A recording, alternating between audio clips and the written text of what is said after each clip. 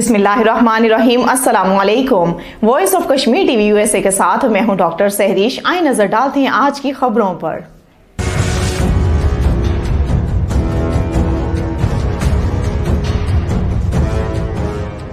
वज़ीर आज़म आज़ाद जम्मू और कश्मीर सरदार अब्दुल कयूम नियाज़ी से इस्लामी ताउन तंजीम OIC सेक्रेटरी जनरल के जम्मू और कश्मीर पर खुसूसी नुमाइंदे नायब सेक्रेटरी जनरल सफीर यूसुफ मोहम्मद सालेह अल दोबे की क़ियादत में OIC के आला सतही वफ्द ने मुलाकात की, जिसमें सरदार अब्दुल कयूम नियाज़ी ने वफ्द की मकबूजा कश्मीर की ताज़ा तरीन सूरत हाल के हवाले से आगाह किया। इस मौके पर गुफ्तगू करते हुए वज़ीर आज़म आज़ाद कश्मीर सरदार अब्दुल कयूम नियाज़ी ने कहा कि OIC के वफ्द की जानिब से दौरा आज़ाद कश्मीर पर हम आपका शुक्रिया अदा करते हैं कि आप यहां आए और लाइन ऑफ कंट्रोल पर आबाद शहरियों पर हिंदुस्तान की फोर्सेस की इश्ताल अंगेजियों का जायजा लिया। लाइन ऑफ कंट्रोल पर आए रोज हिंदुस्तान की फोर्सेस की फायरिंग से निहत्ते शहरी शहीद और जख्मी होते हैं और इनकी अमलाक को नुकसान पहुंचता है, जबकि इससे कई गुना ज्यादा दरिंदगी मकबूजा कश्मीर के अंदर हिंदुस्तान की फोर्सेस रवा रखे हुए हैं। उन्होंने कहा कि हमारे असलाफ के दो कौमी नजरिए की बिना पर 1947 में पाकिस्तान के साथ इल्हाक का फैसला किया। तमाम कश्मीरियों का मुश्तरका मुतालबा है कि अक़वाम मुत्तहिदा की करारदादों पर अमल दरामद करवाया जाए और कश्मीरियों को रायशुमारी का हक दिया जाए, लेकिन भारत अक़वाम मुत्तहिदा की करारदादों पर अमल दरामद करने में सबसे बड़ी रुकावट है। इस वक्त हिंदुस्तान ने 9 लाख फौज मकबूजा वादी में तैनात कर रखी है, जिसने पूरे मकबूजा कश्मीर को मुहासरे में ले रखा है। सदर आजाद जम्मू और कश्मीर बैरिस्टर सुल्तान महमूद चौधरी ने कहा है कि एहतसाब एक्ट जो मेरी हुकूमत में बना था उसे बेहतर करके आजाद कश्मीर में एहतसाबी अमल शुरू होगा। हम चाहते हैं कि इक्तदार निचली सतह तक मुंतकिल हो, इक्तदार नौजवानों, खवातीन, मजदूरों, किसानों, मेहनत कशों तक जाए, लेकिन बल्दियाती इंतखाबात ना होने की वजह से बेशुमार मुश्किलात आती हैं। अब फैसला हो चुका है कि आजाद कश्मीर में चंद महीनों में बल्दियाती इंतखाबात होने वाले हैं। कारकुन बल्दियाती इंतखाबात की तैयारी करें। मुजफ्फराबाद में एक जलसा आम से खिताब करते हुए सदर बैरिस्टर सुल्तान महमूद चौधरी ने कहा कि मैंने सदारत का हल्फ उठाने के बाद पहले खिताब में कहा था कि मसला कश्मीर को जारहाना अंदाज में बैनुल अक़वामी फोरम पे उठाऊंगा। नरेंद्र मोदी के अक़वाम मुत्तहिदा की जनरल असम्बली से खिताब के मौका पर हमने एक बड़ा मुजाहरा करके भारत की मुजम्मत और दुनिया की तवज्जो कश्मीर की जानिब मबजूल करवाई। खालिस्तान की हामी सिखों की तंजीम सिखिस फॉर जस्टिस ने कनाडा की अदालत में खालिस्तान रेफरेंडम के लिए पाकिस्तान की फंडिंग के इल्जामात के खिलाफ दायर हत्या की इज्जत के एक मुकदमे का पहला मरहला जीत लिया है। कनाडा के एक ब्रॉडकास्टर टेरी मिलोस्की ने गुज़िश्ता साल सितंबर में खालिस्तान पाकिस्तान का एक प्रोजेक्ट के नाम से एक मुतनाज़ रिपोर्ट शाया की थी और इल्जाम लगाया था कि सिखिस फॉर जस्टिस और इसकी खालिस्तान की मुहिम की पाकिस्तान की पुश्तपनाही और फंडिंग कर रहा है। टेरी मिलोस्की ने जज के सामने एतराफ किया कि इनके पास पाकिस्तान की तरफ से खालिस्तान नवाज ग्रुप की पुश्तपनाही और फंडिंग के कोई शवाहिद मौजूद नहीं हैं। रिपोर्ट के मुताबिक भारतीय मीडिया और बैरून मुल्क सिफारती मिशनों ने टेरी मिलोस्की की रिपोर्ट खालिस्तान पाकिस्तान का एक प्रोजेक्ट की बड़े पैमाने पर तशहीर की थी और इसे पाकिस्तान को आलमी सतह पर बदनाम करने के लिए इस्तेमाल किया था। मकबूजा जम्मू और कश्मीर में बिजली के बदतरीन बुहरान से शहरियों को शदीद मुश्किलात का सामना करना पड़ रहा है। जम्मू और कश्मीर में नेशनल कॉन्फ्रेंस के जनरल सेक्रेटरी मोहम्मद अली सागर ने वादी कश्मीर में जारी बिजली के बदतरीन बुहरान पर तशवीश जाहिर करते हुए कहा है कि भारतीय काबज़ इंतजामिया मकबूजा इलाके में बिजली की फराहमी में बेहतरी में संजीदा नहीं है।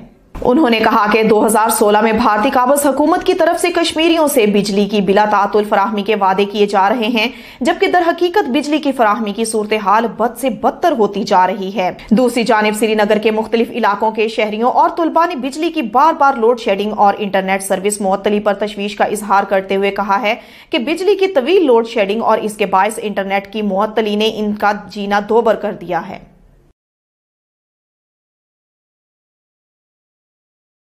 भारत के जेरे कब्जा जम्मू और कश्मीर में कुल जमाती हुर्रियत कॉन्फ्रेंस ने मकबूजा इलाके में तैनात 10 लाख से जायद भारतीय फौजियों के जुल्म और बर्बरियत की वजह से बिगड़ती हुई सूरत हाल पर सख्त तशवीश का इजहार किया है। कश्मीर मीडिया सर्विस के मुताबिक हुर्रियत कॉन्फ्रेंस के तर्जुमान ने श्रीनगर में जारी एक बयान में शहरियों के खिलाफ ताकत के वहशियाना इस्तेमाल और नौजवानों को पब्लिक सेफ्टी एक्ट, टाडा और दीगर काले कवानीन के नफाज के जरिए दीवार से लगाने और इनकी गैर कानूनी नजरबंदियों को तूल देने की शदीद मुजम्मत की है। हुर्रियत तर्जुमान की तरफ से जारी एक बयान में कहा गया है कि जबरी भारतीय तसल्लुत से मुकम्मल आजादी के लिए कश्मीरी अवाम की मदद की जानी चाहिए। उन्होंने अक़वाम मुत्तहिदा पर जोर दिया कि वो तनाज़ा कश्मीर को अक़वाम मुत्तहिदा की करारदादों के मुताबिक जल्द अज जल्द हल करने के लिए अपनी इखलाकी और कानूनी जिम्मेदारियां पूरी करे और कश्मीर में भारतीय अफवाज के मुजालिम जबरी गिरफ्तारियों और इंसानी हकूक की खिलाफ वर्जियों को रुकवाने के लिए भारत पर दबाव बढ़ाना चाहिए। भारतीय फोर्सेस की जानिब से गुज़िश्ता 3 दहाइयों के दौरान ज़हनी तौर पर माजूर 47 कश्मीरियों को शहीद करने का इंकशाफ हुआ है।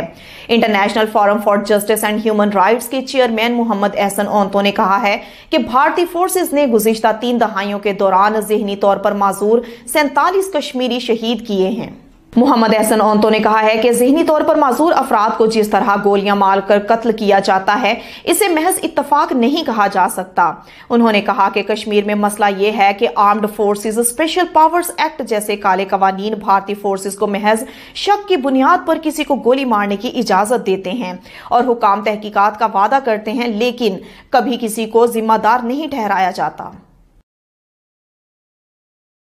ये थी अब तक की खबरें। मजीद जानने के लिए हमारे साथ जुड़े रहिए और देखते रहिए voice of Kashmir TV USA। अपना ख्याल रखिएगा। अल्लाह हाफिज।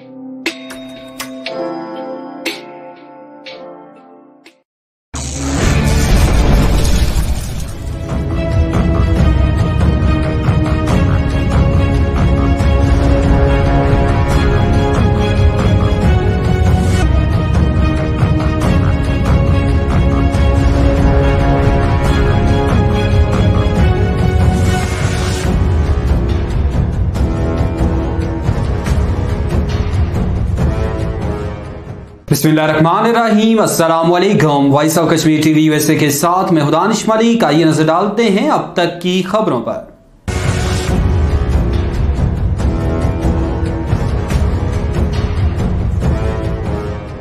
पुलिस स्टेशन में मुसलमान नौजवान के कत्ल पर योगी हुकूमत पर कड़ी तनकीद की जा रही है।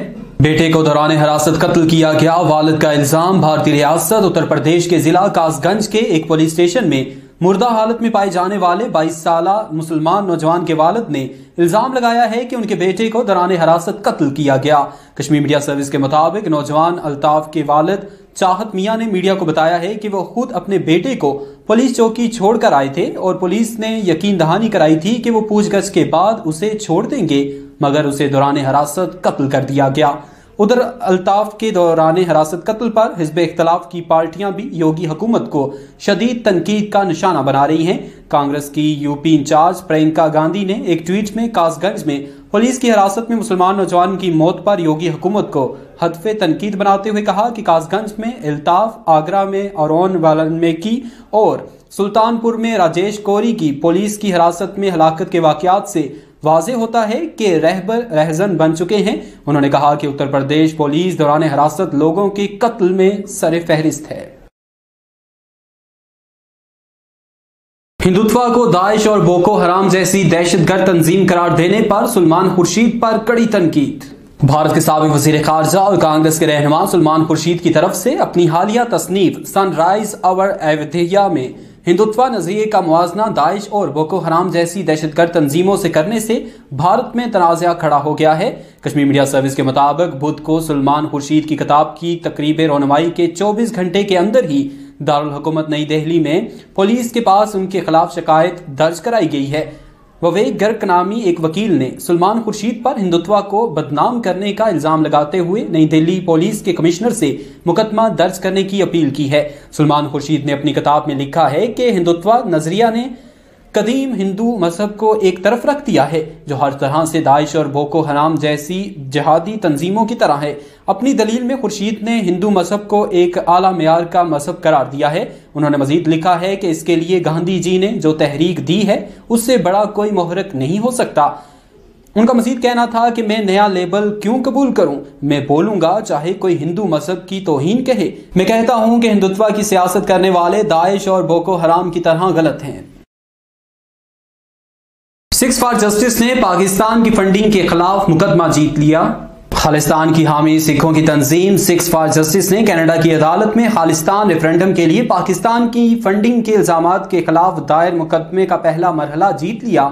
कश्मीर मीडिया सर्विस की तरफ से जारी की गई एक रिपोर्ट में कहा गया है कि कनाडा के एक ब्रॉडकास्टर टेरी मेलोक्स्की ने गुज़श्ता साल सितंबर में खालिस्तान पाकिस्तान का एक प्रोजेक्ट के उन्वान से एक मुतनाज़ा रिपोर्ट शाया की थी और इल्जाम लगाया था कि सिक्स फॉर जस्टिस और इसकी खालिस्तान की मुहिम की पाकिस्तान की पुष्टपनाही और फंडिंग कर रहा है। रिपोर्ट में कहा गया है कि सहाफ़ी टेरी मेलोक्स्की का यह दावा झूठ पर मबनी था कि सिक्स फॉर जस्टिस असल में सिखों की नुमाइंदा तंजीम नहीं बल्कि पाकिस्तान के लिए काम कर रही है। टेरी मेलोक्स्की ने जज के सामने इतराफ किया है कि उनके पास पाकिस्तान की तरफ से खालिस्तान नवाज ग्रुप की पुष्टपनाही और फंडिंग के कोई शवाहिद मौजूद नहीं है। आजाद जम्मू कश्मीर के वज़ीर आज़म से OIC के जम्मू कश्मीर पर खुसूसी नुमाइंदे की मुलाकात हुई है। वज़ीर आज़म आजाद जम्मू कश्मीर सरदार अब्दुल कयूम नियाज़ी से इस्लामी ताउन तंजीम सेक्रेटरी जनरल के जम्मू कश्मीर पर खुसूसी नुमाइंदे और assistant secretary general ambassador Yusuf Mohammad Sahle अलदोबे की क़यादत में OIC के आला सतही वफ़द की मुलाकात हुई। वज़ीर आज़म ने वफ़द को मकबूजा कश्मीर की ताज़ा तरीन सूरत हाल के हवाले से आगाह किया।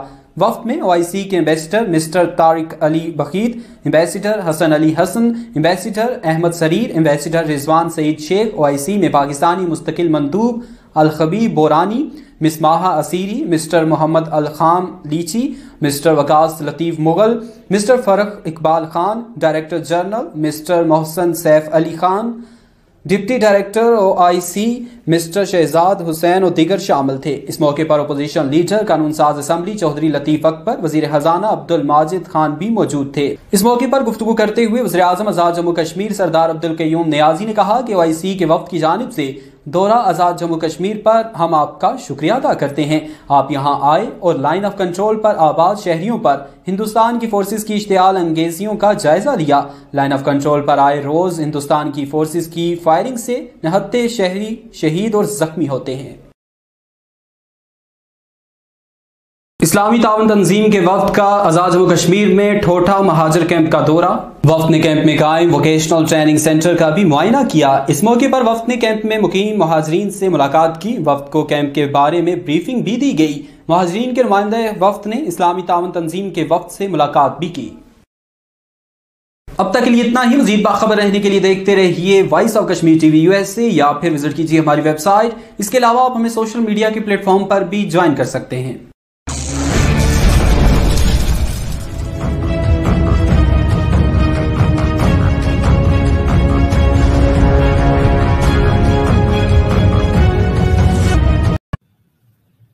Alhamdulillah, salatu wassalam ala sayyidina Rasulullah. This is Mujib Qazi and you're watching Washington Roundtable on Voice of Kashmir TV.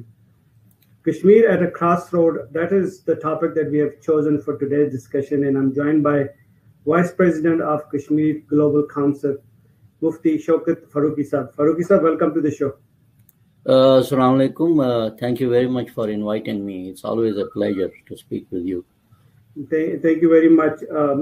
Kashmiris have lost an iconic figure.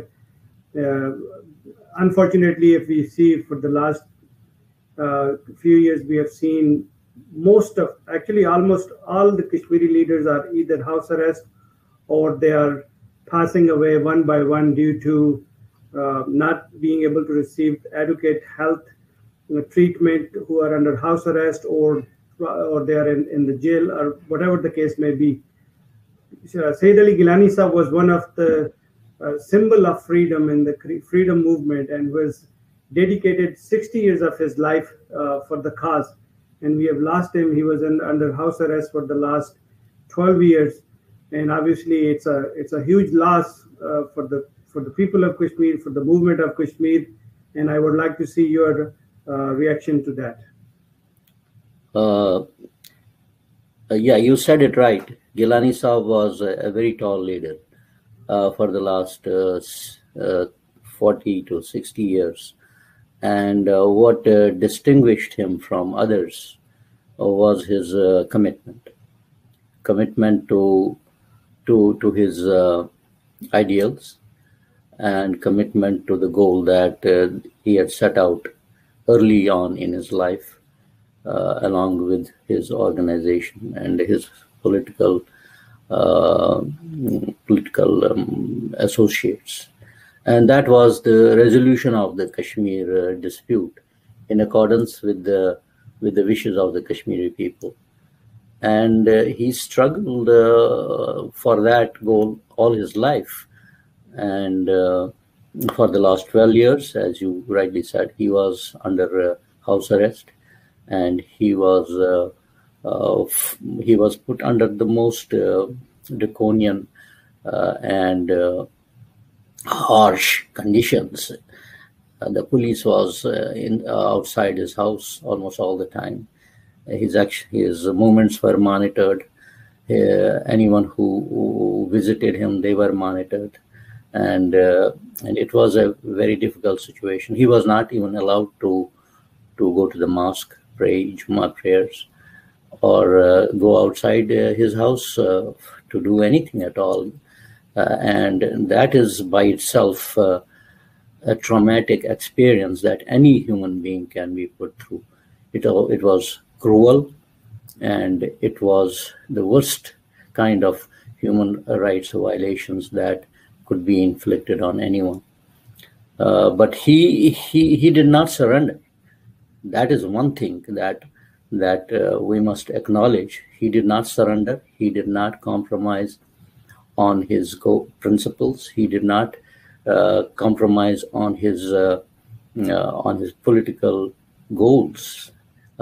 He did not compromise on the rights of the Kashmiri people, and he stood tall and unique among all the political leaders in Kashmir. In that respect, that he refused to compromise on principles, not only with India, but also with Pakistan. He opposed Pakistan, General Musharraf's plan, and he was alone a voice to oppose that plan from the Kashmiri leadership, and he did receive some pushback from Pakistan with regard to that.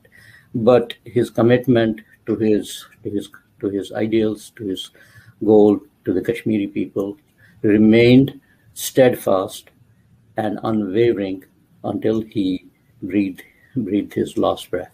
So that is rare in today's world, and we must salute. I personally salute him for showing that commitment, that courage, that character, and we are proud of him, of his life, of his struggle, and the way he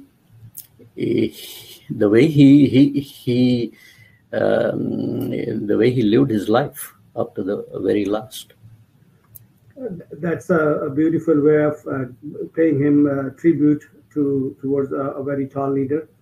He has various dimensions of his personality. He would say what his mind would tell him to do, whether it's the powers of India or Pakistan. He will speak his mind in And then what we see is a leader who was living in the hearts and the minds of the people, millions of people in Kashmir, inside Kashmir and outside. But he was not given a due respect. When he died, he was not allowed, his family was not allowed to have a funeral ritual that was his due right as Muslim, as citizen, as leader. And I have seen your post on the Twitter account as well as on the Facebook that you were very upset because he was not given the right farewell while he was being buried. Your comments on that, and then we'll move on to the human rights violation in Kashmir. Yes, it is very upsetting that a leader of his stature was shown so much disrespect and disregard, even in the final moments of his life, and it was I think it was an act of cowardice on behalf of India, because they feared that that people would join in large numbers in his funeral. They would come out. They would join in large numbers in his funeral because he was a leader of that stature, of that popularity in Kashmir. So they did not want to do that. And secondly, it is their cruelty and their meanness, to say the least, that they wanted to show Kashmiris that we can disrespect the tallest of the Kashmiri leaders in this way. But it's a sign of desperation. It is a sign of desperation, like all other draconian measures that they are taking in Kashmir, and it is in my opinion counterproductive to India, because they are not winning any friends in Kashmir, not among the Kashmiris definitely, but even among their own supporters, like the pro India politicians, even in the national parties of India. They are not winning any supporters in that. And there were many leaders in India who expressed their resentment and their sense of outrage and disgust for disrespecting a leader of Gilani Saab in his last moments. I may also say that not only living people have human rights, even a body has human rights, and that is to be treated with respect. And India failed in that commitment because they don't really care. They don't care. They have shown utter disregard for the rights of Kashmiri people, and have inflicted horrendous human rights violations on them. Mufti Sahab, human rights is a very broad subject, and we definitely need to discuss that. But we have seen Gilani Saab have stepped aside from the lead role in the Hurriyat conference. And I personally am convinced that you can bring the change when you are within the system, and change come within. How do you regard that decision when he stepped aside and nominated Sehrai Saab to lead the organization during his lifetime? Would you agree with his decision, or would you just advise him otherwise?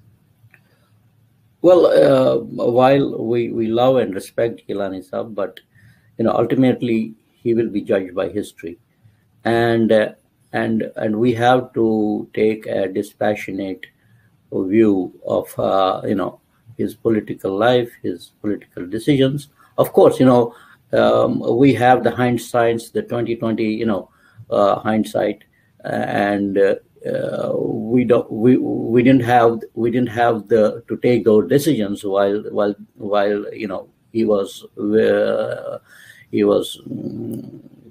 carrying forward his political fight. But political leaders, when they take those decisions, those are analyzed for what they are worth. So I think that the move to withdraw from, to leave Hurriyat conference, for whatever reasons, for political or personal reasons, was not a good move by Gilani Sahab, because for the obvious reason that it divided the Hurriyat conference, and it confused the Kashmiri people.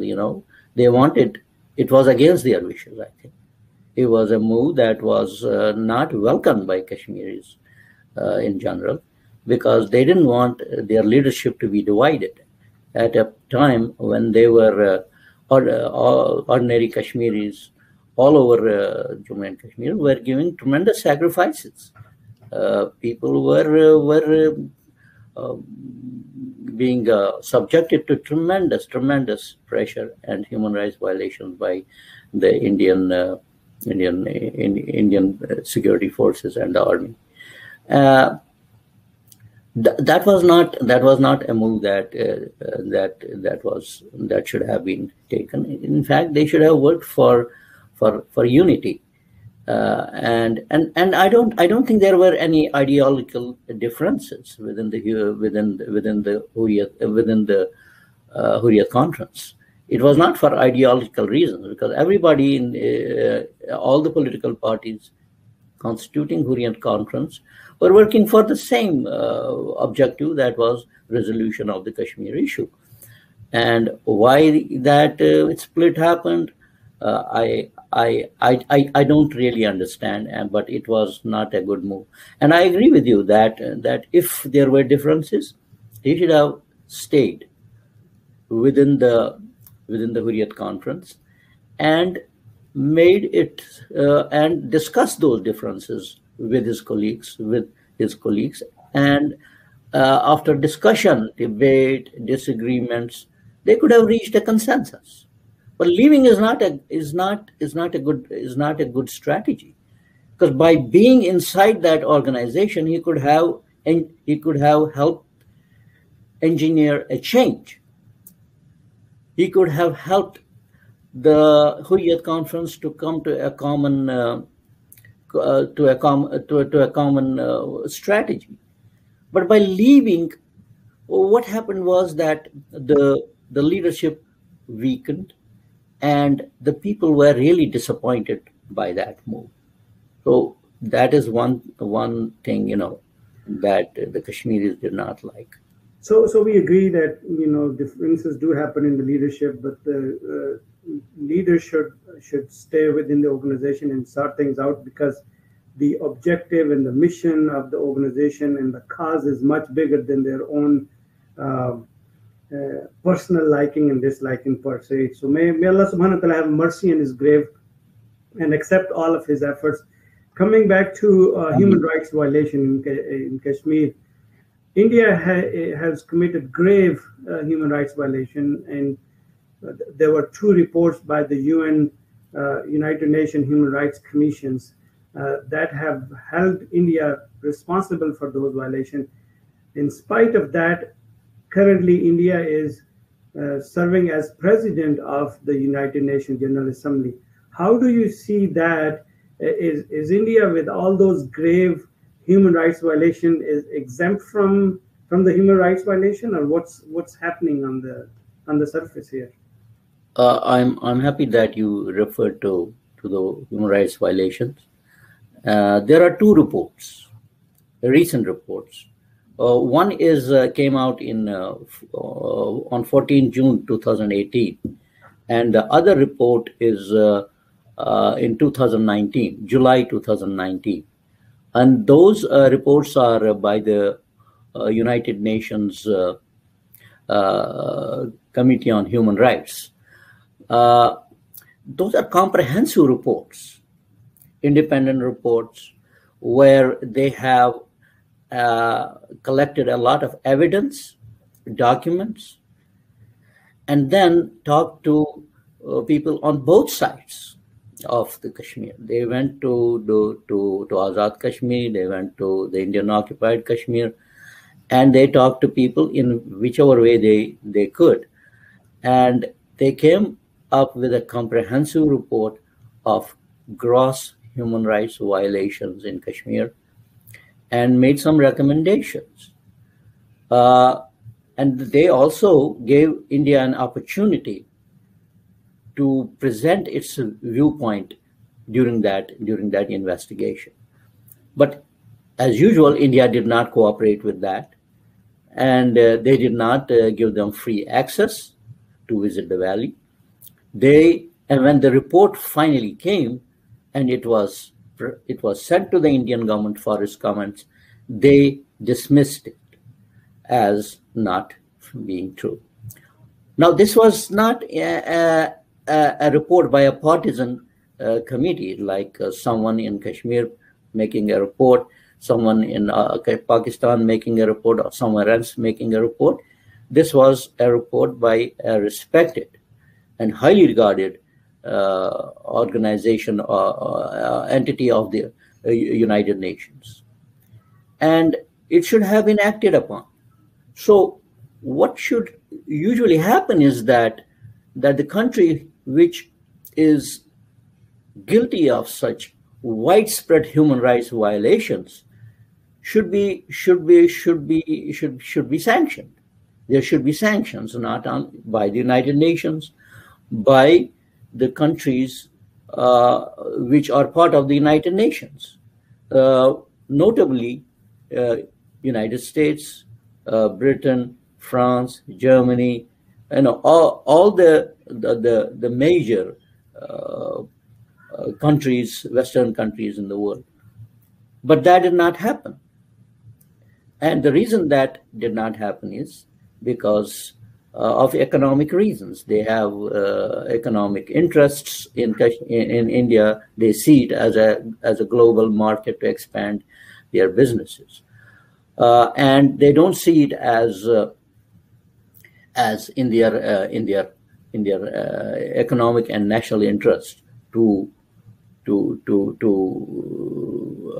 hold India responsible, accountable for its human rights violations. In fact, what were their motivations? I'm speculating, but nothing happened on those reports. As you said, that on the other hand, India was recently rewarded with the presidentship of the United Nations United Security Council, and it was presiding over sessions which were critical of human rights violations around the world, in other parts of the country, notably recently in Afghanistan, for their treatment of women and people who have political differences with them. And India was presiding. I mean, what greater slap could be inflicted on people around the world who are suffering human rights violations than to allow India to preside over the Security Council when there are two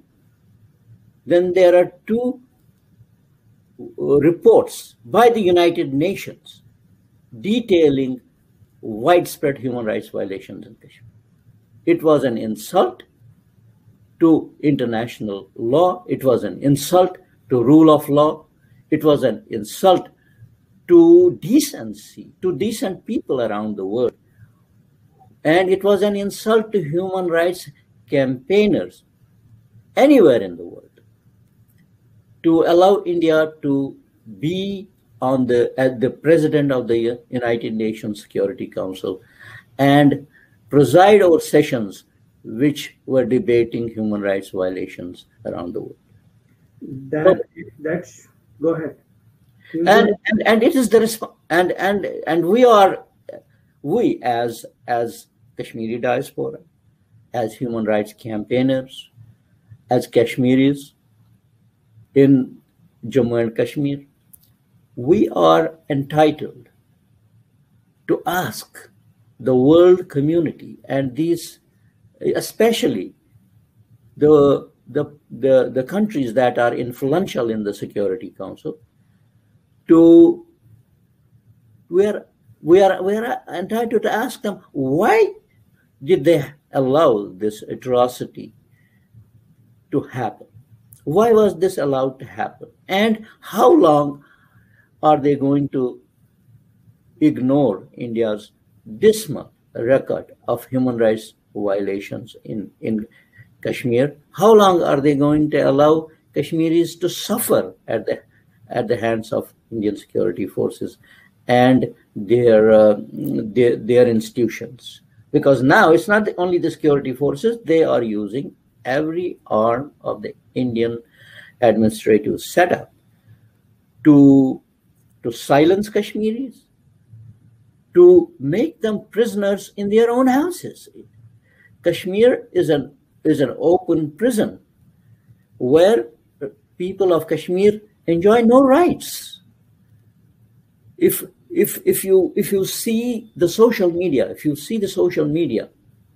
and you see the comments, people don't express any view on happenings in Kashmir now.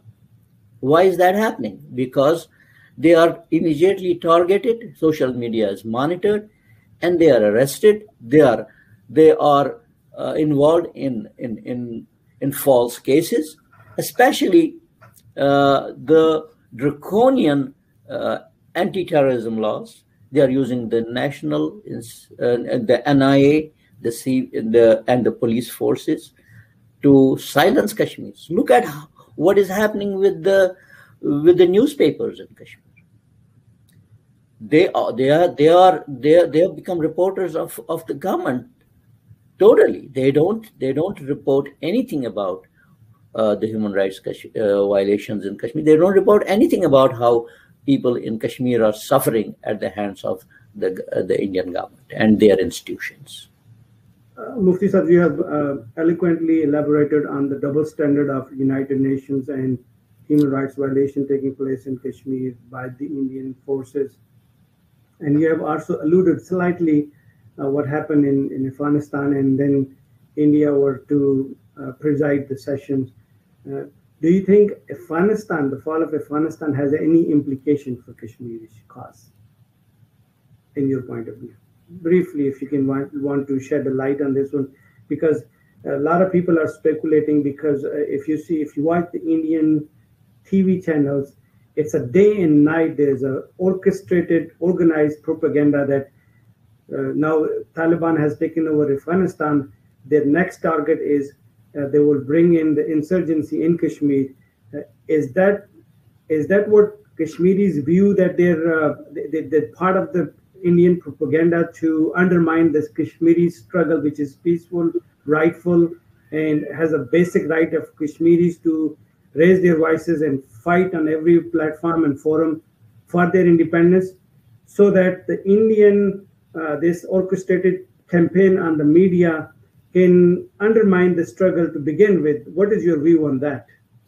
Well, first of all, the Afghan government, has, or their functionaries have clearly stated that they will not allow their country to be used against any other country around Afghanistan, Pakistan, India, Russia, China, any country. So they have clearly said that, and not only those countries, but all countries. They have said they will not allow their country to be used for any kind of violence or terrorist activities in other countries. So that should just shut the case right there, because exactly, that should shut the case. And secondly, I don't see how it helps. Why Afghans would be interested in starting an insurgency in Kashmir? There are no Afghans in Kashmir. They have no interest in Kashmir to defend, and why should they spend their resources and their manpower in Kashmir and earn earn the condemnation of the entire world. So why do you think the India is propagating it? The Indians are smarting under the loss of their influence in Afghanistan. So that's where because they were using. We're never alone. And that is our strength. Because when we're doubted, we'll play as one. When we're held back, we'll go farther and harder. If we're not taken seriously, we'll prove that wrong. And if we don't fit the sport, we'll change the sport.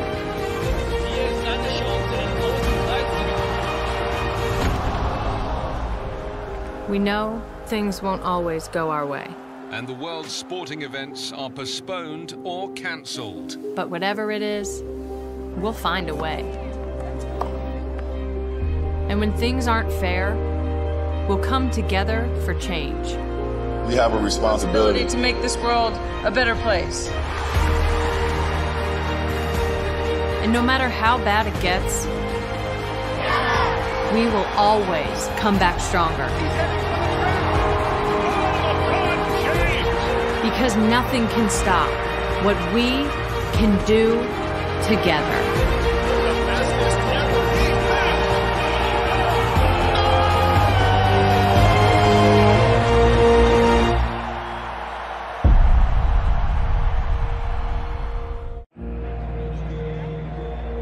We're never alone.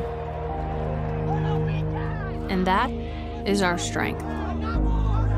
Because when we're doubted, we'll play as one. When we're held back, we'll go farther and harder. If we're not taken seriously, we'll prove that wrong. And if we don't fit the sport, we'll change the sport.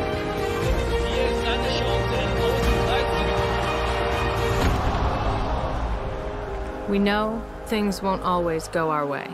And the world's sporting events are postponed or cancelled. But whatever it is, we'll find a way. And when things aren't fair, we'll come together for change. We have a responsibility to make this world a better place.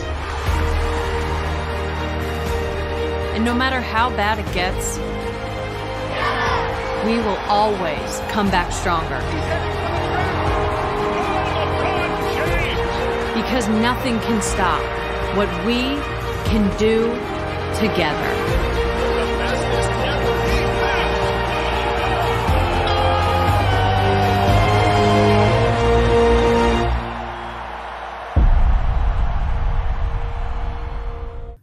You know, I have visited a lot of jails in India while I was there in the 90s, because they moved a lot of detainees from Kashmiri detainees to other parts of India, far off places in UP and throughout India. So I had a chance to visit those places because I was as a member of the Kashmir Bar Association, and I visited along with my friends and colleagues on behalf of the Bar Association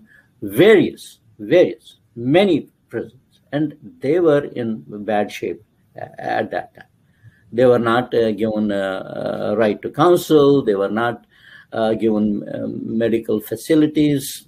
Rarely, they were not given given proper food, and they were treated really in a very bad way.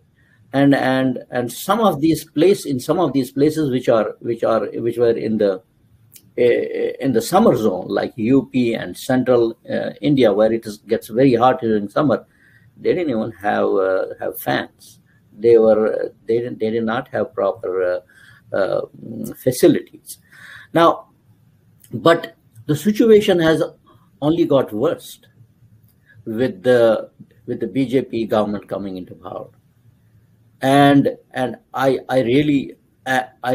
really concerned. Really concerned about the condition of Kashmiri detainees in Indian jails. And look at how they are treating people like Yasin Malik, people who are the face of Kashmiri struggle for freedom. Not to speak of the second level or third level, leaders. They are treated really harshly, and it is the duty, bounden duty of international legal authorities to visit those jails, especially in the International Red Cross, to visit those jails and look for themselves what is happening to detainees, Kashmiri detainees in those jails. Thank you. I'm running out of time. We will have to invite you back to discuss more on this one. I really appreciate giving us the time, but we are running out of time. We'll have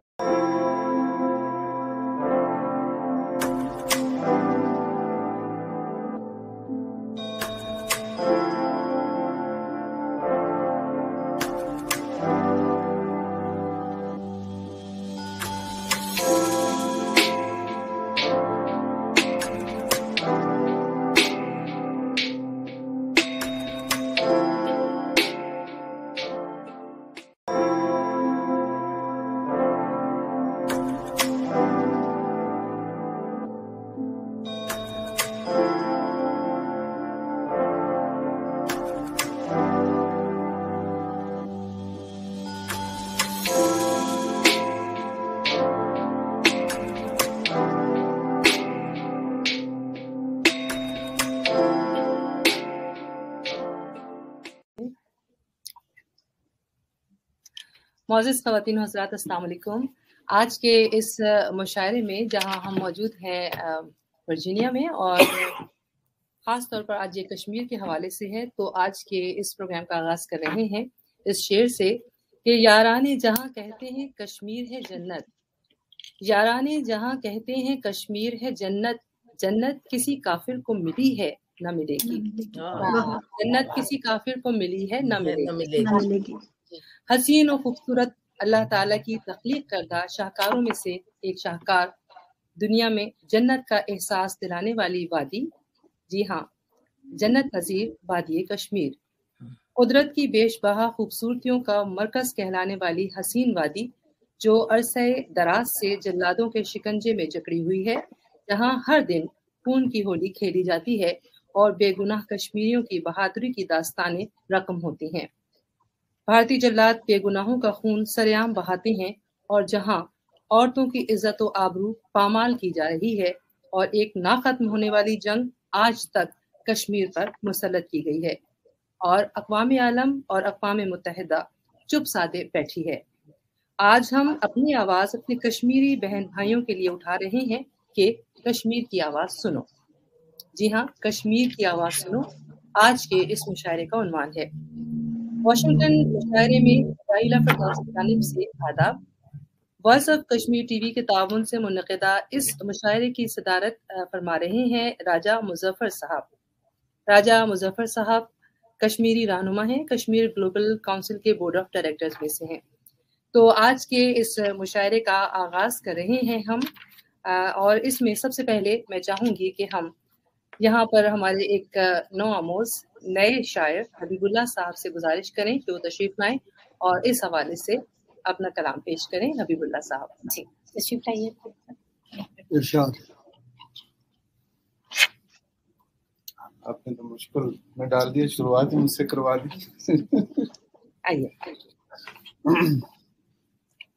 बड़े हबीबुल्लाह साहब, इससे पहले कि आप अपना कलाम हमारे सामने पेश करें, मैं चाहूँगी कि आज के इस मुशायरे के हवाले से गुफ्तगू फरमाएं और अपने जज्बात का इजहार कीजिए कि इस वक्त हमारे जो कश्मीरी बहन भाई हैं किस तरह की सूरत हाल का सामना कर रहे हैं। इस बात में तो दो राय नहीं है कि कश्मीर जिस सूरत हाल से गुजर रहा है वो एक दिगरगूं है और तकलीफ का अमर है, जहाँ कश्मीरी अपने आज़ादी के लिए जद्दोजहद कर रहे हैं। वहाँ पे दो ममालिक के दरमियान यरगमाल बना हुआ है और उनकी शनाख्त किसी भी तरह से सामने उभर के नहीं आ रही है। तो उसी पे एक शार्ट से नोटिस में मैंने थोड़ी सी कोशिश की थी कि मैं कुछ उन जज्बात की तर्जुमानी कर सकूं। उम्मीद है मुझे कि आप लोग पसंद करेंगे। अर्ज किया है, जब्र के सांचे में कश्मीर से डर लगता है, जब्र के सांचे में कश्मीर से डर लगता है, ऐसी आजाद हवाओं की तकदीर से डर लगता है। और जैसा कि अभी आपने फरमाया कि जन्नत किसी काफिर को मिली है ना मिलेगी, तो जन्नत की जो तस्वीर हम लिए चले आ रहे हैं कि जन्नत कैसी होनी चाहिए, उसको मैंने कोशिश की है कि अपने शेर में लिखूं कि कश्मीर है जन्नत और बासी है मुकैयद, कश्मीर है जन्नत और बासी है मुकैयद, इस फहमी जन्नत की तस्वीर से डर लगता है और ऐसी आजाद हवाओं की तकदीर से डर लगता है। और जब जब्र के धारों से मकबूज हो धरती, जब जब्र के धारों से मकबूज हो धरती, इमलाक की ऐसी जागीर से डर लगता है, ऐसी आजाद हवाओं की तकदीर से डर लगता है। और मेरे अफकार पे पहरे मेरे ख्वाब फरामोश, मेरे अफकार पे पहरे मेरे ख्वाब फरामोश, कश्मीर की ऐसी ताबीर से डर लगता है, ऐसी आजाद हवाओं की तकदीर से डर लगता है। और अर्ज किया कि भड़क उठी तो तुम भी जलाए तो जाओगे, भड़क उठी तो तुम भी जलाए तो जाओगे, आजादी आतिश की तासीर से डर लगता है, ऐसी आजाद हवाओं की तकदीर से डर लगता है। और आखिरी शेर है कि मकान तुम्हारे भी गिरेंगे, सुबह नूर तो होने दो, मकान तुम्हारे भी गिरेंगे, सुबह नूर तो होने दो, मस्ती है जुल्मत की तामीर से डर लगता है, ऐसी आजाद हवाओं की तकदीर से डर लगता है, और जब्र के सांचे में कश्मीर से डर लगता है, ऐसी आजाद हवाओं की तकदीर से डर लगता है। बहुत शुक्रिया, थैंक यू। बहुत ही खूबसूरत, बहुत खूब। हबीबुल्लाह साहब अपना कलाम पेश कर रहे थे कश्मीर के हवाले से, ऐसी आज़ाद हवाओं की तकदीर से डर लगता है, क्या कहने जी, बहुत खूब। और जैसा कि आप जानते हैं कि इस वक्त हम लोग यहाँ पर मौजूद हैं कश्मीर के हवाले से मुनक़िदा इस मुशायरे में। मैं हूँ आपकी मेज़बान लाइना फिरदौस।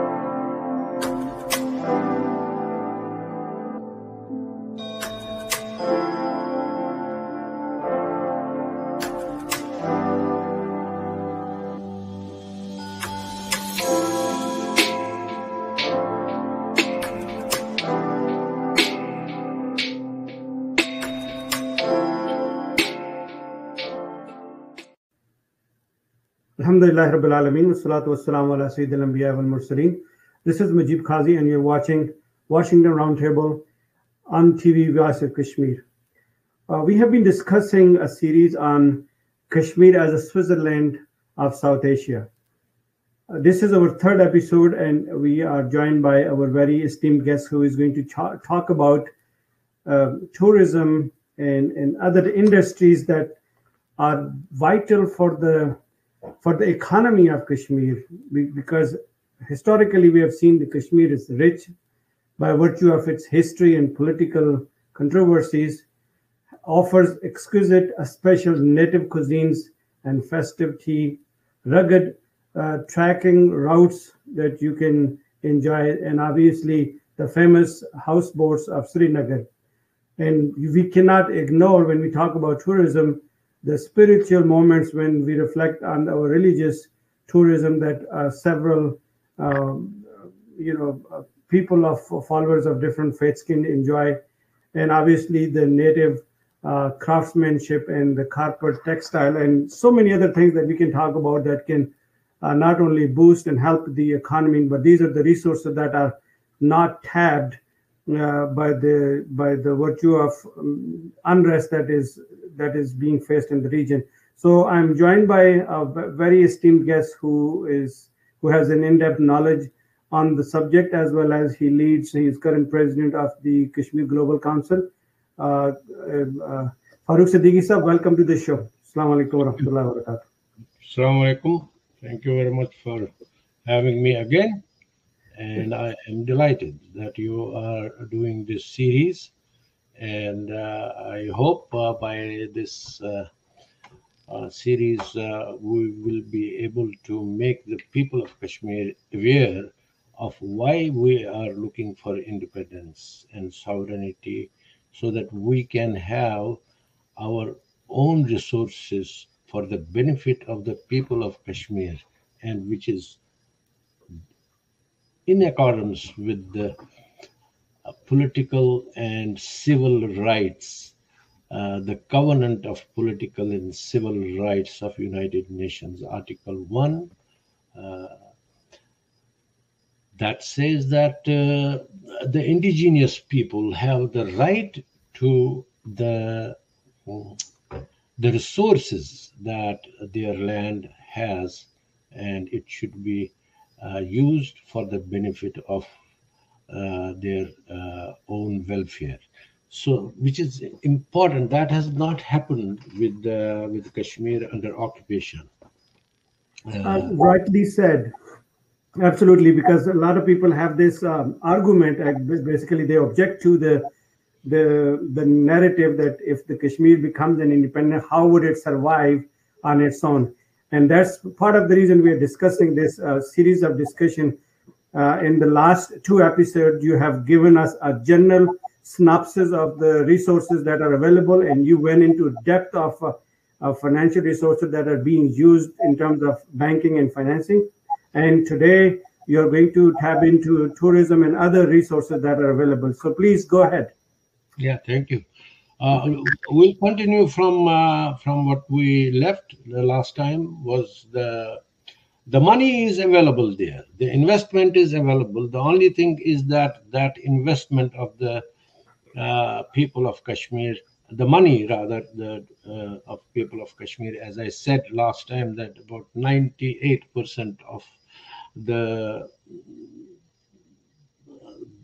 finances that Kashmir has is being invested outside.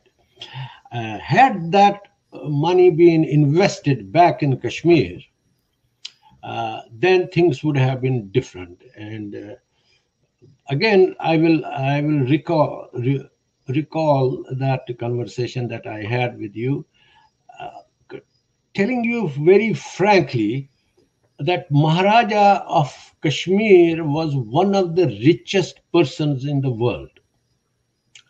I mean, he had, out of all the other than Maharaja, the Nawab of Deccan, Maharaja Hari Singh was one of the most rich people in his times.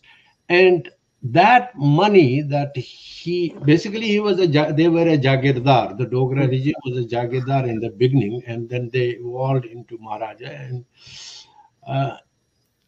so that money came from Kashmir. And it came through horticulture, it came from sericulture, and it did not come from tourism. There was no tourism in Kashmir. The only tourism in Kashmir in recorded history was when the Britishers used to come during vacations and spend some time in the Dal Lake in those houseboats. That was all.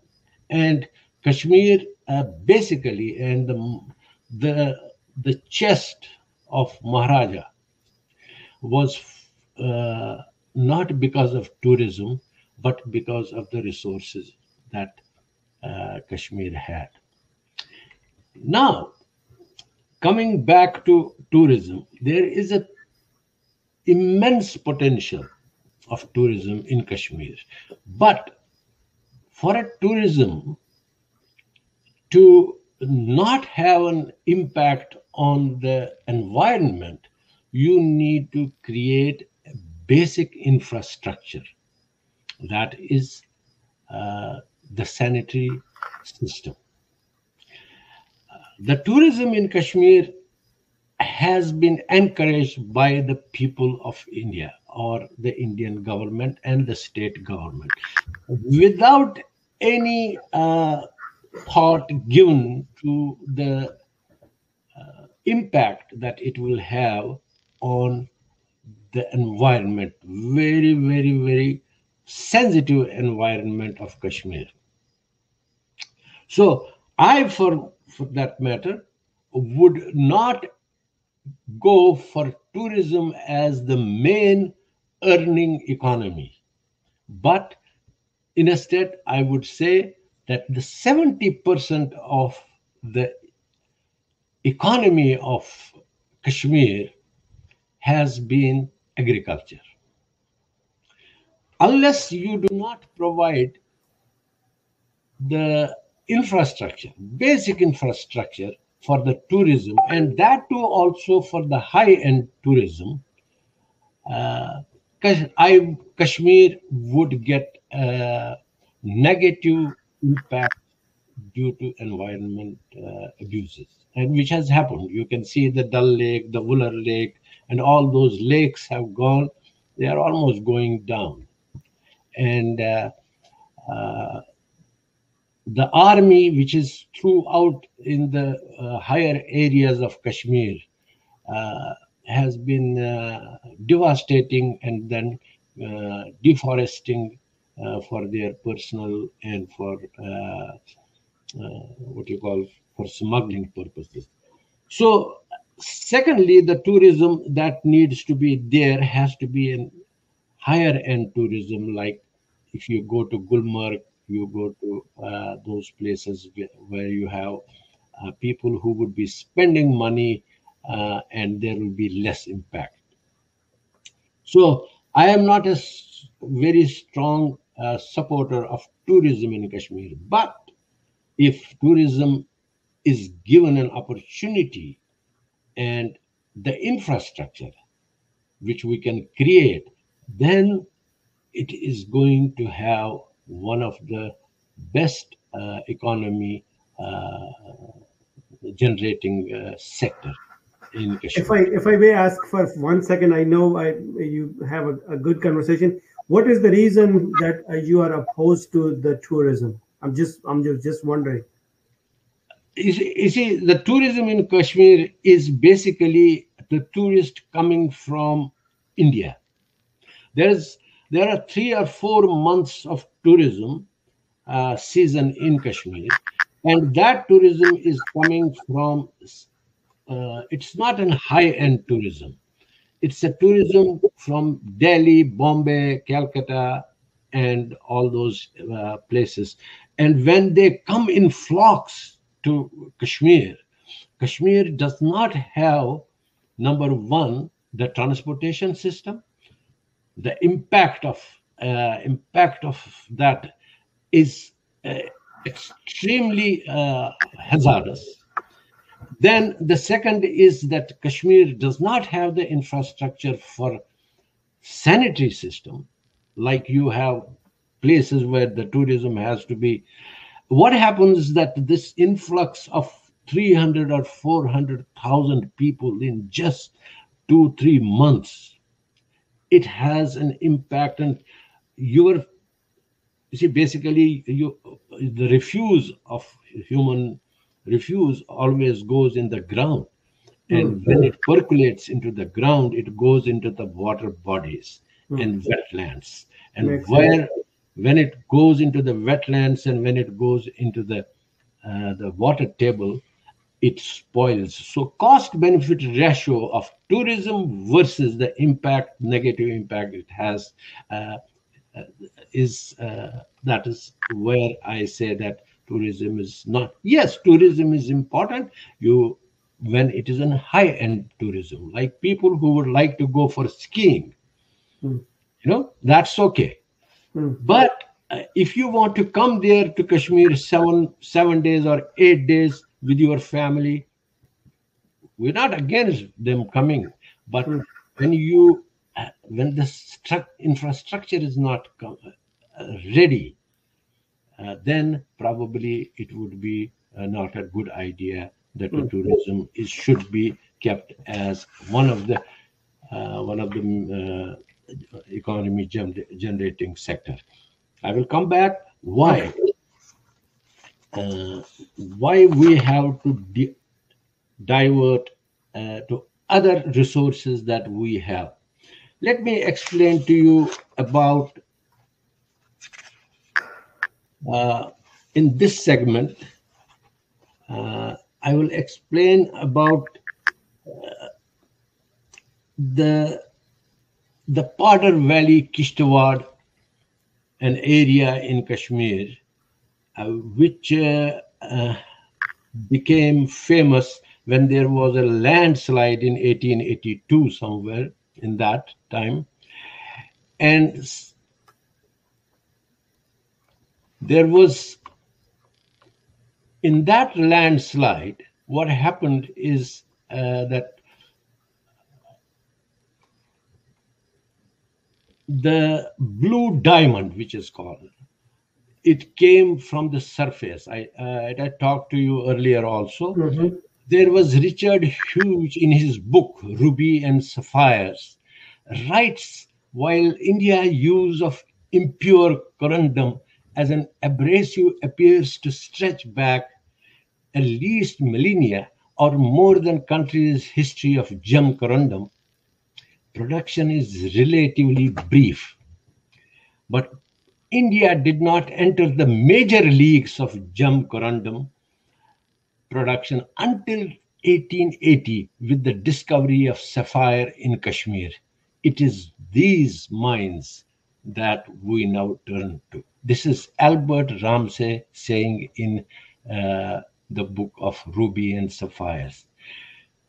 What he says, that in his eyes, he was dazzled by such jewels as never have been seen in the Western world. He says in his book that when I was last in Srinagar, Palace of Maharaja in Jammu and Kashmir, 30 trays were brought before me. Wow. And if I were to say that any one tray sent to market would fetch me $1 million. This is what Albert Ramsay says when he saw he was given 30. He was shown 30 trays of this sapphire, and he further says that he would be giving only a faint impression of the astonishing wealth and beauty of these treasures of this Indian gentleman, which he calls Maharaja as an Indian. So that is what Kashmir had. This was in 1882. So there was no tourism there. It was, so what happened from 1879 to 1882, blue sapphires were first discovered in Padar region, and then there was Maharaja started control of these mines, and it is recorded that Delhi jewelers bought up lakhs of worth of stones that time. This is also recorded by the Mallet in 1882. The glory of the days of Kashmir sapphire mine during that period, crystal as large as 5 inches, 5 inches is something like this, and 3 inches wide. This is recorded by Latouche, who was one of the French painters who visited Kashmir, right? And he was astonished to see that these sapphires of immense wealth was taken by Maharaja. So that made him one of the richest men in the world that time. And all of this came because of that landslide that took place. Otherwise, it would not have been discovered. Yes, it came to light through that landslide. And since then, I will continue. Since then, in 1991, Lala Jyoti Prasad visits the mines as an officer, and he mines southwest opening of the new mines. So they open. It was Lala Jyoti Prasad from India who opened the mines.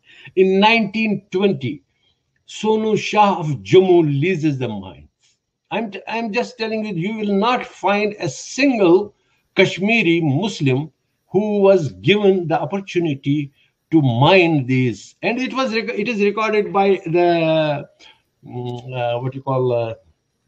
the Kashmir Chamber of Commerce. The Kashmir Chamber of Commerce have many times talked about it, that they are not given the Kashmiris are not given any opportunity even to go there. The mine. So this was Pandit Labu Ram. He was a junior assistant in mineral survey. He took the maps there and gave it to the Indian people. There was one person, Lala Jagannath, was given the license to 5,500, those days it was tolas, that amounts to about, I have calculated, amounts to about 65 kilograms of sapphire. You should see, you should watch Hollywood movies where one sapphire is, I think there was a movie, I forgot the name of the movie, in which it was talked about the Kashmir sapphire worth millions of dollars. So in 1927, there was Lala Jyoti Prasad. Then Pandit Labu Ram of Kashmir, they extracted 39,000 tolas. That's about 454 kilograms of this precious diamond.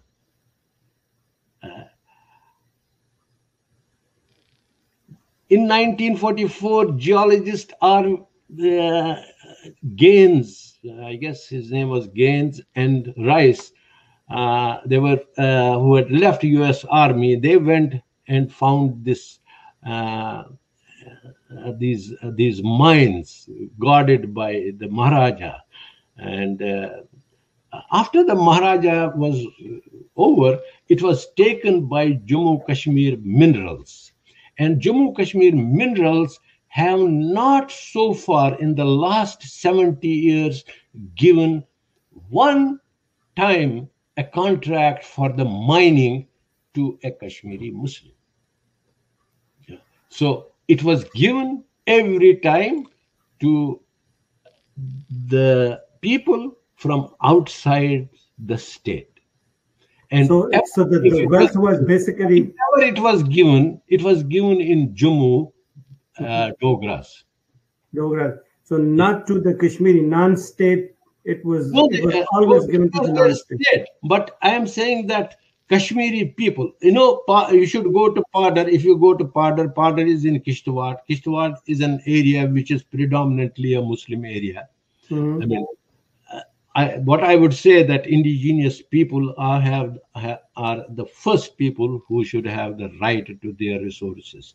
But it was never, because they don't have the money. As I said earlier, our money is invested outside. Now, in the times of that puppet government of Umar Abdullah, they wanted to extricate this Padar mines deeper. so that they could generate money and sell it in the international market. And you know what they do? They said that we'll go for global tendering for this. So not in the last 1.5 century since these blue diamonds were found in Kishtwar, a single Kashmiri has benefit of in terms of GDP growth from these minerals. Instead, what they are doing is they have over the last 60 years talked about tourism as an economy generating, which has reflected adversely on the people of Kashmir.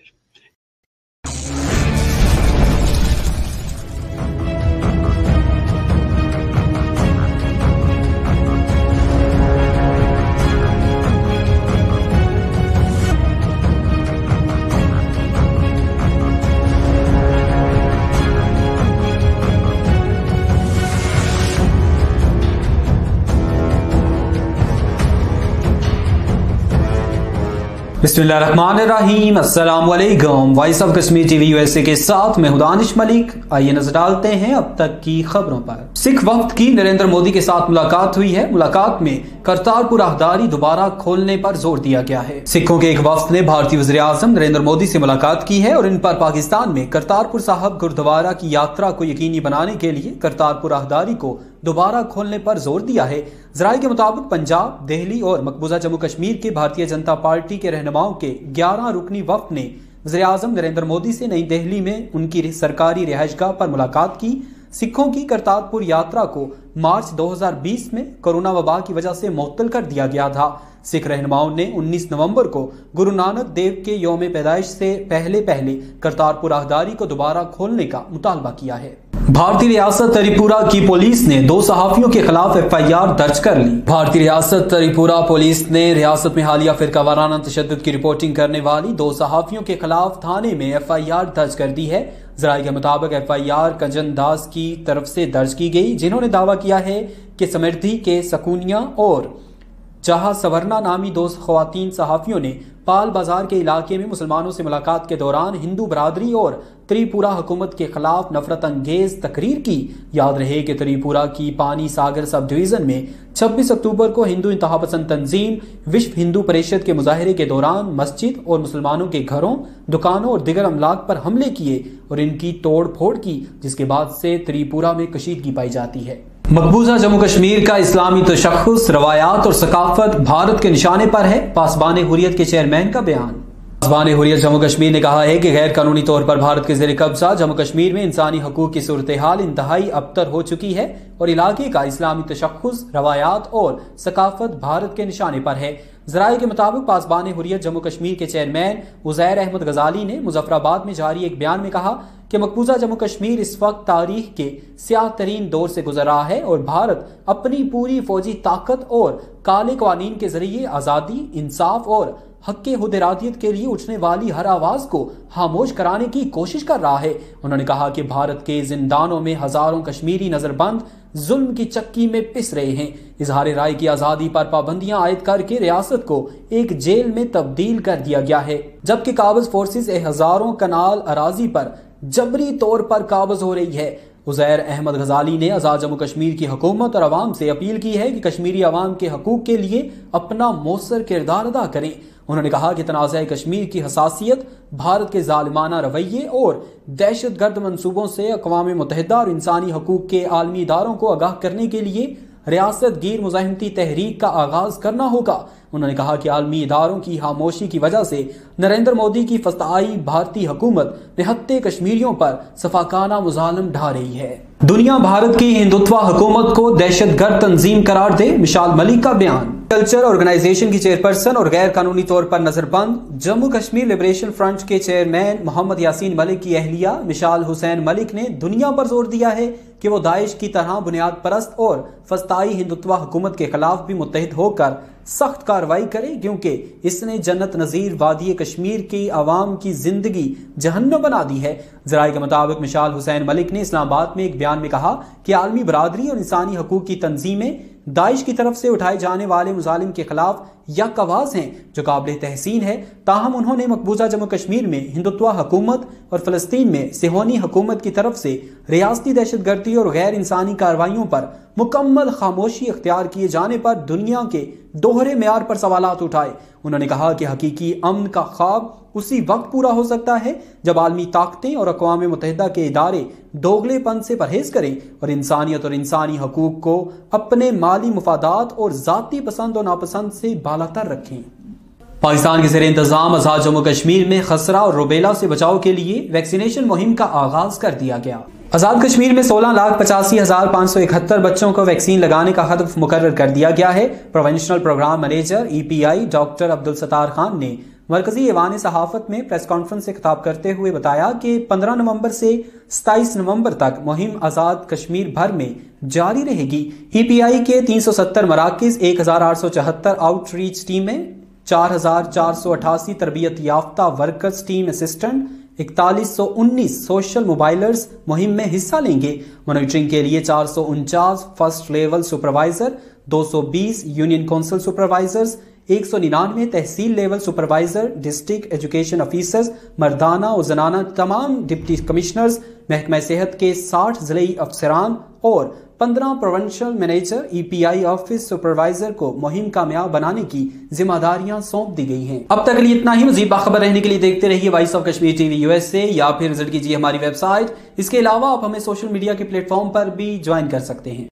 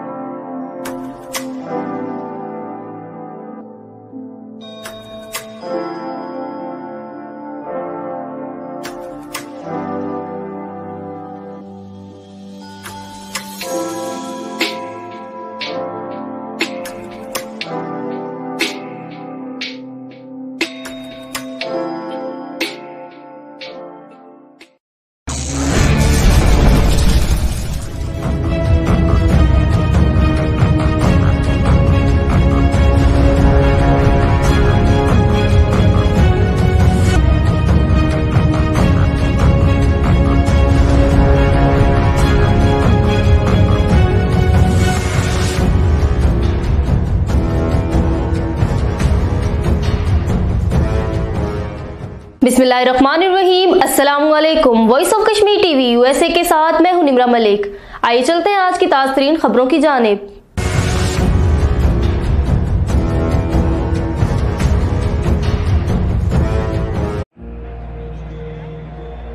We're never alone.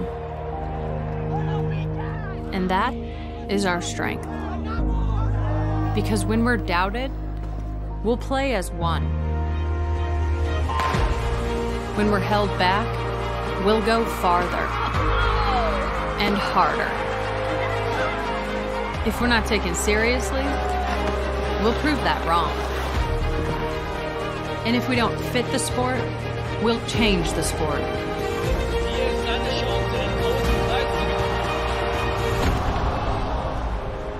We know things won't always go our way. And the world's sporting events are postponed or cancelled. But whatever it is, we'll find a way. And when things aren't fair, we'll come together for change. We have a responsibility to make this world a better place. And no matter how bad it gets, we will always come back stronger. Because nothing can stop what we can do together.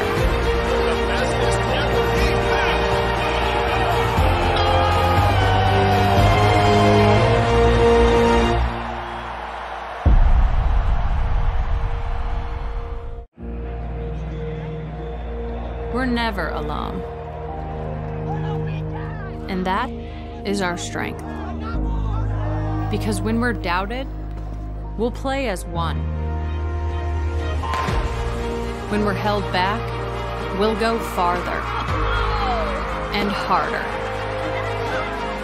If we're not taken seriously, we'll prove that wrong. And if we don't fit the sport, we'll change the sport.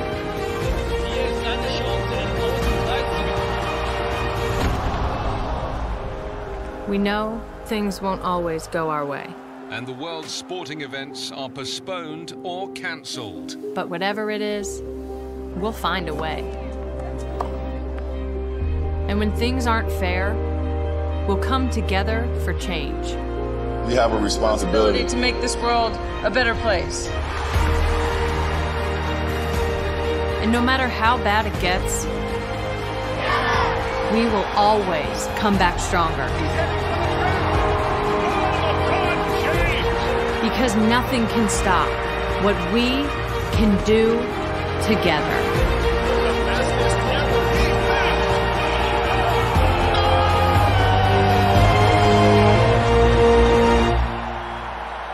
की जानिब रुकबत खुश आइंद है। तहरीर और तकरीर पर अबूर के जरिए दुनिया के कई बड़े मार्के फतेह हुए, इसलिए जुबानों पर अबूर के साथ साथ बेहतरीन अल्फाज का चुनाव और खूबसूरत असलूब निहायत जरूरी है।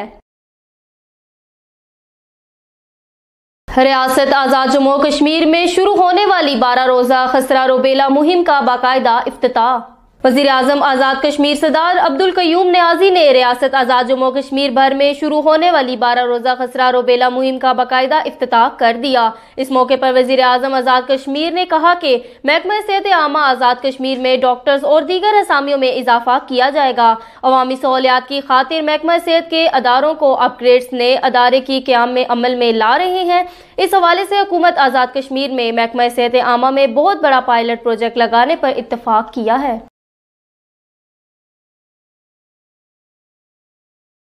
आज़ाद कश्मीर में तारीखी वर्सों आर्कियोलॉजिकल टूरिज्म के मंसूबों को अगर सी पैक में शामिल किया जाए तो सेहत को फरोग मिलेगा। सेक्रेटरी इत्तलात और इंफॉर्मेशन टेक्नोलॉजी आज़ाद जम्मू कश्मीर। सेक्रेटरी इत्तलात और इंफॉर्मेशन टेक्नोलॉजी आज़ाद जम्मू कश्मीर मोहतरमा मिद्दत शहजाद ने आज़ाद जम्मू कश्मीर में सी पैक के हवाले से मुनक़दा पार्लिमानी डायलॉग में प्रेजेंटेशन देते हुए कहा कि आज़ाद कश्मीर में तारीखी वर्सों आर्कियोलॉजिकल टूरिज्म के मंसूबों को अगर सी पैक में शामिल किया जाए तो सेहत को मजीद फरोग मिलेगा। जनूबी एशिया और वस्ती एशिया की आवाम के लिए बाहमी राब्तों के फरोग से तरक्की की नई राहें खुलेंगी। भारत में गाय के लिए एम्बुलेंस सर्विस शुरू करने का ऐलान। भारतीय रियासत उत्तर प्रदेश के वजीर ने बीमार गाय के लिए मुल्क की पहली एम्बुलेंस सर्विस शुरू करने का ऐलान किया है। भारतीय मीडिया रिपोर्ट्स के मुताबिक उत्तर प्रदेश की हुकूमत शदीद बीमार गाय के लिए एम्बुलेंस सर्विस शुरू करने के लिए पूरी तरह तैयार है। खबर रसाई एजेंसी के मुताबिक उत्तर प्रदेश के वजीर लक्ष्मी नारायण चौधरी ने बताया कि 112 इमरजेंसी सर्विस नंबर की तरह नई सर्विस संगीन तौर पर बीमार गाय की फौरी इलाज की राह हमवार करेगी। दुबई, शारजा और अजमान में ज़िलज़िले के शदीद झटके, इमारतें लरज़ उठी। मुत्तहिदा अरब अमारात की रियासतों दुबई, शारजा और अजमान में ज़िलज़िले के झटके महसूस किए गए, जिसकी रेक्टर स्केल पर शिद्दत 6.7 रिकॉर्ड की गई। ज़िलज़िले के इन झटकों से मुतअद्दिद इमारतें लरज़ उठी और इन इमारतों से लोग बाहर निकल आए। अमरीकी खुफिया एजेंसी के सिस्टम पर हैकर्स का खतरनाक हमला, लाखों मेल्स भेज दी। अमरीकी खुफिया एजेंसी के सिस्टम्स पर हैकर ने खतरनाक हमला करके लाखों मेल्स भेज दी। FBI ने कहा कि वाक़े से मुतासिर हार्डवेयर को मसला सामने आने के फौरी बाद ऑफलाइन कर दिया गया। तफसीलात के मुताबिक अमेरिका और फेडरल ब्यूरो ऑफ इन्वेस्टिगेशन के ईमेल सिस्टम में हैकर्स ने दाखिल होकर मुमकिन साइबर हमले की लाखों इंतबाही पैगामात अरसाल कर दिए। भारत में नजरे आतिश की गई मस्जिद का बताने पर खातून सहाफी पर मुकदमा। भारत में 2 खातून सहाफी रियासत त्रिपुरा में जलाई गई मस्जिद और मुसलमानों की इमलाक की वीडियो सामने ले आई। इंतहा पसंद हिंदुओं का पर्दा चाक करने पर हुकूमत और इंतहा पसंद आग बगोला हो गए। पुलिस ने दोनों सहाफियों पर मुकदमा दर्ज करके इन्हें होटल से निकलने से रोक दिया। आज़ाद कश्मीर कानून साज असम्बली के 9 मुंतखब मेंबरान असम्बली आमिर यासीन चौधरी और यासिर सुल्तान चौधरी ने मेंबर असम्बली का हलफ उठा लिया। स्पीकर कानून साज असेंबली चौधरी अनवारुल हक ने 9 मुंतखब मेंबरान असेंबली से हलफ लिया। इस मौके पर अपोजिशन लीडर आज़ाद कश्मीर वज़रा हुकूमत ने हलफ बर्दारी की तकरीब में शिरकत की। आमिर यासीन चौधरी और यासिर सुल्तान दोनों मेंबरान असेंबली ज़िमनी इलेक्शन में कामयाब होकर आए। पीपल्स पार्टी के आमिर यासीन चड़ोही ने अपने वालिद की खाली करदा नशिस्त पर, जबकि तहरीक इंसाफ के यासिर सुल्तान भी अपने वालिद की खाली करदा नशिस्त पर कामयाब होकर मेंबर असेंबली बने हैं। Voice of Kashmir TV USA से अब तक के लिए इतना ही। मजीद बाखबर रहने के लिए देखते रहिए voice of Kashmir TV USA. Allah हाफिज।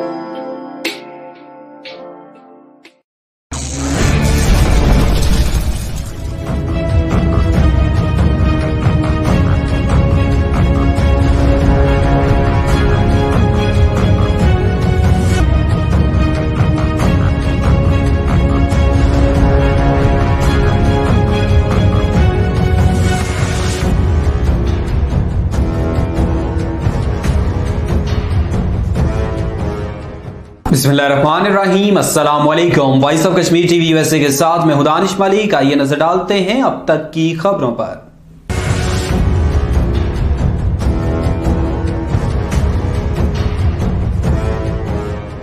सदर रियासत आजाद जम्मू कश्मीर की आर्मी चीफ के साथ मुलाकात हुई। इस मुलाकात में कश्मीर के मसले पर तबादला ख्याल किया गया। सदर आजाद जम्मू कश्मीर बैरिस्टर सुल्तान महमूद चौधरी की army chief general Qamar Javed Bajwa से जनरल हेडक्वार्टर रावलपिंडी में तफसीली मुलाकात हुई।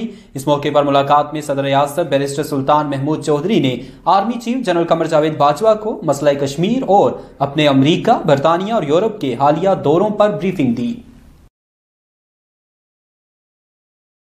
त्रिपुरा मुस्लिम मुखालिफ फसादात कौमी अक़लियती कमीशन ने हुकूमत से रिपोर्ट तलब कर ली। कौमी अक़लियती कमीशन ने मसाजिद, मुसलमानों के अमलाक पर हमलों पर हुकूमत से जवाब तलब कर लिया है। भारत के कौमी अक़लियती कमीशन ने रियासत त्रिपुरा में मसाजिद और मुसलमानों के मकानात और दुकानों पर हमले के मामले में रियासती हुकूमत को नोटिस भेजकर इससे जवाब तलब किया है। ज़राए के मुताबिक अक़लियती कमीशन के चेयरमैन इकबाल सिंह लालपुरा ने नई दिल्ली में सहाफ़ियों को बताया कि त्रिपुरा में मसाजिद और मुसलमानों के मकानों और दुकानों में तोड़ फोड़ के वाक़े का अज खुद नोटिस लेते हुए रियासती हुकूमत से जवाब तलब किया गया है।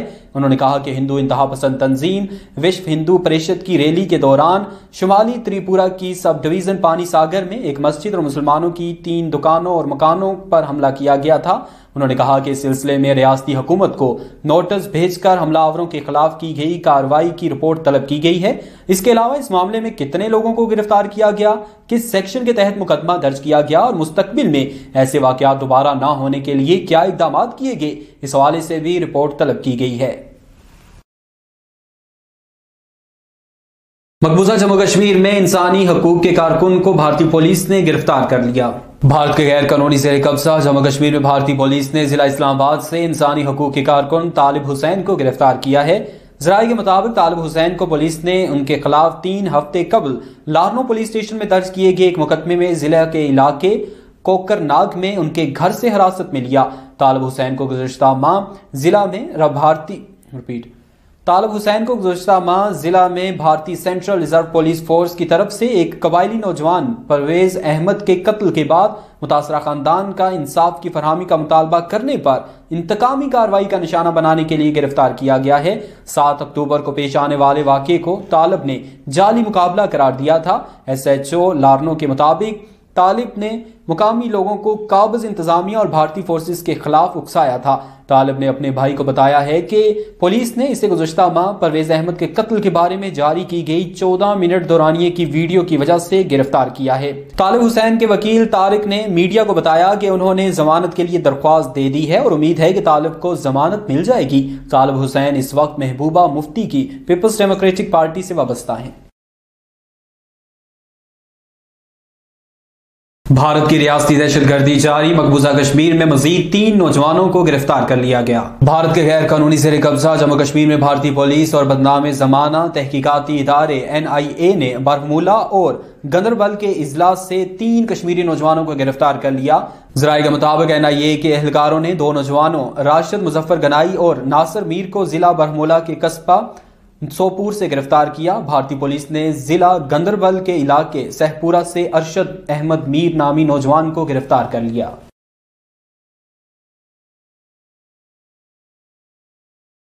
بھارت کے علاقے رانچی میں ہندو انتہا پسندوں کا کشمیری نوجوانوں پر تشدد۔ بھارتی ریاست جھارکھنڈ کے علاقے رانچی میں ہندو انتہا پسندوں نے 3 کشمیری نوجوانوں کو تشدد کا نشانہ بنایا اور انہیں پاکستان مخالف نعرے لگانے پر مجبور کیا۔ ذرائع کے مطابق رانچی میں تجارت کی غرض سے آئے کشمیری نوجوانوں بلال احمد، شبیر احمد اور وسیم احمد کو ہندو انتہا پسندوں نے گن پوائنٹ پر پاکستان مخالف نعرے لگانے پر مجبور کیا اور انہیں تشدد کا نشانہ بنانے کے علاوہ انہیں دھمکی دی کہ وہ فوراً شہر سے چلے جائیں، نہیں تو انہیں سنگین نتائج بھگتنے پڑیں گے۔ بلال نے صحافیوں کو بتایا کہ وہ موسم سرما میں گرم کپڑے بیچنے کے لیے رانچی آتے ہیں، تاہم گزشتہ چند دنوں سے ان کے ساتھ مقامی لوگوں کا رویہ اچانک بدل گیا ہے اور وہ مسلسل انہیں ہراساں کر رہے ہیں۔ ادھر کشمیری نوجوانوں نے خود پر ہندو انتہا پسندوں کے حملے اور پاکستان مخالف نعرے لگانے پر مجبور کیے جانے کے بارے میں ڈورانڈا پولیس اسٹیشن میں ایک تحریری درخواست دی ہے، جس کے بعد مقدمہ درج کر لیا گیا ہے۔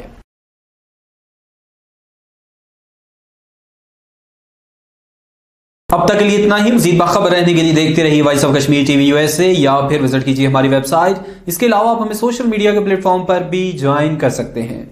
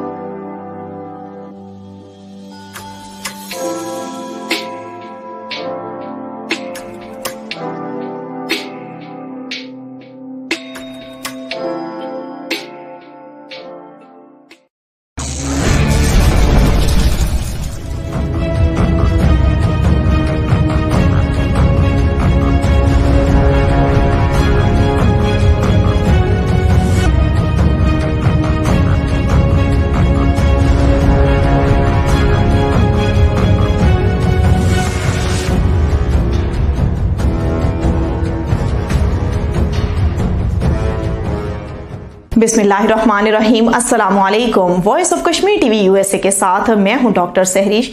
آئیں لیے چلتے ہیں آپ کو آج کی خبروں کی جانب۔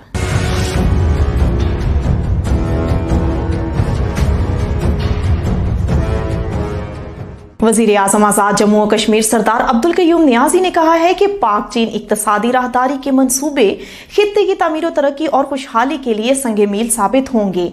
वजीर आजम पाकिस्तान इमरान खान के विजन के मुताबिक हुकूमत आजाद जम्मू और कश्मीर मुआशी तरक्की और इंफ्रास्ट्रक्चर की बेहतरी के लिए जामे मंसूबाबंदी कर रही है। पार्लिमानी कमेटी बराए चाइना पाकिस्तान इकोनॉमिक कॉरिडोर के वफ्द से गुफ्तगू करते हुए उन्होंने कहा कि Muzaffarabad Mangla Mirpur express way game changer मंसूबा है, इसको स्पीड अप किया जाए। इसकी तामीर से आजाद जम्मू और कश्मीर के तमाम अजला मुख्तसर रास्ते से आपस में मुंसलिक हो जाएंगे और ये मुल्क के इस हिस्से के राब्ते के लिए मुख्तसर तरीन शाहराह भी होगी। रोटोशोंटर टनल के जरिए मशरकी शाहराह की तामीर से आजाद जम्मू और कश्मीर और पंजाब को गिलगित बल्तिस्तान तक रसाई के लिए मुख्तसर तरीन रास्ता भी होगा और जिला नीलम गिलगित बल्तिस्तान से मुख्तसर रूट के जरिए मुंसलिक हो जाएगा। वजीर आजम आजाद जम्मू और कश्मीर ने कहा कि आजाद कश्मीर में जब से पाकिस्तान तहरीक इंसाफ की हुकूमत आई है, अवाम की तरक्की और खुशहाली के लिए सरगर्म अमल है। हुकूमत ने अपने इब्तदाई चंद माह में तजावुजात का खात्मा, शहरी और देही इलाकों की सफाई, सियाहती मकामात की सफाई के लिए खसूसी मुहिम शुरू की, जबकि LOC के अवाम की मुश्किलात को कम करने के लिए भी खसूसी हफ्ता मनाया गया, जिसमें चीफ सेक्रेटरी और सेक्रेटरी साहिबान ने खुद LOC के इलाकों में जाकर लोगों के मसाइल सुने। वजीर खारजा शाह महमूद कुरैशी ने कहा है कि हम कश्मीरियों के हक के खुद इरादियत के लिए मुत्तहिद हैं। इन ख्यालात का इजहार उन्होंने OIC की नुमाइंदा खसूसी बराए जम्मू और कश्मीर से मुलाकात के दौरान किया। मुलाकात में मकबूजा कश्मीर की सूरत हाल पर तबादला ख्याल किया गया। वजीर खारजा शाह महमूद कुरैशी का ट्विटर पर बयान में कहना था कि मकबूजा जम्मू और कश्मीर के लिए OIC के खसूसी नुमाइंदे यूसुफ अलदोबे से मुलाकात अच्छी रही। मुलाकात में मकबूजा कश्मीर में जारी संगीन इंसानी हकूक की खिलाफ वर्जियों पर तबादला ख्याल किया। वजीर खारजा का कहना था कि मकबूजा कश्मीर दुनिया का वो खित्ता है जहां सबसे ज्यादा काबिज फौज मौजूद है। हम कश्मीरियों के हक के खुद इरादियत के लिए मुत्तहिद हैं। दूसरी जानिब मुल्तान में मुनक्किदा एक तकरीब से खिताब करते हुए वजीर खारजा मखदूम शाह महमूद कुरैशी ने कहा कि मसला कश्मीर हो या मसला फलस्तीन, दुनिया भर में अवाम की आवाज बनकर पाकिस्तान ने भरपूर तर्जुमानी की और पाकिस्तान का मुकदमा दुनिया भर में भरपूर तरीके से उजागर कर रहा हूं। भारत के कौमी अक़लियती कमीशन ने रियासत त्रिपुरा में मसाजिद और मुसलमानों के मकामात और दुकानों पर हमले के मामले में रियासती हुकूमत को नोटिस भेजकर इससे जवाब तलब किया है। कश्मीर मीडिया सर्विस के मुताबिक अक़लियती कमीशन के चेयरमैन इकबाल सिंह लालपुरा ने नई दिल्ली में सहाफियों को बताया कि इन हिंदू इंतहा पसंद तंजीम विश्व हिंदू परिषद की रैली के दौरान शुमाली त्रिपुरा के सब डिवीजन पानी सागर में एक मस्जिद और मुसलमानों के 3 मकानों और कुछ दुकानों पर हमला किया गया था। उन्होंने कहा कि अक़लियतों की शिकायत को दूर करने के साथ साथ कमीशन का मकसद इस बात को यकीनी बनाना है कि किसी की जात पात और मजहब की बुनियाद पर इम्तियाजी सलूक ना किया जाए। इस सिलसिले में रियासती हुकूमत को नोटिस भेजकर हमला आवरों के खिलाफ की गई कार्रवाई की रिपोर्ट तलब की गई है।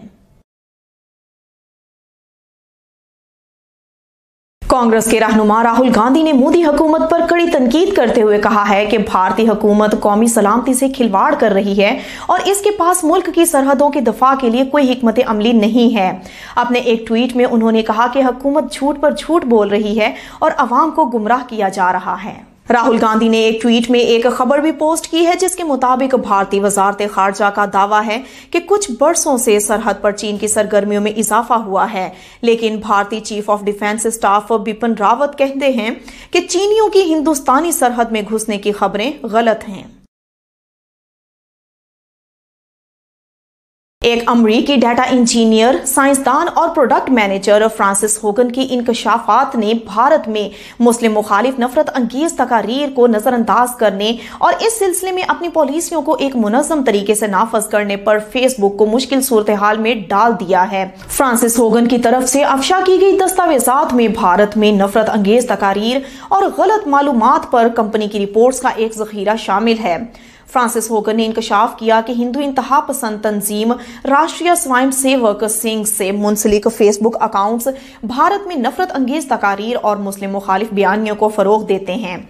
उन्होंने मजीद कहा कि फेसबुक की दस्तावेजात से पता चलता है कि कंपनी बरसों से इस मज़मूम मुहिम से आगाह है, लेकिन इसने इस हवाले से कोई कार्रवाई नहीं की। रिपोर्ट में इस बात की मजम्मत की गई कि फेसबुक, व्हाट्सएप और ट्विटर भारत में मुसलमानों, दलितों और ईसाइयों के खिलाफ तशद्दुद को फरोग दे रहे हैं। भारतीय हुकूमत ने मकबूजा जम्मू और कश्मीर में बॉर्डर सिक्योरिटी फोर्स BSF को दोबारा तैनात करने का फैसला किया है, जिसका मकसद कश्मीरियों के गिर्द घेरा मजीद तंग करना है। BSF को 14 साल के तवील वक्फे के बाद दोबारा दीगर फोर्सेस के साथ तैनात किया जाएगा। BSF की दोबारा तैनाती का फैसला रवां वर्ष अक्टूबर में वजीर दाखिला अमित शाह की ज़ेर सदारत एक आला सतही इजलास के दौरान किया गया। BSF को मरहलावार वादी कश्मीर में तैनात किया जाएगा और पहले मरहले में इसकी 20 से ज़ायद कंपनियां अहम तनसीबात पर तैनात की जाएंगी। BSF ऑपरेशन में दीगर फोर्सेस के साथ भी ताउन करेगी। BSF को श्रीनगर, पुलवामा, शोपियां, इस्लामाबाद, गांदरबल, कोलगाम और बारामूला में तैनात किया जाएगा। ये थी अब तक की खबरें। मजीद जानने के लिए हमारे साथ जुड़े रहिए और देखते रहिए voice of Kashmir TV USA। अपना ख्याल रखिएगा। अल्लाह हाफिज।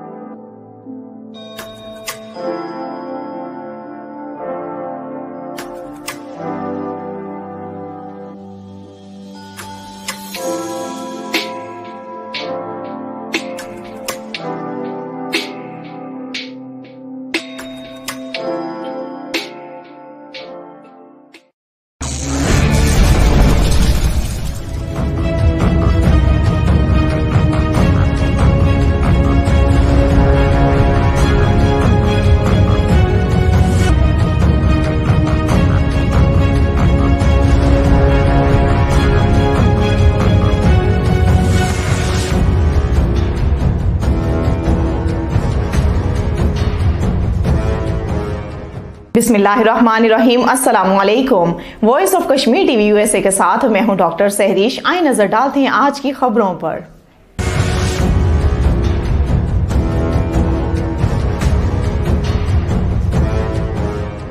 वजीर आजम आजाद जम्मू और कश्मीर सरदार अब्दुल कयूम नियाजी से इस्लामी ताउन तंजीम OIC सेक्रेटरी जनरल के जम्मू और कश्मीर पर खुसूसी नुमाइंदे नायब सेक्रेटरी जनरल सफीर यूसुफ मोहम्मद सालेह अल दोबे की क़ियादत में OIC के आला सतही वफ्द ने मुलाकात की, जिसमें सरदार अब्दुल कयूम नियाजी ने वफ्द की मकबूजा कश्मीर की ताज़ा तरीन सूरत हाल के हवाले से आगाह किया। इस मौके पर गुफ्तगू करते हुए वजीर आजम आजाद कश्मीर सरदार अब्दुल कयूम नियाजी ने कहा कि OIC के वफ्द की जानिब से दौरा आजाद कश्मीर पर हम आपका शुक्रिया अदा करते हैं कि आप यहां आए और लाइन ऑफ कंट्रोल पर आबाद शहरियों पर हिंदुस्तान की फोर्सेस की इश्ताल अंगेजियों का जायजा लिया। लाइन ऑफ कंट्रोल पर आए रोज हिंदुस्तान की फोर्सेस की फायरिंग से निहत्ते शहरी शहीद और जख्मी होते हैं और इनकी अमलाक को नुकसान पहुंचता है, जबकि इससे कई गुना ज्यादा दरिंदगी मकबूजा कश्मीर के अंदर हिंदुस्तान की फोर्सेस रवा रखे हुए हैं। उन्होंने कहा कि हमारे असलाफ के दो कौमी नजरिए की बिना पर 1947 में पाकिस्तान के साथ इल्हाक का फैसला किया। तमाम कश्मीरियों का मुश्तरका मुतालबा है कि अक़वाम मुत्तहिदा की करारदादों पर अमल दरामद करवाया जाए और कश्मीरियों को राय शुमारी का हक दिया जाए, लेकिन भारत अक़वाम मुत्तहिदा की करारदादों पर अमल दरामद करने में सबसे बड़ी रुकावट है। इस वक्त हिंदुस्तान ने 9 लाख फौज मकबूजा वादी में तैनात कर रखी है, जिसने पूरे मकबूजा कश्मीर को मुहासरे में ले रखा है। सदर आजाद जम्मू और कश्मीर बैरिस्टर सुल्तान महमूद चौधरी ने कहा है कि एहतसाब एक्ट जो मेरी हुकूमत में बना था उसे बेहतर करके आजाद कश्मीर में एहतसाबी अमल शुरू होगा। हम चाहते हैं कि इक्तदार निचली सतह तक मुंतकिल हो, इक्तदार नौजवानों, खवातीन, मजदूरों, किसानों, मेहनत कशों तक जाए, लेकिन बल्दियाती इंतखाबात ना होने की वजह से बेशुमार मुश्किलात आती हैं। अब फैसला हो चुका है कि आजाद कश्मीर में चंद महीनों में बल्दियाती इंतखाबात होने वाले हैं। कारकुन बल्दियाती इंतखाबात की तैयारी करें। मुजफ्फराबाद में एक जलसा आम से खिताब करते हुए सदर बैरिस्टर सुल्तान महमूद चौधरी ने कहा कि मैंने सदारत का हल्फ उठाने के बाद पहले खिताब में कहा था कि मसला कश्मीर को जारहाना अंदाज में बैनुल अक़वामी फोरम पे उठाऊंगा।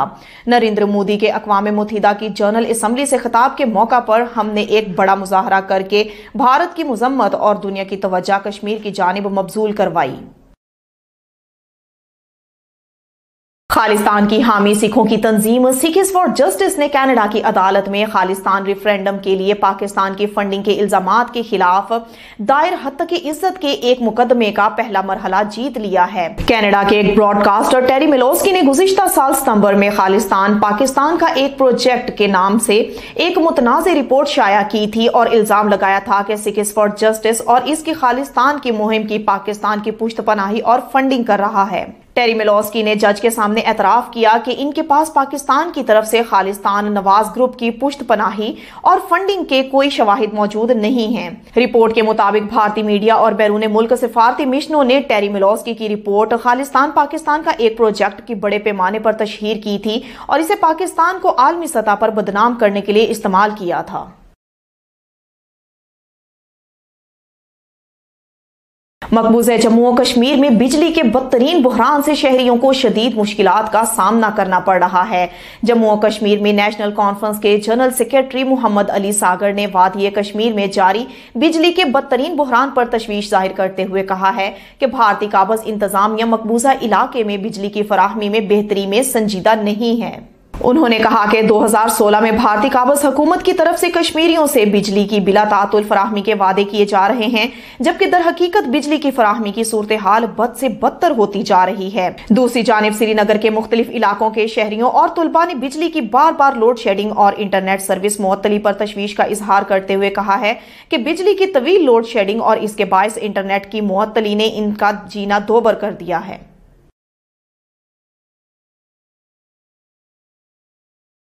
भारत के ज़ेरे कब्जा जम्मू और कश्मीर में कुल जमाती हुर्रियत कॉन्फ्रेंस ने मकबूजा इलाके में तैनात 10 लाख से जायद भारतीय फौजियों के जुल्म बर्बरियत की वजह से बिगड़ती हुई सूरत हाल पर सख्त तशवीश का इजहार किया है। कश्मीर मीडिया सर्विस के मुताबिक हुर्रियत कॉन्फ्रेंस के तर्जुमान ने श्रीनगर में जारी एक बयान में शहरियों के खिलाफ ताकत के वहशियाना इस्तेमाल और नौजवानों को पब्लिक सेफ्टी एक्ट, टाडा और दीगर काले कवानीन के नफाज के जरिए दीवार से लगाने और इनकी गैर कानूनी नजरबंदियों को तूल देने की शदीद मजम्मत की है। हुर्रियत तर्जुमान की तरफ से जारी एक बयान में कहा गया है कि जबरी भारतीय तसल्लुत से मुकम्मल आजादी के लिए कश्मीरी अवाम की मदद की जानी चाहिए।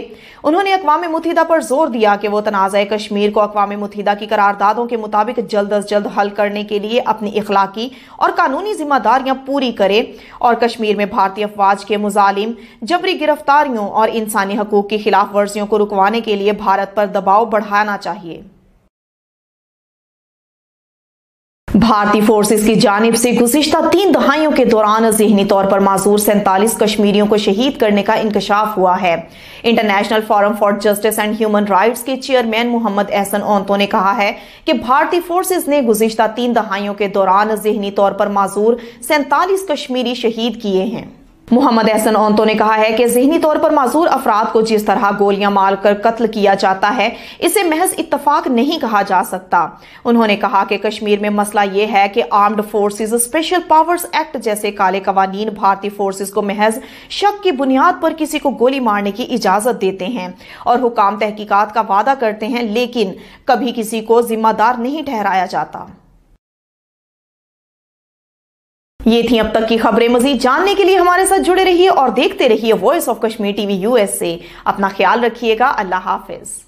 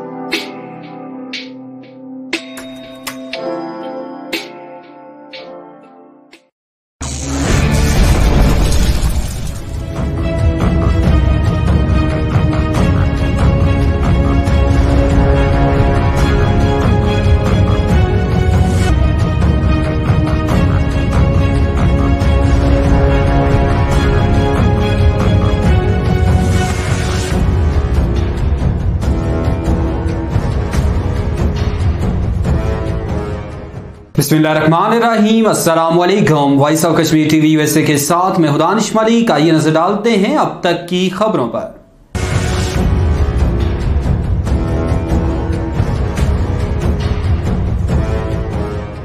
पुलिस स्टेशन में मुसलमान नौजवान के कत्ल पर योगी हुकूमत पर कड़ी तनकीद की जा रही है।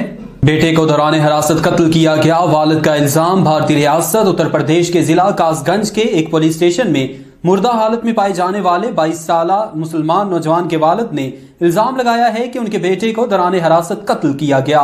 कश्मीर मीडिया सर्विस के मुताबिक नौजवान अल्ताफ के वालिद चाहत मियां ने मीडिया को बताया है कि वो खुद अपने बेटे को पुलिस चौकी छोड़कर आए थे और पुलिस ने यकीन दहानी कराई थी कि वो पूछगछ के बाद उसे छोड़ देंगे, मगर उसे दौरान हिरासत कत्ल कर दिया गया।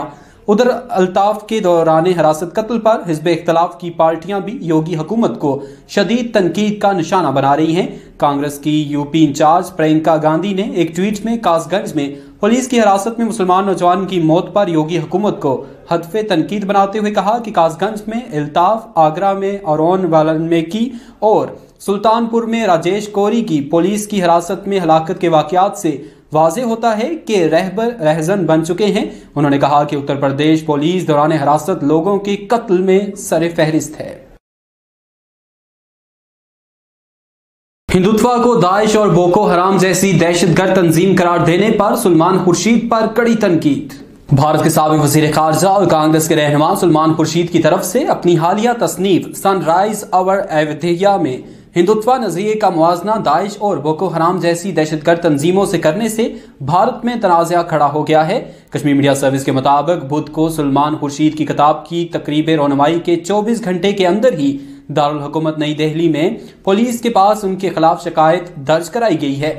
ववेक गर्ग नामी एक वकील ने सलमान खुर्शीद पर हिंदुत्व को बदनाम करने का इल्जाम लगाते हुए नई दिल्ली पुलिस के कमिश्नर से मुकदमा दर्ज करने की अपील की है। सलमान खुर्शीद ने अपनी किताब में लिखा है कि हिंदुत्व नजरिया ने कदीम हिंदू मजहब को एक तरफ रख दिया है, जो हर तरह से दाइश और बोको हराम जैसी जिहादी तंजीमों की तरह है। अपनी दलील में खुर्शीद ने हिंदू मजहब को एक आला मेयार का मजहब करार दिया है।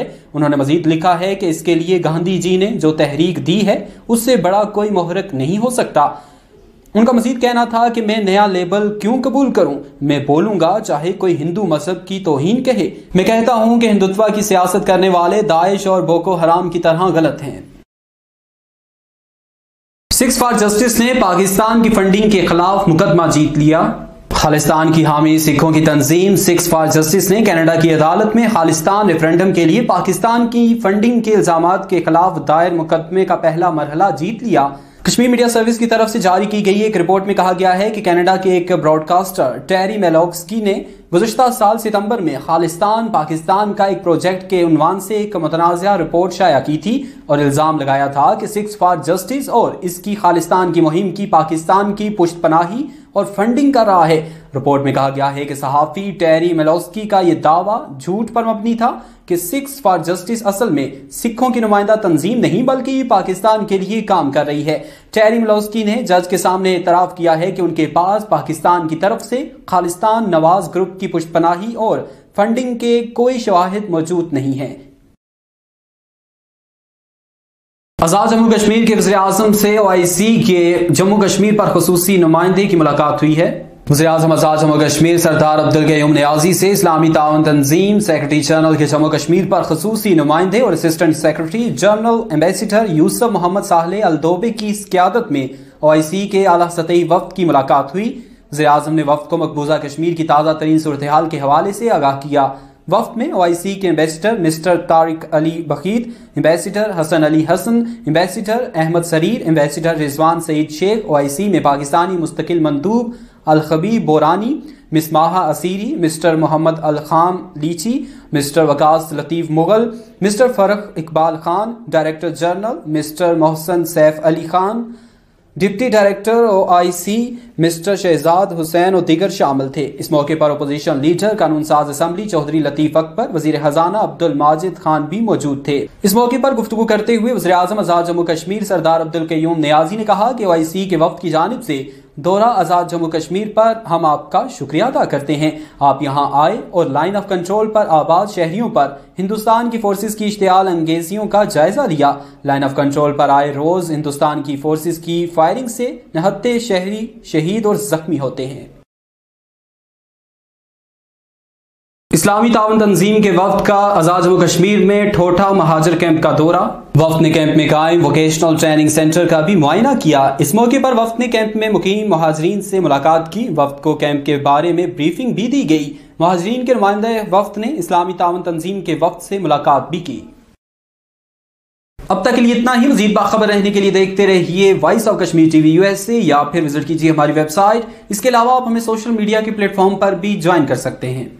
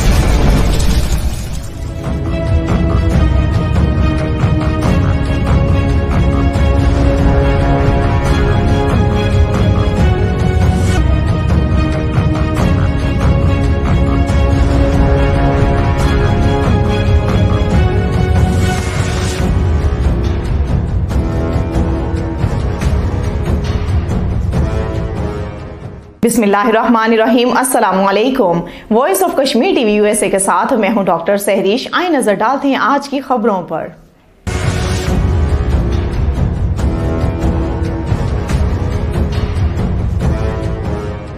वजीर आजम आजाद जम्मू और कश्मीर सरदार अब्दुल कयूम नियाजी से इस्लामी ताउन तंजीम OIC सेक्रेटरी जनरल के जम्मू और कश्मीर पर खुसूसी नुमाइंदे नायब सेक्रेटरी जनरल सफीर यूसुफ मोहम्मद सालेह दोबे की क़ियादत में OIC के आला सतही वफ्द ने मुलाकात की, जिसमें सरदार अब्दुल कयूम नियाजी ने वफ्द की मकबूजा कश्मीर की ताज़ा तरीन सूरत हाल के हवाले से आगाह किया। इस मौके पर गुफ्तगू करते हुए वजीर आजम आजाद कश्मीर सरदार अब्दुल कयूम नियाजी ने कहा कि OIC के वफ्द की जानिब से दौरा आजाद कश्मीर पर हम आपका शुक्रिया अदा करते हैं कि आप यहां आए और लाइन ऑफ कंट्रोल पर आबाद शहरियों पर हिंदुस्तान की फोर्सेस की इश्तियाल अंगेजियों का जायजा लिया।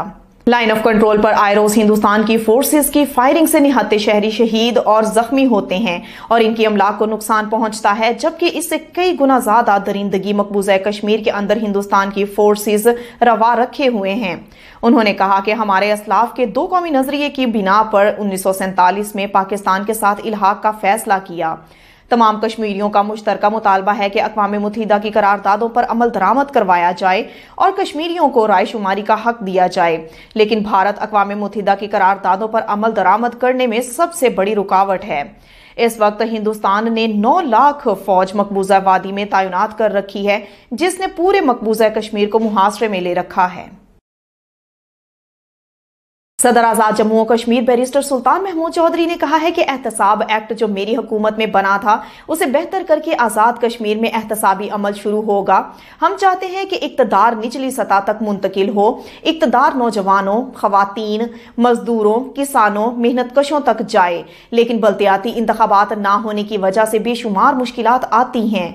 अब फैसला हो चुका है कि आजाद कश्मीर में चंद महीनों में बल्दियाती इंतखाबात होने वाले हैं। कारकुन बल्दियाती इंतखाबात की तैयारी करें। मुजफ्फराबाद में एक जलसा आम से खिताब करते हुए सदर बैरिस्टर सुल्तान महमूद चौधरी ने कहा कि मैंने सदारत का हल्फ उठाने के बाद पहले खिताब में कहा था कि मसला कश्मीर को जारहाना अंदाज में बैनुल अक़वामी फोरम पे उठाऊंगा। नरेंद्र मोदी के अक़वाम मुत्तहिदा की जनरल असम्बली से खिताब के मौका पर हमने एक बड़ा मुजाहरा करके भारत की मजम्मत और दुनिया की तवज्जो कश्मीर की जानिब मबजूल करवाई। खालिस्तान की हामी सिखों की तंजीम सिखिस फॉर जस्टिस ने कनाडा की अदालत में खालिस्तान रेफरेंडम के लिए पाकिस्तान की फंडिंग के इल्जामात के खिलाफ दायर हत्या की इज्जत के एक मुकदमे का पहला मरहला जीत लिया है। कनाडा के एक ब्रॉडकास्टर टेरी मिलोस्की ने गुज़िश्ता साल सितंबर में खालिस्तान पाकिस्तान का एक प्रोजेक्ट के नाम से एक मुतनाज़ रिपोर्ट शाया की थी और इल्जाम लगाया था कि सिखिस फॉर जस्टिस और इसकी खालिस्तान की मुहिम की पाकिस्तान की पुश्तपनाही और फंडिंग कर रहा है। टेरी मिलोस्की ने जज के सामने एतराफ किया कि इनके पास पाकिस्तान की तरफ से खालिस्तान नवाज ग्रुप की पुश्तपनाही और फंडिंग के कोई शवाहिद मौजूद नहीं हैं। We're never alone. And that is our strength. Because when we're doubted, we'll play as one. When we're held back, we'll go farther. And harder. If we're not taken seriously, we'll prove that wrong. And if we don't fit the sport, we'll change the sport.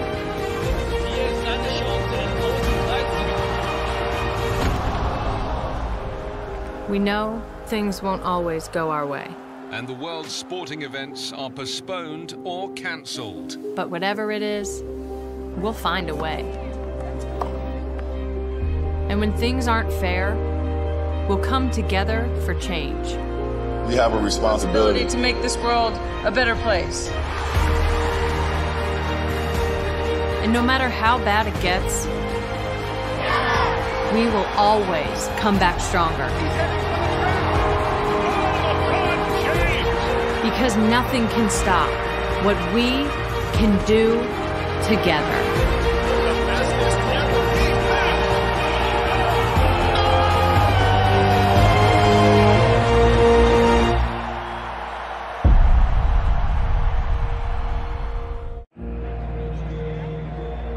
We're never alone. And that is our strength. Because when we're doubted, we'll play as one. When we're held back, we'll go farther and harder. If we're not taken seriously, we'll prove that wrong. And if we don't fit the sport, we'll change the sport.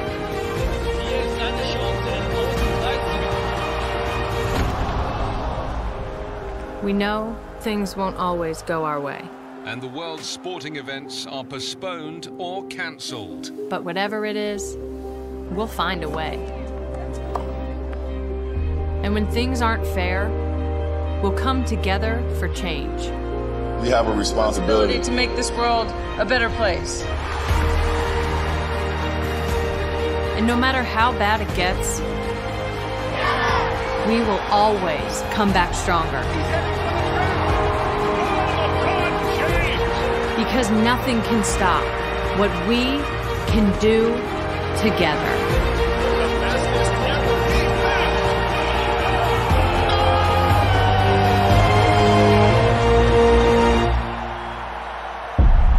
कानूनी नजरबंदियों को तूल देने की शदीद मुजम्मत की है। हुर्रियत तर्जुमान की तरफ से जारी एक बयान में कहा गया है कि जबरी भारतीय तसल्लुत से मुकम्मल आजादी के लिए कश्मीरी अवाम की मदद की जानी चाहिए।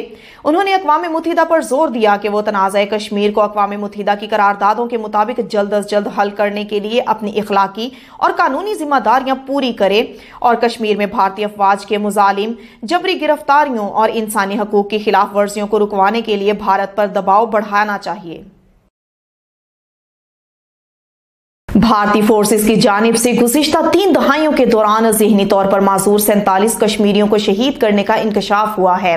International forum for justice and human rights के चेयरमैन मोहम्मद एहसन ओंतो ने कहा है कि भारतीय फोर्सेस ने गुज़िश्ता 3 दहाइयों के दौरान ज़हनी तौर पर मासूर 47 कश्मीरी शहीद किए हैं। मोहम्मद एहसन ओंतो ने कहा है कि ज़हनी तौर पर माजूर अफराद को जिस तरह गोलियां मारकर कत्ल किया जाता है इसे महज इत्तफाक नहीं कहा जा सकता। उन्होंने कहा कि कश्मीर में मसला ये है कि armed forces special powers act जैसे काले कवानीन भारतीय फोर्सेस को महज शक की बुनियाद पर किसी को गोली मारने की इजाजत देते हैं और हुकाम तहकीकात का वादा करते हैं, लेकिन कभी किसी को जिम्मेदार नहीं ठहराया जाता। ये थी अब तक की खबरें। मजीद जानने के लिए हमारे साथ जुड़े रहिए और देखते रहिए voice of Kashmir TV USA। अपना ख्याल रखिएगा। अल्लाह हाफिज।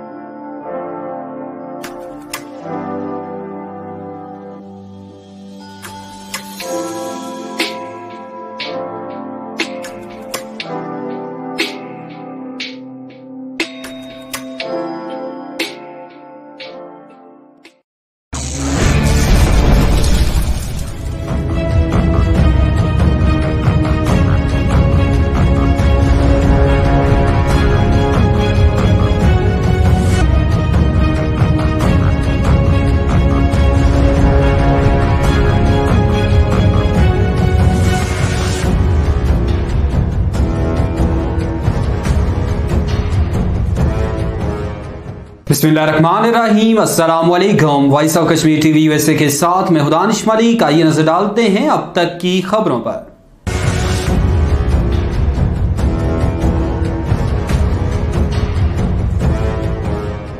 पुलिस स्टेशन में मुसलमान नौजवान के कत्ल पर योगी हुकूमत पर कड़ी तनकीद की जा रही है।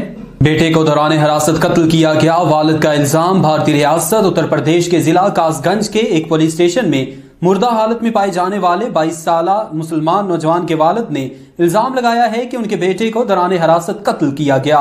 कश्मीर मीडिया सर्विस के मुताबिक नौजवान अल्ताफ के वालिद चाहत मियां ने मीडिया को बताया है कि वो खुद अपने बेटे को पुलिस चौकी छोड़कर आए थे और पुलिस ने यकीन दहानी कराई थी कि वो पूछगछ के बाद उसे छोड़ देंगे, मगर उसे दौरान हिरासत कत्ल कर दिया गया। उधर अल्ताफ के दौरान हिरासत कत्ल पर हिज़्ब इख्तिलाफ की पार्टियां भी योगी हुकूमत को शदीद तनकीद का निशाना बना रही हैं। कांग्रेस की यूपी इंचार्ज प्रियंका गांधी ने एक ट्वीट में कासगंज में पुलिस की हिरासत में मुसलमान नौजवान की मौत पर योगी हुकूमत को हदफे तनकीद बनाते हुए कहा कि कासगंज में अल्ताफ, आगरा में औरौन वाल्मीकि और सुल्तानपुर में राजेश कोरी की पुलिस की हिरासत में हलाकत के वाकयात से वाज़े होता है कि रहबर रहजन बन चुके हैं। उन्होंने कहा कि उत्तर प्रदेश पुलिस दौरान हिरासत लोगों के कत्ल में सरे फहरिस्त है।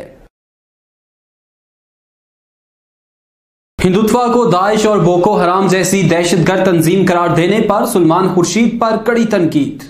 भारत के साबिक वज़ीर ख़ारजा और कांग्रेस के रहनुमा सलमान खुर्शीद की तरफ से अपनी हालिया तसनीफ सनराइज अवर अवधिया में हिंदुत्व नजरिए का मुआजना दाइश और बोको हराम जैसी दहशतगर्द तंजीमों से करने से भारत में तनाज़ा खड़ा हो गया है। कश्मीर मीडिया सर्विस के मुताबिक बुध को सलमान खुर्शीद की किताब की तकरीब रोनमाई के 24 घंटे के अंदर ही दारुल हुकूमत नई दिल्ली में पुलिस के पास उनके खिलाफ शिकायत दर्ज कराई गई है। विवेक गर्ग नामी एक वकील ने सलमान खुर्शीद पर हिंदुत्व को बदनाम करने का इल्जाम लगाते हुए नई दिल्ली पुलिस के कमिश्नर से मुकदमा दर्ज करने की अपील की है। सलमान खुर्शीद ने अपनी किताब में लिखा है कि हिंदुत्व नजरिया ने कदीम हिंदू मजहब को एक तरफ रख दिया है, जो हर तरह से दाइश और बोको हराम जैसी जिहादी तंजीमों की तरह है। अपनी दलील में खुर्शीद ने हिंदू मजहब को एक आला मेयार का मजहब करार दिया है। उन्होंने मजीद लिखा है कि इसके लिए गांधी जी ने जो तहरीक दी है उससे बड़ा कोई मुहर्रिक नहीं हो सकता। उनका मजीद कहना था कि मैं नया लेबल क्यों कबूल करूं, मैं बोलूंगा चाहे कोई हिंदू मजहब की तौहीन कहे। मैं कहता हूं कि हिंदुत्व की सियासत करने वाले दाइश और बोको हराम की तरह गलत हैं। सिक्स फॉर जस्टिस ने पाकिस्तान की फंडिंग के खिलाफ मुकदमा जीत लिया। खालिस्तान की हामी सिखों की तंजीम सिक्स फॉर जस्टिस ने कनाडा की अदालत में खालिस्तान रेफरेंडम के लिए पाकिस्तान की फंडिंग के इल्जामात के खिलाफ दायर मुकदमे का पहला मरहला जीत लिया। कश्मीर मीडिया सर्विस की तरफ से जारी की गई एक रिपोर्ट में कहा गया है कि कनाडा के एक ब्रॉडकास्टर टेरी मेलोक्स्की ने गुज़श्ता साल सितंबर में खालिस्तान पाकिस्तान का एक प्रोजेक्ट के उन्वान से एक मुतनाज़ा रिपोर्ट शाया की थी और इल्ज़ाम लगाया था कि सिक्स फॉर जस्टिस और इसकी खालिस्तान की मुहिम की पाकिस्तान की पुष्टपनाही और फंडिंग कर रहा है। रिपोर्ट में कहा गया है कि सहाफ़ी टेरी मेलोक्स्की का यह दावा झूठ पर मबनी था कि सिक्स फॉर जस्टिस असल में सिखों की नुमाइंदा तंजीम नहीं बल्कि पाकिस्तान के लिए काम कर रही है।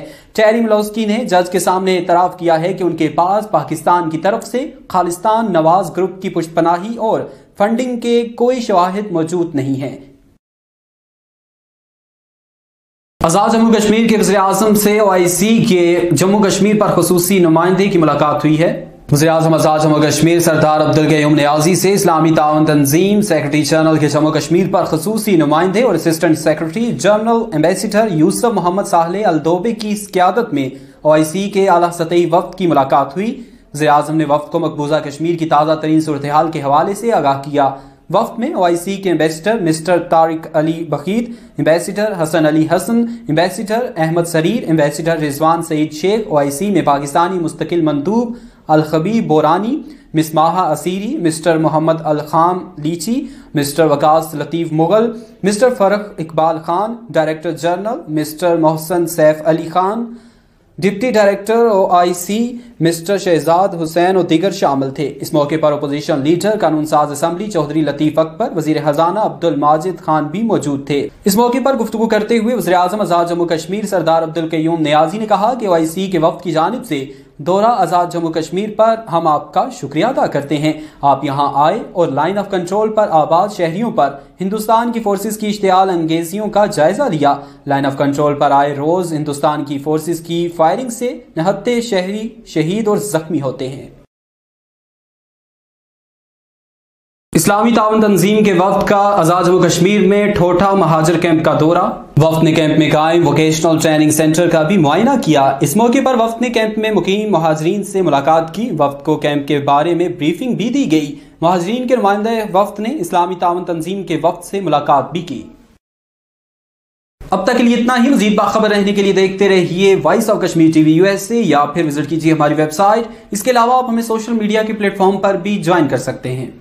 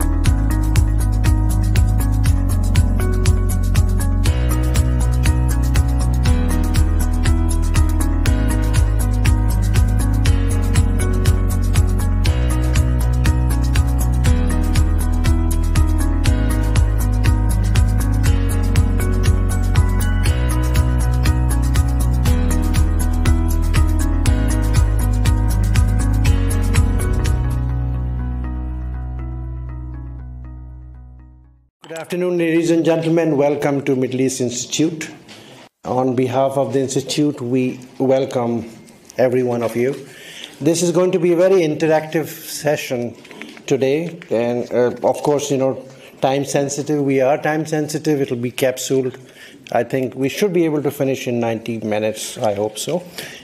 But we need everybody's input after our distinguished panel, guest, they speak. So just to begin formally, I'm going to invite Mr. Farooq Siddiqui, who is the President of Kashmir Global Council. Please have your welcoming remarks, sir. Thank you. Ladies and gentlemen, I welcome you to Kashmir Global Council, third conference in the United States. We earlier had 2 conferences in New York, and this is for the first time that we are coming to the capital of the democracy of the world. And I thank the organizers, Mr. Shahab Karni and Mujib Qazi, who have been our partners in this gathering here. And this Kashmir Global Council is an advocacy group of Kashmiris. It advocates for the restoration of the sovereignty of Kashmir, which was lost in 1947 after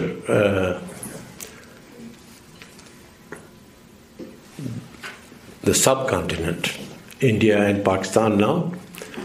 That time it was India only, and that 2 dominions came into existence who were colonized by the Britishers, and one of the states, which was Jammu and Kashmir, was at that time in 1947 an independent country which had its allegiance with the paramountcy of the British, His Majesty at that time. Similarly, that we have now Australia and New Zealand and Commonwealth countries whose paramountcy is still the British Crown.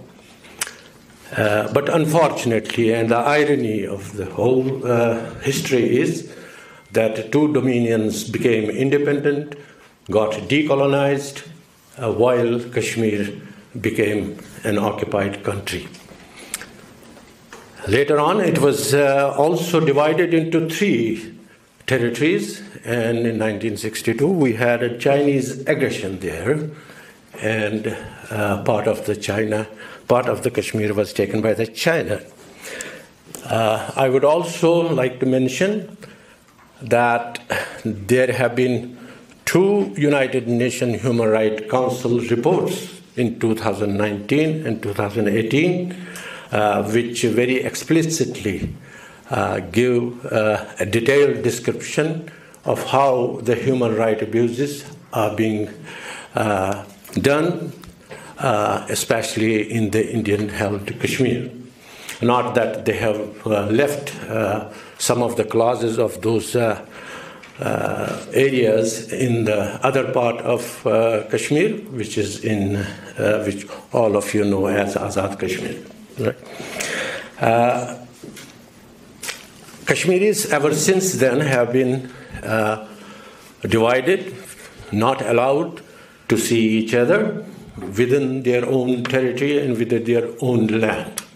We have Mr. Raja Muzaffar here. I am sure there are so many outside this hall whose land, whose hamlets, whose villages have been divided.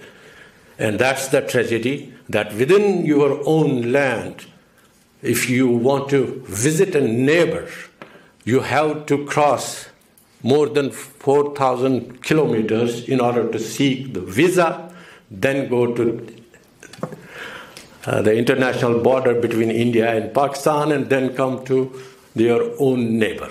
So at 2-kilometer distance is being made into a 10,000 kilometer journey. So that's the part of it.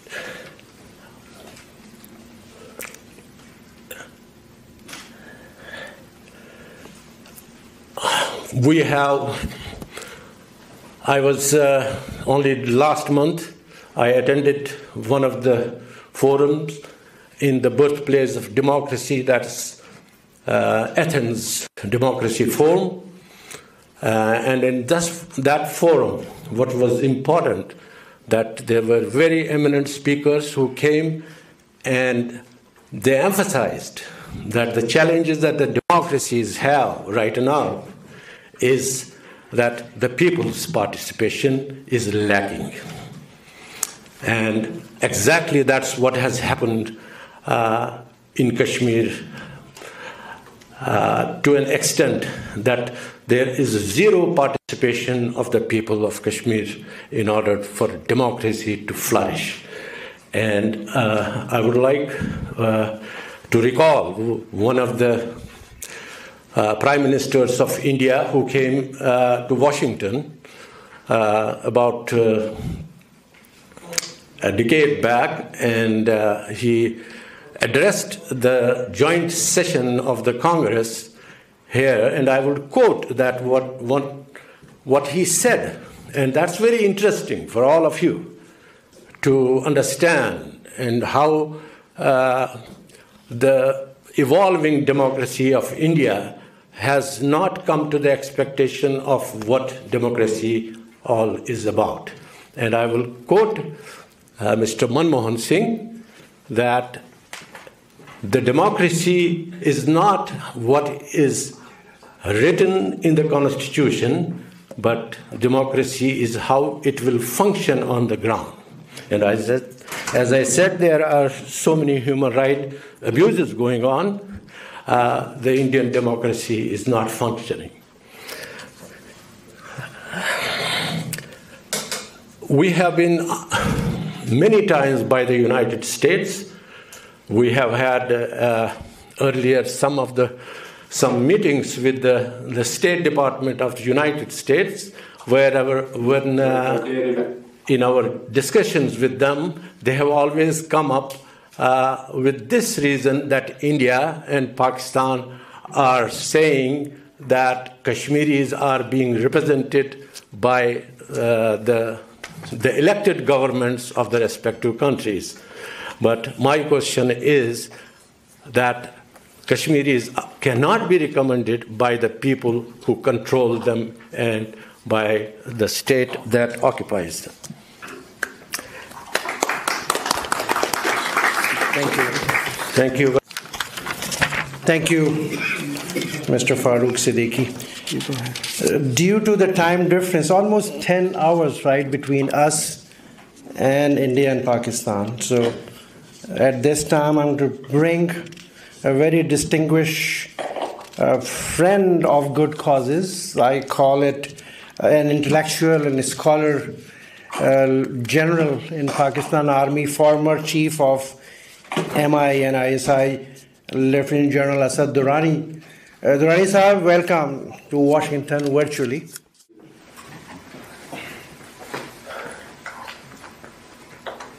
Thank you very much for asking me over. I think on the subject of Kashmir, during the last so many years, so many decades, so much has been talked about. If I have to make any useful contribution, I must talk about the part Pakistan played, especially where we went wrong, where we didn't handle the situation well. And that was most of the time. All the events that I'm going to, talk about and enumerate, individually can be rationalized or can find, well, one reason or the other. But the whole thing, when it's put together, it will bring very clearly to the fore that despite the fact that we used to say it's our jugular, it's our core issue, Kashmir is the jugular vein, unfinished agenda of the partition, the fact is that we did not evolve. We never actually framed a grand national strategy in which people were involved, and there was a steering mechanism to ensure that this objective that we have set for ourselves in the national purpose, the national aim, that we could follow, that we could adjust as what the requirement, but we still keep at it till the aim is achieved. I'm going to go through a couple of events and then try and give you also a reason that I think it happened like that. We can start with the ceasefire in 1948. In hindsight, it seems that it was probably the right thing to do, but I think from the military point of view, from the strategic point of view, it wasn't right. Once you build up a momentum, you keep at it, and not because of some amorphous promise, but by the side that you give it up till you can, ensure that your position is so strong that you will achieve that. So it may have been accepted in good faith, but strategically, it wasn't the right thing to do. The next one is about the case that we presented in the United Nations. I think Sarzaprullah was brilliant, very well presented. But there was no follow-up. After that, we did renew it. We didn't pursue it relentlessly to achieve our aims. In 1962, I think it was a clear case of Ayub Khan getting cold feet. There was an opportunity for us to do something about Kashmir, but we decided that he was going to be, more into another camp, probably under pressure, or again probably misled, led up the garden path by America that if he didn't do anything, something would happen. I don't have to even talk about 65 infiltrators because everyone knows that it's badly planned. A crude offensive, well, it just so happens that one was part of it. 5 or 6 kilometers were left before he could capture the crucial point of Kashmir. And then again, someone here in Islamabad, in GSU, got cold feet on 5 or 6 kilometers just because the Indians had attacked across the international border. We stopped it, we withdrew our forces, but that was one very stupid thing to do. Post-71, yes, of course, the situation was bad. We had lost East Pakistan, we were in a bad position. But all those years, no effort was made to create certain assets in Kashmir, which is, whenever the need arose, one could do something about it. Uprising in 1990, we got a little surprised. Not prepared for such a thing that I could have understood, but since we have not prepared those assets over the last couple of decades, the fact is that we carried out certain things not because of a well worked out plan, but almost haphazardly, all these institutions left on their own, no national direction. I must talk about here, right now, that the movement was started by JKLF, and there were enough number of reservations there in the corridors of power. Should we let JKLF take the lead because of their pro-independence one? No one at that time, except for a few people, thought that one could use it at that time tactically. The other things will come a little later, but at least the resistance could be unified. About Kargil, let's set the matter. I don't think that one even thought through as to would it help the Kashmir cause or the Pakistani cause at all. Because only a few months before that, the two countries had gone nuclear. So at that time, everyone was worried about, the possible crossing of the threshold, not about Kashmir. I think the most pathetic response that we gave was after 370 was, revoked by the Indian government on the 5th of June, 5th of August 2019. Have you ever, could anyone ever think that we would simply respond by making another map and renaming a road? Not even humanitarian aid was, mobilized for reasons that one can go and discuss, endlessly.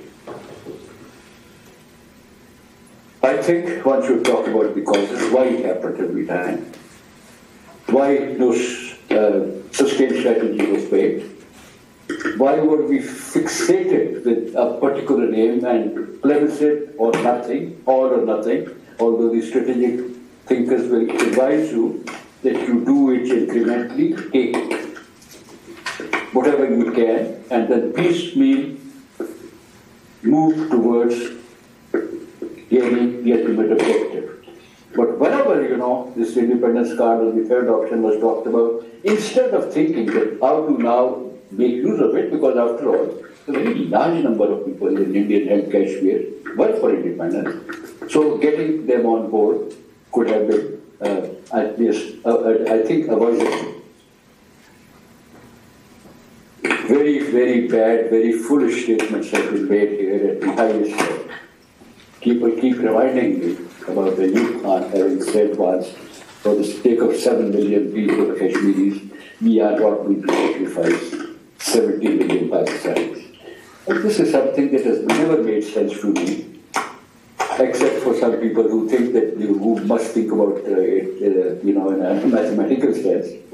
There are causes where even a few people involved would actually turn the tide in your favor. And in any case, in our history, and not only in our history, also some other countries, they have pursued their objective relentlessly, even if there are very few number of people involved. Pakistan first, of course, I think has always been a very foolish thing like America first. Don't even have to talk about that. But let me say that if the movement is still around, is still alive, essentially it is because of the struggle that the Kashmiris have. So the credit goes to them. And the second, because of some very foolish handling by the Indians, rigging the elections, given the muscular policy that they followed, and no one less than Vishwan Sinha, their former foreign minister, has made a statement and said, India has lost Kashmir. Territory we can try and retain, but the hearts and minds of the Kashmiris. So if that, because of their foolish policies, because of the unwise thing, because of their so-called muscular thing, if they have not won the hearts and minds of the Kashmiris, if it's only their territory they're keeping, then I suppose there is still not only hope, but there is a good chance that because of their struggle and because of the Indian policies, this cause can be pursued further. Thank you very much. Thank you, John Saab. So grateful, and we are deeply honored, sir. God bless you. Thank you. So we have, of course, not virtual but physical, a very dynamic leader, woman leader, Beverly Hill, especially flew this morning from Texas, and she is the founding and president of Gendercide, a big movement for women's rights and deprived women, and she is a very big friend of causes dear to Kashmiris. So Beverly, please welcome, come and join. Thank you. Thank you to the Kashmir Global Council for the honor of speaking today. I especially want to thank President Farouk Siddiqui Saab and the directors that I know, Raja Muzaffar Saab, Mujib Qazi Saab, and Shahab Karni Saab. I also look forward to meeting many other directors that I haven't yet had the pleasure to talk with. Thank you to all of the listeners for caring so deeply about Kashmir and making the effort to come today. In Africa, there is an expression, when elephants fight, it is the grass that suffers. I don't need to explain that metaphor. We know that the rights, dignity, and prosperity of the Kashmiri people have been trampled underfoot by two occupying powers. The oppression and abuse they have meted out have completely delegitimized their already illegitimate presence. It is time to send the elephants home. I stand here to express my solidarity with the people of Kashmir and to endorse their call for independence. It is time to free Kashmir from a binary choice forced on it in haste by a departing colonial overlord. Nearly 75 years have passed since Great Britain left. The question is no longer whether Kashmir should accede to Pakistan or to India, but rather, how can Kashmir release itself from all powers to become an independent country?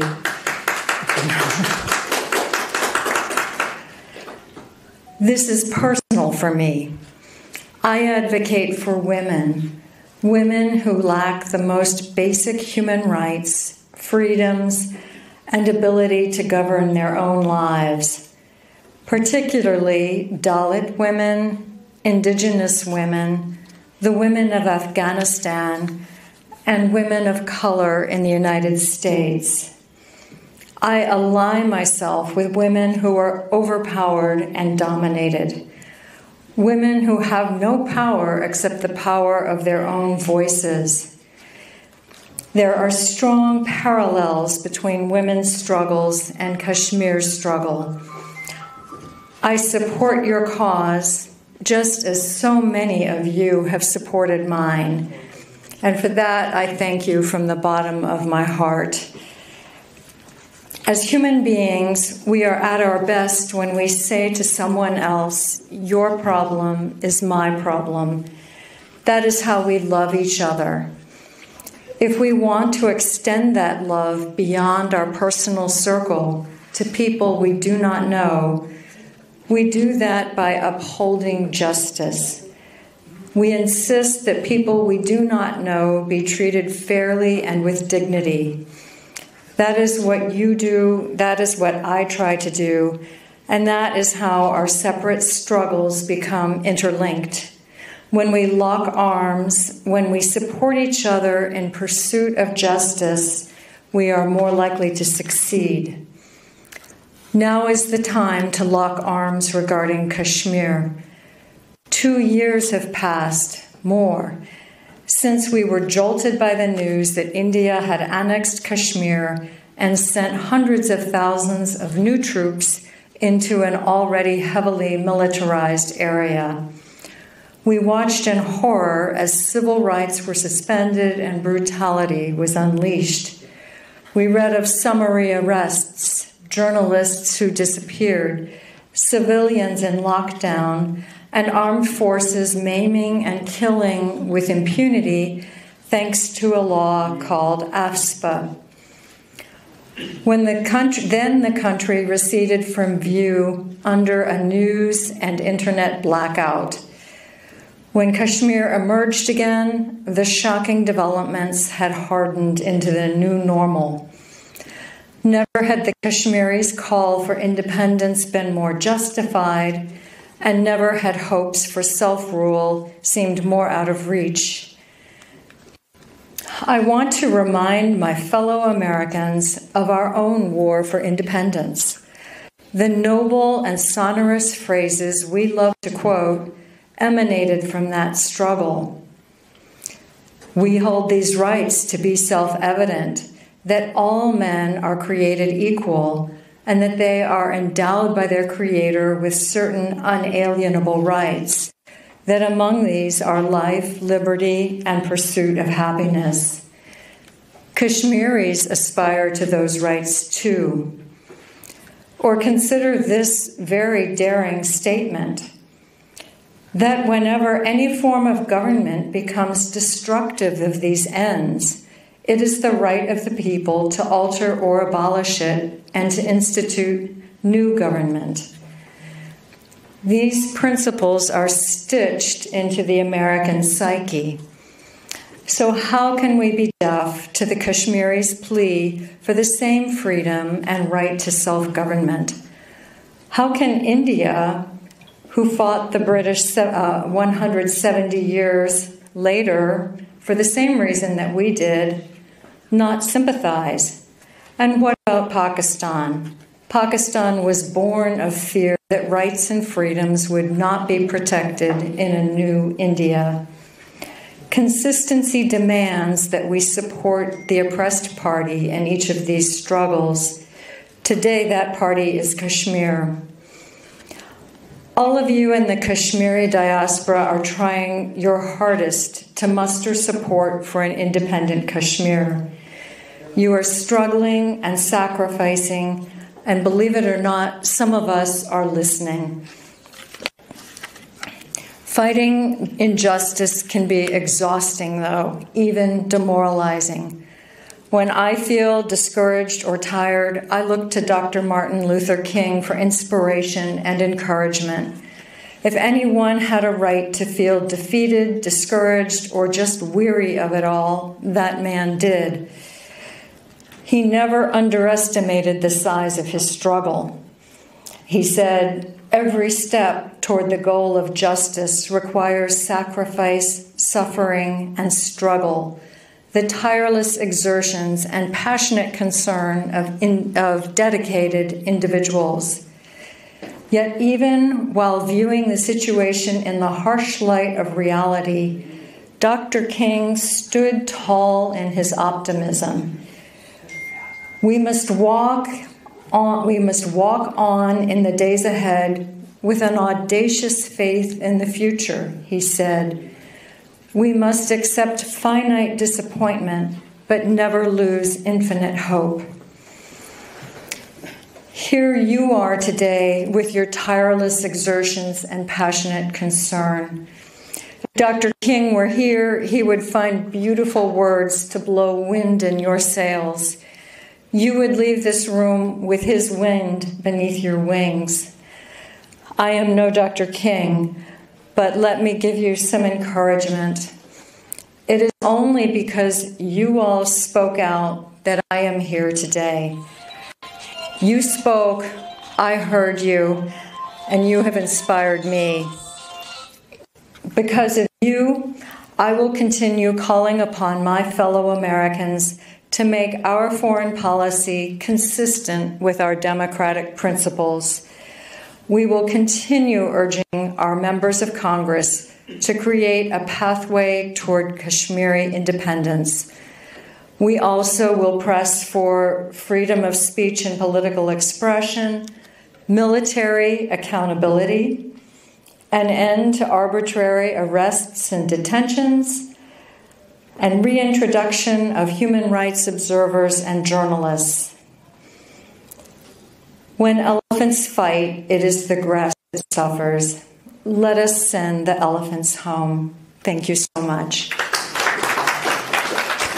Beverly Hill, thank you very much. We are deeply honored. So we are joined by Brother Syed Fayaz. He is the founder and the president of Muslim Democratic Caucus in Texas, and he will be representing her. Go ahead. Go ahead, Shaji. I have given you an introduction. I had to mute you so you don't speak in the middle. Just kidding. Go ahead. Okay, thank you very much for asking me to come. I have a brief message from Representative Terry Mesa. She is the representative in Texas State House. And the message, I guess, is for all, which is Martin Luther King Jr., his statement, and that reinforces your conviction also that we shall overcome, because arc of the moral universe is long, but it bends towards justice. Kashmiris are looking for justice just like any other community, any other nation, any other people in this world. They want to breathe same air as free people breathe. They want to live their life. We're never alone. And that is our strength. Because when we're doubted, we'll play as one. When we're held back, we'll go farther and harder. If we're not taken seriously, we'll prove that wrong. And if we don't fit the sport, we'll change the sport.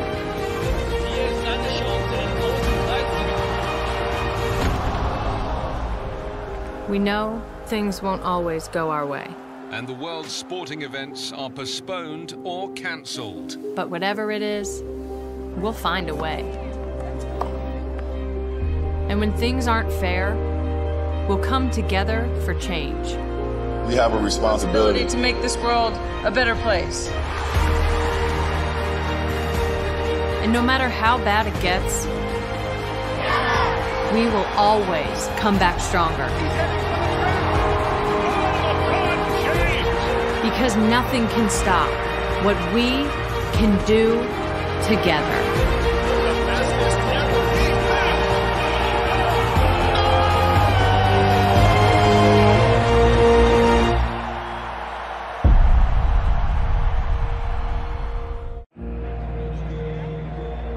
We're never alone. And that is our strength. Because when we're doubted, we'll play as one. When we're held back, we'll go farther and harder. If we're not taken seriously, we'll prove that wrong. And if we don't fit the sport, we'll change the sport.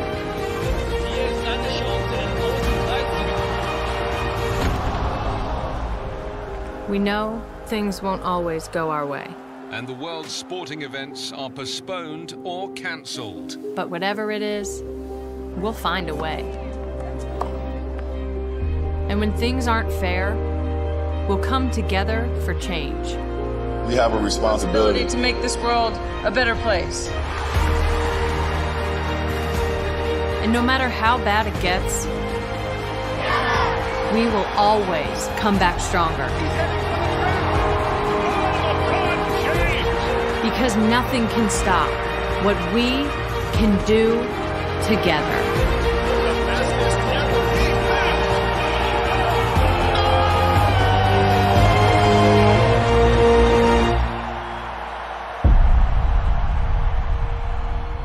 Without us is valid here. Say nothing about us without us. And that is the main theme that JKLF is fighting for, which I fully support. It is about Kashmiri people, and they must decide where they take the nation to.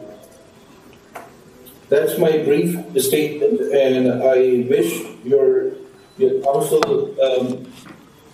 good luck, and the journey that is started should finish at the destination.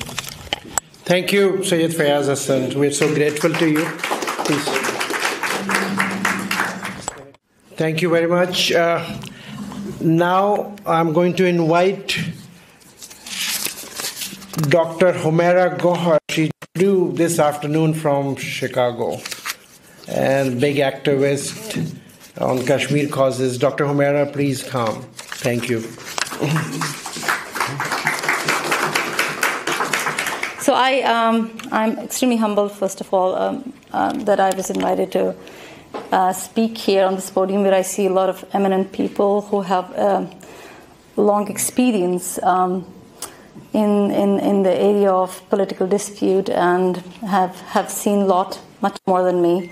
I happen to be just a man on the street, let's say, and the person who has experienced personally extraordinary loss that came along with that comes along with what people call as disputed territory. Every time people say a disputed territory, it literally kind of stabs me, because then I see someone's home being directed as a property that potentially belongs to someone that doesn't live in it, right? So you are taking problem of people out away from them and giving it to those who are still trying to understand what world has given them. So India, Pakistan, being themselves decide to be two nations based on their internal decisions, perhaps right or wrong. We have no clue. We have nothing to do with that. But being dragged for 75 odd years into in a political turmoil, it's extremely unfortunate for 10 million people to be dragged along for so long. And I think it is also extremely unfortunate for the people of the world who stand by democracy and free nation, for people who have created, for the history of humankind that created Osmanian empires and United States of America, stands today for 75 years and watches 10 million people being dragged, sometimes this way, that way, by two countries or two political nations that have not become nations yet. So while India, Pakistan tries to become two nations, we lose our sovereign nationality, which is something I cannot fathom. As a child, as a Kashmiri kid raised in the middle of turmoil, seen things go from bad to worst, my personal experiences, after having spent all these years studied in West, we all Kashmiris, like you see, our hearts still belong there. We haven't been able to move from east to west reason because every child who is born in Kashmir has a resemblance to my own children. It is very difficult for any of us to sit here and go by our own lives, not thinking about when will the political solution of Kashmir happen.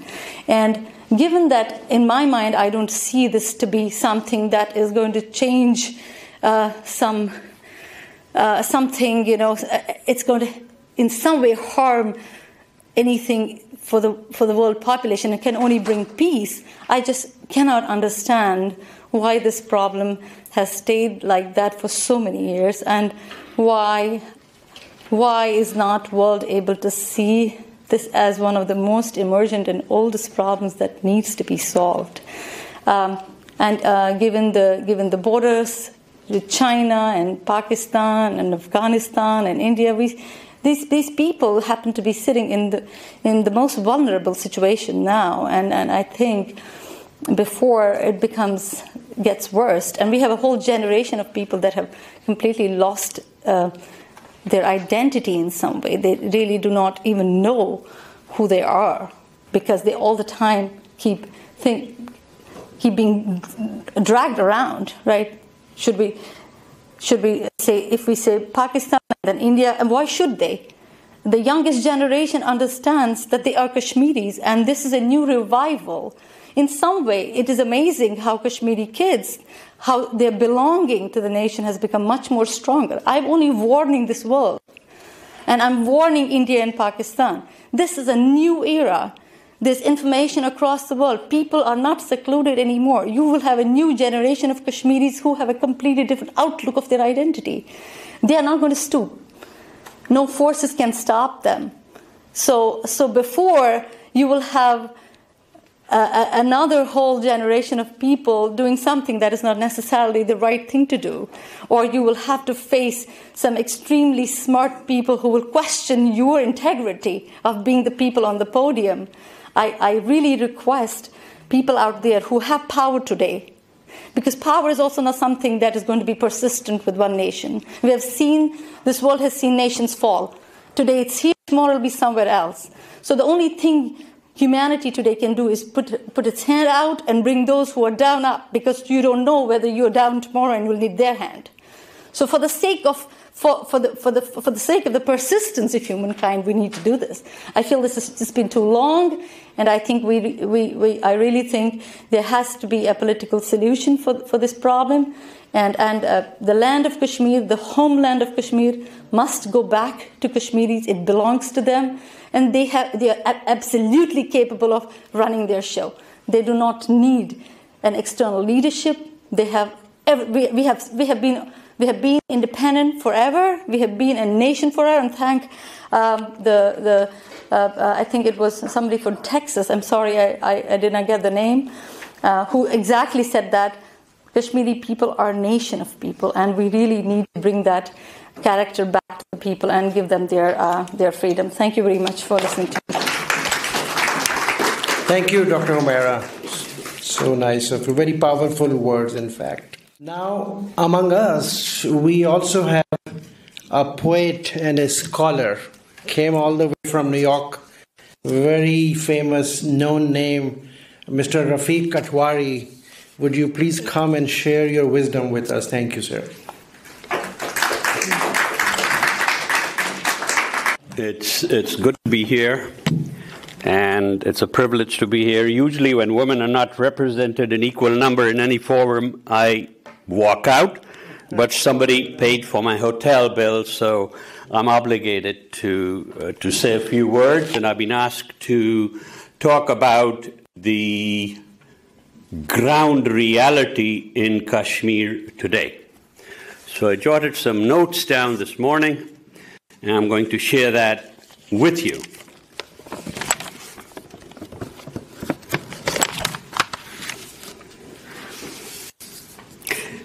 If you go to Kashmir today, this is what you will see. As your plane prepares to land at Srinagar, you will be asked to pull down your window shades. You will wonder apprehensively about how unsafe that can be, as all the airlines you have ever flown and all the cities where you have ever landed, you have been asked to pull up your window shades for safety reasons. Srinagar Airport is a military base. It is managed by the Indian Air Force, which does not want you to see whatever lethal installations they have put along the runway. Conversely, Indian Air Force is afraid of you. You will hire a cab. Your driver tells you his name is Mohammed Rizwan. He says it takes 10 years, or rather it took 10 years to complete a flyover, to complete a 6 kilometer, 3-mile flyover. But during those 10 years, traffic patterns worsened, and now the cars on the flyover sit as if they are in a parking lot. Rizvan tells you he applied for a teaching job in a handful of many new neighborhood schools privately financed by prospering families who pay their teachers rupees 5,000, about $68 per month. He tells you he can earn 3 times as much in a single day driving a cab. He tells you proudly that in the Quran, Rizvan is the gatekeeper of heaven. Rizvan says that he also applied for jobs, but his prospects are grim because since 2019, 8 out of vacancies are filled by non-Kashmiris from outside Kashmir who are always trusted functionaries of the Hindutva regime in Delhi. He tells you for the last 2 years, children haven't been to the handful of established schools that were ordered closed, first in 2019, when Delhi demoted Kashmir from a state to a union territory. And then during 2020, the schools remained closed because of the pandemic. Rizvan says that Hindutva is a pandemic. There is a dire drug problem in Srinagar, Rizvan says. The youth are injecting themselves with hard drugs. India is waging an opium war in Kashmir, he says, like the British did in China in the 1800s. You have to remember that Rizvan has 2 master's degrees, as I mentioned earlier. So he knows a little bit. Also, there is a critical domestic abuse situation in Kashmir, Rizvan says. Some of it is due to dowry issues, but mostly because of frustration created by massive military restrictions. He says doctors habitually prescribe long lists of pills which create side effects. The side effects create a pyramid which Rizwan says is medically termed tardive dyskinesia. The doctors prescribe another list of pills to treat the pyramid. The patient is a tree that gradually rots. There is no official acknowledgement of the dire domestic abuse situation. COVID is again on the rise in Kashmir, Rizwan says, adjusting his face mask. We Kashmiris can't help attending weddings and funerals. Let me tell you, he says, Srinagar received 165 ventilators from the Prime Minister's Care Fund. Srinagar didn't ask for them, and they didn't work. There are nearly 1 million Indian jackboots in Kashmir, Rizwan says, making Kashmir the world's most militarized place. And here's what he said. India has no desire or need to talk with anyone in Kashmir. It does not have to resolve anything, only manage. For management, it does not need to engage with the people, it only needs boots on the ground. Our big mosque, the Jama Masjid, has been chained and locked for 2 years now, Rizwan says. The Nazis banned Jews from praying at their synagogue on the Sabbath. The Hindu nationalists are banning Kashmiri Muslims from praying at their main mosque on Fridays. Since 2019, the Israeli model is being implemented in a swift way in Kashmir. If you want to look at the future of Kashmir, just see what Israel is doing in the occupied territories. Yet, the Palestinians have a global solidarity movement. As you reach your destination in Rajbagh, Rizwan bumps his fist with yours and says, "Why isn't the diaspora doing something to make our voices heard? Otherwise, we are doomed." You want to hug him. Khuda Hafiz, you say. Allah Hafiz, he says. Thank you.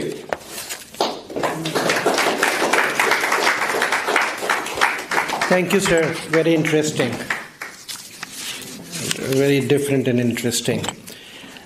Briefly, talking about Professor Dr. Katwari, talking about woman power and woman presence. You know, we have a definitely strong woman presence here, and they're all distinguished ladies.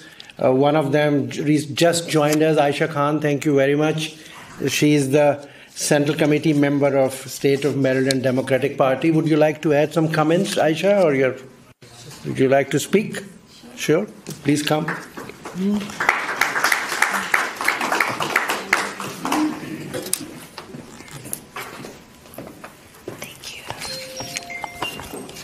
Good afternoon, ladies and gentlemen.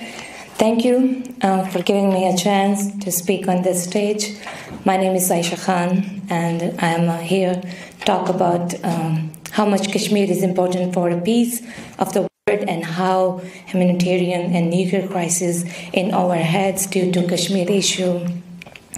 Respected audience, we all have a responsibility of keeping the peace of the world. But due to a humanitarian crisis in Kashmir, peace is hard to achieve. In Kashmir, in the last few decades, 100,000 people have been killed, women have been raped, children have been blinded by the cruel and inhumane use of pellet guns. You might be sitting here rightly thinking that's got nothing to do with my future. That's got nothing to do with this country I am living in. I am at peace. Why should I care some crisis in another corner of the world? If you are not standing with Kashmir because of some reason, now is the time. Lockdowns are normal every country, but imagine if you are in lockdown for past 30 years. How would you feel? That's what Kashmiris are feeling for past 30 years. I want to stand with Kashmir, with the people of Kashmir, because we live in the country that's built on the notion of self-respect, individual liberty, tolerance, and most importantly, the democracy. That why is it? Because of over 8 million Kashmiris are in prison in their own homes. They cannot leave their homes to get medical attention, can't go to get an education. When we stay silent, why is that? When the right of self-determination is stripped off. India government has to argue that Kashmir is a purely internal matter, but in the modern world, such a claims sovereignty by the ruling elite cannot justify action that inflict endless suffering of their citizens. For India to pursue their international community of its rightful claim to govern Kashmir, it must demonstrate morally, constitutionally that Kashmiris embrace the governance. Yet, the current shutdown reflects the reverse. The international community must be consistent the arresting of the international community. Bottom line, that protects human rights, whether of religious minority in India or Pakistan. Ladies and gentlemen, Kashmir needs help. It's our responsibility to do our part. Thank you. Thank you, Aisha Khan. So we have a very honored, distinguished, leading leader from our communities. I will say that gentleman is a national icon of the name by now. Everybody knows him. I'm going to introduce him, but he's joining this session in his personal capacity, Mr. Khizr Khan.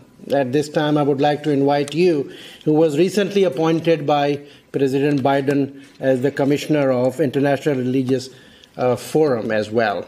Mr. Khizr Khan, thank you, sir.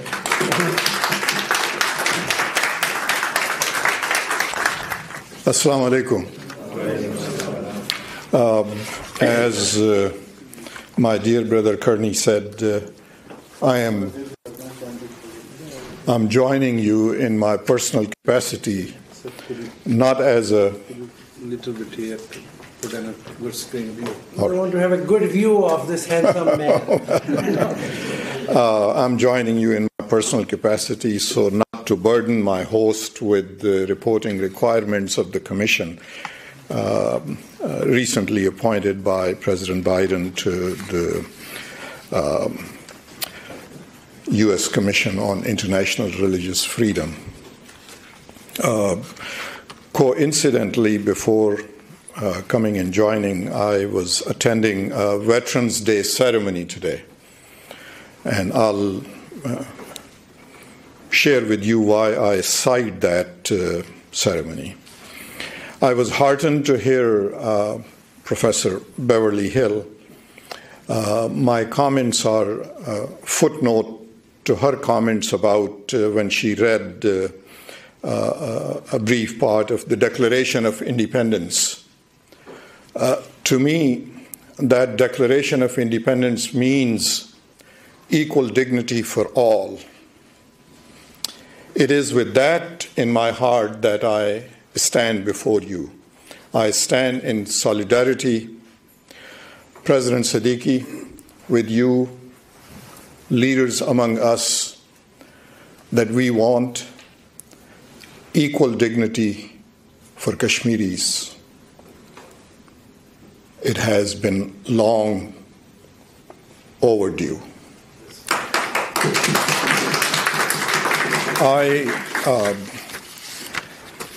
President Siddiqui, you mentioned in your comments about the State Department and its assessment of the situation in Kashmir and the role of India, that it is relevant that how atrocities in Kashmir upon Kashmiris are being evaluated in the United States.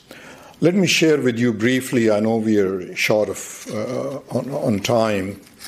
The State Department in the United States recently published a scathing country report on India's and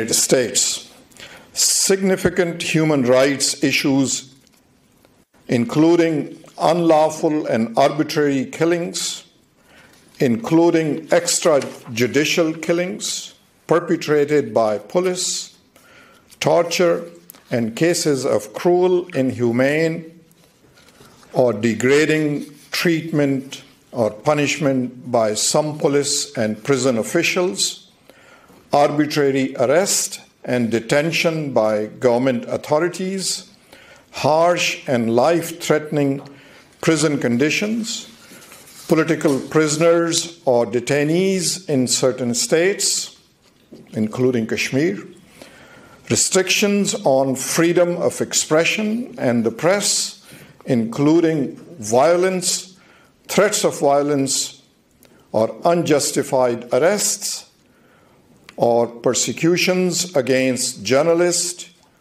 use of criminal libel laws to prosecute social media speech, censorship and site blocking, overly restrictive rules on non-governmental organizations, restrictions on political participation, widespread corruption at all levels in the government, lack of investigation and accountability for violence against women, tolerance of violations of religious freedom, crimes involving violence and discrimination targeting members of minority groups, including women, based on religious affiliation or social status, and forced and compulsory child labor, as well as bonded labor.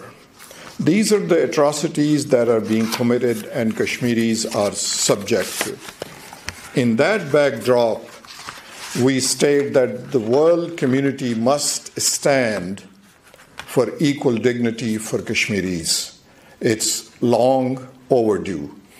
In my personal capacity, I stand before you. I stand in solidarity with the honorable leaders, with your statement, with your organization. Thank you very much. Thank you, sir. Again, all of us are greatly honored with your presence and time. At this time, what we're going to do is we'll just take a brief 10 minutes of a break so people can stretch and then have some water, or the restrooms are right there for ladies and gents as well. And in 10 minutes, we're going to reconvene for a brief session of Q&A. Thank you very much.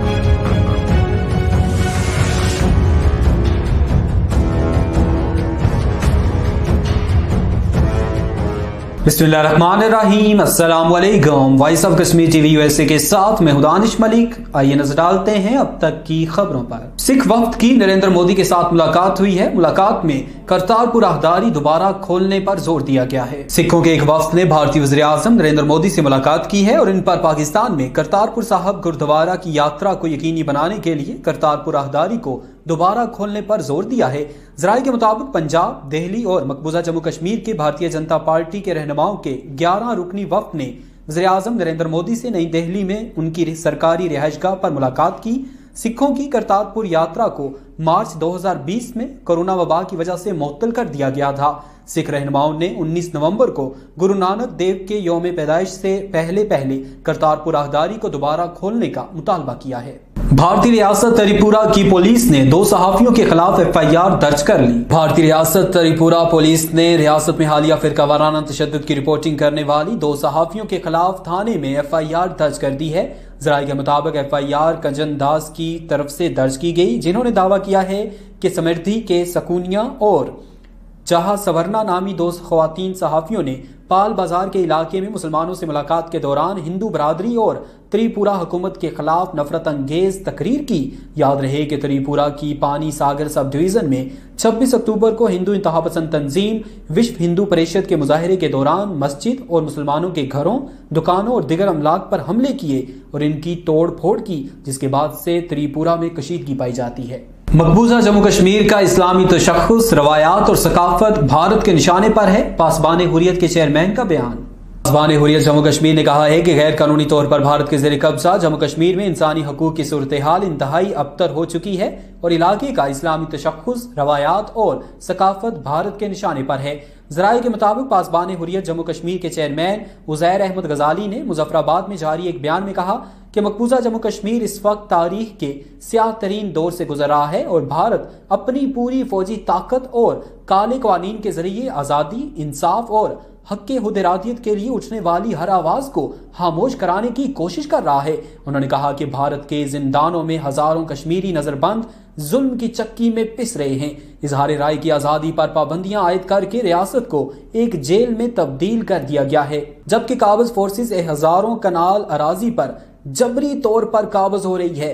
Uzair Ahmad गजाली ने आज़ाद जम्मू कश्मीर की हुकूमत और अवाम से appeal की है कि कश्मीरी अवाम के हकूक के लिए अपना मौसर किरदार अदा करें। उन्होंने कहा कि तनाज़ा कश्मीर की हसासियत भारत के जालिमाना रवैये और दहशत गर्द मनसूबों से अक़वाम मुत्तहिदा और इंसानी हकूक के आलमी इदारों को आगाह करने के लिए रियासत गिर मुज़ाहिमती तहरीक का आगाज करना होगा। उन्होंने कहा कि आलमी इदारों की खामोशी की वजह से नरेंद्र मोदी की फस्ताई भारतीय हुकूमत निहत्ते कश्मीरियों पर सफाकाना मुजालम ढा रही है। दुनिया भारत की हिंदुत्व हुकूमत को दहशत गर्द तंजीम करार दे, मिसाल मलिक का बयान। कल्चर ऑर्गेनाइजेशन की चेयरपर्सन और गैर कानूनी तौर पर नजरबंद जम्मू कश्मीर लिबरेशन फ्रंट के चेयरमैन मोहम्मद यासीन मलिक की अहलिया मिसाल हुसैन मलिक ने दुनिया पर जोर दिया है कि वो दाइश की तरह बुनियाद परस्त और फस्ताई हिंदुत्व हुकूमत के खिलाफ भी मुत्तहिद होकर सख्त कार्रवाई करे, क्योंकि इसने जन्नत नजीर वादी कश्मीर की आवाम की जिंदगी जहन्नम बना दी है। ज़राए के मुताबिक मिसाल हुसैन मलिक ने इस्लामाबाद में एक बयान में कहा कि आलमी बरादरी और इंसानी हकूक की तंजीमें दाइश की तरफ से उठाए जाने वाले मुजालिम के खिलाफ यक आवाज हैं, जो काबिल तहसीन है। ताहम उन्होंने मकबूजा जम्मू कश्मीर में हिंदुत्व हुकूमत और फलस्तीन में सिहोनी हुकूमत की तरफ से रियासती दहशत गर्दी और गैर इंसानी कार्रवाइयों पर मुकम्मल खामोशी अख्तियार किए जाने पर दुनिया के दोहरे मेयार पर सवालात उठाए। उन्होंने कहा कि हकीकी अमन का ख्वाब उसी वक्त पूरा हो सकता है जब आलमी ताकतें और अक़वाम मुत्तहिदा के इदारे दोगलेपन से परहेज करें और इंसानियत और इंसानी हकूक को अपने माली मुफादात और ज़ाती पसंद और नापसंद से बालातर रखें। पाकिस्तान के ज़ेर इंतज़ाम आज़ाद जम्मू कश्मीर में खसरा और रुबेला से बचाव के लिए वैक्सीनेशन मुहिम का आगाज कर दिया गया। आज़ाद कश्मीर में 16,85,571 बच्चों को वैक्सीन लगाने का हदफ मुकर्रर कर दिया गया है। Provincial program manager EPI doctor Abdul Sattar Khan ने मरकजी ऐवान सहाफत में प्रेस कॉन्फ्रेंस से खिताब करते हुए बताया कि 15 नवंबर से 27 नवंबर तक मुहिम आज़ाद कश्मीर भर में जारी रहेगी। EPI के 370 मराकिज, 1,874 आउटरीच टीमें, 4,488 तरबियत याफ्ता वर्कर्स टीम असिस्टेंट, 4119 सोशल मोबाइलर्स मुहिम में हिस्सा लेंगे। मॉनिटरिंग के लिए 449 first level supervisor, 220 union council supervisors, 199 tehsil level supervisor, district education officers, मर्दाना और जनाना तमाम डिप्टी कमिश्नर्स, महकमा सेहत के 60 जिले अफसरान और 15 provincial manager, EPI office supervisor को मुहिम कामयाब बनाने की जिम्मेदारियां सौंप दी गई हैं। अब तक के लिए इतना ही। मजीद बाखबर रहने के लिए देखते रहिए voice of Kashmir TV USA या फिर विजिट कीजिए हमारी वेबसाइट। इसके अलावा आप हमें सोशल मीडिया के प्लेटफॉर्म पर भी ज्वाइन कर सकते हैं।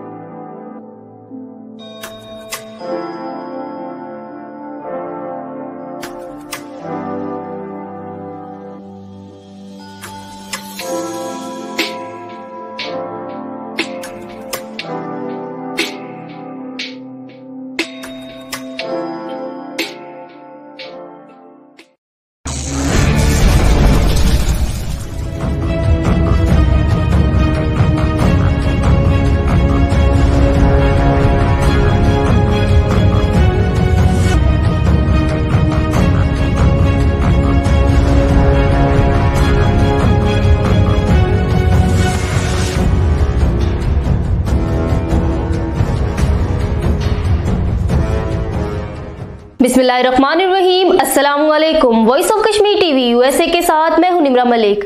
आइए चलते हैं आज की ताज़ा तरीन खबरों की जानिब।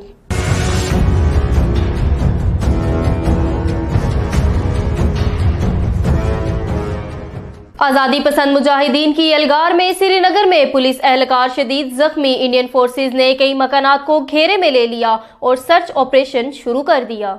मकबूजा कश्मीर के दारुल हुकूमत श्रीनगर के नवाही इलाके में कल इतवार की रात आज़ादी पसंद मुजाहिदीन ने गुलाम पुलिस पार्टी पर हमला किया, जिसके नतीजे में एक पुलिस एहलकार शदीद जख्मी हो गया।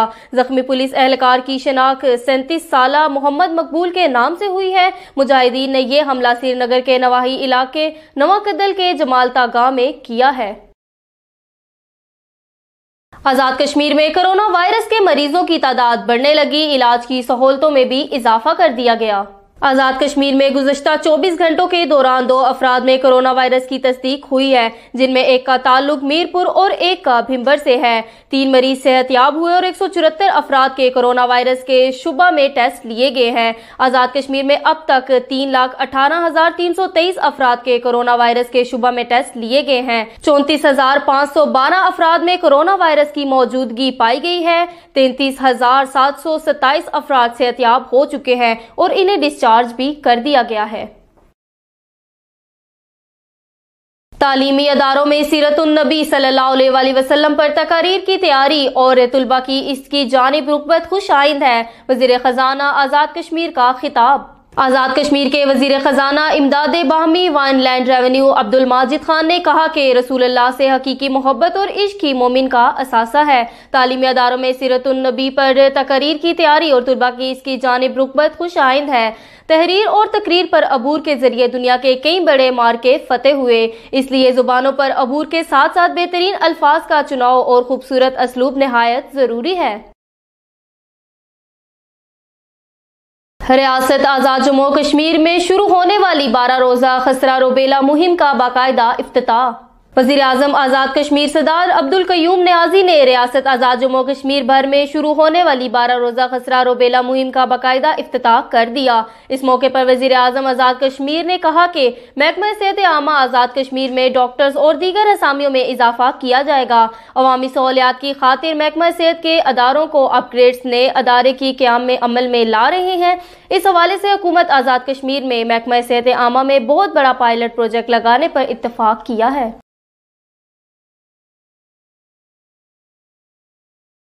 आज़ाद कश्मीर में तारीखी वर्सों आर्कियोलॉजिकल टूरिज्म के मंसूबों को अगर CPEC में शामिल किया जाए तो सियाहत को फरोग मिलेगा। सेक्रेटरी इत्तलात और information technology Azad Jammu Kashmir.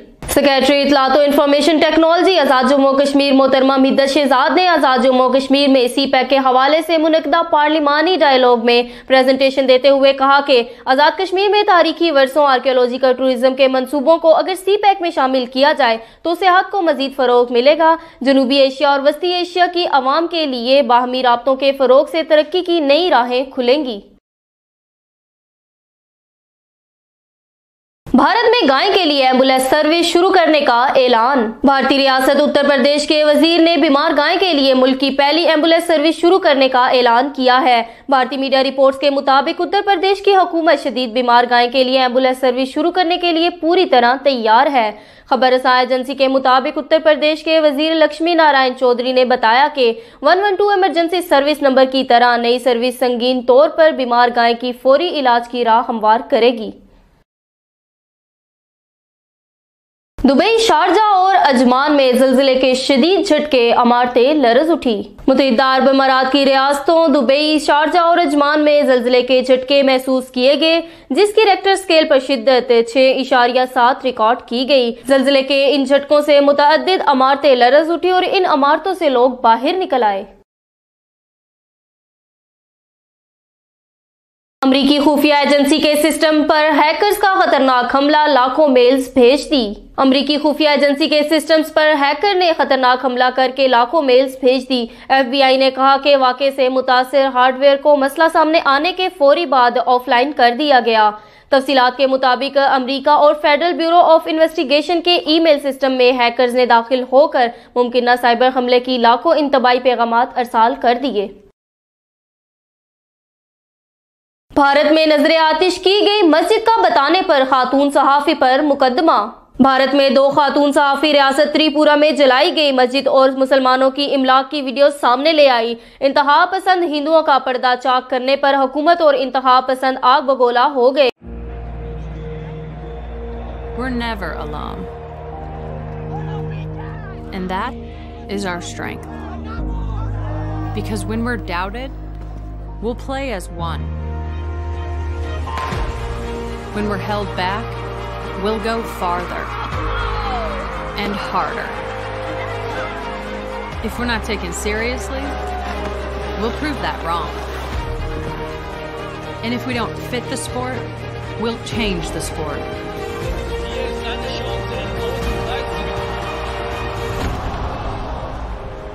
We know things won't always go our way. And the world's sporting events are postponed or cancelled. But whatever it is, and when things aren't fair, we'll come together for change. We have a responsibility to make this world a better place. And no matter how bad it gets, we will always come back stronger. Because nothing can stop what we can do together.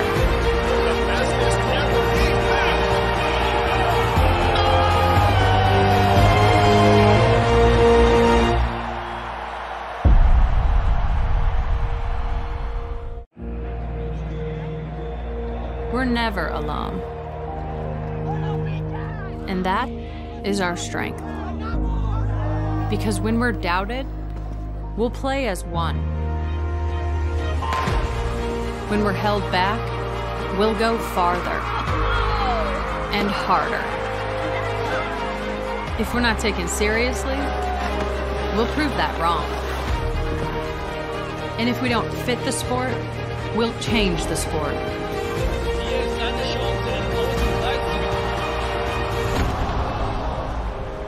We know things won't always go our way. And the world's sporting events are postponed or cancelled. But whatever it is, we'll find a way. And when things aren't fair, we'll come together for change. We have a responsibility to make this world a better place. And no matter how bad it gets, we will always come back stronger. Because nothing can stop what we can do together.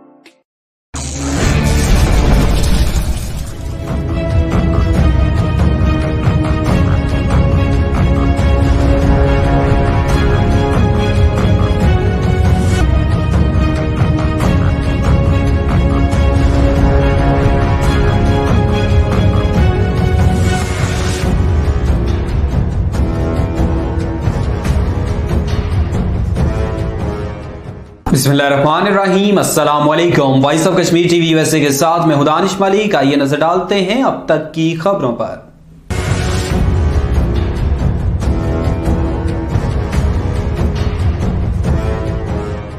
सदर रियासत आजाद जम्मू कश्मीर की army chief के साथ मुलाकात हुई। इस मुलाकात में कश्मीर के मसले पर तबादला ख्याल किया गया। सदर आजाद जम्मू कश्मीर बैरिस्टर सुल्तान महमूद चौधरी की army chief general Qamar Javed Bajwa से जनरल हेडक्वार्टर रावलपिंडी में तफसीली मुलाकात हुई। इस मौके पर मुलाकात में सदर रियासत बैरिस्टर सुल्तान महमूद चौधरी ने army chief general Qamar Javed Bajwa को मसला कश्मीर और अपने अमरीका, बरतानिया और यूरोप के हालिया दौरों पर ब्रीफिंग दी। त्रिपुरा मुस्लिम मुखालिफ फसादात कौमी अक़लियती कमीशन ने हुकूमत से रिपोर्ट तलब कर ली। कौमी अक़लियती कमीशन ने मसाजिद, मुसलमानों के अमलाक पर हमलों पर हुकूमत से जवाब तलब कर लिया है। भारत के कौमी अक़लियती कमीशन ने रियासत त्रिपुरा में मसाजिद और मुसलमानों के मकानात और दुकानों पर हमले के मामले में रियासती हुकूमत को नोटिस भेजकर इससे जवाब तलब किया है। ज़राए के मुताबिक अक़लियती कमीशन के चेयरमैन इकबाल सिंह लालपुरा ने नई दिल्ली में सहाफ़ियों को बताया कि त्रिपुरा में मसाजिद और मुसलमानों के मकानों और दुकानों में तोड़ फोड़ के वाक़े का आज खुद नोटिस लेते हुए रियासती हुकूमत से जवाब तलब किया गया है। उन्होंने कहा कि हिंदू इंतहा पसंद तंजीम विश्व हिंदू परिषद की रैली के दौरान शुमाली त्रिपुरा की सब डिवीजन पानी सागर में एक मस्जिद और मुसलमानों की 3 दुकानों और मकानों पर हमला किया गया था। उन्होंने कहा कि इस सिलसिले में रियासती हुकूमत को नोटिस भेजकर हमलावरों के खिलाफ की गई कार्रवाई की रिपोर्ट तलब की गई है। इसके अलावा इस मामले में कितने लोगों को गिरफ्तार किया गया, किस सेक्शन के तहत मुकदमा दर्ज किया गया और मुस्तकबिल में ऐसे वाकयात दोबारा ना होने के लिए क्या इकदाम किए गए, इस हवाले से भी रिपोर्ट तलब की गई है। मकबूजा जम्मू कश्मीर में इंसानी हकूक के कारकुन को भारतीय पुलिस ने गिरफ्तार कर लिया। भारत के गैर कानूनी ज़ेर कब्जा जम्मू कश्मीर में भारतीय पुलिस ने जिला इस्लामाबाद से इंसानी हकूक के कारकुन तालिब हुसैन को गिरफ्तार किया है। ज़राए के मुताबिक तालिब हुसैन को पुलिस ने उनके खिलाफ 3 हफ्ते कबल लारनो पुलिस स्टेशन में दर्ज किए गए एक मुकदमे में जिला के इलाके कोकरनाग में उनके घर से हिरासत में लिया। तालिब हुसैन को गुज़श्ता माह जिला में भारतीय सेंट्रल रिजर्व पुलिस फोर्स की तरफ से एक कबायली नौजवान परवेज अहमद के कत्ल के बाद मुतासरा खानदान का इंसाफ की फरहमी का मुतालबा करने पर इंतकामी कार्रवाई का निशाना बनाने के लिए गिरफ्तार किया गया है। 7 अक्टूबर को पेश आने वाले वाक़े को तालिब ने जाली मुकाबला करार दिया था। SHO लारनो के मुताबिक तालिब ने मुकामी लोगों को काबिज इंतजामिया और भारतीय फोर्सेस के खिलाफ उकसाया था। तालिब ने अपने भाई को बताया है कि पुलिस ने इसे गुज़श्ता माह परवेज अहमद के कत्ल के बारे में जारी की गई 14 मिनट दौरानिये की वीडियो की वजह से गिरफ्तार किया है। तालिब हुसैन के वकील तारिक ने मीडिया को बताया कि उन्होंने जमानत के लिए दरख्वास्त दे दी है और उम्मीद है कि तालिब को जमानत मिल जाएगी। तालिब हुसैन इस वक्त महबूबा मुफ्ती की पीपल्स डेमोक्रेटिक पार्टी से वाबस्ता है।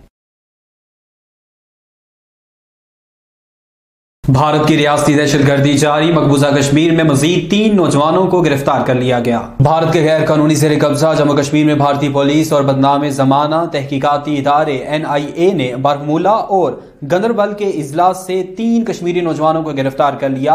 ज़राए के मुताबिक NIA के एहलकारों ने 2 नौजवानों राशिद मुजफ्फर गनाई और नासिर मीर को जिला बरमूला के कस्बा सोपुर से गिरफ्तार किया। भारतीय पुलिस ने जिला गंदरबल के इलाके सहपुरा से अरशद अहमद मीर नामी नौजवान को गिरफ्तार कर लिया।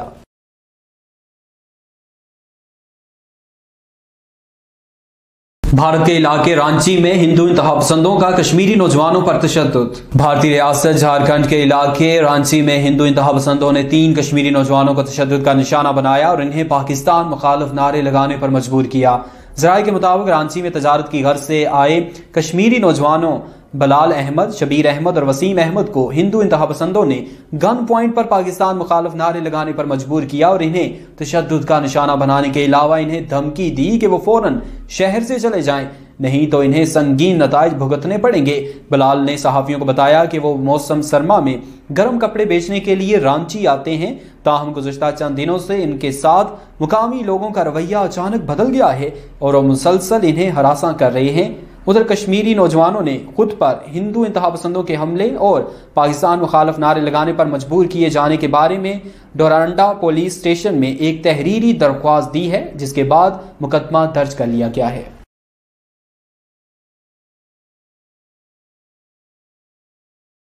अब तक के लिए इतना ही। मज़ीद बाखबर रहने के लिए देखते रहिए voice of Kashmir TV USA या फिर विजिट कीजिए हमारी वेबसाइट। इसके अलावा आप हमें सोशल मीडिया के प्लेटफॉर्म पर भी ज्वाइन कर सकते हैं।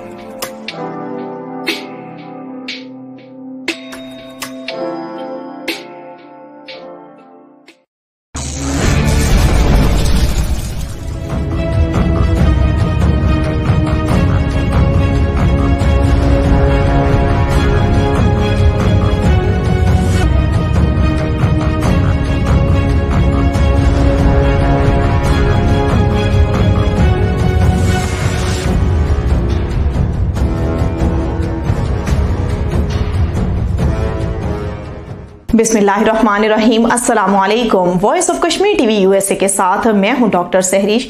आइए लिए चलते हैं आपको आज की खबरों की जानिब।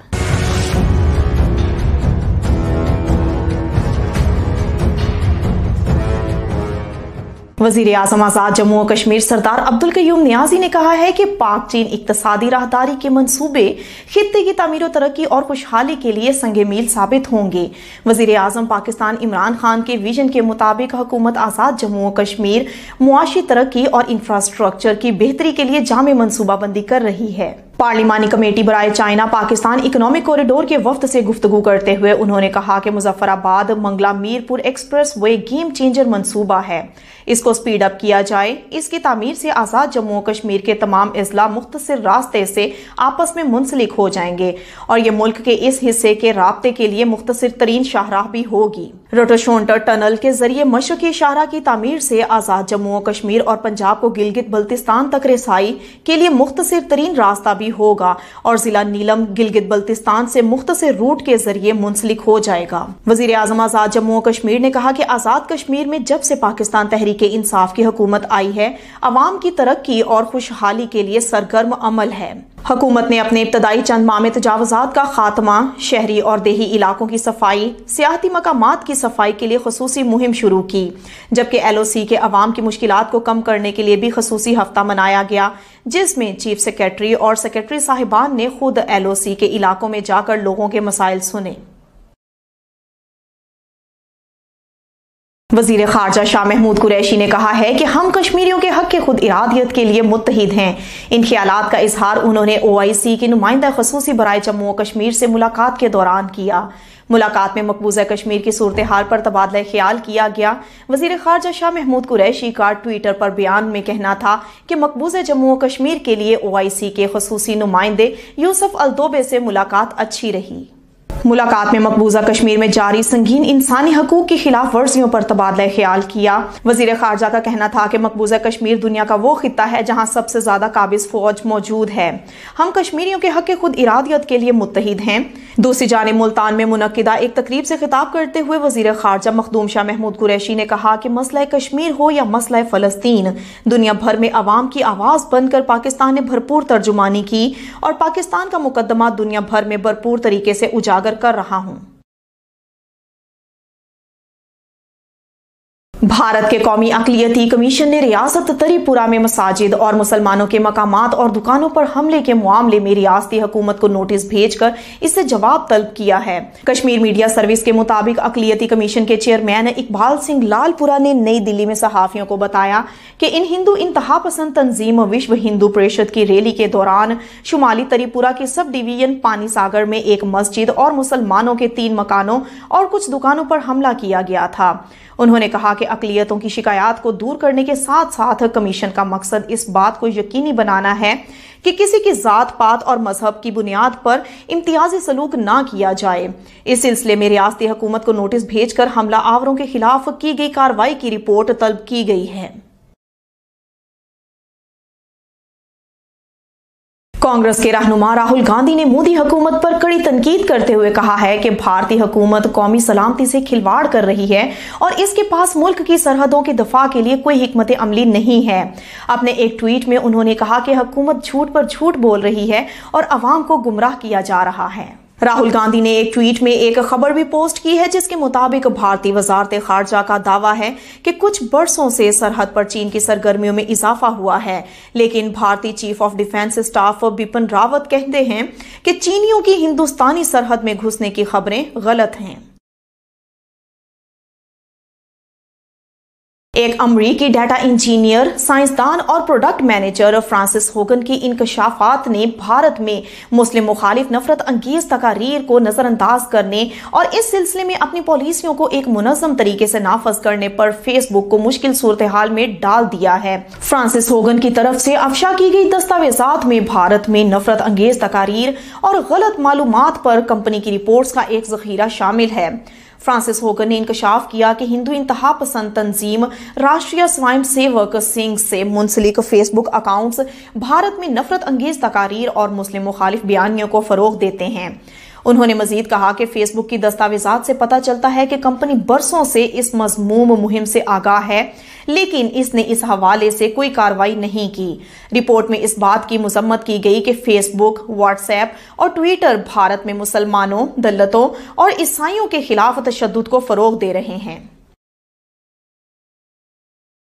भारतीय हुकूमत ने मकबूजा जम्मू और कश्मीर में बॉर्डर सिक्योरिटी फोर्स BSF को दोबारा तैनात करने का फैसला किया है, जिसका मकसद कश्मीरियों के गिर्द घेरा मजीद तंग करना है। BSF को 14 साल के तवील वक्फे के बाद दोबारा दीगर फोर्सेस के साथ तैनात किया जाएगा। BSF की दोबारा तैनाती का फैसला रवां बरस अक्टूबर में वजीर दाखिला अमित शाह की ज़ेर सदारत एक आला सतही इजलास के दौरान किया गया। BSF को मरहलावार वादी कश्मीर में तैनात किया जाएगा और पहले मरहले में इसकी 20 से ज़ायद कंपनियां अहम तनसीबात पर तैनात की जाएंगी। BSF ऑपरेशन में दीगर फोर्सेस के साथ भी ताउन करेगी। BSF को श्रीनगर, पुलवामा, शोपियां, इस्लामाबाद, गांदरबल, कोलगाम और बारामूला में तैनात किया जाएगा। ये थी अब तक की खबरें। मजीद जानने के लिए हमारे साथ जुड़े रहिए और देखते रहिए voice of Kashmir TV USA। अपना ख्याल रखिएगा। अल्लाह हाफिज।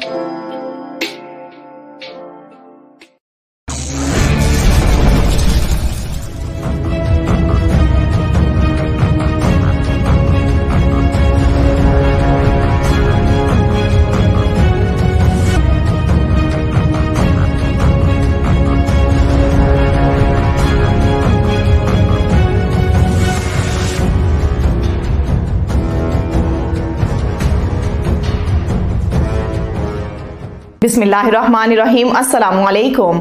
Voice of Kashmir TV USA के साथ मैं हूं डॉक्टर सहरीश। आइए नजर डालते हैं आज की खबरों पर।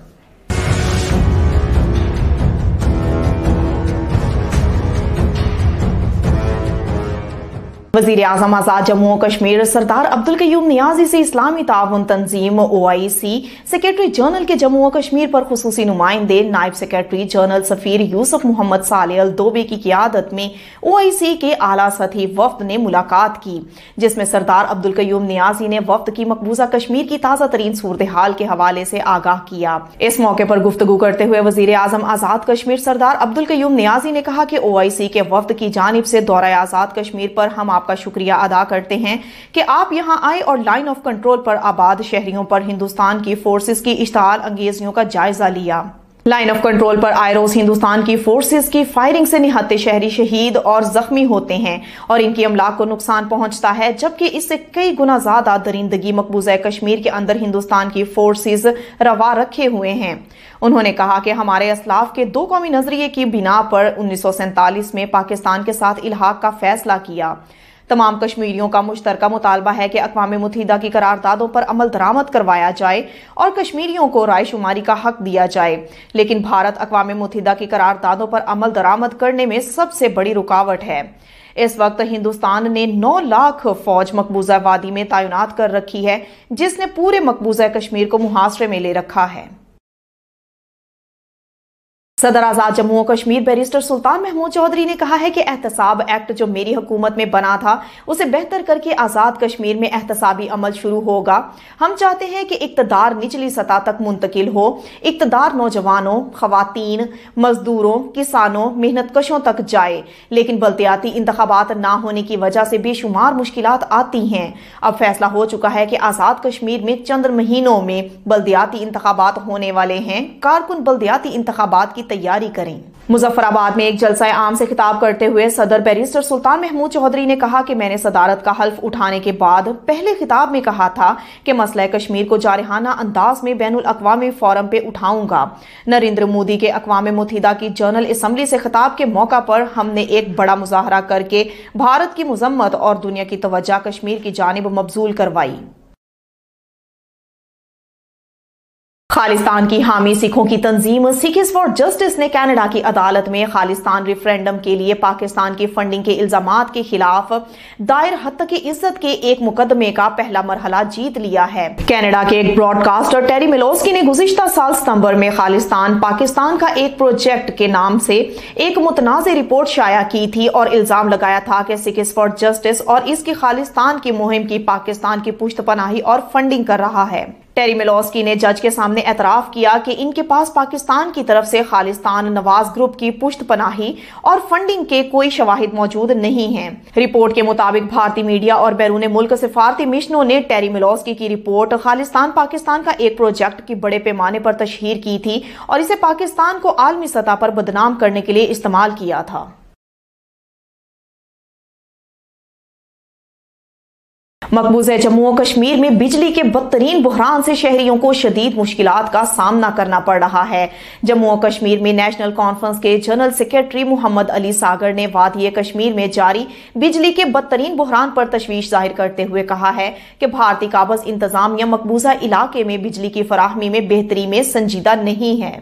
उन्होंने कहा कि 2016 में भारतीय काबज हुकूमत की तरफ से कश्मीरियों से बिजली की बिला तातुल फराहमी के वादे किए जा रहे हैं, जबकि दर हकीकत बिजली की फराहमी की सूरत हाल बद से बदतर होती जा रही है। दूसरी जानिब श्रीनगर के मुख्तलिफ इलाकों के शहरियों और तुलबा ने बिजली की बार बार लोड शेडिंग और इंटरनेट सर्विस मुअत्तली पर तशवीश का इजहार करते हुए कहा है कि बिजली की तवील लोड शेडिंग और इसके बायस इंटरनेट की मुअत्तली ने इनका जीना दोबर कर दिया है।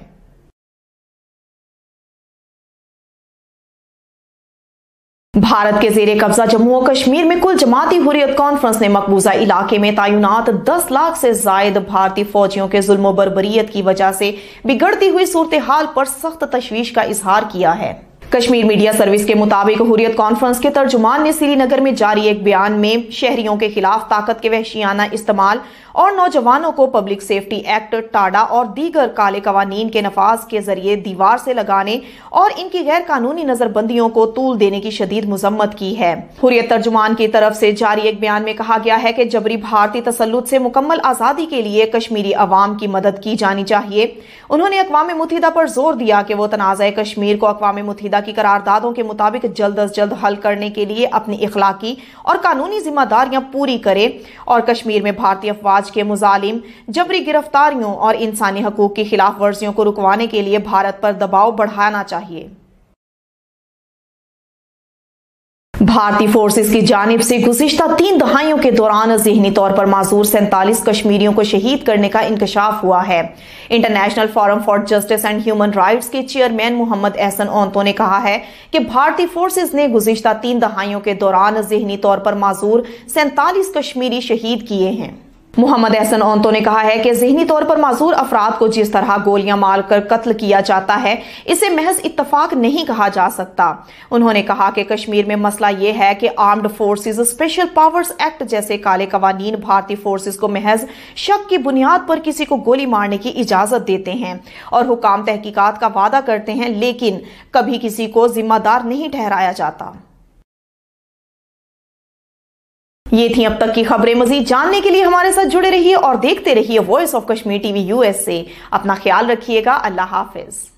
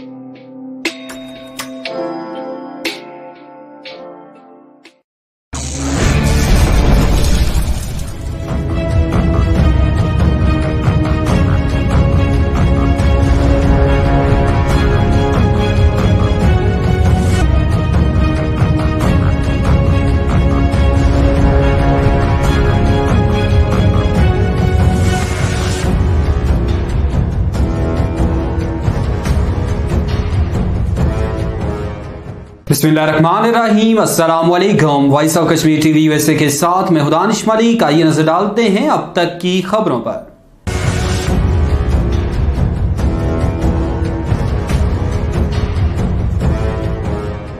पुलिस स्टेशन में मुसलमान नौजवान के कत्ल पर योगी हुकूमत पर कड़ी तनकीद की जा रही है।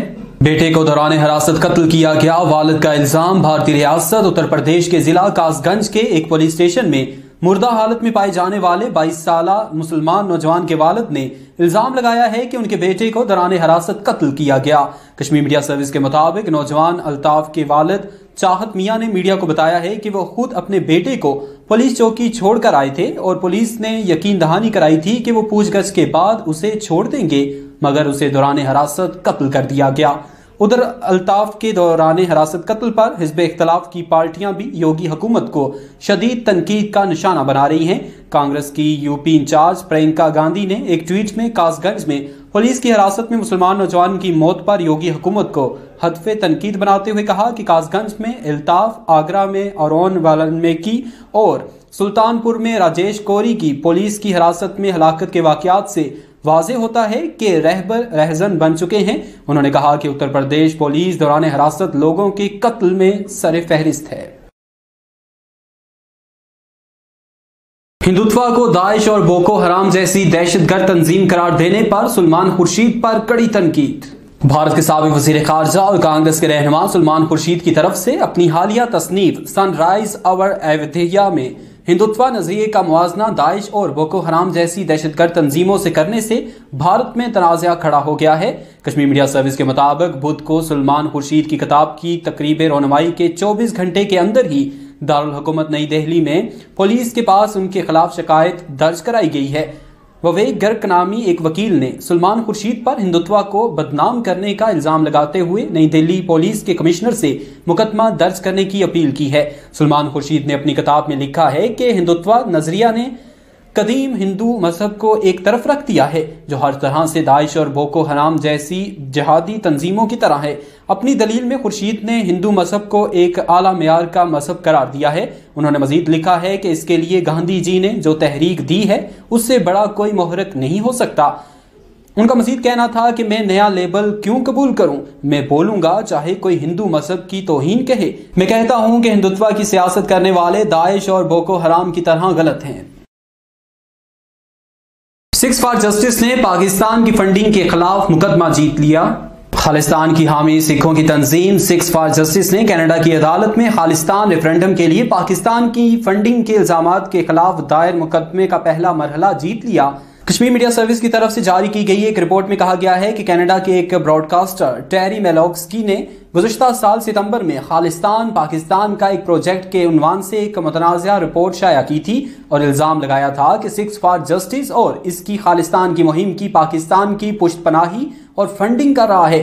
रिपोर्ट में कहा गया है कि सहाफ़ी टेरी मेलोक्स्की का यह दावा झूठ पर मबनी था कि सिक्स फॉर जस्टिस असल में सिखों की नुमाइंदा तंजीम नहीं बल्कि पाकिस्तान के लिए काम कर रही है।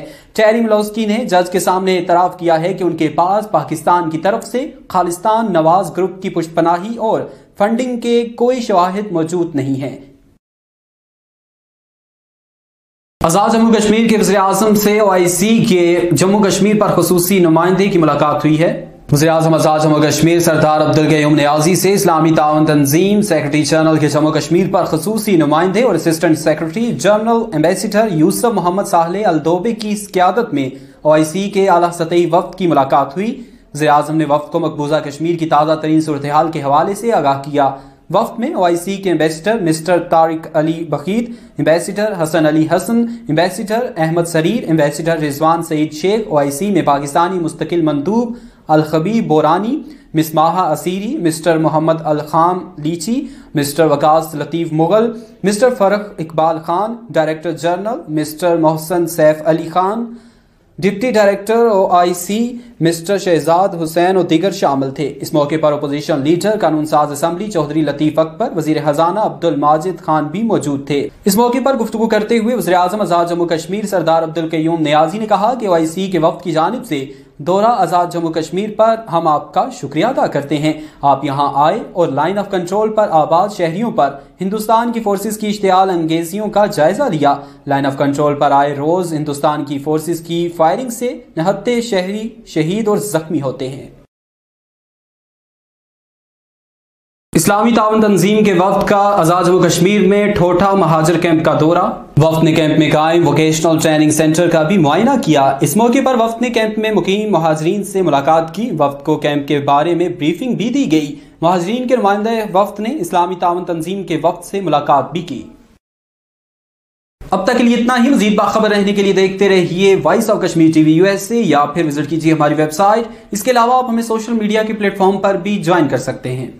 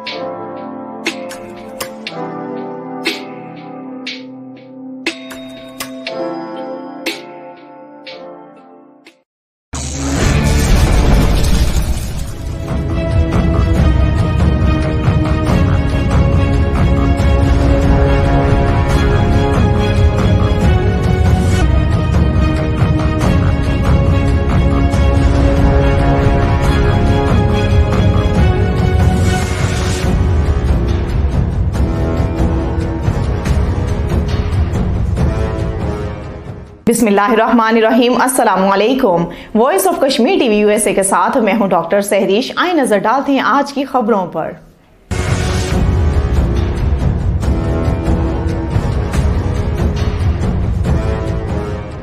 वजीर आजम आजाद जम्मू और कश्मीर सरदार अब्दुल कयूम नियाजी से इस्लामी ताउन तंजीम OIC सेक्रेटरी जनरल के जम्मू और कश्मीर पर खुसूसी नुमाइंदे नायब सेक्रेटरी जनरल सफीर यूसुफ मोहम्मद सालेह अल दोबे की क़ियादत में OIC के आला सतही वफ्द ने मुलाकात की, जिसमें सरदार अब्दुल कयूम नियाजी ने वफ्द की मकबूजा कश्मीर की ताज़ा तरीन सूरत हाल के हवाले से आगाह किया। इस मौके पर गुफ्तगू करते हुए वजीर आजम आजाद कश्मीर सरदार अब्दुल कयूम नियाजी ने कहा कि OIC के वफ्द की जानिब से दौरा आजाद कश्मीर पर हम आपका शुक्रिया अदा करते हैं कि आप यहां आए और लाइन ऑफ कंट्रोल पर आबाद शहरियों पर हिंदुस्तान की फोर्सेस की इश्ताल अंगेजियों का जायजा लिया। लाइन ऑफ कंट्रोल पर आए रोज हिंदुस्तान की फोर्सेस की फायरिंग से निहत्ते शहरी शहीद और जख्मी होते हैं और इनकी अमलाक को नुकसान पहुंचता है, जबकि इससे कई गुना ज्यादा दरिंदगी मकबूजा कश्मीर के अंदर हिंदुस्तान की फोर्सेस रवा रखे हुए हैं। उन्होंने कहा कि हमारे असलाफ के दो कौमी नजरिए की बिना पर 1947 में पाकिस्तान के साथ इल्हाक का फैसला किया। तमाम कश्मीरियों का मुश्तरका मुतालबा है कि अक़वाम मुत्तहिदा की करारदादों पर अमल दरामद करवाया जाए और कश्मीरियों को राय शुमारी का हक दिया जाए, लेकिन भारत अक़वाम मुत्तहिदा की करारदादों पर अमल दरामद करने में सबसे बड़ी रुकावट है। इस वक्त हिंदुस्तान ने 9 लाख फौज मकबूजा वादी में तैनात कर रखी है, जिसने पूरे मकबूजा कश्मीर को मुहासरे में ले रखा है। सदर आजाद जम्मू और कश्मीर बैरिस्टर सुल्तान महमूद चौधरी ने कहा है कि एहतसाब एक्ट जो मेरी हुकूमत में बना था उसे बेहतर करके आजाद कश्मीर में एहतसाबी अमल शुरू होगा। हम चाहते हैं कि इक्तदार निचली सतह तक मुंतकिल हो, इक्तदार नौजवानों, खवातीन, मजदूरों, किसानों, मेहनत कशों तक जाए, लेकिन बल्दियाती इंतखाबात ना होने की वजह से बेशुमार मुश्किलात आती हैं। अब फैसला हो चुका है कि आजाद कश्मीर में चंद महीनों में बल्दियाती इंतखाबात होने वाले हैं। कारकुन बल्दियाती इंतखाबात की तैयारी करें। मुजफ्फराबाद में एक जलसा आम से खिताब करते हुए सदर बैरिस्टर सुल्तान महमूद चौधरी ने कहा कि मैंने सदारत का हल्फ उठाने के बाद पहले खिताब में कहा था कि मसला कश्मीर को जारहाना अंदाज में बैनुल अक़वामी फोरम पे उठाऊंगा। नरेंद्र मोदी के अक़वाम मुत्तहिदा की जनरल असम्बली से खिताब के मौका पर हमने एक बड़ा मुजाहरा करके भारत की मजम्मत और दुनिया की तवज्जो कश्मीर की जानिब मबजूल करवाई। खालिस्तान की हामी सिखों की तंजीम सिखिस फॉर जस्टिस ने कनाडा की अदालत में खालिस्तान रेफरेंडम के लिए पाकिस्तान की फंडिंग के इल्जामात के खिलाफ दायर हत्तक इज्जत के एक मुकदमे का पहला मरहला जीत लिया है। कनाडा के एक ब्रॉडकास्टर टेरी मिलोस्की ने गुज़िश्ता साल सितंबर में खालिस्तान पाकिस्तान का एक प्रोजेक्ट के नाम से एक मुतनाज़े रिपोर्ट शाया की थी और इल्जाम लगाया था कि सिखिस फॉर जस्टिस और इसकी खालिस्तान की मुहिम की पाकिस्तान की पुश्तपनाही और फंडिंग कर रहा है। टेरी मिलोस्की ने जज के सामने एतराफ किया कि इनके पास पाकिस्तान की तरफ से खालिस्तान नवाज ग्रुप की पुश्तपनाही और फंडिंग के कोई शवाहिद मौजूद नहीं हैं। रिपोर्ट के मुताबिक भारतीय मीडिया और बैरून मुल्क सिफारती मिशनों ने टेरी मिलोस्की की रिपोर्ट खालिस्तान पाकिस्तान का एक प्रोजेक्ट की बड़े पैमाने पर तशहीर की थी और इसे पाकिस्तान को आलमी सतह पर बदनाम करने के लिए इस्तेमाल किया था। मकबूजा जम्मू और कश्मीर में बिजली के बदतरीन बुहरान से शहरियों को शदीद मुश्किलात का सामना करना पड़ रहा है। जम्मू और कश्मीर में नेशनल कॉन्फ्रेंस के जनरल सेक्रेटरी मोहम्मद अली सागर ने वादी कश्मीर में जारी बिजली के बदतरीन बुहरान पर तशवीश जाहिर करते हुए कहा है कि भारतीय काबज इंतजामिया मकबूजा इलाके में बिजली की फराहमी में बेहतरी में संजीदा नहीं है। उन्होंने कहा कि 2016 में भारतीय काबज हुकूमत की तरफ से कश्मीरियों से बिजली की बिला तातुल फराहमी के वादे किए जा रहे हैं, जबकि दर हकीकत बिजली की फराहमी की सूरत हाल बद से बदतर होती जा रही है। दूसरी जानिब श्रीनगर के मुख्तलिफ इलाकों के शहरियों और तुलबा ने बिजली की बार बार लोड शेडिंग और इंटरनेट सर्विस मुअत्तली पर तशवीश का इजहार करते हुए कहा है कि बिजली की तवील लोड शेडिंग और इसके बायस इंटरनेट की मुअत्तली ने इनका जीना दोबर कर दिया है।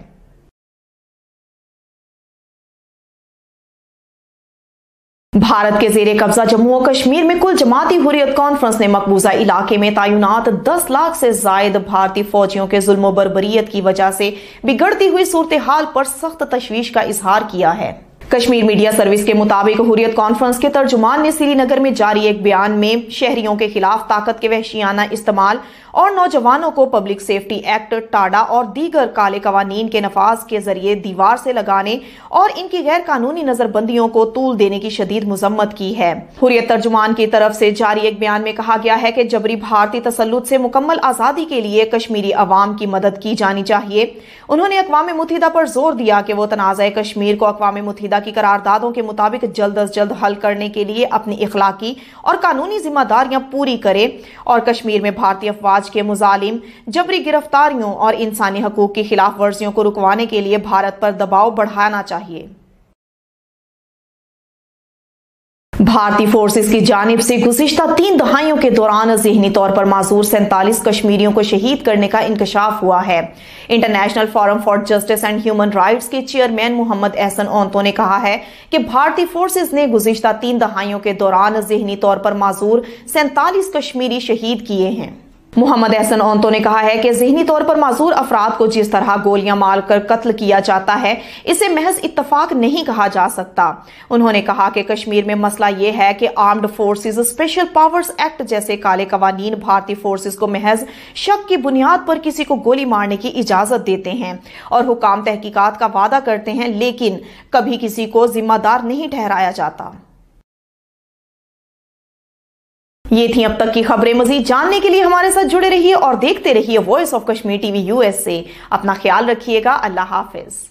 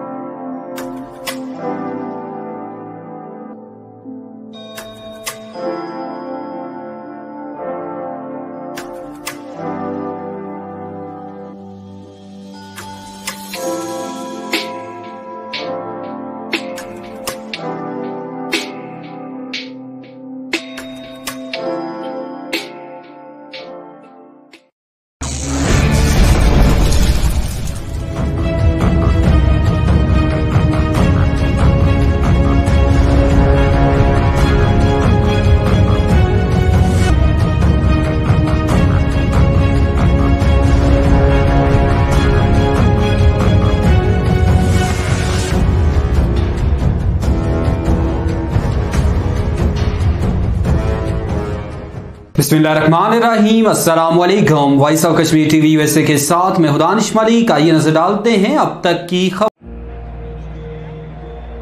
We're never alone. And that is our strength. Because when we're doubted, we'll play back, we'll go farther and harder. If we're not taken seriously, we'll prove that wrong. And if we don't fit the sport, we'll change the sport.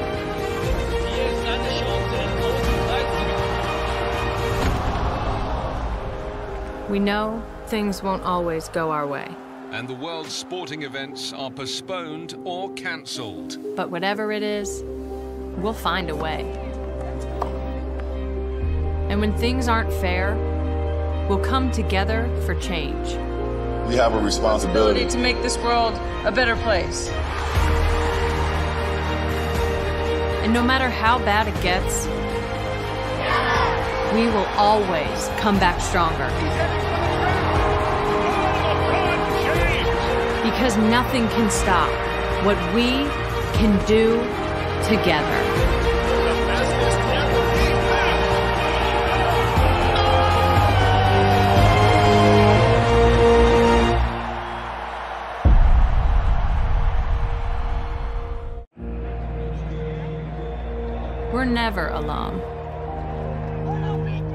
And that is our strength. Because when we're doubted, we'll play as one.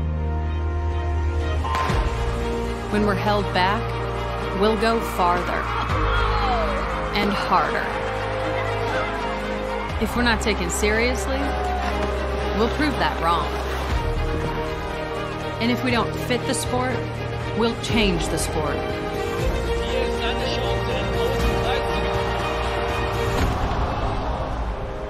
We know things won't always go our way. And the world's sporting events are postponed or cancelled. But whatever it is, we'll find a way. And when things aren't fair, we'll come together for change. We have a responsibility to make this world a better place. And no matter how bad it gets, we will always come back stronger. Because nothing can stop what we can do together.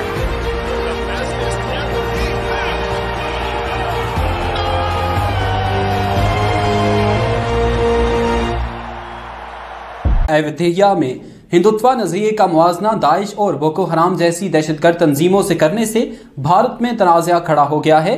Kashmir media service के मुताबिक बुध को सलमान खुर्शीद की किताब की तकरीब रोनमाई के 24 घंटे के अंदर ही दारुल हुकूमत नई दिल्ली में पुलिस के पास उनके खिलाफ शिकायत दर्ज कराई गई है। ववेक गर्ग नामी एक वकील ने सलमान खुर्शीद पर हिंदुत्व को बदनाम करने का इल्जाम लगाते हुए नई दिल्ली पुलिस के कमिश्नर से मुकदमा दर्ज करने की अपील की है। सलमान खुर्शीद ने अपनी किताब में लिखा है कि हिंदुत्व नजरिया ने कदीम हिंदू मजहब को एक तरफ रख दिया है, जो हर तरह से दाइश और बोको हराम जैसी जिहादी तंजीमों की तरह है। अपनी दलील में खुर्शीद ने हिंदू मजहब को एक आला मेयार का मजहब करार दिया है। उन्होंने मजीद लिखा है कि इसके लिए गांधी जी ने जो तहरीक दी है उससे बड़ा कोई मुहर्रिक नहीं हो सकता। उनका मजीद कहना था कि मैं नया लेबल क्यों कबूल करूं, मैं बोलूंगा चाहे कोई हिंदू मजहब की तौहीन कहे। मैं कहता हूं कि हिंदुत्व की सियासत करने वाले दाइश और बोको हराम की तरह गलत हैं। सिक्स फॉर जस्टिस ने पाकिस्तान की फंडिंग के खिलाफ मुकदमा जीत लिया। खालिस्तान की हामी सिखों की तंजीम सिक्स फॉर जस्टिस ने कनाडा की अदालत में खालिस्तान रेफरेंडम के लिए पाकिस्तान की फंडिंग के इल्जामात के खिलाफ दायर मुकदमे का पहला मरहला जीत लिया। कश्मीर मीडिया सर्विस की तरफ से जारी की गई एक रिपोर्ट में कहा गया है कि कनाडा के एक ब्रॉडकास्टर टेरी मेलोक्स्की ने गुज़श्ता साल सितंबर में खालिस्तान पाकिस्तान का एक प्रोजेक्ट के उन्वान से एक मुतनाज़ा रिपोर्ट शाया की थी और इल्ज़ाम लगाया था कि सिक्स फॉर जस्टिस और इसकी खालिस्तान की मुहिम की पाकिस्तान की पुष्टपनाही और फंडिंग कर रहा है। रिपोर्ट में कहा गया है कि सहाफ़ी टेरी मेलोक्स्की का यह दावा झूठ पर मबनी था कि सिक्स फॉर जस्टिस असल में सिखों की नुमाइंदा तंजीम नहीं बल्कि पाकिस्तान के लिए काम कर रही है। टेरी मेलोक्स्की ने जज के सामने इतराफ किया है कि उनके पास पाकिस्तान की तरफ से खालिस्तान नवाज ग्रुप की पुष्टपनाही और फंडिंग के कोई शवाहिद मौजूद नहीं है। आजाद जम्मू कश्मीर के वज़ीर आज़म से OIC के जम्मू कश्मीर पर खुसूसी नुमाइंदे की मुलाकात हुई है। वज़ीर आज़म आजाद जम्मू कश्मीर सरदार अब्दुल कयूम नियाज़ी से इस्लामी ताउन तंजीम सेक्रेटरी जनरल के जम्मू कश्मीर पर खुसूसी नुमाइंदे और assistant secretary general ambassador Yusuf Mohammad Sahle अल-दोबे की क़यादत में OIC के आला सतही वफ़द की मुलाकात हुई। वज़ीर आज़म ने वफ़द को मकबूजा कश्मीर की ताज़ा तरीन सूरत हाल के हवाले से आगाह किया।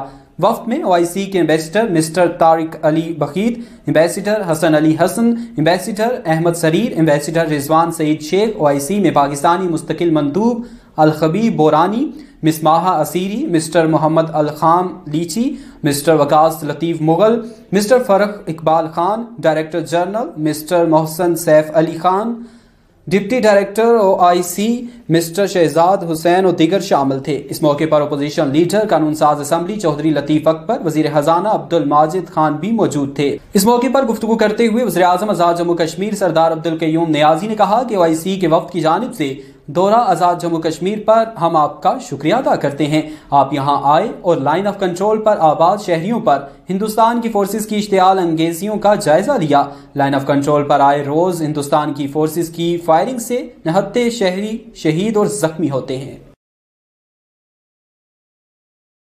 इस्लामी तावन तंजीम के वफ्द का आज़ाद जम्मू कश्मीर में ठोठा महाजर कैंप का दौरा। वफ्द ने कैंप में कायम वोकेशनल ट्रेनिंग सेंटर का भी मुआयना किया। इस मौके पर वफ्द ने कैंप में मुकीम महाजरीन से मुलाकात की। वफ्द को कैंप के बारे में ब्रीफिंग भी दी गई। महाजरीन के नुमाइंदे वफ्द ने इस्लामी तावन तंजीम के वफ्द से मुलाकात भी की। अब तक के लिए इतना ही। मजीद बाखबर रहने के लिए देखते रहिए voice of Kashmir TV USA या फिर विजिट कीजिए हमारी वेबसाइट। इसके अलावा आप हमें सोशल मीडिया के प्लेटफॉर्म पर भी ज्वाइन कर सकते हैं।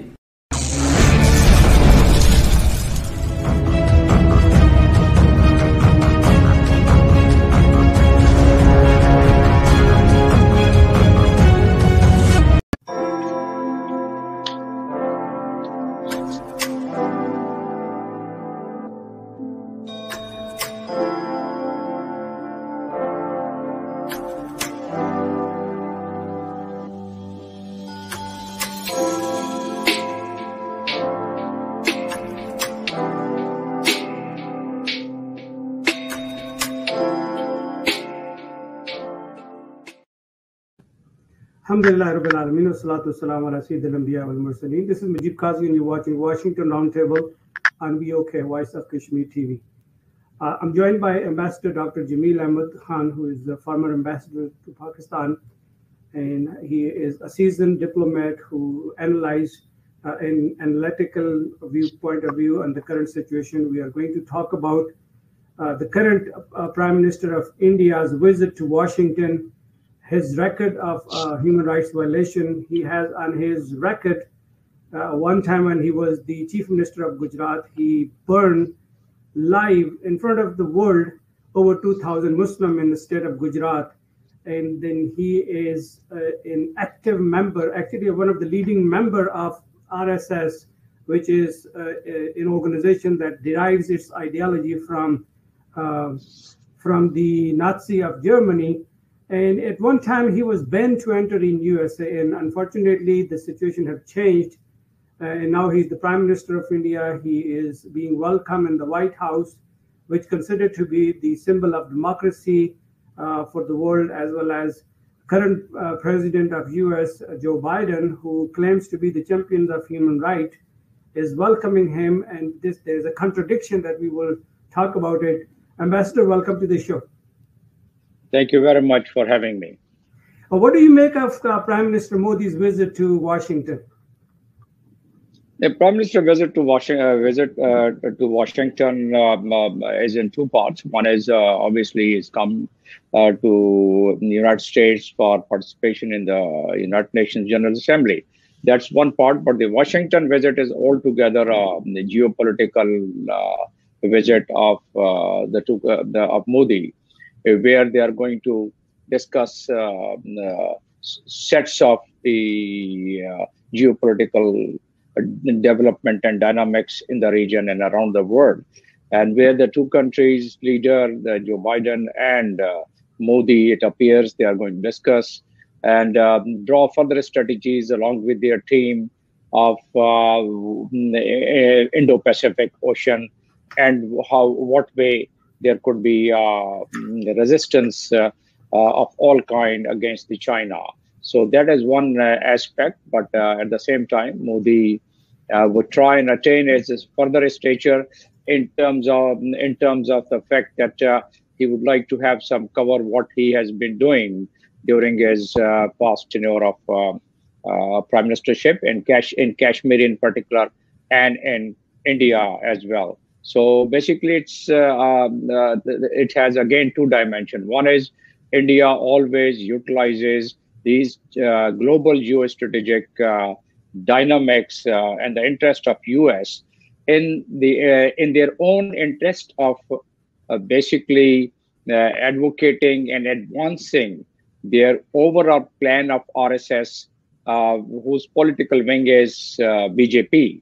So, and once I indicate that at the macro level, that is what it appears, that they would like to have a cover against all kind of violation which they are making in Kashmir, and against the Citizens Act in India, against the atrocities against minorities in India, and against the lynching of the minorities, particularly in Muslim in India. So if that cover is not taken, then in that case, India can be penalized and could be brought under the international law and international justice.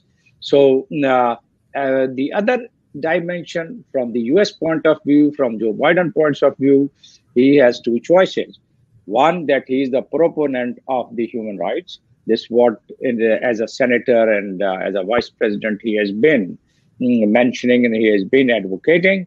And then second aspect is how is he going to attain or advance in his mission, in his foreign policy goals in this region, particularly the Indo-Pacific Ocean against China. The policy which was there against China during Trump time, or particularly during Trump time, it was evolved even much before. But the same policy, almost with different wordings, is being told by Joe Biden.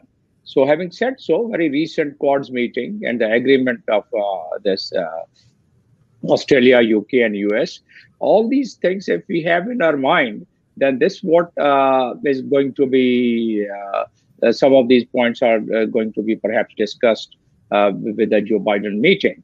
But the overall behind the curtain aim and objective, it appears, of Modi government and Modi is the RSS-based, all the plans which they have, even for future of this India. So and the way they have planned, the Modi administration has planned to deal with Kashmir and to deal with the minorities, particularly in Muslim. So that cover, I guess he will have it. And what way can he have this cover from Joe Biden? Joe Biden so far has hardly criticized, hardly has mentioned, hardly has taken any resolution into General Assembly or Security Council, or hardly has given any indication that if nothing else, he might as well go for some sanction in light of the human rights violation which is taking place in India. So he has not done any of these things, and I am not expecting that Joe Biden is going to mention about human rights violation in India, even in his speech. And probably, if I remember it correctly, there was hardly any mention of Joe Biden in the General Assembly speech, or even in this meeting of the joint communique, which I'm expecting. I don't think he's going to make a very strong mention about the human rights violation or what is happening around in India. So what does it boil down to? It boils down to one thing, that India now, as a countermeasure against China, is acceptable in all forms of whatever it does against the human rights violation, which comes under the ambit of violation of international law. And what is that international law? If such violation takes place in a territory which is disputed, such as Kashmir, then Geneva Convention Article 49 is applicable on that. And if that happens, then that also attracts the statutes of International Criminal Court, Article 8 of the International Criminal Court. The same article is being applied by other Kosovo and other places, but this article, I guess, would not be applied against people who are doing these atrocities, including Modi. See what happened about Gujarat. Gujarat massacre had taken place. Modi was fully involved. The European human rights investigation teams had proved it and had found that he is the person behind the whole game of Gujarat massacre. And the US itself had imposed travel restrictions on Modi because of the Gujarat massacre. But once he became the prime minister, the interest converged, and the interest of India and US converged. So everything is fair in such achievement of goals of their foreign policy and the interest. So therefore, the world will keep having such human rights violation at so many places, whether it's Kashmir or Palestine or Syria or what happened in Iraq and what happened in Afghanistan, or what is happening even now. So all these, I think, events and all these attitude for the screen of the camera would be different, and for the purpose of implementing their goals and implementing their targets, I think they would not really bother about such violation once it comes to convergence of interest. Yes, if it's a collision of interest, then of course all these laws can be implemented. Well, the human rights violation is one thing, and not talking about while they're meeting at the Quad session in White House is another thing. But I'm pretty sure that they are well aware of the history of India, because India for the longest of its time have been in line with then Soviet Union, and they were reaping the fruits of their economical developments, the armaments, the weapons, and they were when there were two superpowers, they were in line with Soviet Union.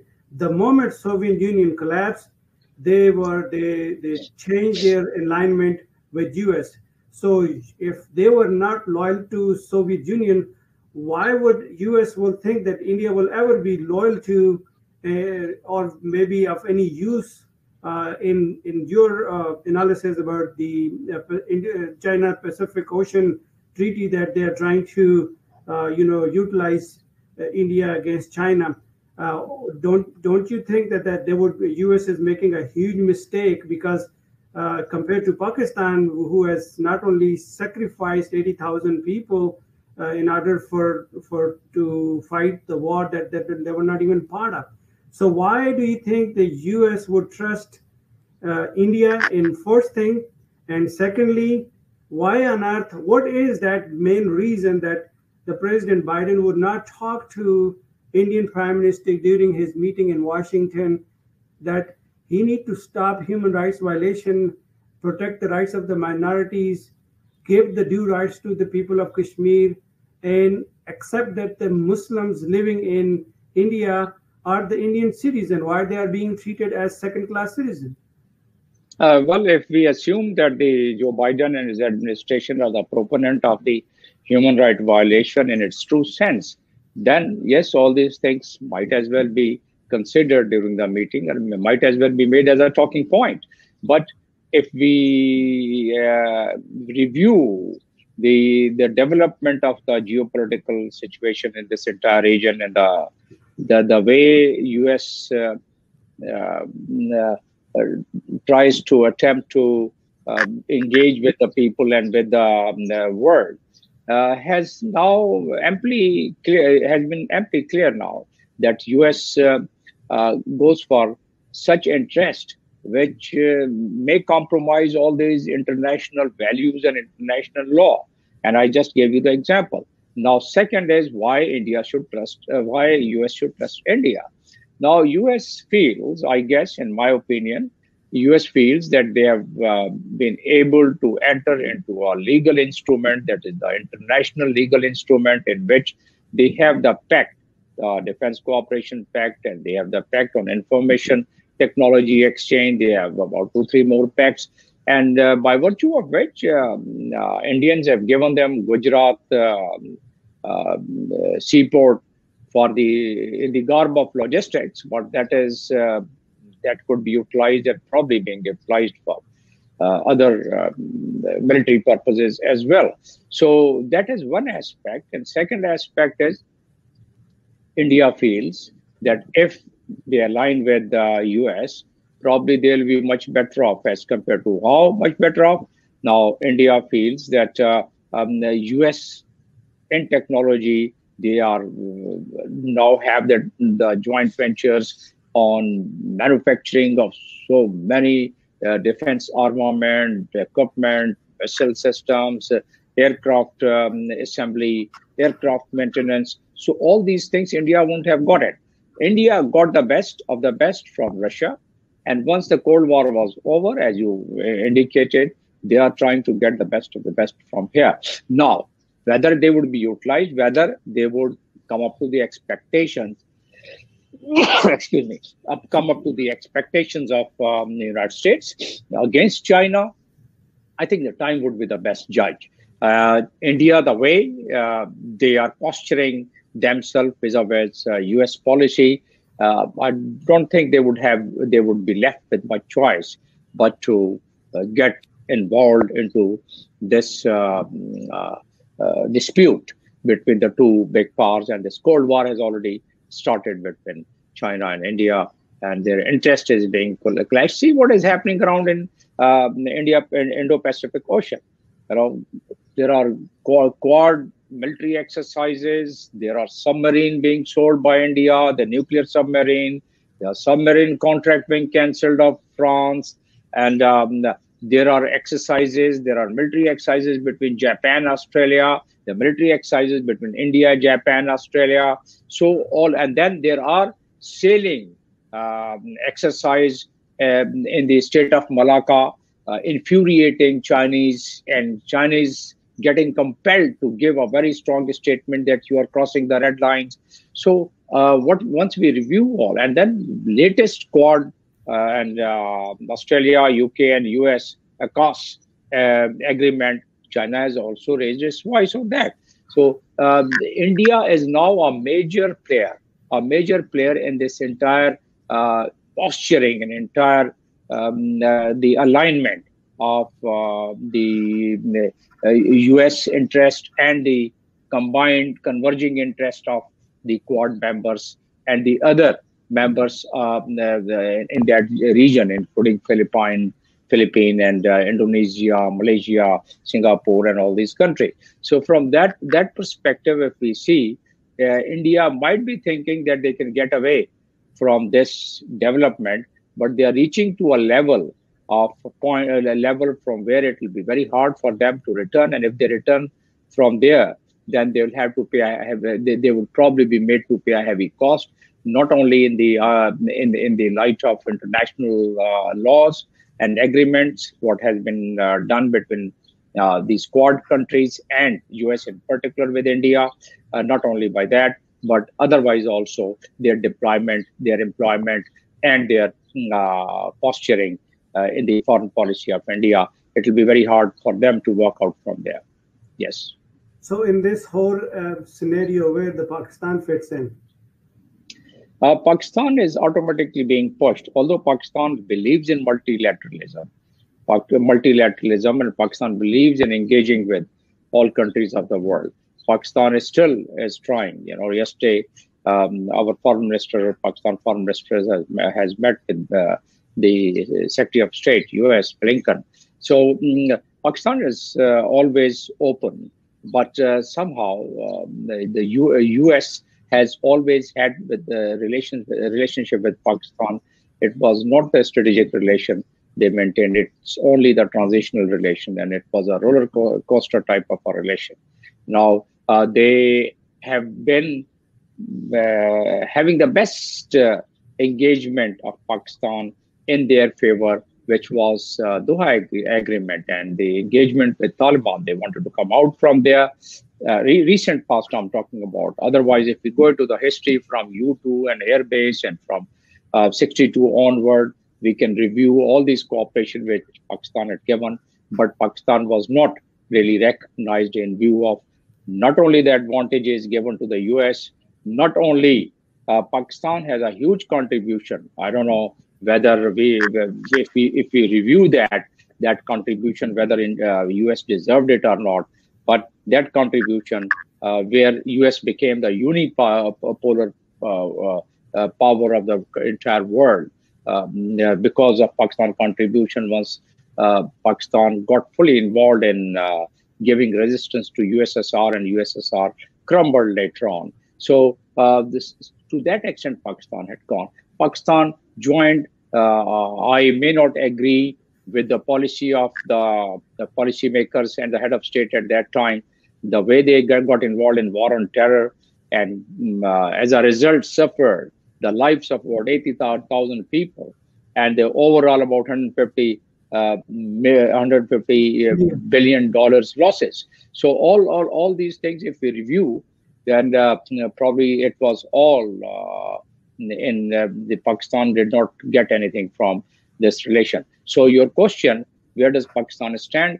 Pakistan still wants to have its multilateral engagement, but the way I find the development and the attitude and the foreign policy of the United States, it appears that they are in a mood to make Pakistan, or they hide behind the fact that by making Pakistan or some of the countries a scapegoat about their failure in Afghanistan. So from that angle, Pakistan would, I think, continue to have its foreign policy in which we'll have multilateralism. But now we are in this bloc. Whether we like it or not, whether good, bad, or worse, we are in the bloc where we have China, Russia, and all the central countries, Turkey, Iran, all the SCO members, and all the Shanghai Cooperation members, and the ECO member, except India.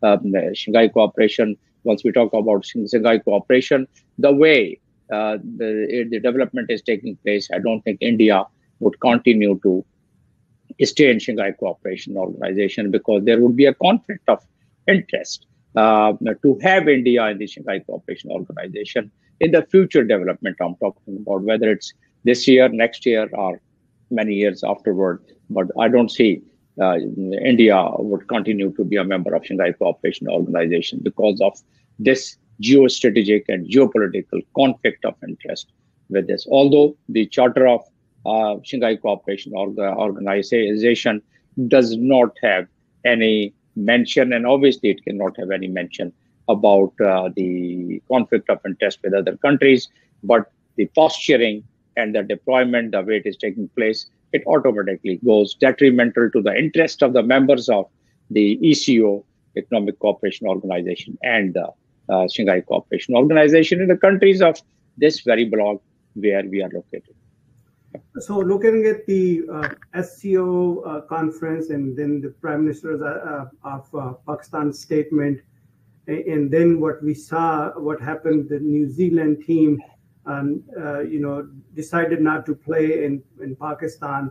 And then the next day we saw the press conference by the two of the federal ministers giving the digital detail of the conspiracy that was created in India, and then obviously end up having this a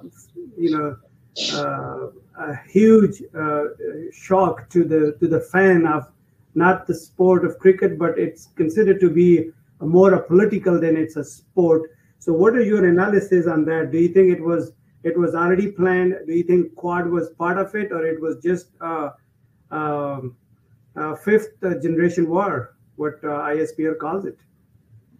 If we review it, the way development had taken place, the withdrawal of New Zealand team and its impact on Pakistan, impact of Pakistan image, impact of course, the sentiments of the people of Pakistan, the cricket lover, that definitely has been heard. But going beyond that point, I would say Pakistan image and the confidence of the investor in Pakistan.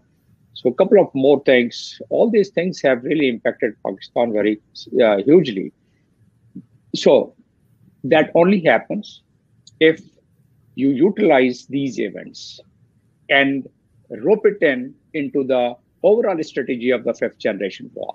Fifth generation war does not leave the traces where you can really clearly indicate that, yes, such and such country, such and such pace. Although the press conference has given a complete thread and the technical leads, how it happened and where it happened, from where it was generated, all those things had been given as a dossier. Now, since the world is not really willing to listen to such things, if the world was having any pathetic consideration on the human right, the Kashmir example was one. If the world had any conscious of the violation of international law, then Palestine, Kashmir, and the way bombardment had taken place in Iraq, and the bombardments had taken place in Afghanistan for next 50 to 200 years, there is going to be an impact of the depleted uranium as all the weapons, precision weapons, they carry depleted uranium. And there have been survey by international organization in Iraq, and probably the same survey would be conducted in Afghanistan. How long is it going to affect the children living in those areas where tons and tons of bombardment had taken place? And what are the incapacitation of even those children who are being born or retarded in those places? So long term, if we see all these human rights violations has been ignored by once it comes to the interest of the international big powers and big players. So from that angle, if we look at this fifth generation war in New Zealand, I would say that yes, it has been made as part of the fifth generation war, the way they have withdrawn from the game, and it could have been averted. As a matter of fact, New Zealand team, I would assume that Pakistan authorities had asked them to reconsider. And if the New Zealand security component, starting from their federal their government, and as well as the security advisors of the board, New Zealand Cricket Board, if they had reviewed it, probably they would have found out some different facts, and they would have probably thought to reconsider and play again. But they just declared emergency in a way that the world should view as if something, big is happening in the security in Pakistan, and therefore Pakistan, is not the country where one could invest or go. None of the countries have really changed their travel advisory. Pakistan, if we just normal on a open media or open source, if we do the research, Pakistan, there are very few incidents of this nature, and those incidents are directly connected with certain organization which Pakistan has already mentioned. Life as normal. Everything is going on in as normal in Pakistan. The offices are working, the judiciary is working, the government instruments are working, citizens are having their normal thing. So under these circumstances, withdrawal of the team of New Zealand, I think it doesn't really make any sense. And if we talk about the professional assessment of the New Zealand, we respect. It's a sovereign country. They can have their own assessment. But then they also should follow the world framework, the world protocol, how to do this a reassessment of such alert, even if they had got the alert which they thought that is of a very serious nature, and which was authenticated. In that case, they could have, in view of the A, bilateral relation with New Zealand and Pakistan, B, that so much of sentiments of the cricket lovers of entire world was already focused on that event of the sports. So they could have done the reassessment. They could have stayed another 3 days, 4 days, 1 week, had done their restatement in the same area, and then they would have announced that, okay, we still find this security threat. But the Five Eyes, which are part of the Quads, if they have shared some information and they have not really shared that information with the local authorities and have not reviewed it themselves, Pakistan would not challenge their judgment. I understand it, but at least Pakistan has all the right to discuss, or from the professional point of view, from the diplomatic point of view, as to how it could have been done. Even if they had, they should have shared that. They should have not only shared, they should have asked for extra information from the host country. They could have reviewed, and then they could have taken the decision in consultation with the host government. At first place, once they have already done their security assessment before coming, they were doing it on daily basis. They were doing it very frequently. Then in that case, in all fairness and in all in view of the protocol of dealing with such matter, I think they could have very conveniently. And therefore, we feel that it is a part of the fifth generation war. Thank you very much. I know we are end of our time. In the last 2 minutes, in your assessment, what would be the fallout of Taliban victory in Afghanistan over Kashmir? Well, Taliban fallout over Kashmir. Let's take it in its true spirit. What was the movement of Taliban? In fact, US had gone there to crush terrorism. And terrorism was initiated, 9/11 was initiated by the people, none of them were Afghanis. Okay, Taliban can be blamed that they had harbored them, fine enough. Taliban Mullah Omar, according to my information, the literature available, had agreed to try Osama bin Laden in some third country, not US, because US became the interested party. And in third, they had even offered, according to the information, offered that he could be taken to Switzerland and tried, or Turkey, he could be taken to Turkey, who is the NATO ally, and could have been tried. But they did not agree with that, right? So once you dislodge someone or some sovereign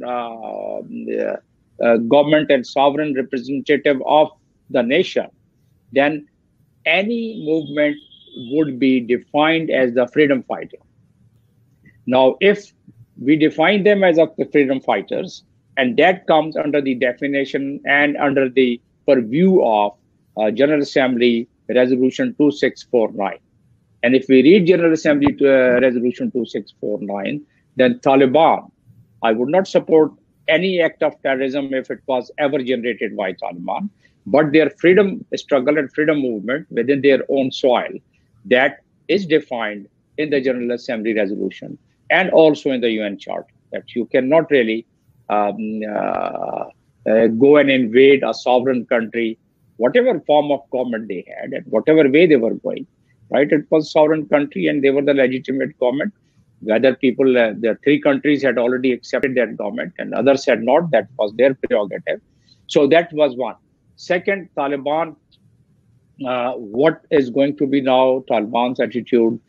Security Council resolution of 9th September, they have shown some expectations, and those expectations are no human right violation, women right, and all-inclusive government.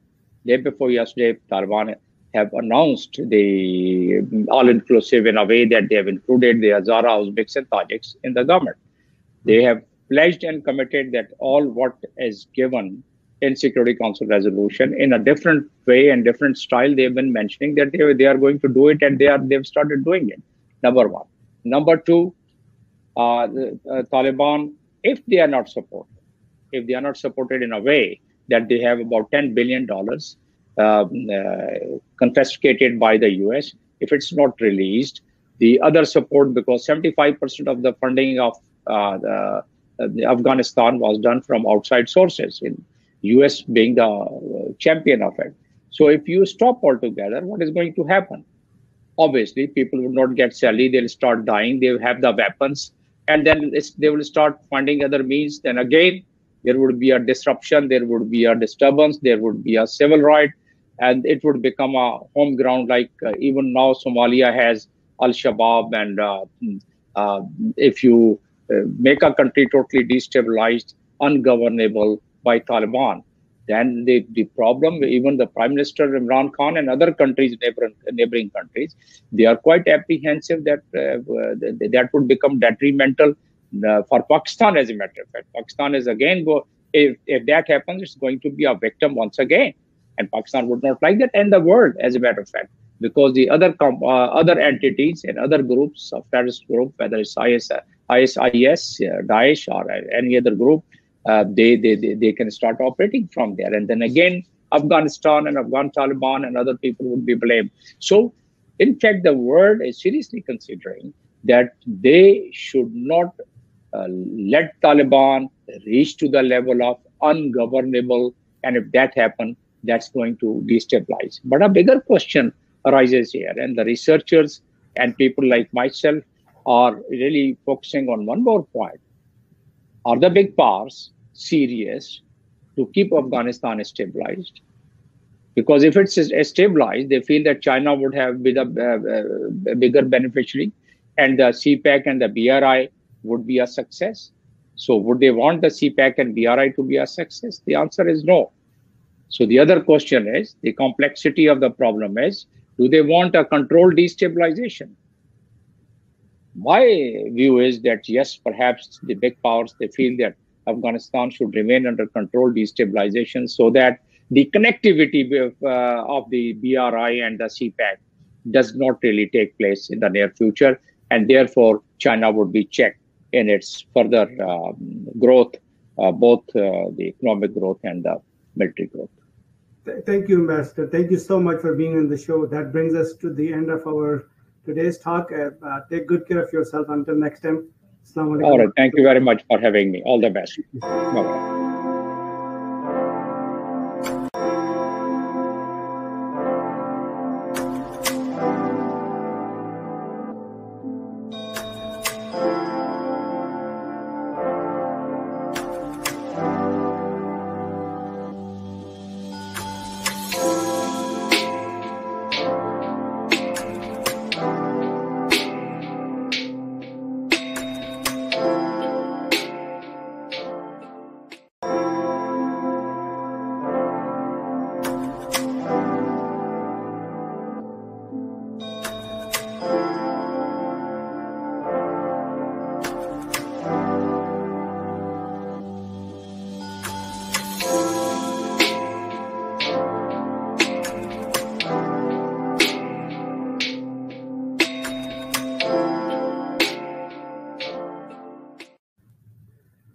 Bismillah, alhamdulillah, salatu salam. We're never alone. And that is our strength. Because when we're doubted, we'll play as one.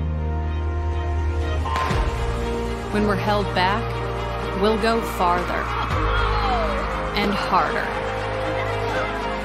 If we're not taken seriously, we'll prove that wrong. And if we don't fit the sport, we'll change the sport.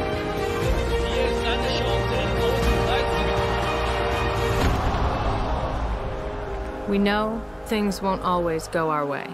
And the world's sporting events are postponed or cancelled. But whatever it is, we'll find a way.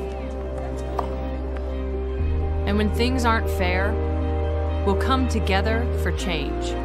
We have a responsibility to make this world a better place. And no matter how bad it gets, we will always come back stronger. Because nothing can stop what we can do together.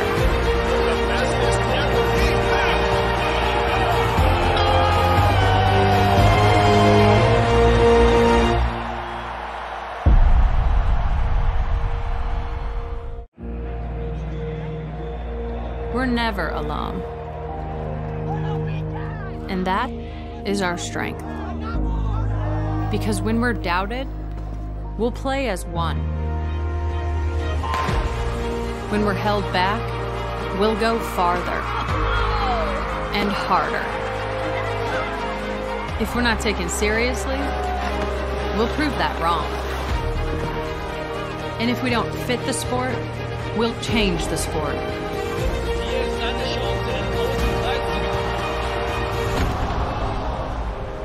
We know things won't always go our way.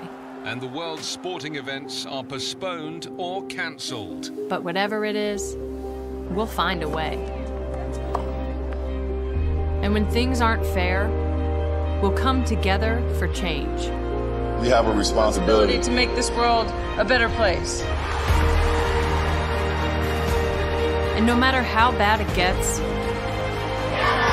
we will always come back stronger. Because nothing can stop what we can do together.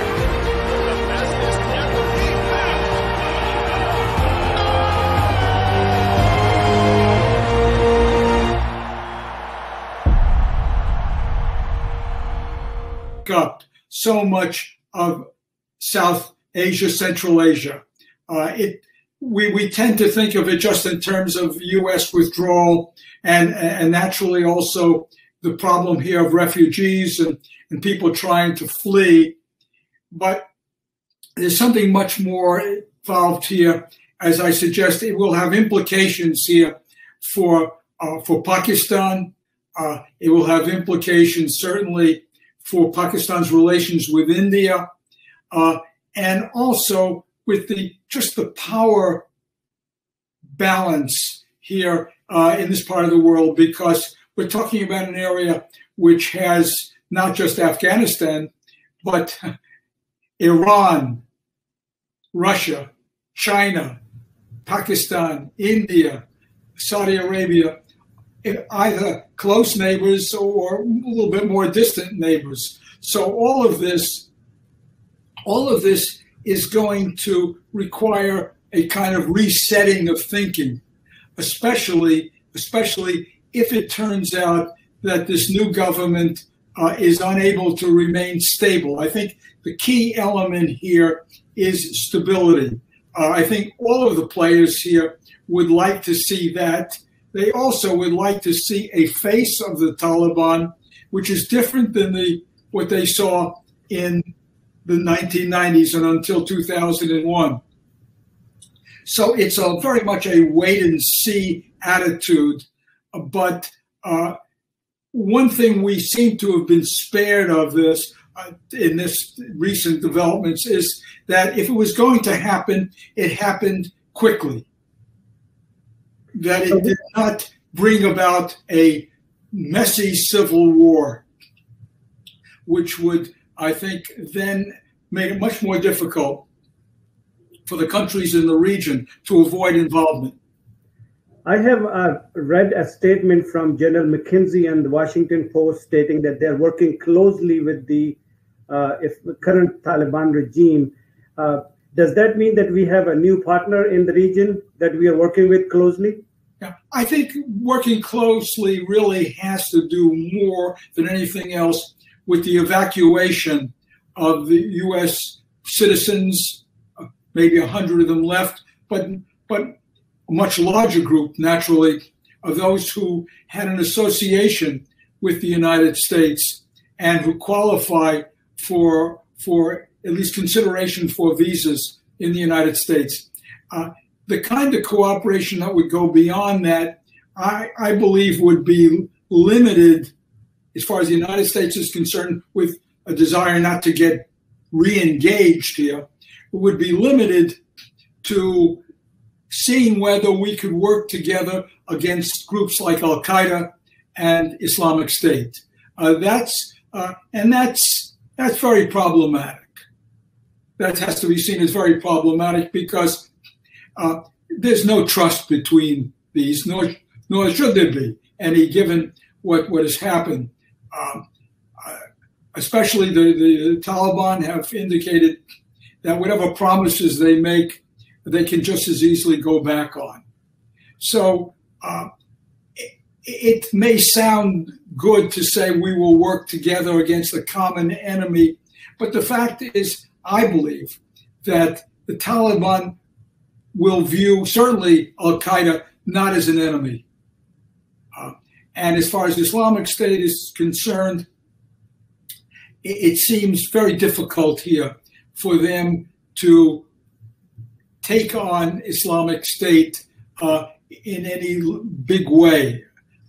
We'll have to see how Islamic State operates. If it tries to destabilize this new government, I think it will be put down by the Taliban. They won't need the Americans for this. Now that they have pretty much consolidated power, what we're talking about here are guerrillas, effectively, and while they may not be able to completely curtail terrorist attacks that the Islamic State may mount, at the same time, they're not going to pose any kind of threat to this new regime. When U.S. forces went in 20 years ago in Afghanistan, were they expecting some sort of a result that we see today, or it is completely a surprise to them? Well, they didn't expect to be there first of all, for 20 years. When they went in, they thought, just as the Soviets had thought, we'll go in, we'll take care of the problem, of installing a new government and we'll leave. But in both cases, they quickly found out that you can't do that and expect that what you've done is going to have any lasting power. It doesn't work that way. So you get soaked in, you get pulled in, and that's what had happened. And then once you do, your investment is such that you've got to see it through, at least to some degree.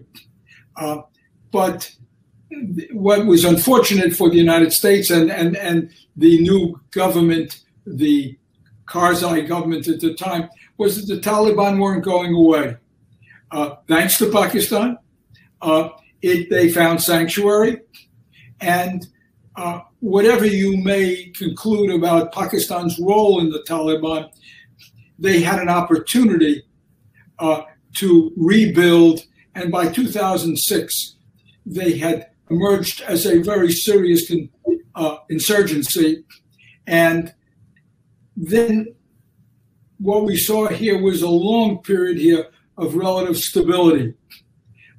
Yes, gradual gains on the part of the Taliban as they took over larger and larger portions of the country, particularly the rural areas, I should stress. It's only since the United States signed an agreement with the Taliban in February of last year. They signed an agreement which effectively told the Taliban, it's all yours. You just have to wait a little while, precisely 14 months. And then when President Biden came in April of this year, he announced that we're going to honor what the Trump administration had done, and we're going to move out, but not May 1st, but September 11th, and then August 31st. So what I'm getting at here is that once the security forces, which have been the key really to the staying power of this government, the previous government here of Ashraf Ghani, the key here was whether the security forces could hold together, whether they would have the will to fight as well as the capability of fighting. Well, they didn't have that capability without American and NATO assistance. And when they realized they were going to lose that, you could see that their morale dropped. And at that point, they were all convinced, eventually all convinced, that this was a cause that was not worth fighting for. And that's what happened. So I'm going to quote two quotations, one from the former ambassadors to US, Dr. Malia Lodi and the Prime Minister of Pakistan, regarding their role in this last 20 years of conflict. Prime Minister of Pakistan states that its country have lost over $100 billion to the economy, and 80,000+ human souls were sacrificed for the war, that they had got nothing to do with it. And at the same time, Dr. Malia Lodi, in her interview to a channel, she stated that, well, had it not been Pakistan kept the conversation and the channel of communication open with Taliban, there would not have been a deal with US. How do you see both of these statements in your point of view? Well, I think I would comment on Malia Lodi's. I don't agree with that at all. Yes, Pakistan undoubtedly encouraged the Taliban to sit down and negotiate. Those negotiations never went anywhere. They only revealed that the Taliban are not interested in making compromises, and that continues to be the case. They've never really compromised on their vision of establishing an emirate and returning essentially to the form of government, maybe a little bit more less draconian in its behavior. The same kind of government that they had earlier. That's always been their goal.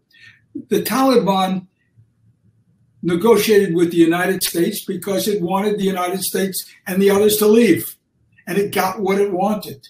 The Taliban also were willing to sit down at the table. They didn't have to be pushed that hard by Pakistan. They wanted to sit down because they saw a diplomatic route to power as well as a military route. That is, if they were in strong enough military position, they could pretty much dictate an interim government, the next government, and that would clear a path ultimately to their success. Well, as it turned out, the diplomatic wasn't necessary. Aside from this agreement with the United States, after that, it was all military.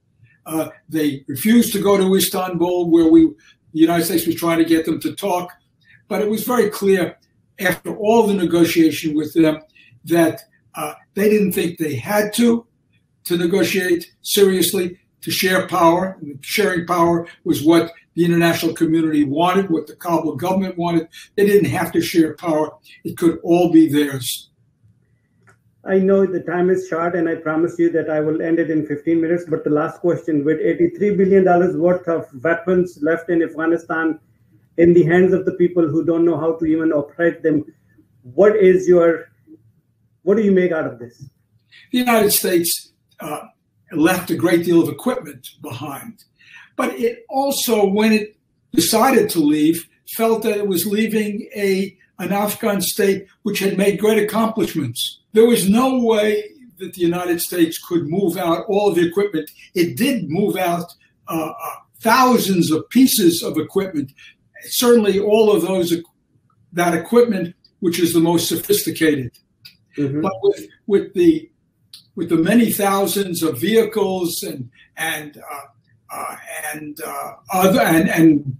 munitions and so on, there was no way that they could entirely do that. They intended to turn that over to the Afghan security forces, national security forces.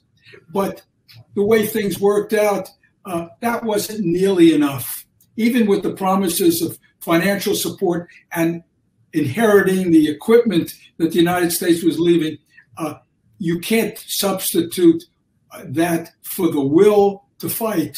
And as I've suggested, they had lost that will when they realized that particularly without American air power, as support, close air support by the United States, their ability here to hold on was going to be severely compromised. So they left a lot of equipment. There's no question. So the last question, because I know I promised you that you're busy and you have other commitment. What do you make out of the names that appear to run the government in Afghanistan today? This is going back to the 1990s. Essentially, it is all the veteran figures here. I don't know the 33 other people who have been appointed, but if you look at the top ministerial positions, these are all, as I suggest, people with long association with the Taliban. We don't find in there, for example, technicians.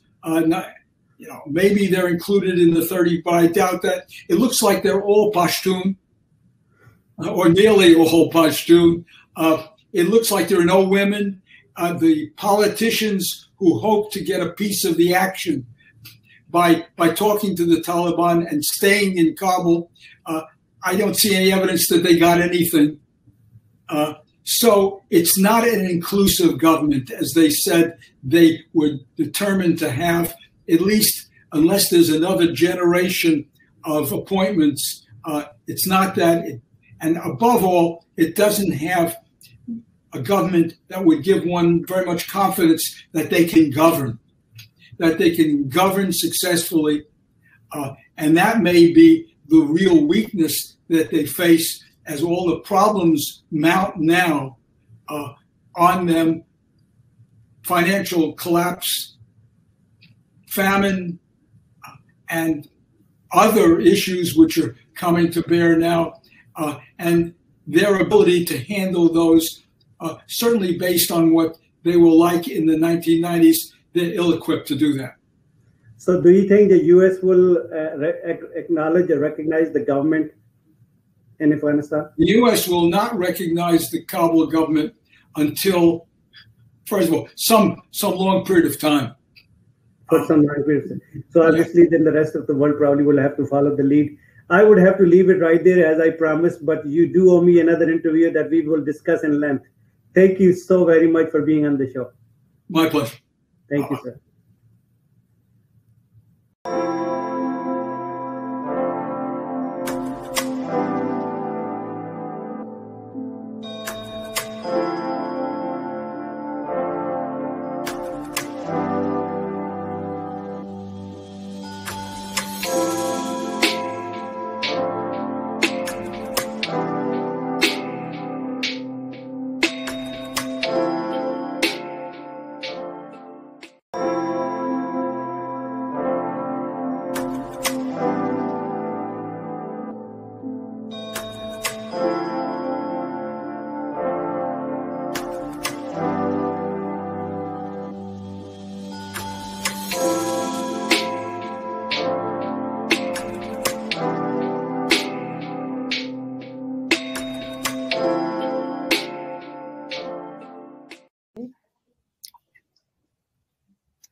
मोअज़्ज़िज़ ख़वातीन हज़रात अस्सलाम वालेकुम।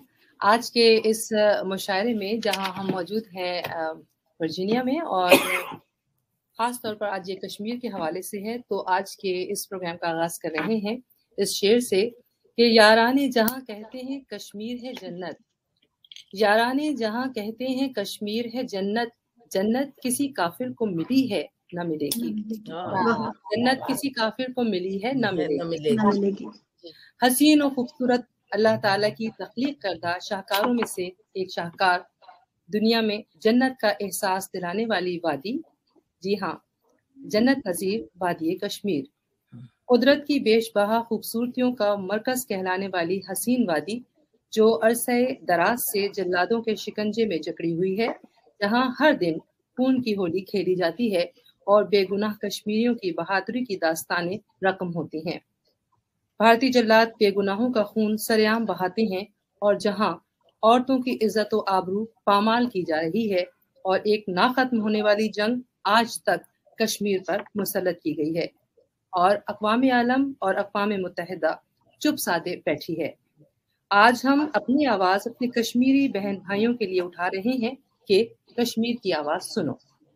जी हाँ, कश्मीर की आवाज़ सुनो आज के इस मुशायरे का उन्वान है।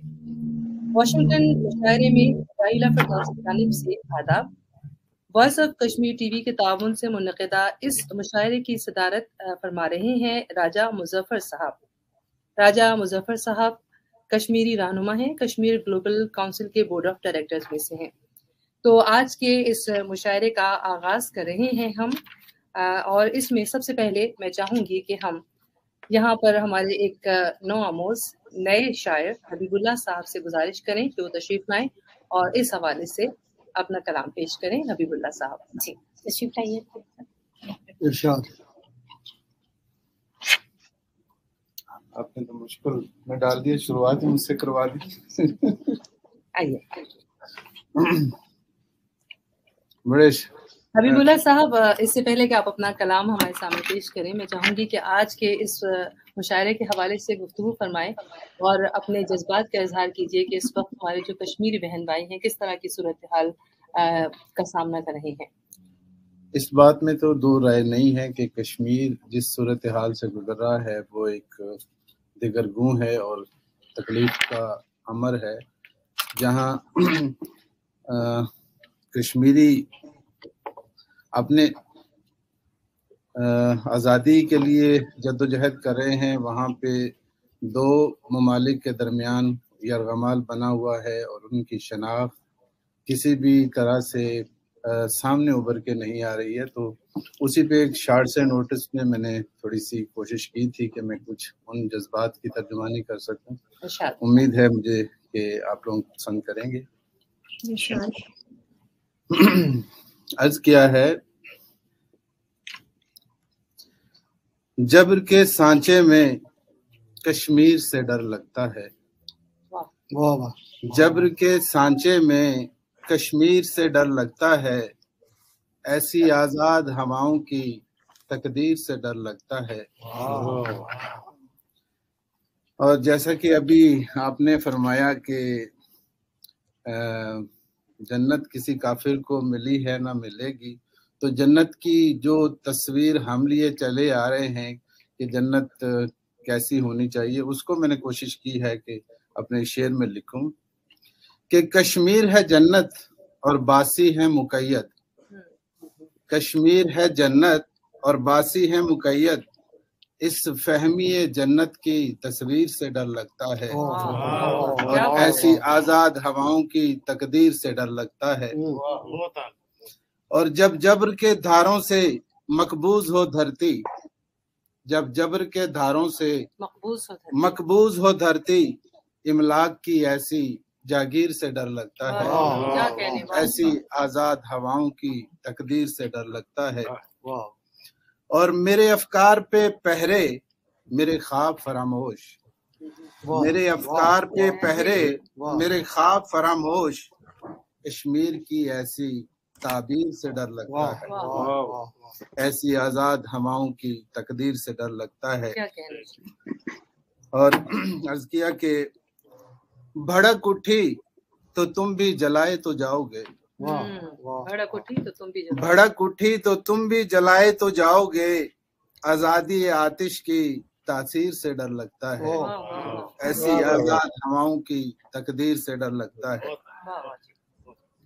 اور آخری شعر ہے کہ مکان تمہارے بھی گریں گے، صبح نور تو ہونے دو، مکان تمہارے بھی گریں گے، صبح نور تو ہونے دو، مستی ظلمت کی تعمیر سے ڈر لگتا ہے، ایسی آزاد ہواؤں کی تقدیر سے ڈر لگتا ہے، اور جبر کے سانچے میں کشمیر سے ڈر لگتا ہے۔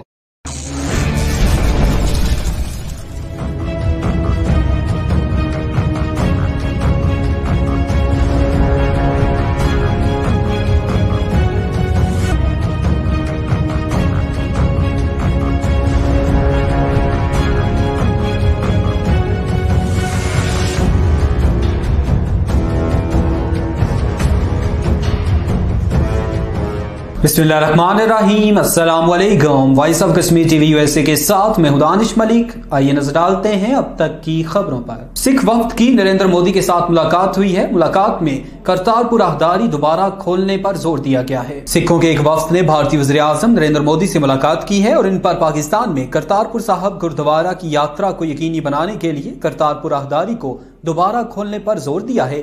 ذرائع کے مطابق پنجاب، دہلی اور مقبوضہ جموں کشمیر کے بھارتیہ جنتا پارٹی کے رہنماؤں کے 11 رکنی وفد نے وزیر اعظم نریندر مودی سے نئی دہلی میں ان کی سرکاری رہائش گاہ پر ملاقات کی۔ سکھوں کی کرتارپور یاترا کو مارچ 2020 میں کورونا وبا کی وجہ سے معطل کر دیا گیا تھا۔ سکھ رہنماؤں نے 19 نومبر کو گرو نانک دیو کے یوم پیدائش سے پہلے کرتارپور راہداری کو دوبارہ کھولنے کا مطالبہ کیا ہے۔ بھارتی ریاست تری پورہ کی پولیس نے 2 صحافیوں کے خلاف FIR درج کر لی۔ بھارتی ریاست تری پورہ پولیس نے ریاست میں حالیہ فرقہ وارانہ تشدد کی رپورٹنگ کرنے والی 2 صحافیوں کے خلاف تھانے میں FIR درج کر دی ہے۔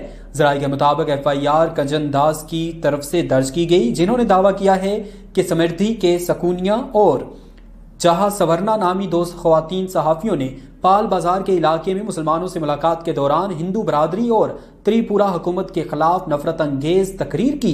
یاد رہے کہ تریپورہ کی پانی ساگر سب ڈویژن میں 26 اکتوبر کو ہندو انتہا پسند تنظیم وشو ہندو پریشد کے مظاہرے کے دوران مسجد اور مسلمانوں کے گھروں، دکانوں اور دیگر املاک پر حملے کیے اور ان کی توڑ پھوڑ کی، جس کے بعد سے تریپورہ میں کشیدگی پائی جاتی ہے۔ مقبوضہ جموں کشمیر کا اسلامی تشخص، روایات اور ثقافت بھارت کے نشانے پر ہے، پاسبان حریت کے چیئرمین کا بیان۔ پاسبان حریت جموں کشمیر نے کہا ہے کہ غیر قانونی طور پر بھارت کے زیر قبضہ جموں کشمیر میں انسانی حقوق کی صورتحال انتہائی ابتر ہو چکی ہے اور علاقے کا اسلامی تشخص، روایات اور ثقافت بھارت کے نشانے پر ہے۔ ذرائع کے مطابق پاسبان حریت جموں کشمیر کے چیئرمین عزیر احمد غزالی نے مظفر آباد میں جاری ایک بیان میں کہا कि मकबूजा जम्मू कश्मीर इस वक्त तारीख के स्याह तरीन दौर से गुजर रहा है और भारत अपनी पूरी फौजी ताकत और काले कानून के जरिए आज़ादी, इंसाफ और हक़ हुदरादियत के लिए उठने वाली हर आवाज़ को खामोश कराने की कोशिश कर रहा है। उन्होंने कहा कि भारत के जिंदानों में हजारों कश्मीरी नजरबंद जुल्म की चक्की में पिस रहे हैं। इजहार राय की आज़ादी पर पाबंदियां आयद करके रियासत को एक जेल में तब्दील कर दिया गया है, जबकि काबिज फोर्सेस हजारों कनाल अराजी पर जबरी तौर पर काबिज हो रही है। उज़ैर अहमद गजाली ने आज़ाद जम्मू कश्मीर की हुकूमत और अवाम से अपील की है कि कश्मीरी अवाम के हकूक के लिए अपना मौसर किरदार अदा करें। उन्होंने कहा कि तनाज़ा कश्मीर की हसासियत भारत के जालिमाना रवैये और दहशत गर्द मनसूबों से अक़वाम मुत्तहिदा और इंसानी हकूक के आलमी इदारों को आगाह करने के लिए रियासत गिर मुज़ाहिमती तहरीक का आगाज करना होगा। उन्होंने कहा कि आलमी इदारों की खामोशी की वजह से नरेंद्र मोदी की फस्ताई भारतीय हुकूमत निहत्ते कश्मीरियों पर सफाकाना मुजालिम ढा रही है। दुनिया भारत की हिंदुत्व हुकूमत को दहशतगर्द तंजीम करार दे, मिशाल मलिक का बयान। कल्चर ऑर्गेनाइजेशन की चेयरपर्सन और गैर कानूनी तौर पर नजरबंद जम्मू कश्मीर लिबरेशन फ्रंट के चेयरमैन मोहम्मद यासीन मलिक की अहलिया मिशाल हुसैन मलिक ने दुनिया पर जोर दिया है कि वो दाइश की तरह बुनियाद परस्त और फस्ताई हिंदुत्व हुकूमत के खिलाफ भी मुत्तहिद होकर सख्त कार्रवाई करे, क्योंकि इसने जन्नत नजीर वादी कश्मीर की आवाम की वक्फा बराए अजान।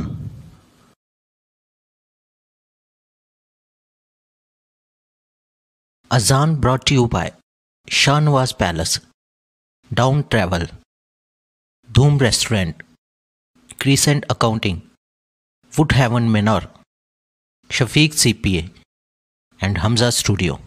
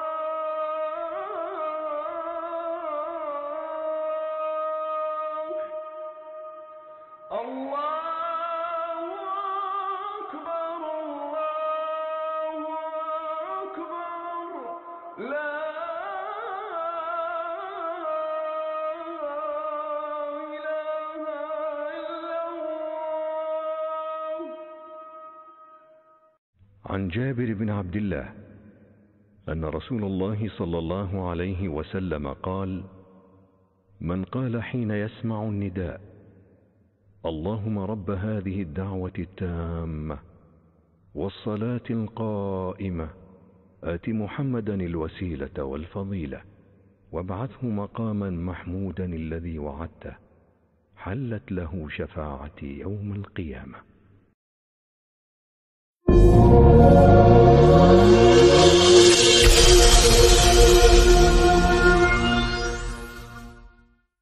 जिंदगी जहन्नम बना दी है। ज़राए के मुताबिक मिशाल हुसैन मलिक ने इस्लामाबाद में एक बयान में कहा कि आलमी बरादरी और इंसानी हकूक की तंजीमें दाइश की तरफ से उठाए जाने वाले मुजालिम के खिलाफ यक आवाज हैं, जो काबिल तहसीन है। ताहम उन्होंने मकबूजा जम्मू कश्मीर में हिंदुत्वा हुकूमत और फ़लस्तीन में सिहोनी हुकूमत की तरफ से रियासती दहशतगर्दी और गैर इंसानी कार्रवाइयों पर मुकम्मल खामोशी इख्तियार किए जाने पर दुनिया के दोहरे मेयार पर सवालात उठाए। उन्होंने कहा कि हकीकी अमन का ख्वाब उसी वक्त पूरा हो सकता है जब आलमी ताकतें और अक़वाम मुत्तहिदा के इदारे दोगलेपन से परहेज करें और इंसानियत और इंसानी हकूक को अपने माली मुफादात और ज़ाती पसंद और नापसंद से बालातर रखें। पाकिस्तान के ज़ेर इंतज़ाम आज़ाद जम्मू कश्मीर में खसरा और रुबेला से बचाव के लिए वैक्सीनेशन मुहिम का आगाज कर दिया गया। आज़ाद कश्मीर में 16,85,571 बच्चों को वैक्सीन लगाने का हदफ मुकर्रर कर दिया गया है। Provincial program manager EPI doctor Abdul Sattar Khan ने मरकजी ऐवान सहाफत में प्रेस कॉन्फ्रेंस से खिताब करते हुए बताया कि 15 नवंबर से 27 नवंबर तक मुहिम आज़ाद कश्मीर भर में जारी रहेगी। EPI के 370 मराकिज, 1,874 आउटरीच टीमें, 4,488 तरबियत याफ्ता वर्कर्स टीम असिस्टेंट, 4119 सोशल मोबाइलर्स मुहिम में हिस्सा लेंगे। मॉनिटरिंग के लिए 449 first level supervisor, 220 union council supervisors, 199 tehsil level supervisor, district education officers मर्दाना और जनाना, तमाम डिप्टी कमिश्नर्स, महकमा सेहत के 60 ज़िले अफसरान और 15 प्रोवेंशनल मैनेजर EPI ऑफिस सुपरवाइजर को मुहिम कामयाब बनाने की जिम्मेदारियां सौंप दी गई हैं। अब तक के लिए इतना ही। मज़ीद बाखबर रहने के लिए देखते रहिए voice of Kashmir TV USA या फिर विजिट कीजिए हमारी वेबसाइट। इसके अलावा आप हमें सोशल मीडिया के प्लेटफॉर्म पर भी ज्वाइन कर सकते हैं।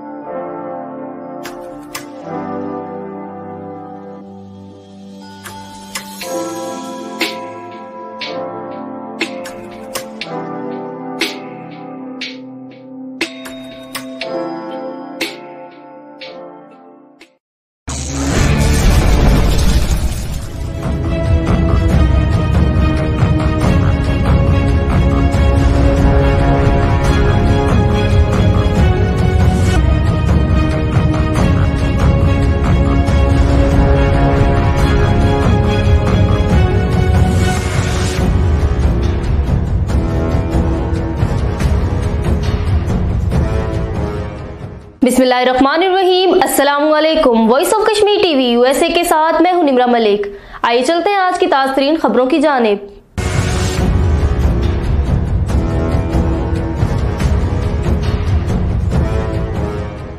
आज़ादी पसंद मुजाहिदीन की यलगार में श्रीनगर में पुलिस एहलकार शदीद जख्मी। इंडियन फोर्सेज ने कई मकानात को घेरे में ले लिया और सर्च ऑपरेशन शुरू कर दिया। मकबूजा कश्मीर के दारुल हुकूमत श्रीनगर के नवाही इलाके में कल इतवार की रात आज़ादी पसंद मुजाहिदीन ने गुलाम पुलिस पार्टी पर हमला किया, जिसके नतीजे में एक पुलिस एहलकार शदीद जख्मी हो गया। जख्मी पुलिस एहलकार की शनाख्त 37 साला मोहम्मद मकबूल के नाम से हुई है। मुजाहिदीन ने यह हमला श्रीनगर के नवाही इलाके नवाकदल के जमालता गांव में किया है।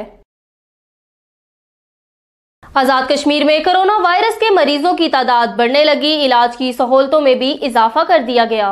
आज़ाद कश्मीर में गुज़श्ता 24 घंटों के दौरान 2 अफराद में कोरोना वायरस की तस्दीक हुई है, जिनमें एक का ताल्लुक मीरपुर और एक का भिंबर से है। 3 मरीज सेहतयाब हुए और 174 अफराद के कोरोना वायरस के शुबा में टेस्ट लिए गए हैं। आज़ाद कश्मीर में अब तक 3,18,323 अफराद के कोरोना वायरस के शुबा में टेस्ट लिए गए हैं। 34,512 अफराद में कोरोना वायरस की मौजूदगी पाई गई है। 33,727 अफराद सेहतयाब हो चुके हैं और इन्हें डिस्चार्ज भी कर दिया गया है। तालीमी अदारों में सीरतुन नबी सल्लल्लाहु अलैहि वसल्लम पर तकारीर की तैयारी और तुलबा की इसकी जानिब रुग़बत खुश आइंद है। वज़ीर ख़ज़ाना आज़ाद कश्मीर का खिताब। آزاد کشمیر کے وزیر خزانہ امداد باہمی وائن لینڈ ریونیو عبدل ماجد خان نے کہا کہ رسول اللہ سے حقیقی محبت اور عشق ہی مومن کا اثاثہ ہے. تعلیمی اداروں میں سیرت النبی پر تقاریر کی تیاری اور طلباء کی اس کی جانب رغبت خوش آئند ہے. تحریر اور تقریر پر عبور کے ذریعے دنیا کے کئی بڑے مارکے فتح ہوئے، اس لیے زبانوں پر عبور کے ساتھ ساتھ بہترین الفاظ کا چناؤ اور خوبصورت اسلوب نہایت ضروری ہے. ریاست آزاد جموں و کشمیر میں شروع ہونے والی 12 روزہ خسرہ روبیلا مہم کا باقاعدہ افتتاح.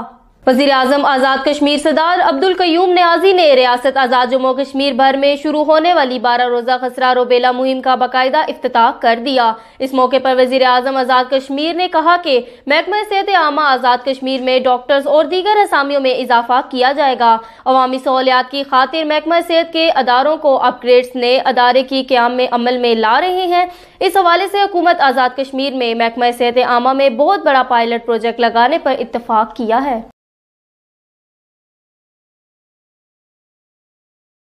آزاد کشمیر میں تاریخی ورثوں آرکیولوجیکل ٹورزم کے منصوبوں کو اگر سی پیک میں شامل کیا جائے تو سیاحت کو فروغ ملے گا. سیکٹری اطلاعات و انفارمیشن ٹیکنالوجی آزاد جموں و کشمیر. سیکریٹری اطلاعات و انفارمیشن ٹیکنالوجی آزاد جموں و کشمیر محترمہ مدت شہزاد نے آزاد جموں و کشمیر میں سی پیک کے حوالے سے منعقدہ پارلیمانی ڈائیلاگ میں پریزنٹیشن دیتے ہوئے کہا کہ آزاد کشمیر میں تاریخی ورثوں آرکیولوجیکل ٹورزم کے منصوبوں کو اگر سی پیک میں شامل کیا جائے تو سیاحت کو مزید فروغ ملے گا. جنوبی ایشیا اور وسطی ایشیا کی عوام کے لیے باہمی رابطوں کے فروغ سے ترقی کی نئی راہیں کھلیں گی. بھارت میں گائے کے لیے ایمبولینس سروس شروع کرنے کا اعلان. بھارتی ریاست اتر پردیش کے وزیر نے بیمار گائے کے لیے ملک کی پہلی ایمبولینس سروس شروع کرنے کا اعلان کیا ہے. بھارتی میڈیا رپورٹس کے مطابق اتر پردیش کی حکومت شدید بیمار گائے کے لیے ایمبولینس سروس شروع کرنے کے لیے پوری طرح تیار ہے. خبر رساں ایجنسی کے مطابق اتر پردیش کے وزیر لکشمی نارائن چودھری نے بتایا کہ 112 ایمرجنسی سروس نمبر کی طرح نئی سروس سنگین طور پر بیمار گائے کی فوری علاج کی راہ ہموار کرے گی. دبئی، شارجہ اور عجمان میں زلزلے کے شدید جھٹکے، عمارتیں لرز اٹھی. متحدہ عرب امارات کی ریاستوں دبئی، شارجہ اور عجمان میں زلزلے کے جھٹکے محسوس کیے گئے، جس کی ریکٹر سکیل پر شدت 6.7 ریکارڈ کی گئی. زلزلے کے ان جھٹکوں سے متعدد عمارتیں لرز اٹھی اور ان عمارتوں سے لوگ باہر نکل آئے. امریکی خفیہ ایجنسی کے سسٹم پر ہیکرز کا خطرناک حملہ، لاکھوں میلز بھیج دی. امریکی خفیہ ایجنسی کے سسٹمز پر ہیکر نے خطرناک حملہ کر کے لاکھوں میلز بھیج دی. ایف بی آئی نے کہا کہ واقعے سے متاثر ہارڈ ویئر کو مسئلہ سامنے آنے کے فوری بعد آف لائن کر دیا گیا. تفصیلات کے مطابق امریکہ اور فیڈرل بیورو آف انویسٹیگیشن کے ای میل سسٹم میں ہیکرز نے داخل ہو کر ممکنہ سائبر حملے کی لاکھوں انتباہی پیغامات ارسال کر دیے. بھارت میں نظر آتش کی گئی مسجد کا بتانے پر خاتون صحافی پر مقدمہ. بھارت میں 2 خاتون صحافی ریاست تری پورہ میں جلائی گئی مسجد اور مسلمانوں کی املاک کی ویڈیو سامنے لے آئی. انتہا پسند ہندوؤں کا پردہ چاک کرنے پر حکومت اور انتہا پسند آگ بگولا ہو گئے. پولیس نے دونوں صحافیوں پر مقدمہ درج کر کے انہیں ہوٹل سے نکلنے سے روک دیا. آزاد کشمیر قانون ساز اسمبلی کے 9 منتخب ممبران اسمبلی عامر یاسین چودھری اور یاسر سلطان چودھری نے ممبر اسمبلی کا حلف اٹھا لیا. اسپیکر قانون ساز اسمبلی چودھری انوار الحق نے 9 منتخب ممبران اسمبلی سے حلف لیا. اس موقع پر اپوزیشن لیڈر آزاد کشمیر وزراء حکومت نے حلف برداری کی تقریب میں شرکت کی. عامر یاسین چودھری اور یاسر سلطان دونوں ممبران اسمبلی ضمنی الیکشن میں کامیاب ہو کر آئے. پیپلز پارٹی کے عامر یاسین چڑوہی نے اپنے والد کی خالی کردہ نشست پر، جبکہ تحریک انصاف کے یاسر سلطان بھی اپنے والد کی خالی کردہ نشست پر کامیاب ہو کر ممبر اسمبلی بنے ہیں. Voice of Kashmir T V U S A سے اب تک کے لیے اتنا ہی. مزید باخبر رہنے کے لیے دیکھتے رہیے voice of Kashmir T V U S A. اللہ حافظ.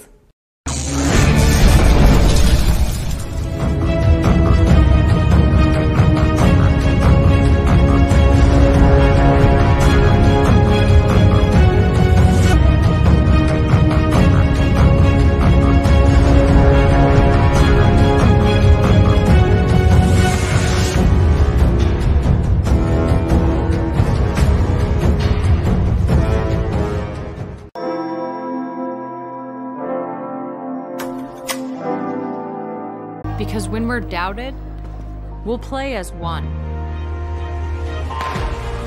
When we're held back, we'll go farther and harder. If we're not taken seriously, we'll prove that wrong. And if we don't fit the sport, we'll change the sport.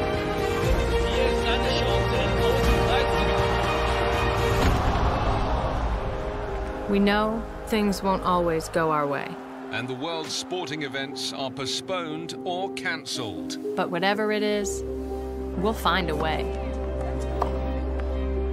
And when things aren't fair, we'll come together for change. We have a responsibility to make this world a better place. And no matter how bad it gets, we will always come back stronger. Because nothing can stop what we can do together.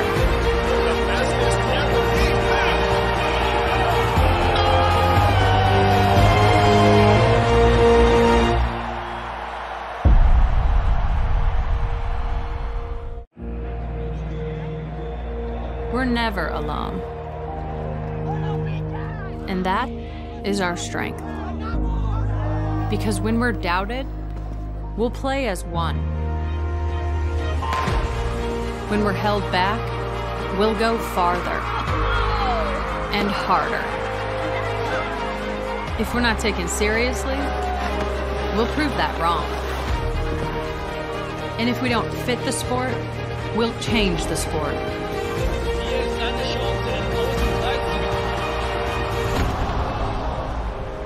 We know things won't always go our way. And the world's sporting events are postponed or cancelled. But whatever it is, we'll find a way. And when things aren't fair, we'll come together for change.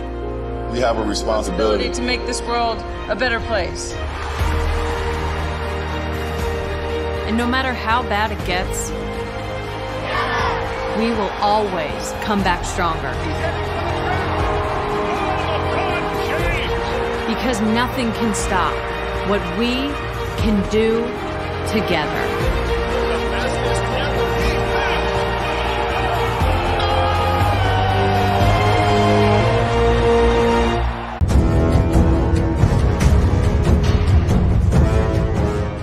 सदर रियासत आजाद जम्मू कश्मीर की army chief के साथ मुलाकात हुई। इस मुलाकात में कश्मीर के मसले पर तबादला ख्याल किया गया। सदर आजाद जम्मू कश्मीर बैरिस्टर सुल्तान महमूद चौधरी की army chief general Qamar Javed Bajwa से जनरल हेडक्वार्टर रावलपिंडी में तफसीली मुलाकात हुई। इस मौके पर मुलाकात में सदर रियासत बैरिस्टर सुल्तान महमूद चौधरी ने army chief general Qamar Javed Bajwa को मसला कश्मीर और अपने अमरीका, बरतानिया और यूरोप के हालिया दौरों पर ब्रीफिंग दी। त्रिपुरा मुस्लिम मुखालिफ फसादात कौमी अक़लियती कमीशन ने हुकूमत से रिपोर्ट तलब कर ली। कौमी अक़लियती कमीशन ने मसाजिद, मुसलमानों के अमलाक पर हमलों पर हुकूमत से जवाब तलब कर लिया है। भारत के कौमी अक़लियती कमीशन ने रियासत त्रिपुरा में मसाजिद और मुसलमानों के मकानात और दुकानों पर हमले के मामले में रियासती हुकूमत को नोटिस भेजकर इससे जवाब तलब किया है। ज़राए के मुताबिक अक़लियती कमीशन के चेयरमैन इकबाल सिंह लालपुरा ने नई दिल्ली में सहाफ़ियों को बताया कि त्रिपुरा में मसाजिद और मुसलमानों के मकानों और दुकानों में तोड़ फोड़ के वाक़े का अज खुद नोटिस लेते हुए रियासती हुकूमत से जवाब तलब किया गया है। उन्होंने कहा कि हिंदू इंतहा पसंद तंजीम विश्व हिंदू परिषद की रैली के दौरान शुमाली त्रिपुरा की सब डिवीजन पानी सागर में एक मस्जिद और मुसलमानों की 3 दुकानों और मकानों पर हमला किया गया था। उन्होंने कहा कि इस सिलसिले में रियासती हुकूमत को नोटिस भेजकर हमलावरों के खिलाफ की गई कार्रवाई की रिपोर्ट तलब की गई है। इसके अलावा इस मामले में कितने लोगों को गिरफ्तार किया गया, किस सेक्शन के तहत मुकदमा दर्ज किया गया और मुस्तकबिल में ऐसे वाकयात दोबारा न होने के लिए क्या इकदाम किए गए, इस हवाले से भी रिपोर्ट तलब की गई है। मकबूजा जम्मू कश्मीर में इंसानी हकूक के कारकुन को भारतीय पुलिस ने गिरफ्तार कर लिया। भारत के गैर कानूनी ज़ेर कब्जा जम्मू कश्मीर में भारतीय पुलिस ने जिला इस्लामाबाद से इंसानी हकूक के कारकुन तालिब हुसैन को गिरफ्तार किया है। ज़राए के मुताबिक तालिब हुसैन को पुलिस ने उनके खिलाफ 3 हफ्ते कबल लारनो पुलिस स्टेशन में दर्ज किए गए एक मुकदमे में जिला के इलाके कोकरनाग में उनके घर से हिरासत में लिया। तालिब हुसैन को गुज़िश्ता माह जिला में طالب حسین کو گزشتہ ماہ ضلع میں بھارتی سینٹرل ریزرو پولیس فورس کی طرف سے ایک قبائلی نوجوان پرویز احمد کے قتل کے بعد متاثرہ خاندان کا انصاف کی فراہمی کا مطالبہ کرنے پر انتقامی کارروائی کا نشانہ بنانے کے لیے گرفتار کیا گیا ہے۔ 7 اکتوبر کو پیش آنے والے واقعے کو طالب نے جعلی مقابلہ قرار دیا تھا۔ SHO لارنو کے مطابق طالب نے مقامی لوگوں کو قابض انتظامیہ اور بھارتی فورسز کے خلاف اکسایا تھا۔ طالب نے اپنے بھائی کو بتایا ہے کہ پولیس نے اسے گزشتہ ماہ پرویز احمد کے قتل کے بارے میں جاری کی گئی 14 منٹ دورانیے کی ویڈیو کی وجہ سے گرفتار کیا ہے۔ طالب حسین کے وکیل طارق نے میڈیا کو بتایا کہ انہوں نے ضمانت کے لیے درخواست دے دی ہے اور امید ہے کہ طالب کو ضمانت مل جائے گی۔ طالب حسین اس وقت محبوبہ مفتی کی پیپلز ڈیموکریٹک پارٹی سے وابستہ ہیں۔ بھارت کی ریاستی دہشت گردی جاری، مقبوضہ کشمیر میں مزید 3 نوجوانوں کو گرفتار کر لیا گیا۔ بھارت کے غیر قانونی زیر قبضہ جموں کشمیر میں بھارتی پولیس اور بدنام زمانہ تحقیقاتی ادارے NIA نے بارہمولہ اور گاندربل کے اضلاع سے 3 کشمیری نوجوانوں کو گرفتار کر لیا۔ ذرائع کے مطابق NIA کے اہلکاروں نے 2 نوجوانوں راشد مظفر گنائی اور ناصر میر کو ضلع بارہمولہ کے قصبہ سوپور سے گرفتار کیا۔ بھارتی پولیس نے ضلع گاندربل کے علاقے سہپورہ سے ارشد احمد میر نامی نوجوان کو گرفتار کر لیا۔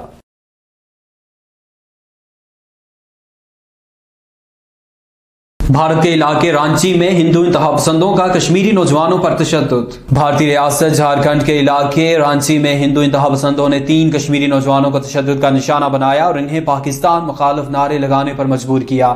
ذرائع کے مطابق رانچی میں تجارت کی غرض سے آئے کشمیری نوجوانوں بلال احمد، شبیر احمد اور وسیم احمد کو ہندو انتہا پسندوں نے گن پوائنٹ پر پاکستان مخالف نعرے لگانے پر مجبور کیا اور انہیں تشدد کا نشانہ بنانے کے علاوہ انہیں دھمکی دی کہ وہ فوراً شہر سے چلے جائیں، نہیں تو انہیں سنگین نتائج بھگتنے پڑیں گے۔ بلال نے صحافیوں کو بتایا کہ وہ موسم سرما میں گرم کپڑے بیچنے کے لیے رانچی آتے ہیں، تاہم گزشتہ چند دنوں سے ان کے ساتھ مقامی لوگوں کا رویہ اچانک بدل گیا ہے اور وہ مسلسل انہیں ہراساں کر رہے ہیں۔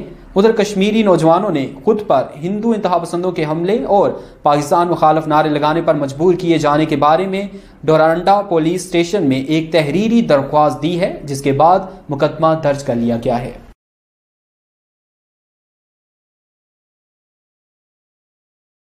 اب تک کے لیے اتنا ہی۔ مزید باخبر رہنے کے لیے دیکھتے رہیے voice of Kashmir TV USA یا پھر وزٹ کیجیے ہماری ویب سائٹ۔ اس کے علاوہ آپ ہمیں سوشل میڈیا کے پلیٹ فارم پر بھی جوائن کر سکتے ہیں۔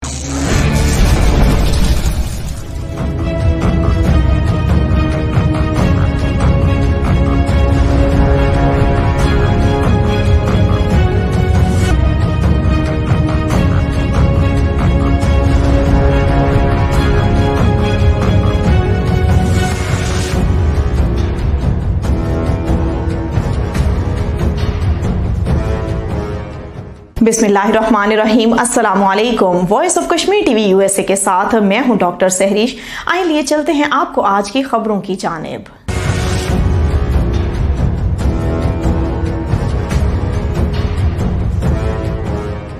वजीर आजम आजाद जम्मू और कश्मीर सरदार अब्दुल कयूम नियाजी ने कहा है कि पाक चीन इक्तसादी राहदारी के मंसूबे खित्ते की तामीर और तरक्की और खुशहाली के लिए संगे मील साबित होंगे।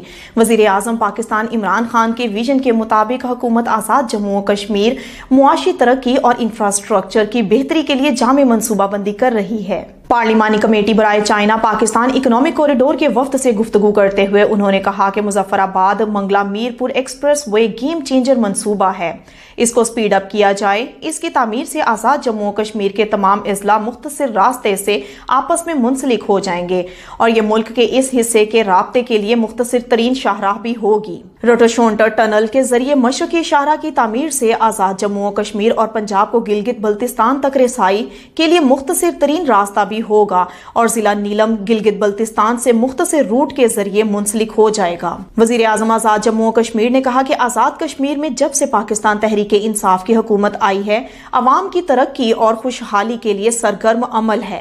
हुकूमत ने अपने इब्तदाई चंद माह में तजावुजात का खात्मा, शहरी और देही इलाकों की सफाई, सियाहती मकामात की सफाई के लिए खसूसी मुहिम शुरू की, जबकि LOC के अवाम की मुश्किलात को कम करने के लिए भी खसूसी हफ्ता मनाया गया, जिसमें चीफ सेक्रेटरी और सेक्रेटरी साहिबान ने खुद LOC के इलाकों में जाकर लोगों के मसाइल सुने। वजीर खारजा शाह महमूद कुरैशी ने कहा है कि हम कश्मीरियों के हक के खुद इरादियत के लिए मुत्तहिद हैं। इन ख्यालात का इजहार उन्होंने OIC की नुमाइंदा खसूसी बराए जम्मू और कश्मीर से मुलाकात के दौरान किया। मुलाकात में मकबूजा कश्मीर की सूरत हाल पर तबादला ख्याल किया गया। वजीर खारजा शाह महमूद कुरैशी का ट्विटर पर बयान में कहना था कि मकबूजा जम्मू और कश्मीर के लिए OIC के खसूसी नुमाइंदे यूसुफ अलदोबे से मुलाकात अच्छी रही। मुलाकात में मकबूजा कश्मीर में जारी संगीन इंसानी हकूक की खिलाफ वर्जियों पर तबादला ख्याल किया। वजीर खारजा का कहना था कि मकबूजा कश्मीर दुनिया का वो खित्ता है जहां सबसे ज्यादा काबिज फौज मौजूद है। हम कश्मीरियों के हक के खुद इरादियत के लिए मुत्तहिद हैं। दूसरी जानिब मुल्तान में मुनक्किदा एक तकरीब से खिताब करते हुए वजीर खारजा मखदूम शाह महमूद कुरैशी ने कहा कि मसला कश्मीर हो या मसला फलस्तीन, दुनिया भर में अवाम की आवाज बनकर पाकिस्तान ने भरपूर तर्जुमानी की और पाकिस्तान का मुकदमा दुनिया भर में भरपूर तरीके से उजागर कर रहा हूं। भारत के कौमी अक़लियती कमीशन ने रियासत त्रिपुरा में मसाजिद और मुसलमानों के मकामात और दुकानों पर हमले के मामले में रियासती हुकूमत को नोटिस भेजकर इससे जवाब तलब किया है। कश्मीर मीडिया सर्विस के मुताबिक अक़लियती कमीशन के चेयरमैन इकबाल सिंह लालपुरा ने नई दिल्ली में सहाफियों को बताया कि इन हिंदू इंतहा पसंद तंजीम विश्व हिंदू परिषद की रैली के दौरान शुमाली त्रिपुरा के सब डिवीजन पानी सागर में एक मस्जिद और मुसलमानों के 3 मकानों और कुछ दुकानों पर हमला किया गया था। उन्होंने कहा कि अक़लियतों की शिकायत को दूर करने के साथ साथ कमीशन का मकसद इस बात को यकीनी बनाना है कि किसी की जात पात और मजहब की बुनियाद पर इम्तियाजी सलूक ना किया जाए। इस सिलसिले में रियासती हुकूमत को नोटिस भेजकर हमला आवरों के खिलाफ की गई कार्रवाई की रिपोर्ट तलब की गई है। कांग्रेस के रहनुमा राहुल गांधी ने मोदी हुकूमत पर कड़ी तनकीद करते हुए कहा है कि भारतीय हुकूमत कौमी सलामती से खिलवाड़ कर रही है और इसके पास मुल्क की सरहदों के दफा के लिए कोई हिकमत अमली नहीं है। अपने एक ट्वीट में उन्होंने कहा कि हुकूमत झूठ पर झूठ बोल रही है और अवाम को गुमराह किया जा रहा है। राहुल गांधी ने एक ट्वीट में एक खबर भी पोस्ट की है जिसके मुताबिक भारतीय वजारत खारजा का दावा है कि कुछ बरसों से सरहद पर चीन की सरगर्मियों में इजाफा हुआ है, लेकिन भारतीय chief of defence staff Bipin Rawat कहते हैं कि चीनियों की हिंदुस्तानी सरहद में घुसने की खबरें गलत हैं। एक अमरीकी डाटा इंजीनियर, साइंसदान और प्रोडक्ट मैनेजर फ्रांसिस होगन की इंकशाफात ने भारत में मुस्लिम मुखालिफ नफरत अंगेज तकारीर को नजरअंदाज करने और इस सिलसिले में अपनी पॉलिसियों को एक मुनज़्ज़म तरीके से नाफज करने पर फेसबुक को मुश्किल सूरत हाल में डाल दिया है। फ्रांसिस होगन की तरफ से अफशा की गई दस्तावेजात में भारत में नफरत अंगेज तकारीर और गलत मालूमात पर कंपनी की रिपोर्ट्स का एक जखीरा शामिल है। फ्रांसिस होगन ने इंकशाफ किया कि हिंदू इंतहा पसंद तंजीम राष्ट्रीय स्वयं सेवक संघ से मुंसलिक फेसबुक अकाउंट्स भारत में नफरत अंगेज तकारीर और मुस्लिम मुखालिफ बयानियों को फरोग देते हैं। उन्होंने मजीद कहा कि फेसबुक की दस्तावेजात से पता चलता है कि कंपनी बरसों से इस मज़मूम मुहिम से आगाह है, लेकिन इसने इस हवाले से कोई कार्रवाई नहीं की। रिपोर्ट में इस बात की मजम्मत की गई कि फेसबुक, व्हाट्सएप और ट्विटर भारत में मुसलमानों, दलितों और ईसाइयों के खिलाफ तशद्दुद को फरोग दे रहे हैं। भारतीय हुकूमत ने मकबूजा जम्मू और कश्मीर में बॉर्डर सिक्योरिटी फोर्स BSF को दोबारा तैनात करने का फैसला किया है, जिसका मकसद कश्मीरियों के गिर्द घेरा मजीद तंग करना है। BSF को 14 साल के तवील वक्फे के बाद दोबारा दीगर फोर्सेस के साथ तैनात किया जाएगा। BSF की दोबारा तैनाती का फैसला रवां बरस अक्टूबर में वजीर दाखिला अमित शाह की ज़ेर सदारत एक आला सतही इजलास के दौरान किया गया। BSF को मरहलावार वादी कश्मीर में तैनात किया जाएगा और पहले मरहले में इसकी 20 से ज़ायद कंपनियां अहम तनसीबात पर तैनात की जाएंगी। BSF ऑपरेशन में दीगर फोर्सेस के साथ भी ताउन करेगी। BSF को श्रीनगर, पुलवामा, शोपियां, इस्लामाबाद, गांदरबल, कोलगाम और बारामूला में तैनात किया जाएगा। ये थी अब तक की खबरें। मजीद जानने के लिए हमारे साथ जुड़े रहिए और देखते रहिए voice of Kashmir TV USA। अपना ख्याल रखिएगा। अल्लाह हाफिज।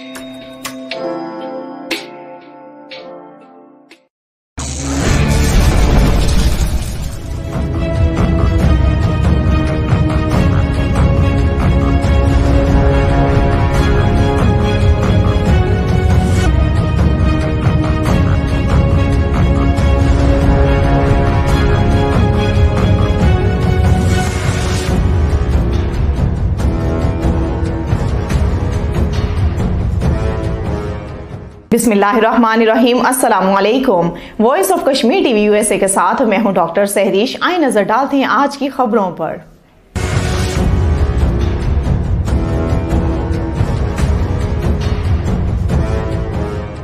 वजीर आजम आजाद जम्मू और कश्मीर सरदार अब्दुल कयूम नियाजी से इस्लामी ताउन तंजीम OIC सेक्रेटरी जनरल के जम्मू और कश्मीर पर खुसूसी नुमाइंदे नायब सेक्रेटरी जनरल सफीर यूसुफ मोहम्मद सालेह अल दोबे की क़ियादत में OIC के आला सतही वफ्द ने मुलाकात की, जिसमें सरदार अब्दुल कयूम नियाजी ने वफ्द की मकबूजा कश्मीर की ताज़ा तरीन सूरत हाल के हवाले से आगाह किया। इस मौके पर गुफ्तगू करते हुए वजीर आजम आजाद कश्मीर सरदार अब्दुल कयूम नियाजी ने कहा कि OIC के वफ्द की जानिब से दौरा आजाद कश्मीर पर हम आपका शुक्रिया अदा करते हैं कि आप यहां आए और लाइन ऑफ कंट्रोल पर आबाद शहरियों पर हिंदुस्तान की फोर्सेस की इश्ताल अंगेजियों का जायजा लिया। लाइन ऑफ कंट्रोल पर आए रोज हिंदुस्तान की फोर्सेस की फायरिंग से निहत्ते शहरी शहीद और जख्मी होते हैं और इनकी अमलाक को नुकसान पहुंचता है, जबकि इससे कई गुना ज्यादा दरिंदगी मकबूजा कश्मीर के अंदर हिंदुस्तान की फोर्सेस रवा रखे हुए हैं। उन्होंने कहा कि हमारे असलाफ के दो कौमी नजरिए की बिना पर 1947 में पाकिस्तान के साथ इल्हाक का फैसला किया। तमाम कश्मीरियों का मुश्तरका मुतालबा है कि अक़वाम मुत्तहिदा की करारदादों पर अमल दरामद करवाया जाए और कश्मीरियों को राय शुमारी का हक दिया जाए, लेकिन भारत अक़वाम मुत्तहिदा की करारदादों पर अमल दरामद करने में सबसे बड़ी रुकावट है। इस वक्त हिंदुस्तान ने 9 लाख फौज मकबूजा वादी में तैनात कर रखी है, जिसने पूरे मकबूजा कश्मीर को मुहासरे में ले रखा है। सदर आजाद जम्मू और कश्मीर बैरिस्टर सुल्तान महमूद चौधरी ने कहा है कि एहतसाब एक्ट जो मेरी हुकूमत में बना था उसे बेहतर करके आजाद कश्मीर में एहतसाबी अमल शुरू होगा।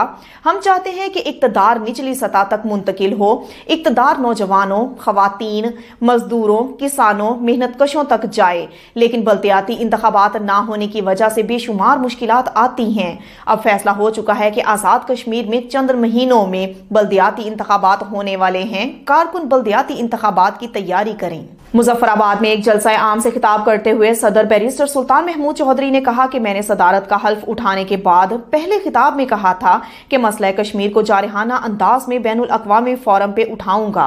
नरेंद्र मोदी के अक़वाम मुत्तहिदा की जनरल असम्बली से खिताब के मौका पर हमने एक बड़ा मुजाहरा करके भारत की मजम्मत और दुनिया की तवज्जो कश्मीर की जानिब मबजूल करवाई।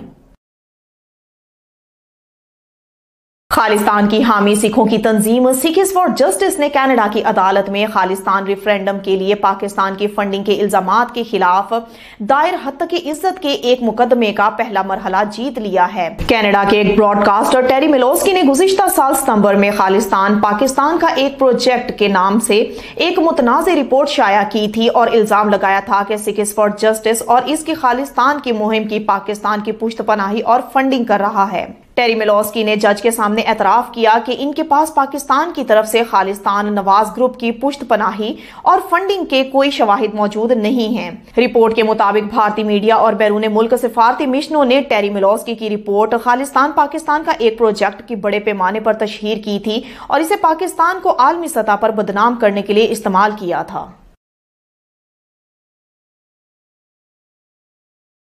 मकबूजा जम्मू और कश्मीर में बिजली के बदतरीन बुहरान से शहरियों को शदीद मुश्किलात का सामना करना पड़ रहा है। जम्मू और कश्मीर में नेशनल कॉन्फ्रेंस के जनरल सेक्रेटरी मोहम्मद अली सागर ने वादी कश्मीर में जारी बिजली के बदतरीन बुहरान पर तशवीश जाहिर करते हुए कहा है कि भारतीय काबज इंतजामिया मकबूजा इलाके में बिजली की फराहमी में बेहतरी में संजीदा नहीं है। उन्होंने कहा कि 2016 में भारतीय काबज हुकूमत की तरफ से कश्मीरियों से बिजली की बिला तातुल फराहमी के वादे किए जा रहे हैं, जबकि दर हकीकत बिजली की फराहमी की सूरत हाल बद से बदतर होती जा रही है। दूसरी जानिब श्रीनगर के मुख्तलिफ इलाकों के शहरियों और तुलबा ने बिजली की बार बार लोड शेडिंग और इंटरनेट सर्विस मुअत्तली पर तशवीश का इजहार करते हुए कहा है कि बिजली की तवील लोड शेडिंग और इसके बायस इंटरनेट की मुअत्तली ने इनका जीना दोबर कर दिया है।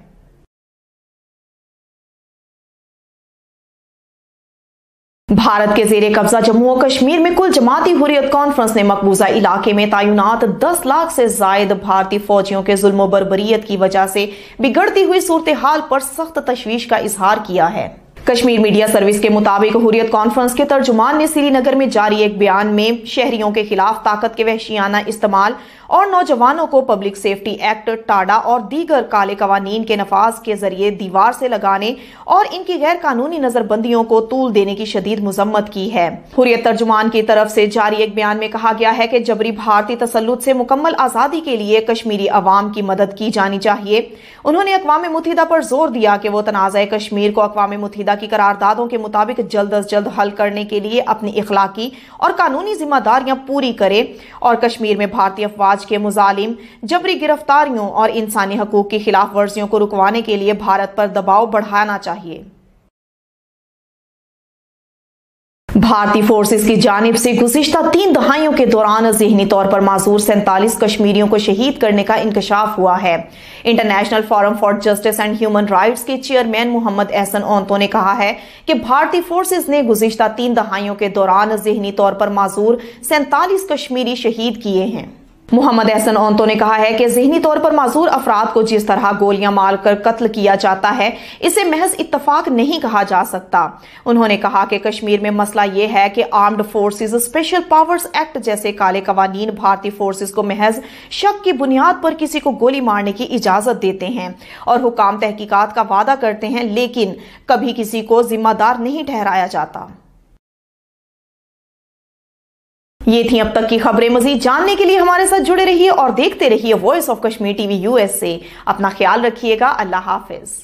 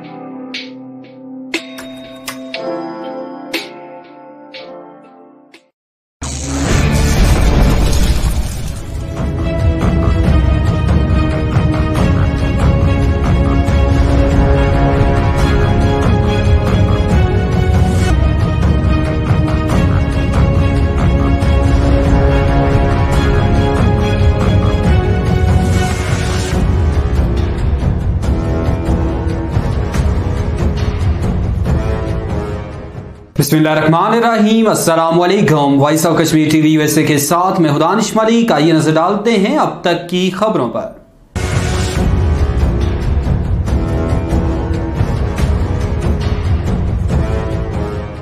पुलिस स्टेशन में मुसलमान नौजवान के कत्ल पर योगी हुकूमत पर कड़ी तनकीद की जा रही है। बेटे को दौरान हिरासत कत्ल किया गया, वालिद का इल्जाम। भारतीय रियासत उत्तर प्रदेश के जिला कासगंज के एक पुलिस स्टेशन में मुर्दा हालत में पाए जाने वाले 22 साला मुसलमान नौजवान के वालिद ने इल्जाम लगाया है कि उनके बेटे को दौरान हिरासत कत्ल किया गया। कश्मीर मीडिया सर्विस के मुताबिक नौजवान अल्ताफ के वालिद चाहत मियां ने मीडिया को बताया है कि वो खुद अपने बेटे को पुलिस चौकी छोड़कर आए थे और पुलिस ने यकीन दहानी कराई थी कि वो पूछगछ के बाद उसे छोड़ देंगे, मगर उसे दौरान हिरासत कत्ल कर दिया गया। उधर अल्ताफ के दौरान हिरासत कत्ल पर हिज़्ब इख्तिलाफ की पार्टियां भी योगी हुकूमत को शदीद तनकीद का निशाना बना रही हैं। कांग्रेस की यूपी इंचार्ज प्रियंका गांधी ने एक ट्वीट में कासगंज में पुलिस की हिरासत में मुसलमान नौजवान की मौत पर योगी हुकूमत को हदफे तनकीद बनाते हुए कहा कि कासगंज में अल्ताफ, आगरा में औरौन वाल्मीकि और सुल्तानपुर में राजेश कोरी की पुलिस की हिरासत में हलाकत के वाकयात से वाज़े होता है कि रहबर रहजन बन चुके हैं। उन्होंने कहा कि उत्तर प्रदेश पुलिस दौरान हिरासत लोगों के कत्ल में सरे फहरिस्त है। हिंदुत्व को दाइश और बोको हराम जैसी दहशतगर्द तंजीम करार देने पर सलमान खुर्शीद पर कड़ी तनकीद। भारत के साबिक वज़ीर ख़ारजा और कांग्रेस के रहनुमा सलमान खुर्शीद की तरफ से अपनी हालिया तसनीफ सनराइज अवर अवधिया में हिंदुत्व नजरिए का मुआजना दाइश और बोको हराम जैसी दहशतगर्द तंजीमों से करने से भारत में तनाज़ा खड़ा हो गया है। कश्मीर मीडिया सर्विस के मुताबिक बुध को सलमान खुर्शीद की किताब की तकरीब रोनमाई के 24 घंटे के अंदर ही दारुल हुकूमत नई दिल्ली में पुलिस के पास उनके खिलाफ शिकायत दर्ज कराई गई है। ववेक गर्ग नामी एक वकील ने सलमान खुर्शीद पर हिंदुत्व को बदनाम करने का इल्जाम लगाते हुए नई दिल्ली पुलिस के कमिश्नर से मुकदमा दर्ज करने की अपील की है। सलमान खुर्शीद ने अपनी किताब में लिखा है कि हिंदुत्व नजरिया ने कदीम हिंदू मजहब को एक तरफ रख दिया है, जो हर तरह से दाइश और बोको हराम जैसी जिहादी तंजीमों की तरह है। अपनी दलील में खुर्शीद ने हिंदू मजहब को एक आला मेयार का मजहब करार दिया है। उन्होंने मजीद लिखा है कि इसके लिए गांधी जी ने जो तहरीक दी है उससे बड़ा कोई मुहर्रिक नहीं हो सकता। उनका मजीद कहना था कि मैं नया लेबल क्यों कबूल करूं, मैं बोलूंगा चाहे कोई हिंदू मजहब की तौहीन कहे। मैं कहता हूं कि हिंदुत्व की सियासत करने वाले दाइश और बोको हराम की तरह गलत हैं। सिक्स फॉर जस्टिस ने पाकिस्तान की फंडिंग के खिलाफ मुकदमा जीत लिया। खालिस्तान की हामी सिखों की तंजीम सिक्स फॉर जस्टिस ने कनाडा की अदालत में खालिस्तान रेफरेंडम के लिए पाकिस्तान की फंडिंग के इल्जामात के खिलाफ दायर मुकदमे का पहला मरहला जीत लिया। कश्मीर मीडिया सर्विस की तरफ से जारी की गई एक रिपोर्ट में कहा गया है कि कनाडा के एक ब्रॉडकास्टर टेरी मेलोक्स्की ने गुज़श्ता साल सितंबर में खालिस्तान पाकिस्तान का एक प्रोजेक्ट के उन्वान से एक मुतनाज़ा रिपोर्ट शाया की थी और इल्जाम लगाया था कि सिक्स फॉर जस्टिस और इसकी खालिस्तान की मुहिम की पाकिस्तान की पुष्टपनाही और फंडिंग कर रहा है। रिपोर्ट में कहा गया है कि सहाफ़ी टेरी मेलोक्स्की का यह दावा झूठ पर मबनी था कि सिक्स फॉर जस्टिस असल में सिखों की नुमाइंदा तंजीम नहीं बल्कि पाकिस्तान के लिए काम कर रही है। टेरी मेलोक्स्की ने जज के सामने इतराफ किया है कि उनके पास पाकिस्तान की तरफ से खालिस्तान नवाज ग्रुप की पुष्टपनाही और फंडिंग के कोई शवाहिद मौजूद नहीं है। आजाद जम्मू कश्मीर के वज़ीर आज़म से OIC के जम्मू कश्मीर पर खुसूसी नुमाइंदे की मुलाकात हुई है। वज़ीर आज़म आजाद जम्मू कश्मीर सरदार अब्दुल कयूम नियाज़ी से इस्लामी ताउन तंजीम सेक्रेटरी जनरल के जम्मू कश्मीर पर खुसूसी नुमाइंदे और assistant secretary general ambassador Yusuf Mohammad Sahle अल-दोबे की क़यादत में OIC के आला सतही वफ्द की मुलाकात हुई। वज़ीर आज़म ने वफ्द को मकबूजा कश्मीर की ताज़ा तरीन सूरत हाल के हवाले से आगाह किया। वफ्द में OIC के ambassador mister Tariq Ali Bakheet, ambassador Hassan Ali Hassan, ambassador Ahmed सरीर, एम्बेसडर रिजवान सईद शेख, OIC में पाकिस्तानी मुस्तकिल मंदूब अल-खबीब बोरानी, मिसमाहा असीरी, मिस्टर मोहम्मद अल-खाम लीची, mister Waqas Latif Mughal, mister Farrukh Iqbal Khan, director general mister Mohsin Saif Ali Khan, deputy director OIC mister Shahzad Hussain और दीगर शामिल थे। इस मौके पर अपोजिशन लीडर कानून साज असम्बली चौधरी लतीफ अकबर, वजीर खजाना अब्दुल माजिद खान भी मौजूद थे। इस मौके पर गुफ्तगू करते हुए वज़ीर आज़म आज़ाद जम्मू कश्मीर सरदार अब्दुल कयूम नियाज़ी ने कहा कि OIC के वफ्द की जानिब से दौरा आज़ाद जम्मू कश्मीर पर हम आपका शुक्रिया अदा करते हैं। आप यहाँ आए और लाइन ऑफ कंट्रोल पर आबाद शहरियों पर हिंदुस्तान की फोर्सेस की इश्तियाल अंगेजियों का जायजा लिया। लाइन ऑफ कंट्रोल पर आए रोज हिंदुस्तान की फोर्सेस की फायरिंग से निहत्ते शहरी शहीद और जख्मी होते हैं। इस्लामी ताउन तंजीम के वफ्द का आज़ाद जम्मू कश्मीर में ठोठा महाजर कैंप का दौरा। वफ्द ने कैंप में कायम वोकेशनल ट्रेनिंग सेंटर का भी मुआयना किया। इस मौके पर वफ्द ने कैंप में मुकीम महाजरीन से मुलाकात की। वफ्द को कैंप के बारे में ब्रीफिंग भी दी गई। महाजरीन के नुमाइंदे वफ्द ने इस्लामी ताउन तंजीम के वफ्द से मुलाकात भी की। अब तक के लिए इतना ही। मजीद बाखबर रहने के लिए देखते रहिए voice of Kashmir TV USA या फिर विजिट कीजिए हमारी वेबसाइट। इसके अलावा आप हमें सोशल मीडिया के प्लेटफॉर्म पर भी ज्वाइन कर सकते हैं।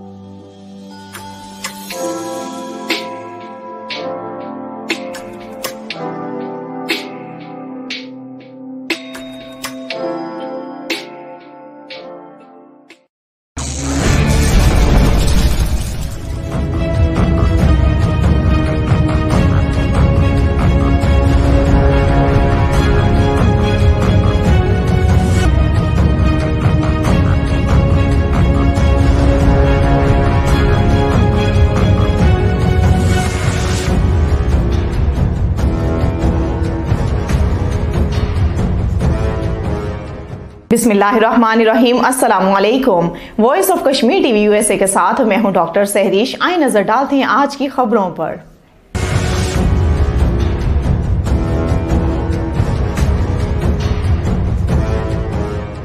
वजीर आजम आजाद जम्मू और कश्मीर सरदार अब्दुल कयूम नियाजी से इस्लामी ताउन तंजीम OIC सेक्रेटरी जनरल के जम्मू और कश्मीर पर खुसूसी नुमाइंदे नायब सेक्रेटरी जनरल सफीर यूसुफ मोहम्मद सालेह अल दोबे की क़ियादत में OIC के आला सतही वफ्द ने मुलाकात की, जिसमें सरदार अब्दुल कयूम नियाजी ने वफ्द की मकबूजा कश्मीर की ताज़ा तरीन सूरत हाल के हवाले से आगाह किया। इस मौके पर गुफ्तगू करते हुए वजीर आजम आजाद कश्मीर सरदार अब्दुल कयूम नियाजी ने कहा कि OIC के वफ्द की जानिब से दौरा आजाद कश्मीर पर हम आपका शुक्रिया अदा करते हैं कि आप यहां आए और लाइन ऑफ कंट्रोल पर आबाद शहरियों पर हिंदुस्तान की फोर्सेस की इश्तियाल अंगेजियों का जायजा लिया। लाइन ऑफ कंट्रोल पर आए रोज हिंदुस्तान की फोर्सेस की फायरिंग से निहत्ते शहरी शहीद और जख्मी होते हैं और इनकी अमलाक को नुकसान पहुंचता है, जबकि इससे कई गुना ज्यादा दरिंदगी मकबूजा कश्मीर के अंदर हिंदुस्तान की फोर्सेस रवा रखे हुए हैं। उन्होंने कहा कि हमारे असलाफ के दो कौमी नजरिए की बिना पर 1947 में पाकिस्तान के साथ इल्हाक का फैसला किया। तमाम कश्मीरियों का मुश्तरका मुतालबा है कि अक़वाम मुत्तहिदा की करारदादों पर अमल दरामद करवाया जाए और कश्मीरियों को राय शुमारी का हक दिया जाए, लेकिन भारत अक़वाम मुत्तहिदा की करारदादों पर अमल दरामद करने में सबसे बड़ी रुकावट है। इस वक्त हिंदुस्तान ने 9 लाख फौज मकबूजा वादी में तैनात कर रखी है, जिसने पूरे मकबूजा कश्मीर को मुहासरे में ले रखा है। सदर आजाद जम्मू और कश्मीर बैरिस्टर सुल्तान महमूद चौधरी ने कहा है कि एहतसाब एक्ट जो मेरी हुकूमत में बना था उसे बेहतर करके आजाद कश्मीर में एहतसाबी अमल शुरू होगा। हम चाहते हैं कि इक्तदार निचली सतह तक मुंतकिल हो, इक्तदार नौजवानों, खवातीन, मजदूरों, किसानों, मेहनत कशों तक जाए, लेकिन बल्दियाती इंतखाबात ना होने की वजह से बेशुमार मुश्किलात आती हैं। अब फैसला हो चुका है कि आजाद कश्मीर में चंद महीनों में बल्दियाती इंतखाबात होने वाले हैं। कारकुन बल्दियाती इंतखाबात की तैयारी करें। मुजफ्फराबाद में एक जलसा आम से खिताब करते हुए सदर बैरिस्टर सुल्तान महमूद चौधरी ने कहा कि मैंने सदारत का हल्फ उठाने के बाद पहले खिताब में कहा था कि मसला कश्मीर को जारहाना अंदाज में बैनुल अक़वामी फोरम पे उठाऊंगा। नरेंद्र मोदी के अक़वाम मुत्तहिदा की जनरल असम्बली से खिताब के मौका पर हमने एक बड़ा मुजाहरा करके भारत की मजम्मत और दुनिया की तवज्जो कश्मीर की जानिब मबजूल करवाई। खालिस्तान की हामी सिखों की तंजीम सिखिस फॉर जस्टिस ने कनाडा की अदालत में खालिस्तान रेफरेंडम के लिए पाकिस्तान की फंडिंग के इल्जामात के खिलाफ दायर हत्या की इज्जत के एक मुकदमे का पहला मरहला जीत लिया है। कनाडा के एक ब्रॉडकास्टर टेरी मिलोस्की ने गुज़िश्ता साल सितंबर में खालिस्तान पाकिस्तान का एक प्रोजेक्ट के नाम से एक मुतनाज़ रिपोर्ट शाया की थी और इल्जाम लगाया था कि सिखिस फॉर जस्टिस और इसकी खालिस्तान की मुहिम की पाकिस्तान की पुश्तपनाही और फंडिंग कर रहा है। टेरी मिलोस्की ने जज के सामने एतराफ किया कि इनके पास पाकिस्तान की तरफ से खालिस्तान नवाज ग्रुप की पुश्तपनाही और फंडिंग के कोई शवाहिद मौजूद नहीं हैं। रिपोर्ट के मुताबिक भारतीय मीडिया और बैरून मुल्क सिफारती मिशनों ने टेरी मिलोस्की की रिपोर्ट खालिस्तान पाकिस्तान का एक प्रोजेक्ट की बड़े पैमाने पर तशहीर की थी और इसे पाकिस्तान को आलमी सतह पर बदनाम करने के लिए इस्तेमाल किया था। मकबूजा जम्मू और कश्मीर में बिजली के बदतरीन बुहरान से शहरियों को शदीद मुश्किलात का सामना करना पड़ रहा है। जम्मू और कश्मीर में नेशनल कॉन्फ्रेंस के जनरल सेक्रेटरी मोहम्मद अली सागर ने वादी कश्मीर में जारी बिजली के बदतरीन बुहरान पर तशवीश जाहिर करते हुए कहा है कि भारतीय काबज इंतजामिया मकबूजा इलाके में बिजली की फराहमी में बेहतरी में संजीदा नहीं है। उन्होंने कहा कि 2016 में भारतीय काबज हुकूमत की तरफ से कश्मीरियों से बिजली की बिला तातुल फराहमी के वादे किए जा रहे हैं, जबकि दर हकीकत बिजली की फराहमी की सूरत हाल बद से बदतर होती जा रही है। दूसरी जानिब श्रीनगर के मुख्तलिफ इलाकों के शहरियों और तुलबा ने बिजली की बार बार लोड शेडिंग और इंटरनेट सर्विस मुअत्तली पर तशवीश का इजहार करते हुए कहा है कि बिजली की तवील लोड शेडिंग और इसके बायस इंटरनेट की मुअत्तली ने इनका जीना दोबर कर दिया है।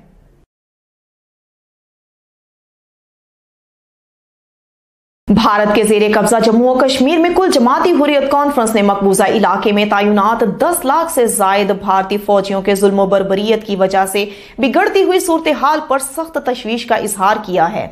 कश्मीर मीडिया सर्विस के मुताबिक हुर्रियत कॉन्फ्रेंस के तर्जुमान ने श्रीनगर में जारी एक बयान में शहरियों के खिलाफ ताकत के वहशियाना इस्तेमाल और नौजवानों को पब्लिक सेफ्टी एक्ट, टाडा और दीगर काले कवानीन के नफाज के जरिए दीवार से लगाने और इनकी गैर कानूनी नजरबंदियों को तूल देने की शदीद मजम्मत की है। हुर्रियत तर्जुमान की तरफ से जारी एक बयान में कहा गया है कि जबरी भारतीय तसल्लुत से मुकम्मल आजादी के लिए कश्मीरी अवाम की मदद की जानी चाहिए। उन्होंने अक़वाम मुत्तहिदा पर जोर दिया कि वो तनाज़ा कश्मीर को अक़वाम मुत्तहिदा की करारदादों के मुताबिक जल्द अज जल्द हल करने के लिए अपनी इखलाकी और कानूनी जिम्मेदारियां पूरी करे और कश्मीर में भारतीय अफवाज के मुजालिम जबरी गिरफ्तारियों और इंसानी हकूक की खिलाफ वर्जियों को रुकवाने के लिए भारत पर दबाव बढ़ाना चाहिए। भारतीय फोर्सेस की जानिब से गुज़िश्ता 3 दहाइयों के दौरान ज़हनी तौर पर माजूर 47 कश्मीरियों को शहीद करने का इंकशाफ हुआ है। International forum for justice and human rights के चेयरमैन मोहम्मद एहसन ओंतो ने कहा है कि भारतीय फोर्सेस ने गुज़िश्ता 3 दहाइयों के दौरान ज़हनी तौर पर माजूर 47 कश्मीरी शहीद किए हैं। मोहम्मद एहसन ओंतो ने कहा है कि ज़हनी तौर पर माजूर अफराद को जिस तरह गोलियां मारकर कत्ल किया जाता है, इसे महज इत्तफाक नहीं कहा जा सकता। उन्होंने कहा कि कश्मीर में मसला यह है कि armed forces special powers act जैसे काले कवानीन भारतीय फोर्सेस को महज शक की बुनियाद पर किसी को गोली मारने की इजाजत देते हैं और हुकाम तहकीकात का वादा करते हैं, लेकिन कभी किसी को जिम्मेदार नहीं ठहराया जाता। ये थी अब तक की खबरें। मजीद जानने के लिए हमारे साथ जुड़े रहिए और देखते रहिए voice of Kashmir TV USA। अपना ख्याल रखिएगा। अल्लाह हाफिज।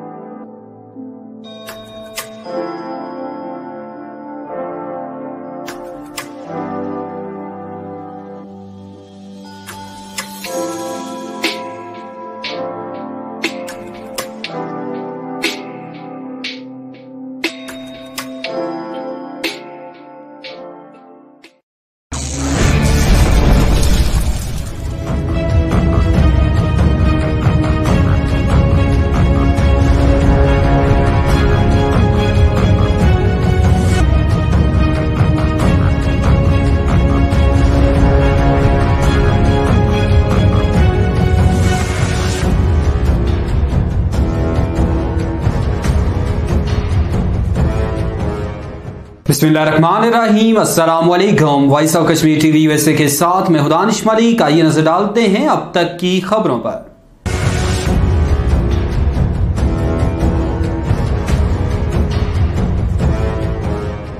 पुलिस स्टेशन में मुसलमान नौजवान के कत्ल पर योगी हुकूमत पर कड़ी तनकीद की जा रही है।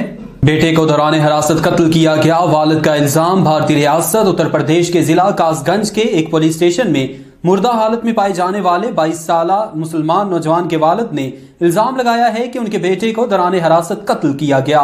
कश्मीर मीडिया सर्विस के मुताबिक नौजवान अल्ताफ के वालिद चाहत मियां ने मीडिया को बताया है कि वो खुद अपने बेटे को पुलिस चौकी छोड़कर आए थे और पुलिस ने यकीन दहानी कराई थी कि वो पूछगछ के बाद उसे छोड़ देंगे, मगर उसे दौरान हिरासत कत्ल कर दिया गया। उधर अल्ताफ के दौरान हिरासत कत्ल पर हिज़्ब इख्तिलाफ की पार्टियां भी योगी हुकूमत को शदीद तनकीद का निशाना बना रही हैं। कांग्रेस की यूपी इंचार्ज प्रियंका गांधी ने एक ट्वीट में कासगंज में पुलिस की हिरासत में मुसलमान नौजवान की मौत पर योगी हुकूमत को हदफे तनकीद बनाते हुए कहा कि कासगंज में अल्ताफ, आगरा में अरोन वाल्मीकि और सुल्तानपुर में राजेश कोरी की पुलिस की हिरासत में हलाकत के वाकयात से वाज़े होता है कि रहबर रहजन बन चुके हैं। उन्होंने कहा कि उत्तर प्रदेश पुलिस दौरान हिरासत लोगों के कत्ल में सरे फहरिस्त है। Because when we're doubted, we'll play as one. When we're held back, we'll go farther and harder. We'll prove that wrong. And if we don't fit the sport, we'll change the sport.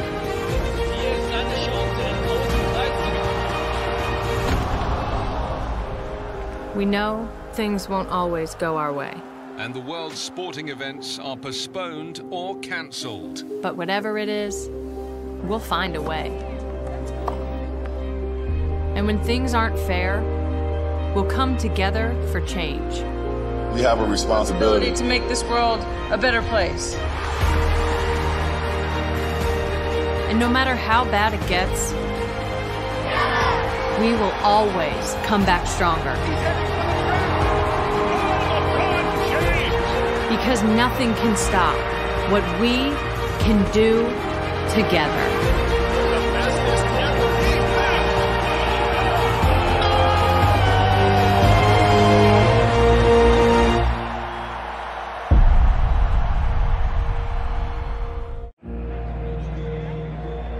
We're never alone. And that is our strength. Because when we're doubted, we'll play as one. When we're held back, we'll go farther and harder. If we're not taken seriously, we'll prove that wrong. And if we don't fit the sport, we'll change the sport.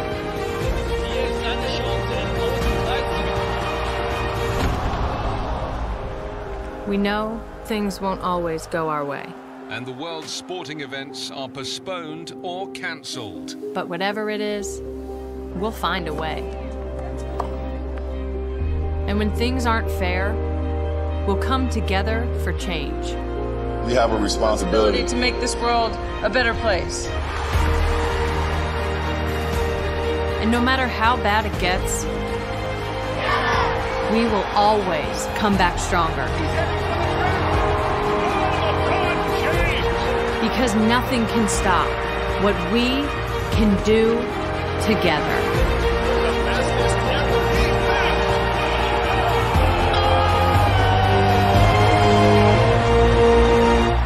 Part of the valley.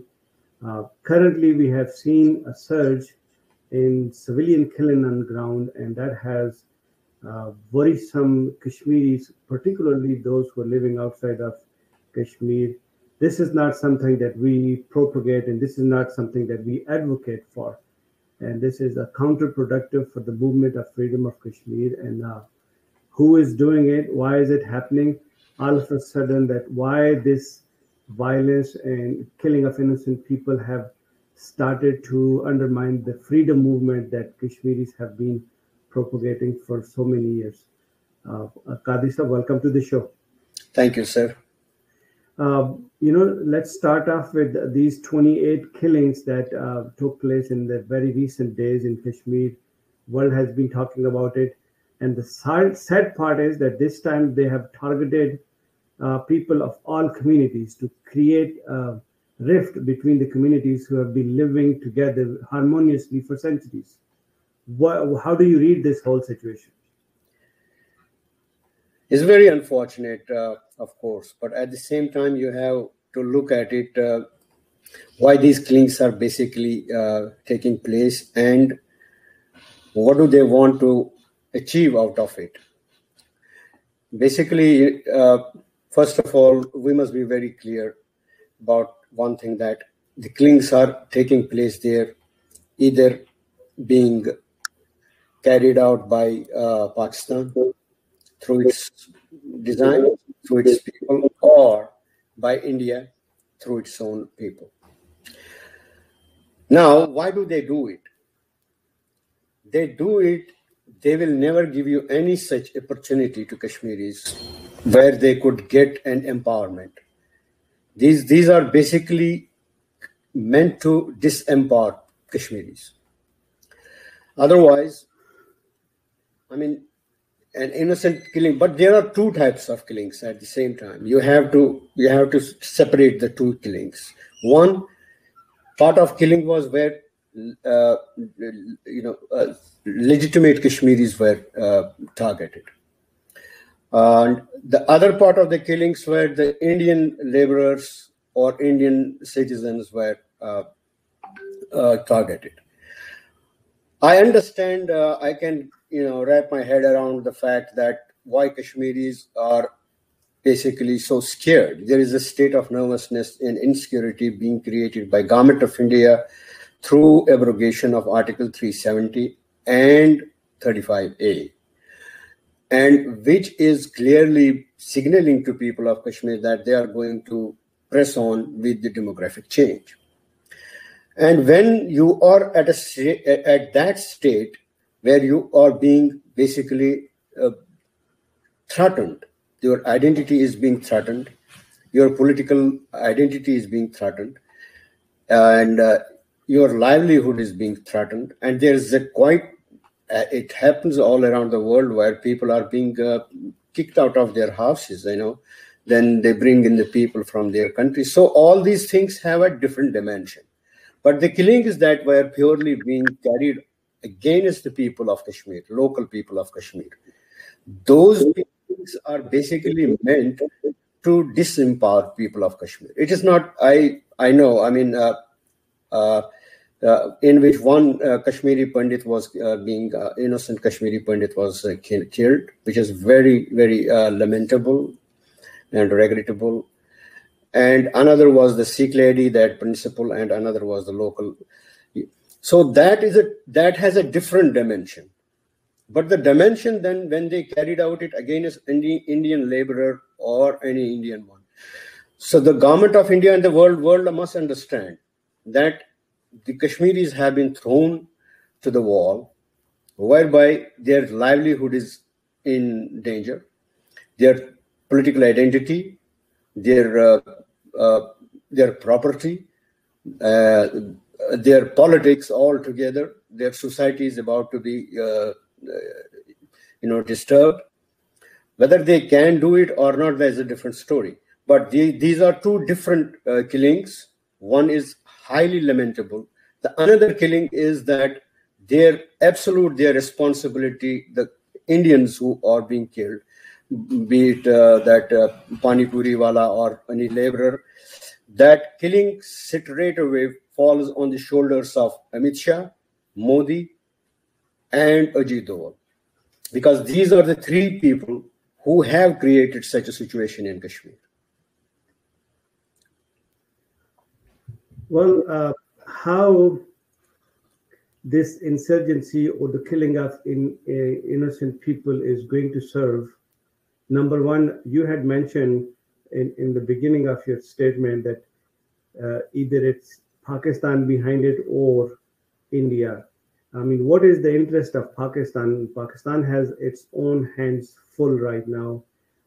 They're facing terrorism inside the country, and Prime Minister have vehemently said it many, many times that he would not allow anybody to use his territory for insurgency anywhere, any part of the world. He has been a proponent of peace. So at this time, why would you think that it will serve to the betterment or to the narrative of Pakistan if that was the case? And why would India do it? What narrative would serve them if India is behind this, creating this mess in the region? So I just need to understand the objective behind what is it that they're trying to accomplish, both of them. You see, in Kashmir, unfortunately, it is a big game of the intelligence agencies. Indian intelligence agencies are there in maybe more than 20 intelligence organizations are working there. At the same time, Pakistani intelligences are there. I'm not, I mean, I can understand their point of view. I can understand their position because it's an area where their security concerns are. So they are to be there. We understand that. But why do they do it? You see, in the region, what happened actually after the fall of Afghanistan, the balance of power tilted towards Pakistan. Let's be honest. India was basically shunned out of Afghanistan. So I won't believe that they would not, try to do again. Try to gain some foothold some way back in Afghanistan. But at the same time, right now, the balance of power in the region has shifted between India and Pakistan towards Pakistan. So they sometimes these organizations have to communicate. Killing a Kashmiri sometimes is a means. It becomes a means of communication between ISI and RAW or IB.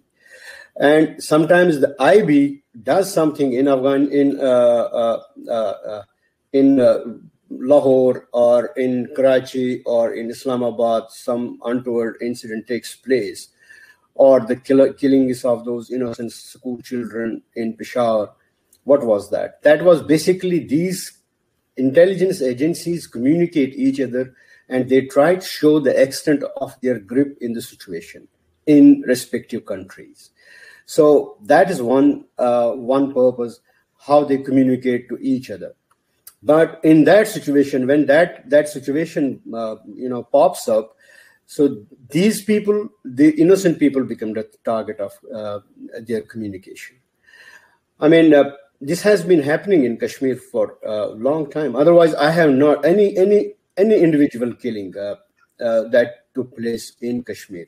They were not. They don't kill them. First of all, I must tell you also. I want to make it sure to the people of Kashmir also that they don't kill them. In Pakistan, doesn't carry out any individual killing just because they are Indians or they are not for the movement. It's not. They don't kill them just because of that.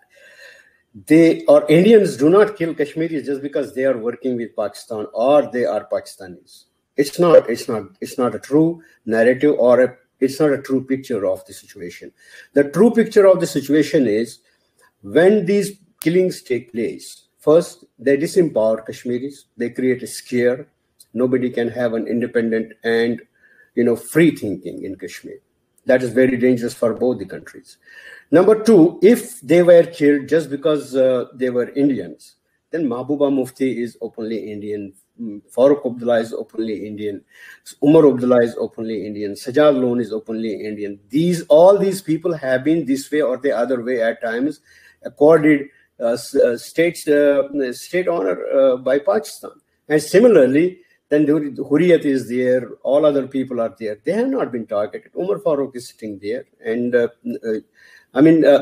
is not that. That is basically they just try to control you. They have to control you. How would they control otherwise? They have to do something spectacular so that the Kashmiris cannot have an open mind or free thinking.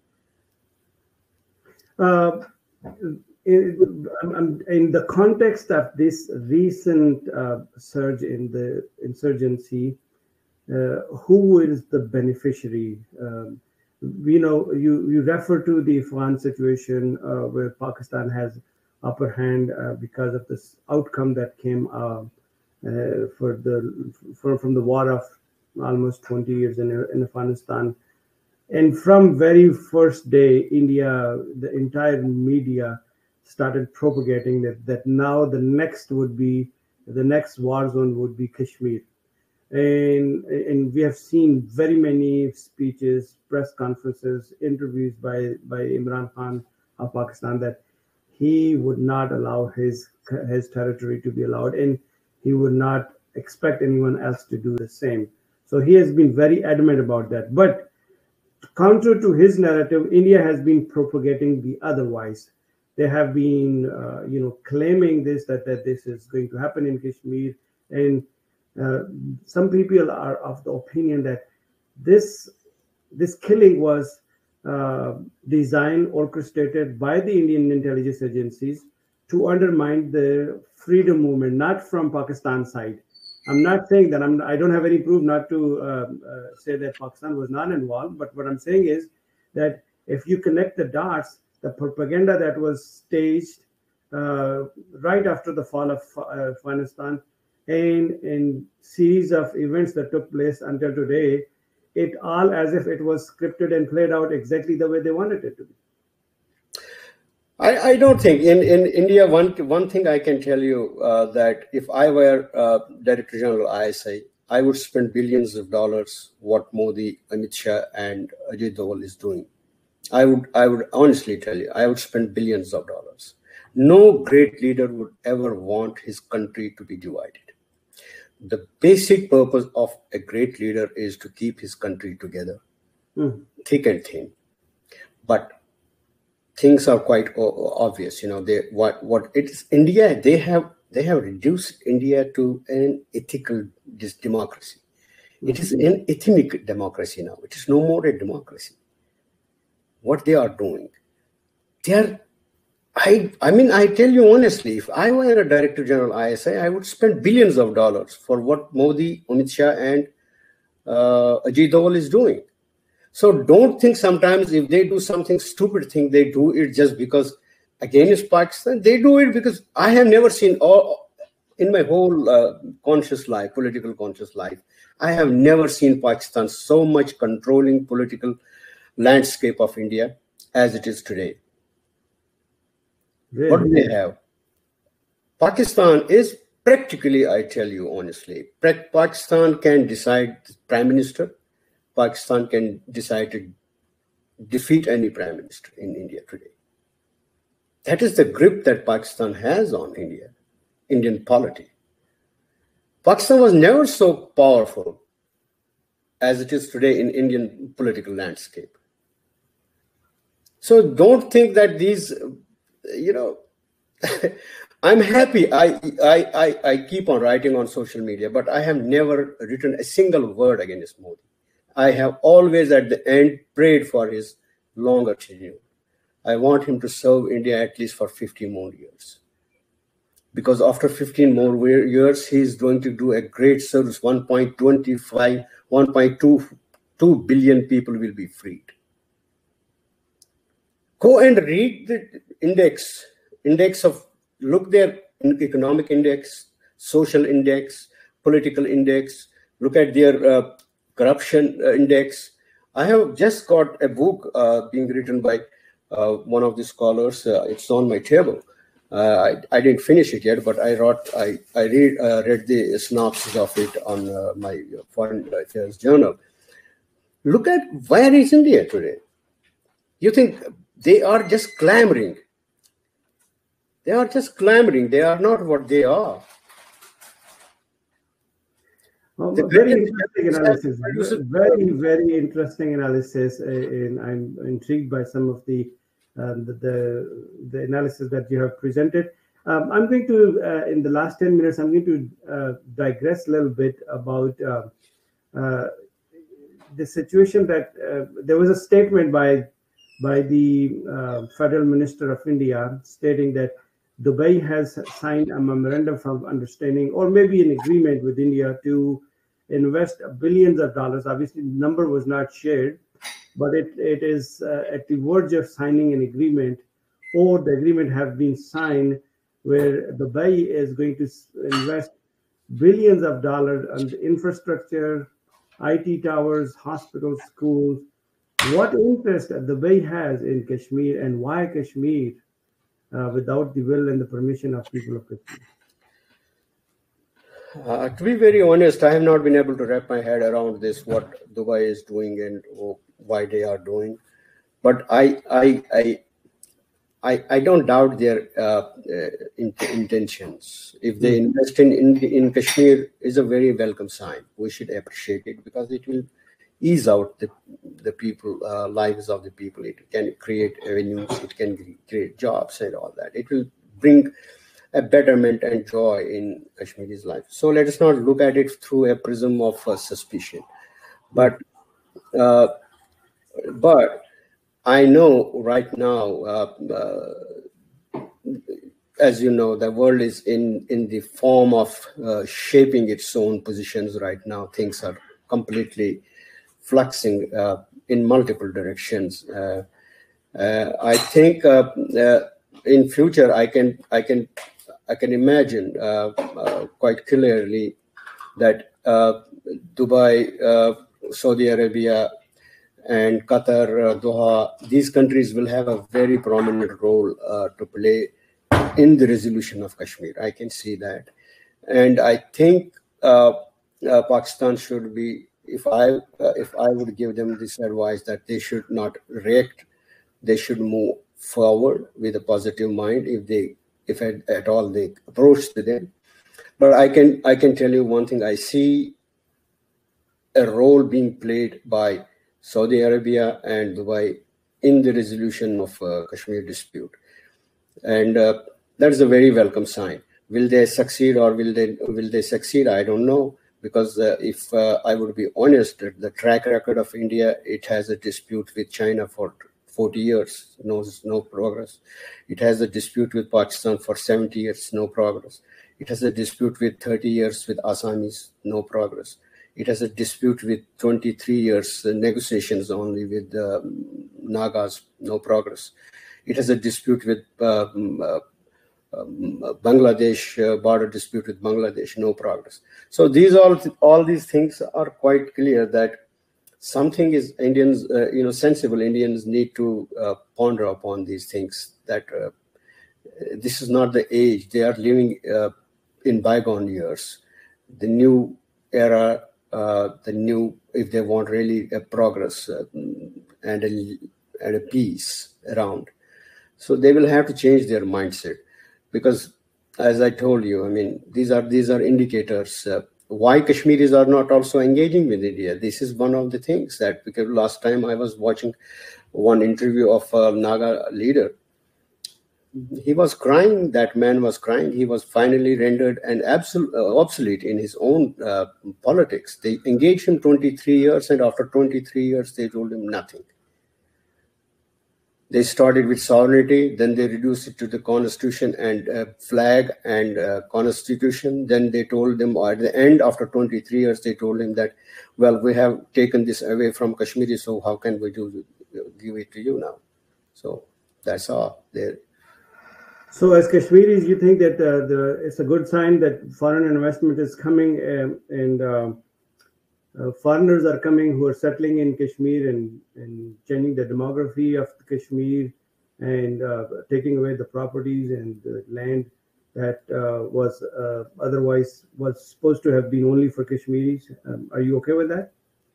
No, I'm not okay with demographic change.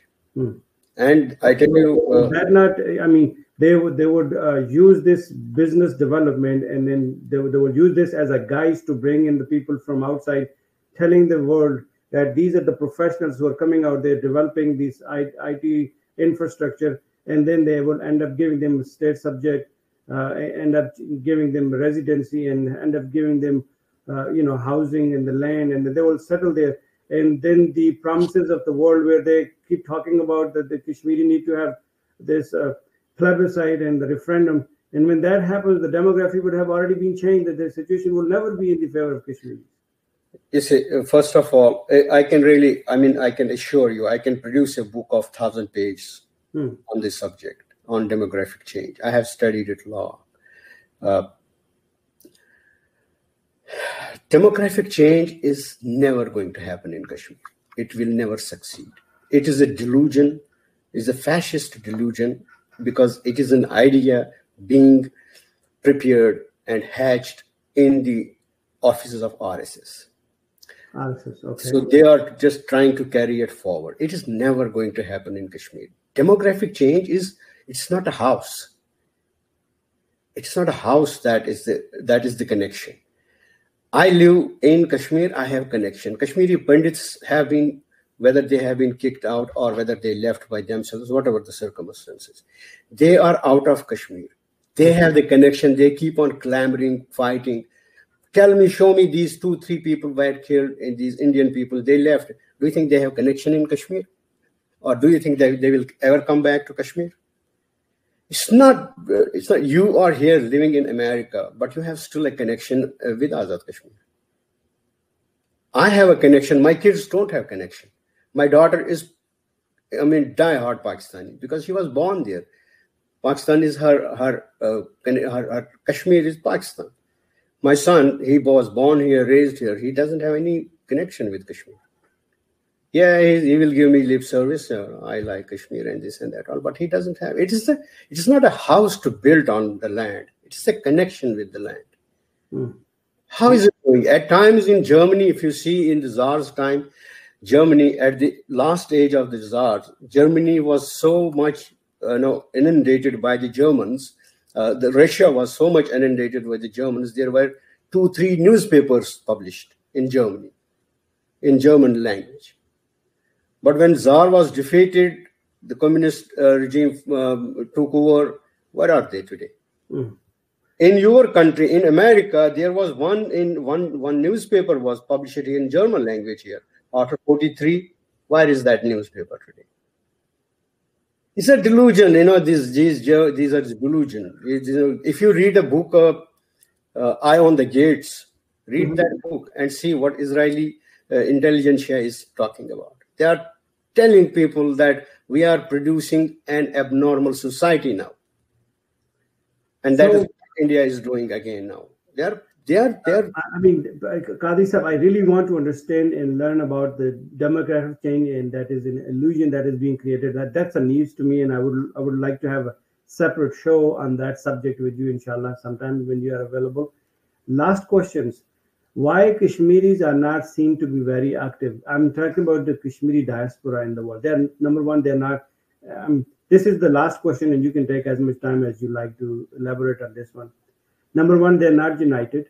Number two, they don't have one united narrative that they can propagate to take it to the world. When they go out there and meet the people of the power corridors, every one of them have their own agenda. Every one of them have their own narrative for Kashmir. People who are decision makers, people who can consider thinking about it, are confused. Who should they talk to?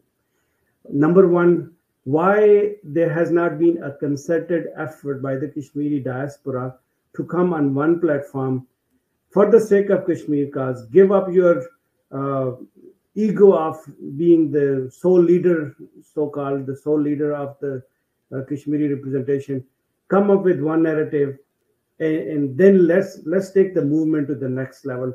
Why has that not happened? And do you see that happening in the near future? It's a very, very important, complicated, and you have to have you got to have a very dispassionate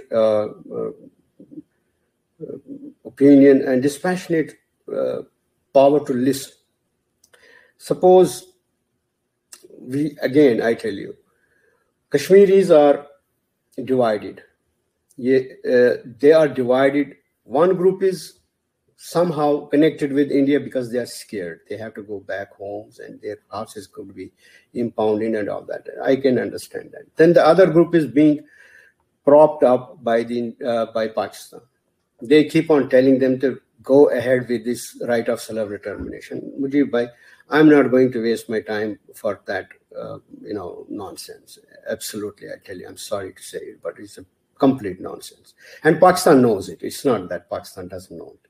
I know what Pakistani opinion is about it. What is the understanding behind this whole thing? They want us to keep saying something very nonsensical that would make no sense and we would look like a jokers in the international world, so that they could talk the substance. I understand this. They want substance for themselves and nonsense for us. I'm not going to do it. I don't need money. I don't need anything from anybody. I will contribute, but I will not take from Kashmir. So this is why Kashmiris are divided here. Kashmiris are corrupt. There is no doubt about it. Kashmiris in America are corrupt. Kashmiris in London are corrupt. Kashmiris in Turkey are corrupt. Kashmiris in Brussels are corrupt. This is a problem. We have to recognize this problem. You can't change the fabric of reality. You may try to twist it for some time, but it will snap back. It will snap back into the position. So Kashmiris have to realize it. We don't have to work just for money. There are people dying, their own kids, their own relatives, their own people are dying for this. I will not become part of that crime. That is the only thing. If any Pakistani, any Kashmiri can convince me on your show that right of self-determination is workable, I will join you right away. Number one. Number two, historically, what is right of self-determination? What is UN resolutions? What has it served? It has served, to me, it appears, right of self-determination, those people who play for this narrative, who are ardent supporters of this narrative, or those people who say Kashmir is an integral part of India. They are the same people. Now I will tell you, it's a very loaded word, I'm telling you. Be it Gilani, is as good as anybody is saying it is an integral part of India. Be it Umar Farooq, if he says right of self-determination, Yasin Malik says right of self-determination, or this UN resolution, it is as good as you are helping India. I don't want to be part of that. Now you may ask me how. Let me explain you how. Right of self-determination means, or the United Nations resolutions, whatever that is, that means you are asking for status quo. You maintain the status quo. That is what United Nations resolutions have done since 70 years. I want the status quo break off. I don't want status quo to maintain. When I would keep on saying this nonsense, self-determination and all that, it's not going to help me. It's an instrument for miseries. I would have to stop it here because I'm running out of time. However, I do have this question that inshallah I would ask you on the next show. The United Nations have maintained the status quo of self-determination for 73 years. And their argument would be that because that was based on the world agreement, people of all nations come to an agreement. That's why we want to pursue that route.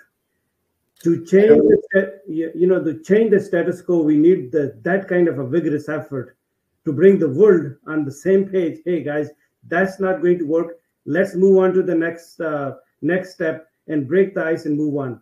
What would be your suggestion to them?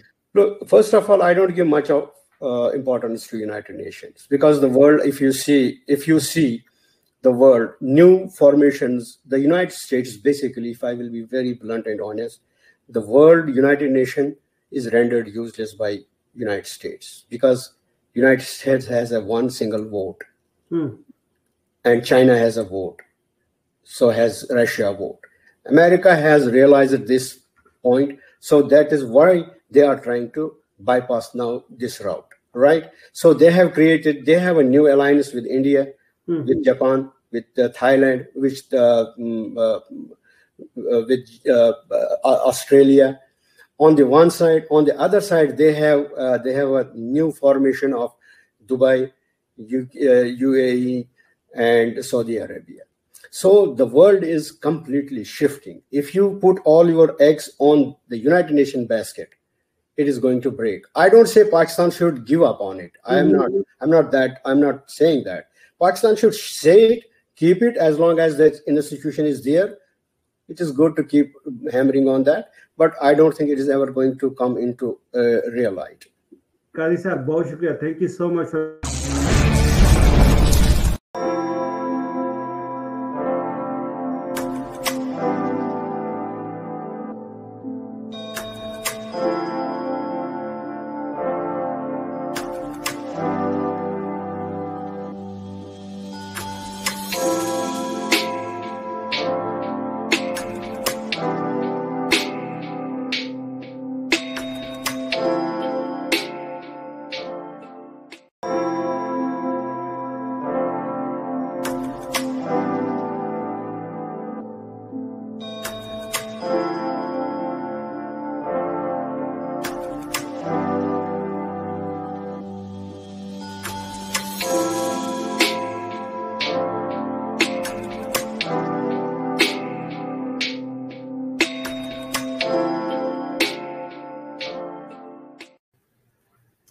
Alhamdulillah Rabbil Alameen, wassalatu wassalamu ala Sayyidil Anbiya wal Mursaleen. This is Mujib Qazi and you're watching Washington Roundtable on VOKTV. I have a very special guest with us who, by virtue of his profession, he was a singer, he's a guitar player, very well known in US, and obviously has a very good heart for humanity, has done a whole lot of work for disaster relief in Pakistan, especially after the earthquake of 2005, has built an hospital in the city called Tikar, and travels around the world wherever the need for the humanity is. He is there. He is an activist. I'm very honored to have him on the show. Todd Shia. Todd, welcome to the show. Thank you, Mujib. It's an honor to be on your program. Thank you. And I know you are joining us live from Sri Lanka. So what triggered you to be in Sri Lanka today? Well, for the last 16 years, I've been invited by a family that I helped out during the tsunami when it happened in late 2004. So I came in January, February of that year, of 2005, after the tsunami, to do relief work. So I've been invited here, and I've never had a chance to go back. But this year, I decided to take advantage of some really good pricing flights, and stayed here at a place in southern part of Sri Lanka where I worked that was hit by the tsunami, just to kind of meet that family and also see how much the country and that area has changed. And it's amazing because it was really, really destroyed when I was here last time I saw it. And to see it built back up now, it was really neat to see that. And it's a beautiful country with beautiful people. So it's just been a nice visit. In 3 days, I'm going back to Islamabad, and then I'll go to the States, I think on October 15 for about 6 weeks of fundraising for Pakistan. So basically, the Sri Lanka trip was just to go back and bring my family and see the area that I had helped out in before. By profession, you're a musician, and what triggered you to do what you do now as a full-time, dedicated yourselves to serve the humanity, and you're there wherever the need is. So can you give a short introduction of yourself, please, to our audience? Sure. Well, I played music my whole life. I basically had a childhood where music was kind of my one thing that I did well and that I was interested in. I lost my mom when I was 12, and she had given me a guitar before she died, and I kind of used that guitar as a way to stay close to my mother. I practiced it all the time, and unfortunately, I got into drugs when I was, in my teenage years, but I finally was able to get out of drug addiction and play music professionally, and used music as a way to live my life. And I played in many bands and performed all over the United States in my youth, and finally got a record deal in 2000. I went to New York, and the the gentleman, Sid Bernstein, who brought the Beatles and the Rolling Stones to America and worked with many great performers like Tony Bennett and Frank Sinatra in the 60s and 70s, and I think even as back as the 50s. He worked with some of the biggest names in the business and brought the Beatles to their famous concert at Shea Stadium. And so he was a very storied music icon in the music business. And he liked my music and he signed me. But by that time, I'd already soured on some of the music business side of things. It's kind of it's a business that has a lot of problems in it. And there's a lot of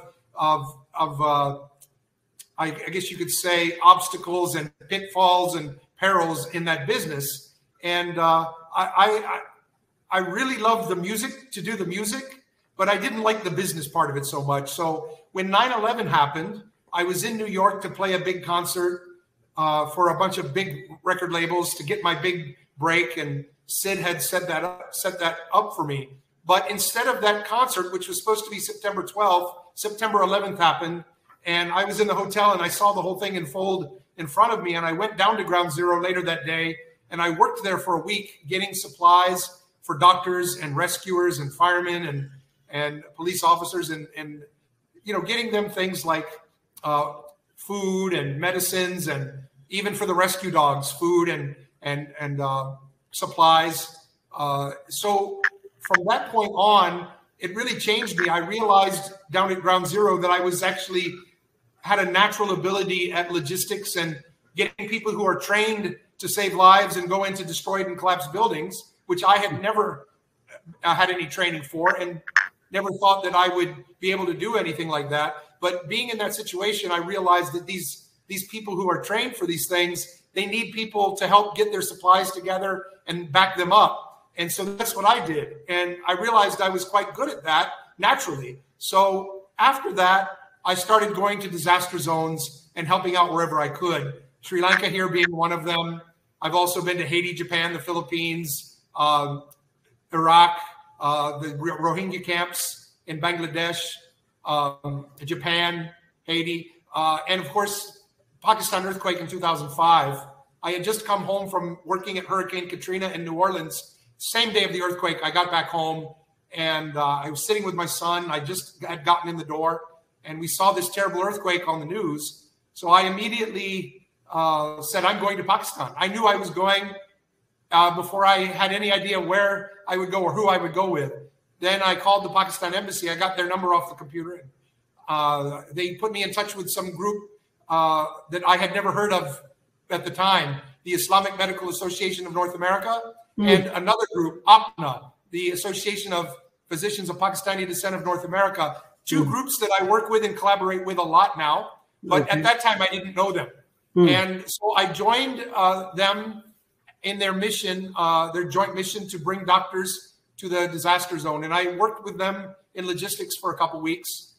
And after 2 weeks of working in Pakistan, my plan was to go back home. And but the doctors said, hey, would you stay? Because a lot of us have to go back to our practices and to our hospitals, and we're going to send new doctors, new teams every week or two. So we need somebody like you who will keep things going and keep the tent hospital going and supplies coming in, and then pick up the doctors and drop them off at the airport and all those logistical things. You know, transportation, communications, supply, liaison with other organizations, even their roti in the morning and their nashta and these things. So I said, yeah, I'd love to stay.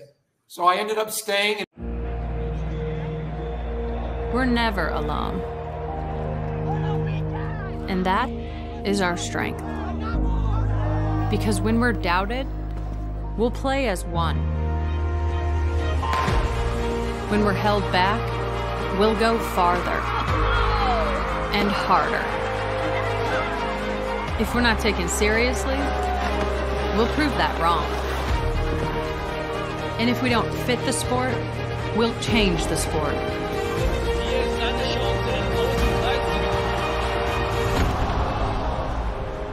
We know things won't always go our way. And the world's sporting events are postponed or cancelled. But whatever it is, we'll find a way. And when things aren't fair, we'll come together for change. We have a responsibility to make this world a better place. And no matter how bad it gets, we will always come back stronger. Because nothing can stop what we can do together.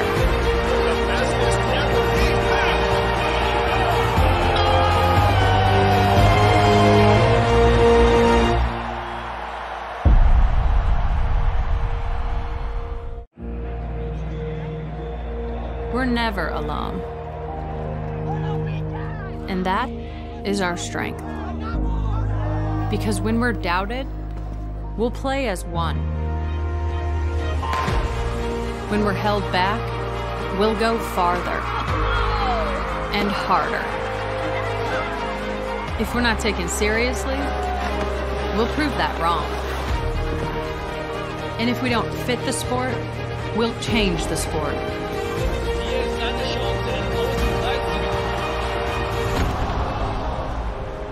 We know things won't always go our way. And the world's sporting events are postponed or cancelled. But whatever it is, we'll find a way. And when things aren't fair, we'll come together for change. We have a responsibility to make this world a better place. And no matter how bad it gets, we will always come back stronger. Because nothing can stop what we can do together.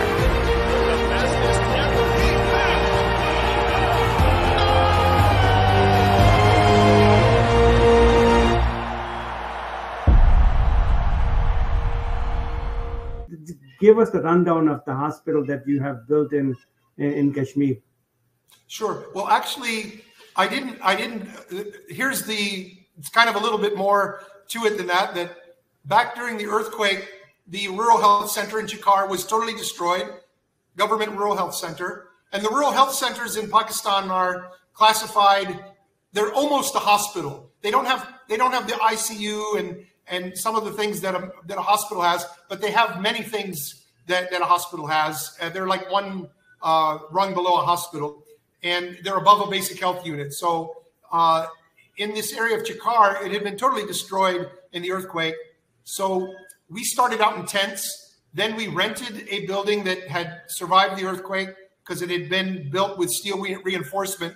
And we used that place for several years. And it was the Pakistan Navy and the Pakistan Navy Women's Association that actually built the building for the new rural health center. But it wasn't until 2010 that opened. So we worked there for a couple more years. So we were almost 7 years in Chikar. But in 2010 and 11, the floods happened. 2009 was the SWAT crisis with the Army operation in SWAT. So we actually moved our operations after 2011, even though we had in 2009 started working in SWAT and other places of Pakistan. We still remained in AJK. And even to this day, we work there. But that center we turned over to the government officially in 2011. And then we stayed helping them until 2012. But it was a government-designated rural health center that was rebuilt. So at some point, it had to go back to the government, and the NGO helped run it while the government healthcare system in AJK was being reconstituted and rebuilt. And so we assisted, very proud of the fact that we assisted the AJK Department of Health with that process. And but then when the floods of 2010 and 11 happened, and then of course the 2009 SWAT crisis, we started working in other places because the necessity was there, the acute need and the emergency was in other places, and our donors also preferred to give to these more immediate emergencies as well. So we had more funds and money for those disasters rather than the earthquake, which had happened 5-6 years before at that point. So what are the projects that are underway right now, and where those projects are in Pakistan? Sure. Well, a lot of what we did up until 2013-14 was respond to disasters with logistics food, tents, and blankets, and a medical team. We had our own doctors and team and logistics people, operations people that would work with visiting volunteer doctors and make sure that they had everything that they needed to do their job, so that they didn't have to worry about any of that. Because what I learned from 9/11 through all these disasters that I've worked at is if doctors and people who are trained to save lives have to spend their time getting their supplies together and worrying about their transportation and communications and supplies and pick up and drop off and communications and transportation, all those things, then they get tired out and they don't have time to do what they're trained to do. So we try to leave the life-saving part to them, and then we handle all the backups so they don't have to fool with all those things. And our ongoing partnership with Islamic Medical Association of North America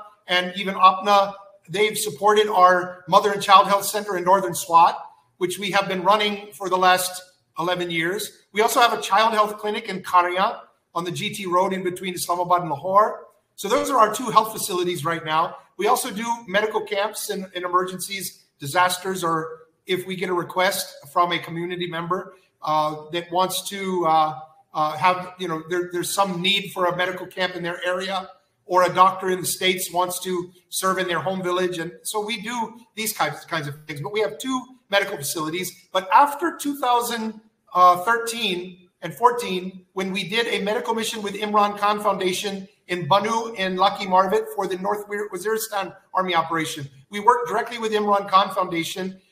They were setting up tents and camps, and they were giving water and food, but they needed a medical aspect to their mission because a lot of people were needing medical services. So they hired our team basically to come in and do all of the medical work for Imran Khan Foundation. So we took care of about 175,000 patients. It was supposed to be just a couple months mission, but then they asked us to stay longer. We ended up staying until a year during that period. But after that very successful mission was over, and of course we had a program audit, independent program and financial audit from Imran Khan Foundation, and they were very happy with our work. So we're very proud of that mission. But after that, we started doing things outside of just disaster relief. We started using our network from all the places and because we'd worked in every area of Pakistan up to that point in disasters. So we started doing work in water projects. So now we have over 500 water projects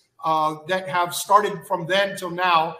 Everything from reverse osmosis water filtration to tube wells and to the solar powered systems and to the smaller hand dug wells and the hand pumps. So we're doing those type of projects everywhere with the help of mostly Pakistani American donors.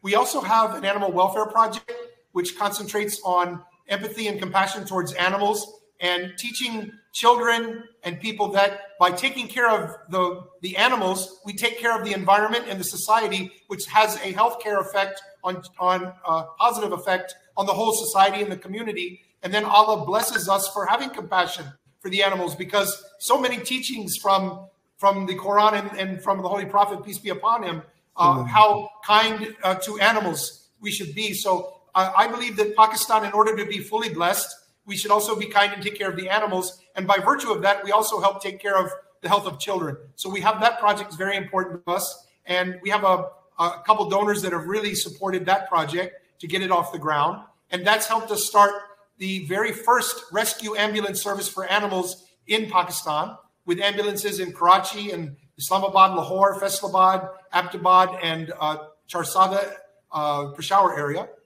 Then we have a House of Blessings for widows and orphans. And we were expanding that because we've had so many donors interested in that. Basically, we take mothers and their children who've lost the father, and in some cases, both the mother and father, and we give the children a very loving home, the best education, very good nutrition, counseling, career counseling for the mothers, and we set them up for independence and for success and economic opportunity and education in the future, so that later one day they can become donors of ours and be independent of having to live at the House of Blessings. So it's our first House of Blessings has been running for over 2 years.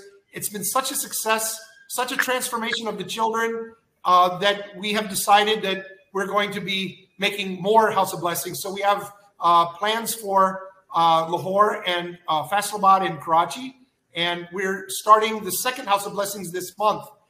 Just next week, our first family is coming into Rawalpindi House of Blessings. Wow. You have a whole lot of projects going, and it requires a lot of time and a lot of money to run all these programs. And you got to have a lot of actually.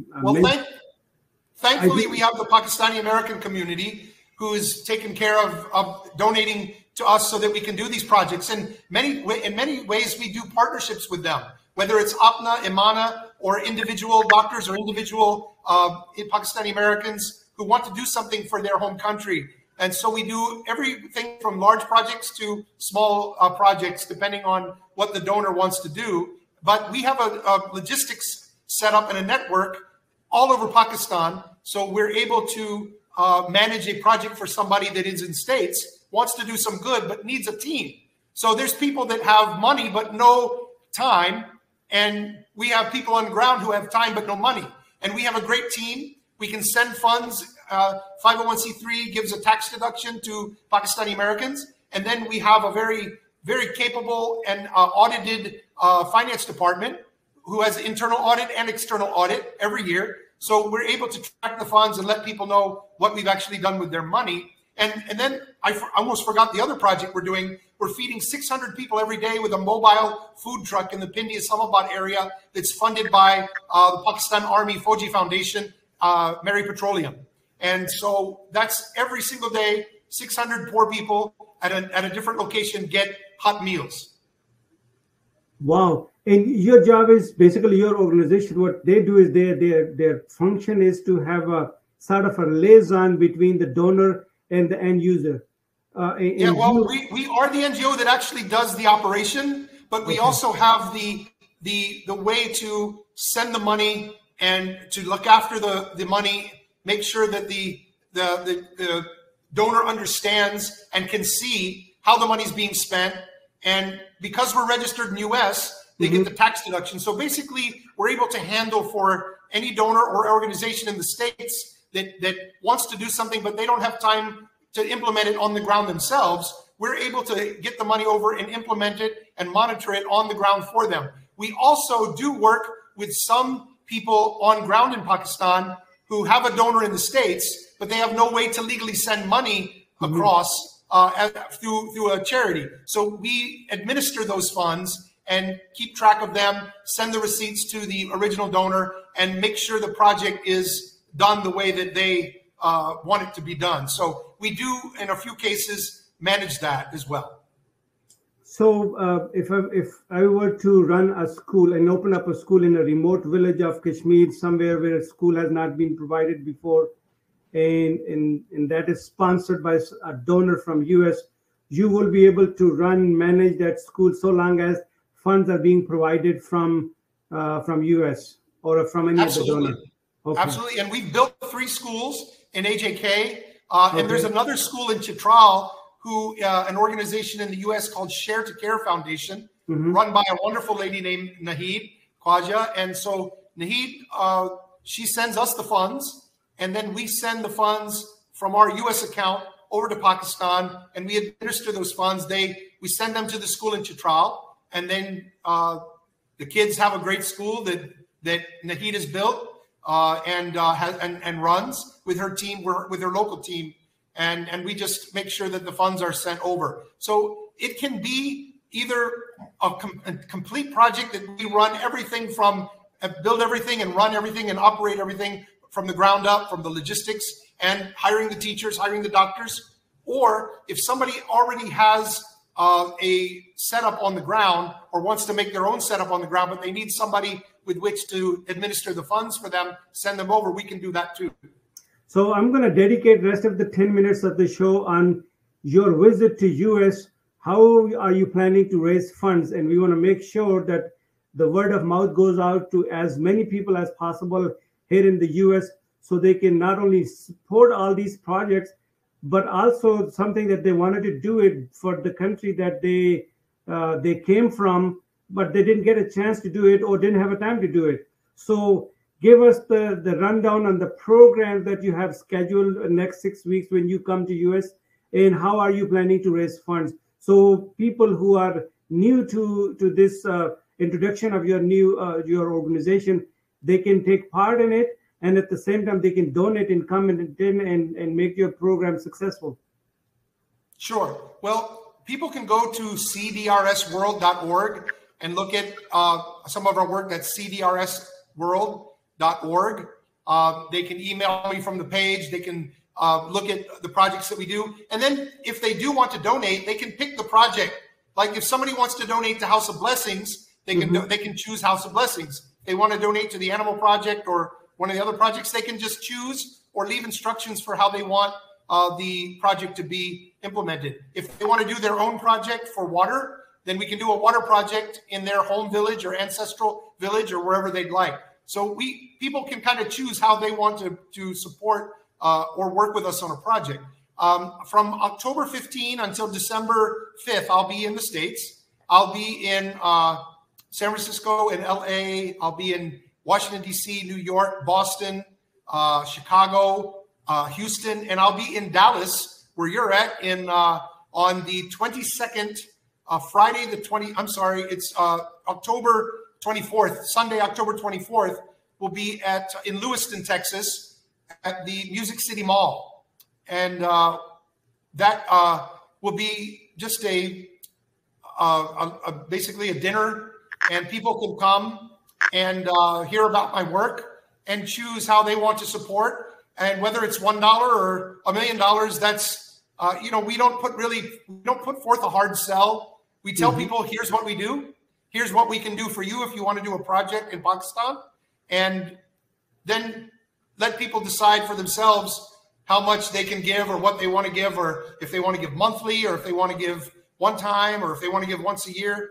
Well, everything is available to them. It's just their decision which they would like to support. Some people, they send $1,000 and they say, use it wherever you need it most. And then other people want to do a specific project in a specific place. So we can do either of those things. I'm going to be in Dallas because APNA is giving me a humanitarian award on the 23rd at their banquet. So that's why I was coming to Dallas. So I thought, since I'm coming to Dallas for the APNA event, that I would also try to put together an event there. So thankfully, Mr. Nadeem Zaman introduced me to a couple of his friends, Nahid being one of them, who has a place at the Music City Mall and is helping me set up the event. So, there's just wonderful people in the Pakistani American community who have been willing to step up and help me with fundraising and with projects. And without them, I wouldn't be able to do anything,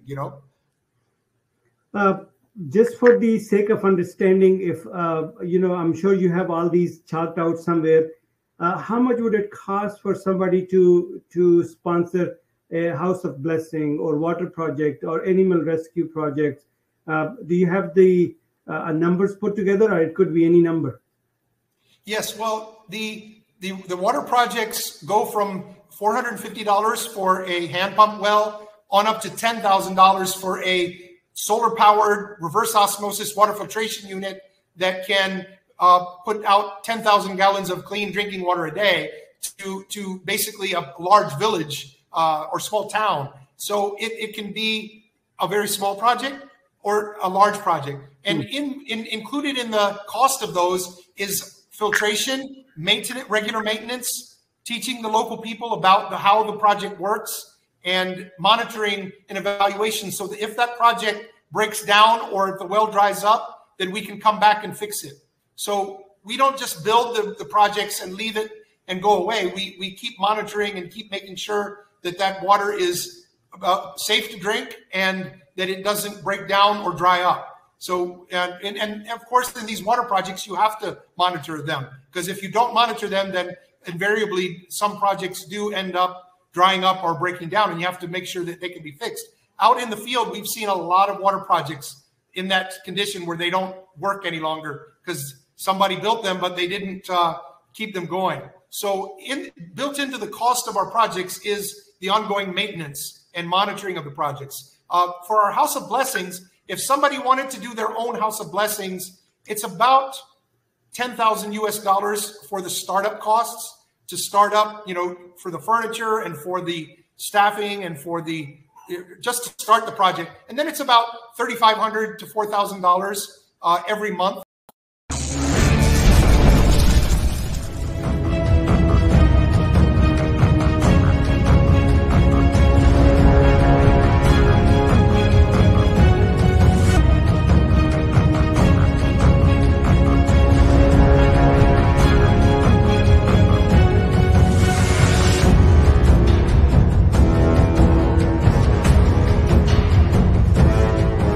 बिस्मिल्लाहिर्रहमानिर्रहीम, अस्सलाम वालेकुम। Voice of Kashmir TV USA के साथ मैं दानिश मलिक। आइए नजर डालते हैं अब तक की खबरों पर। सिख वफ्द की नरेंद्र मोदी के साथ मुलाकात हुई है। मुलाकात में करतारपुर राहदारी दोबारा खोलने पर जोर दिया गया है। सिखों के एक वफ्द ने भारतीय वज़ीर आज़म नरेंद्र मोदी से मुलाकात की है और इन पर पाकिस्तान में करतारपुर साहब गुरुद्वारा की यात्रा को यकीनी बनाने के लिए करतारपुर राहदारी को दोबारा खोलने पर जोर दिया है।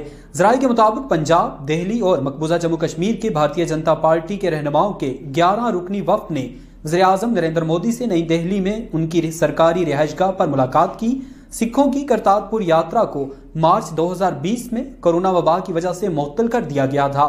सिख रहनुमाओं ने 19 नवंबर को गुरु नानक देव के यौम पैदाइश से पहले करतारपुर राहदारी को दोबारा खोलने का मुतालबा किया है। भारतीय रियासत त्रिपुरा की पुलिस ने 2 सहाफियों के खिलाफ FIR दर्ज कर ली। भारतीय रियासत त्रिपुरा पुलिस ने रियासत में हालिया फिरका वाराना तशद्दुद की रिपोर्टिंग करने वाली 2 सहाफियों के खिलाफ थाने में FIR दर्ज कर दी है। ज़राए के मुताबिक FIR कंजन दास की तरफ से दर्ज की गई, जिन्होंने दावा किया है कि समृद्धि के सकूनिया और जहां सवरना नामी 2 ख्वातीन सहाफियों ने पाल बाजार के इलाके में मुसलमानों से मुलाकात के दौरान हिंदू बरादरी और त्रिपुरा हुकूमत के खिलाफ नफरत अंगेज तकरीर की। याद रहे कि त्रिपुरा की पानी सागर सब डिवीजन में 26 अक्टूबर को हिंदू इंतहापसंद तंजीम विश्व हिंदू परिषद के मुजाहरे के दौरान मस्जिद और मुसलमानों के घरों, दुकानों और दिगर अमलाक पर हमले किए और इनकी तोड़ फोड़ की, जिसके बाद से त्रिपुरा में कशीदगी पाई जाती है। मकबूजा जम्मू कश्मीर का इस्लामी तशख़्ख़ुस, रवायात और सकाफत भारत के निशाने पर है। पासबान हुर्रियत के चेयरमैन का बयान। पासबान हुर्रियत जम्मू कश्मीर ने कहा है कि गैर कानूनी तौर पर भारत के ज़ेर कब्जा जम्मू कश्मीर में इंसानी हकूक की सूरत हाल इंतहाई अबतर हो चुकी है और इलाके का इस्लामी तशख़्ख़ुस, रवायात और सकाफत भारत के निशाने पर है। ज़राए के मुताबिक पासबान हुर्रियत जम्मू कश्मीर के चेयरमैन उज़ैर अहमद गजाली ने मुजफ्फराबाद में जारी एक बयान में कहा कि मकबूजा जम्मू कश्मीर इस वक्त तारीख के स्याह तरीन दौर से गुजर रहा है और भारत अपनी पूरी फौजी ताकत और काले क़वानीन के जरिए आज़ादी, इंसाफ और हक़ हुदरादियत के लिए उठने वाली हर आवाज़ को खामोश कराने की कोशिश कर रहा है। उन्होंने कहा कि भारत के जिंदानों में हज़ारों कश्मीरी नज़रबंद जुल्म की चक्की में पिस रहे हैं। इजहार राय की आज़ादी पर पाबंदियां आयद करके रियासत को एक जेल में तब्दील कर दिया गया है, जबकि काबिज फोर्सेस हज़ारों कनाल अराजी पर जबरी तौर पर काबिज हो रही है। उज़ैर अहमद गजाली ने आज़ाद जम्मू कश्मीर की हुकूमत और अवाम से अपील की है कि कश्मीरी अवाम के हकूक के लिए अपना मौसर किरदार अदा करें। उन्होंने कहा कि तनाज़ा कश्मीर की हसासियत भारत के जालिमाना रवैये और दहशत गर्द मनसूबों से अक़वाम मुत्तहिदा और इंसानी हकूक के आलमी इदारों को आगाह करने के लिए रियासत गिर मुज़ाहिमती तहरीक का आगाज करना होगा। उन्होंने कहा कि आलमी इदारों की खामोशी की वजह से नरेंद्र मोदी की फस्ताई भारतीय हुकूमत निहत्ते कश्मीरियों पर सफाकाना मुजालिम ढा रही है। दुनिया भारत की हिंदुत्व हुकूमत को दहशतगर्द तंजीम करार दे, मिसाल मलिक का बयान। कल्चर ऑर्गेनाइजेशन की चेयरपर्सन और गैर कानूनी तौर पर नजरबंद जम्मू कश्मीर लिबरेशन फ्रंट के चेयरमैन मोहम्मद यासीन मलिक की अहलिया मिसाल हुसैन मलिक ने दुनिया पर जोर दिया है कि वो दाइश की तरह बुनियाद परस्त और फस्ताई हिंदुत्व हुकूमत के खिलाफ भी मुत्तहिद होकर सख्त कार्रवाई करे, क्योंकि इसने जन्नत नजीर वादी कश्मीर की आवाम की जिंदगी जहन्नम बना दी है। ज़राए के मुताबिक मिसाल हुसैन मलिक ने इस्लामाबाद में एक बयान में कहा कि आलमी बरादरी और इंसानी हकूक की तंजीमें दाइश की तरफ से उठाए जाने वाले मुजालिम के खिलाफ यक आवाज हैं, जो काबिल तहसीन है। ताहम उन्होंने मकबूजा जम्मू कश्मीर में हिंदुत्व हुकूमत और फलस्तीन में सिहोनी हुकूमत की तरफ से रियासती दहशतगर्दी और गैर इंसानी कार्रवाइयों पर मुकम्मल खामोशी इख्तियार किए जाने पर दुनिया के दोहरे मेयार पर सवालात उठाए। उन्होंने कहा कि हकीकी अमन का ख्वाब उसी वक्त पूरा हो सकता है जब आलमी ताकतें और अक़वाम मुत्तहिदा के इदारे दोगलेपन से परहेज करें और इंसानियत और इंसानी हकूक को अपने माली मुफादात और ज़ाती पसंद और नापसंद से बालातर रखें। پاکستان کے زیر انتظام آزاد جموں کشمیر میں خسرہ اور روبیلا سے بچاؤ کے لیے ویکسینیشن مہم کا آغاز کر دیا گیا۔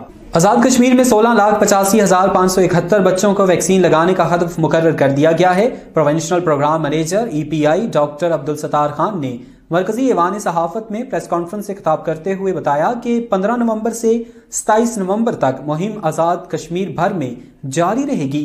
EPI کے 370 مراکز، 1,874 آؤٹ ریچ ٹیمیں، 4,488 تربیت یافتہ workers team assistant, 4119 social mobilizers مہم میں حصہ لیں گے۔ مانیٹرنگ کے لیے 449 first level supervisor, 220 union council supervisors, 199 tehsil level supervisor, district education officers مردانہ و زنانہ، تمام ڈپٹی کمشنرز، محکمہ صحت کے 60 ضلعی افسران اور 15 provincial manager EPI office supervisor کو مہم کامیاب بنانے کی ذمہ داریاں سونپ دی گئی ہیں۔ اب تک کے لیے اتنا ہی۔ مزید باخبر رہنے کے لیے دیکھتے رہیے voice of Kashmir TV USA یا پھر وزٹ کیجیے ہماری ویب سائٹ۔ اس کے علاوہ آپ ہمیں سوشل میڈیا کے پلیٹ فارم پر بھی جوائن کر سکتے ہیں۔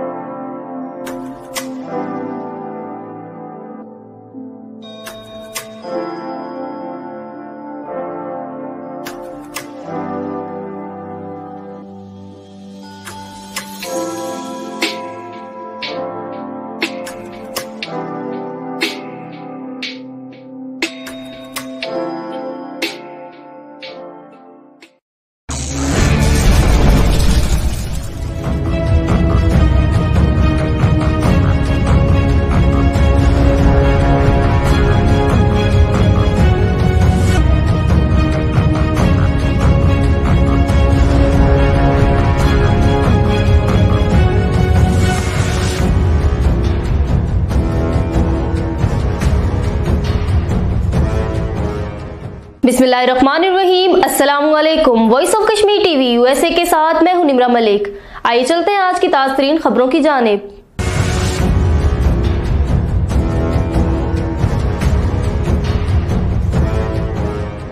آزادی پسند مجاہدین کی یلغار میں سری نگر میں پولیس اہلکار شدید زخمی، انڈین فورسز نے کئی مکانات کو گھیرے میں لے لیا اور سرچ آپریشن شروع کر دیا۔ مقبوضہ کشمیر کے دارالحکومت سری نگر کے نواحی علاقے میں کل اتوار کی رات آزادی پسند مجاہدین نے غلام پولیس پارٹی پر حملہ کیا، جس کے نتیجے میں ایک پولیس اہلکار شدید زخمی ہو گیا۔ زخمی پولیس اہلکار کی شناخت 37 سالہ محمد مقبول کے نام سے ہوئی ہے۔ مجاہدین نے یہ حملہ سری نگر کے نواحی علاقے نواں کدل کے جمالتا گاہ میں کیا ہے۔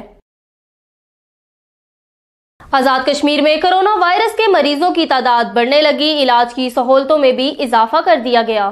آزاد کشمیر میں گزشتہ 24 گھنٹوں کے دوران 2 افراد میں کرونا وائرس کی تصدیق ہوئی ہے، جن میں ایک کا تعلق میرپور اور ایک کا بھمبر سے ہے۔ 3 مریض صحت یاب ہوئے اور 174 افراد کے کرونا وائرس کے شبہ میں ٹیسٹ لیے گئے ہیں۔ آزاد کشمیر میں اب تک 3,18,323 افراد کے کرونا وائرس کے شبہ میں ٹیسٹ لیے گئے ہیں۔ 34,512 افراد میں کرونا وائرس کی موجودگی پائی گئی ہے۔ 33,727 افراد صحت یاب ہو چکے ہیں اور انہیں ڈسچارج بھی کر دیا گیا ہے۔ تعلیمی اداروں میں سیرت النبی صلی اللہ علیہ وسلم پر تقاریر کی تیاری اور طلباء کی اس کی جانب رغبت خوش آئند ہے۔ وزیر خزانہ آزاد کشمیر کا خطاب۔ آزاد کشمیر کے وزیر خزانہ امداد باہمی وائن لینڈ ریونیو عبد الماجد خان نے کہا کہ رسول اللہ سے حقیقی محبت اور عشق ہی مومن کا اثاثہ ہے۔ تعلیمی اداروں میں سیرت النبی پر تقاریر کی تیاری اور طلباء کی اس کی جانب رغبت خوش آئند ہے۔ تحریر اور تقریر پر عبور کے ذریعے دنیا کے کئی بڑے مارکے فتح ہوئے، اس لیے زبانوں پر عبور کے ساتھ ساتھ بہترین الفاظ کا چناؤ اور خوبصورت اسلوب نہایت ضروری ہے۔ ریاست آزاد جموں کشمیر میں شروع ہونے والی 12 روزہ خسرہ روبیلا مہم کا باقاعدہ افتتاح۔ वज़ीर आज़म आज़ाद कश्मीर सरदार अब्दुल कयूम नियाज़ी ने रियासत आज़ाद जम्मू कश्मीर भर में शुरू होने वाली 12 रोज़ा खसरा रोबेला मुहिम का बाकायदा इफ्तिताह कर दिया। इस मौके पर वज़ीर आज़म आज़ाद कश्मीर ने कहा कि महकमा सेहत आमा आज़ाद कश्मीर में डॉक्टर्स और दीगर असामियों में इजाफा किया जाएगा। अवामी सहूलियात की खातिर महकमा सेहत के अदारों को अपग्रेड्स नए अदारे की क़याम में अमल में ला रहे हैं। इस हवाले से हुकूमत आज़ाद कश्मीर में महकमा सेहत आमा में बहुत बड़ा पायलट प्रोजेक्ट लगाने पर इत्तफाक किया है।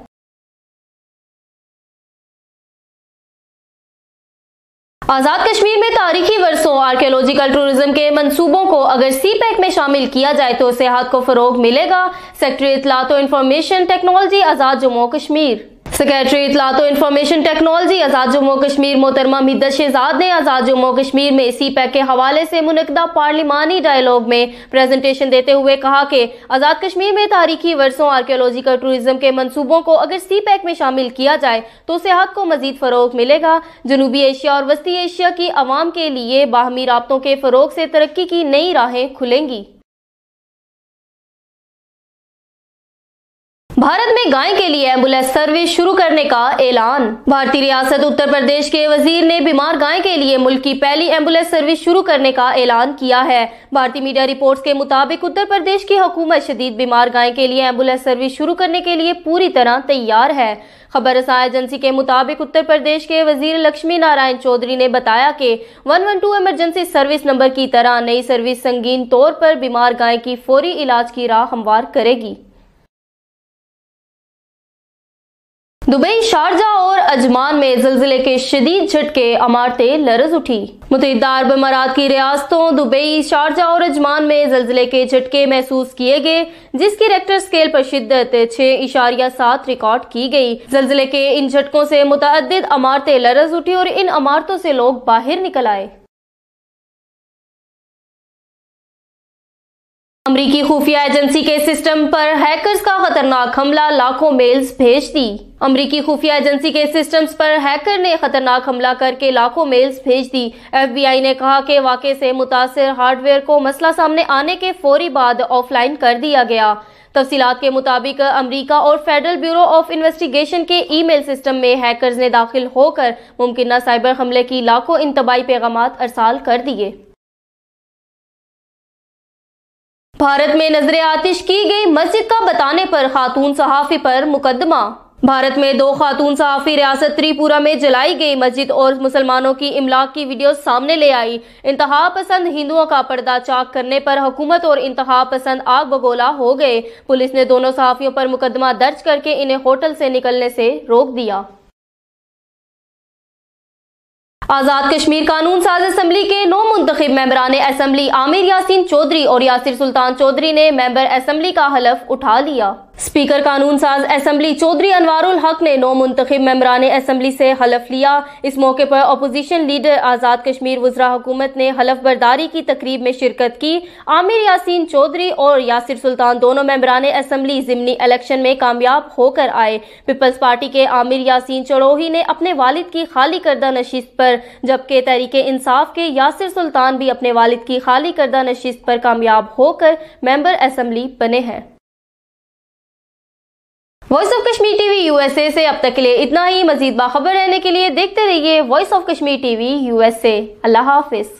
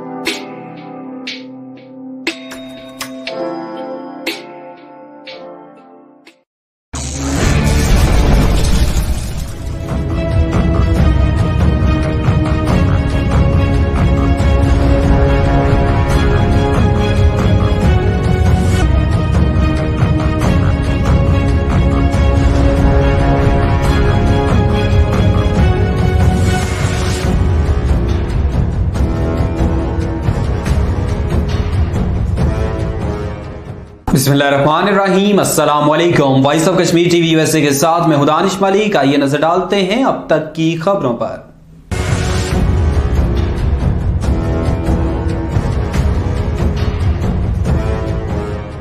सदर रियासत आजाद जम्मू कश्मीर की आर्मी चीफ के साथ मुलाकात हुई। इस मुलाकात में कश्मीर के मसले पर तबादला ख्याल किया गया। सदर आजाद जम्मू कश्मीर बैरिस्टर सुल्तान महमूद चौधरी की army chief general Qamar Javed Bajwa से जनरल हेडक्वार्टर रावलपिंडी में तफसीली मुलाकात हुई। इस मौके पर मुलाकात में सदर रियासत बैरिस्टर सुल्तान महमूद चौधरी ने army chief general Qamar Javed Bajwa को मसला कश्मीर और अपने अमरीका, बरतानिया और यूरोप के हालिया दौरों पर ब्रीफिंग दी। त्रिपुरा मुस्लिम मुखालिफ फसादात कौमी अक़लियती कमीशन ने हुकूमत से रिपोर्ट तलब कर ली। कौमी अक़लियती कमीशन ने मसाजिद, मुसलमानों की अमलाक पर हमलों पर हुकूमत से जवाब तलब कर लिया है। भारत के कौमी अक़लियती कमीशन ने रियासत त्रिपुरा में मसाजिद और मुसलमानों के मकानात और दुकानों पर हमले के मामले में रियासती हुकूमत को नोटिस भेजकर इससे जवाब तलब किया है। ज़राए के मुताबिक अक़लियती कमीशन के चेयरमैन इकबाल सिंह लालपुरा ने नई दिल्ली में सहाफ़ियों को बताया कि त्रिपुरा में मसाजिद और मुसलमानों के मकानों और दुकानों में तोड़ फोड़ के वाक़े का अज खुद नोटिस लेते हुए रियासती हुकूमत से जवाब तलब किया गया है। उन्होंने कहा कि हिंदू इंतहा पसंद तंजीम विश्व हिंदू परिषद की रैली के दौरान शुमाली त्रिपुरा की सब डिवीजन पानी सागर में एक मस्जिद और मुसलमानों की 3 दुकानों और मकानों पर हमला किया गया था। उन्होंने कहा कि इस सिलसिले में रियासती हुकूमत को नोटिस भेजकर हमलावरों के खिलाफ की गई कार्रवाई की रिपोर्ट तलब की गई है। इसके अलावा इस मामले में कितने लोगों को गिरफ्तार किया गया, किस सेक्शन के तहत मुकदमा दर्ज किया गया और मुस्तकबिल में ऐसे वाकयात दोबारा ना होने के लिए क्या इक़दाम किए गए, इस हवाले से भी रिपोर्ट तलब की गई है। मकबूजा जम्मू कश्मीर में इंसानी हकूक के कारकुन को भारतीय पुलिस ने गिरफ्तार कर लिया। भारत के गैर कानूनी ज़ेर कब्जा जम्मू कश्मीर में भारतीय पुलिस ने जिला इस्लामाबाद से इंसानी हकूक के कारकुन तालिब हुसैन को गिरफ्तार किया है। ज़राए के मुताबिक तालिब हुसैन को पुलिस ने उनके खिलाफ 3 हफ्ते कबल लारनो पुलिस स्टेशन में दर्ज किए गए एक मुकदमे में जिला के इलाके कोकरनाग में उनके घर से हिरासत में लिया। तालिब हुसैन को गुज़श्ता माह जिला में भारतीय सेंट्रल रिजर्व पुलिस फोर्स की तरफ से एक कबायली नौजवान परवेज अहमद के कत्ल के बाद मुतासरा खानदान का इंसाफ की फरहमी का मुतालबा करने पर इंतकामी कार्रवाई का निशाना बनाने के लिए गिरफ्तार किया गया है। 7 अक्टूबर को पेश आने वाले वाक़े को तालिब ने जाली मुकाबला करार दिया था। SHO लारनो के मुताबिक तालिब ने मुकामी लोगों को काबिज इंतजामिया और भारतीय फोर्सेस के खिलाफ उकसाया था। तालिब ने अपने भाई को बताया है कि पुलिस ने इसे गुज़श्ता माह परवेज अहमद के कत्ल के बारे में जारी की गई 14 मिनट दौरानिये की वीडियो की वजह से गिरफ्तार किया है। तालिब हुसैन के वकील तारिक ने मीडिया को बताया कि उन्होंने जमानत के लिए दरख्वास्त दे दी है और उम्मीद है कि तालिब को जमानत मिल जाएगी। तालिब हुसैन इस वक्त महबूबा मुफ्ती की पीपल्स डेमोक्रेटिक पार्टी से वाबस्ता है। भारत की रियासती दहशतगर्दी जारी, मकबूजा कश्मीर में मजीद 3 नौजवानों को गिरफ्तार कर लिया गया। भारत के गैर कानूनी ज़ेर कब्जा जम्मू कश्मीर में भारतीय पुलिस और बदनाम जमाना तहकीकाती इदारे NIA ने बारमूला और गंदरबल के इजलास से 3 कश्मीरी नौजवानों को गिरफ्तार कर लिया। ज़राए के मुताबिक NIA के एहलकारों ने 2 नौजवानों राशिद मुजफ्फर गनाई और नासिर मीर को जिला बारमूला के कस्बा सोपुर से गिरफ्तार किया। भारतीय पुलिस ने जिला गंदरबल के इलाके सहपुरा से अरशद अहमद मीर नामी नौजवान को गिरफ्तार कर लिया।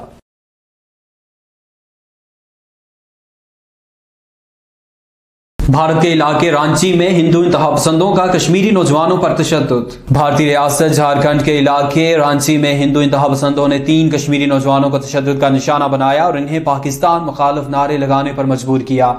ज़राए के मुताबिक रांची में तजारत की गर्ज से आए कश्मीरी नौजवानों बलाल अहमद, शबीर अहमद और वसीम अहमद को हिंदू इंतहा पसंदों ने गन पॉइंट पर पाकिस्तान मुखालिफ नारे लगाने पर मजबूर किया और इन्हें तशद्दुद का निशाना बनाने के अलावा इन्हें धमकी दी कि वो फौरन शहर से चले जाएं, नहीं तो इन्हें संगीन नताइज भुगतने पड़ेंगे।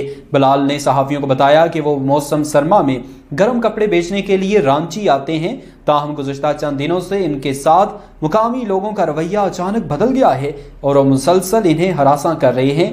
उधर कश्मीरी नौजवानों ने खुद पर हिंदू इंतहा पसंदों के हमले और पाकिस्तान मुखालिफ नारे लगाने पर मजबूर किए जाने के बारे में डोरांडा पुलिस स्टेशन में एक तहरीरी दरख्वास्त दी है, जिसके बाद मुकदमा दर्ज कर लिया गया है।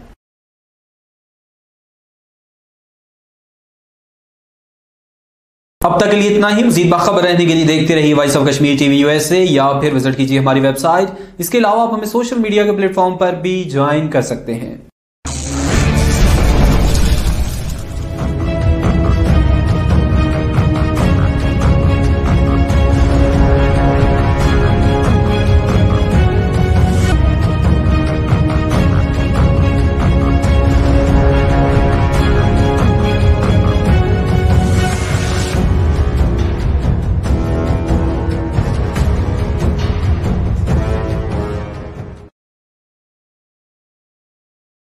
वक्फा बराए अजान।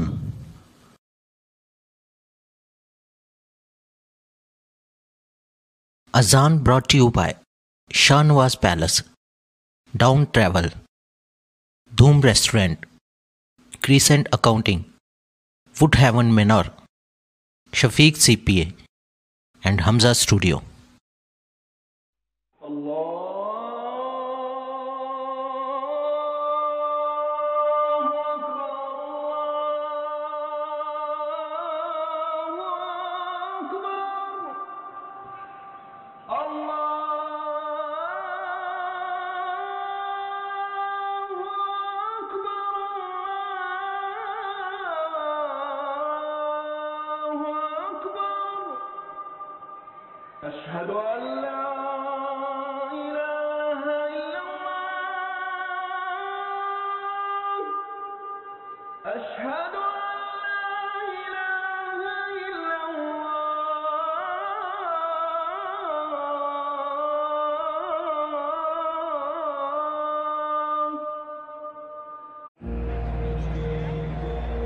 We're never alone.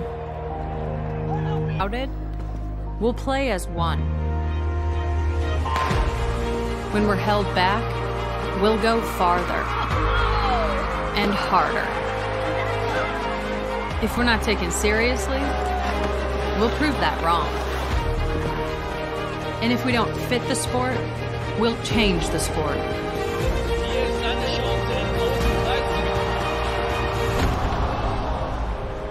We know things won't always go our way. And the world's sporting events are postponed or cancelled. But whatever it is, we'll find a way. And when things aren't fair, we'll come together for change.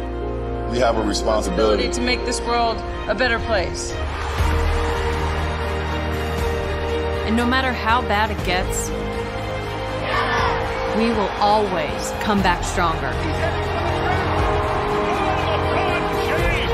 Because nothing can stop what we can do together.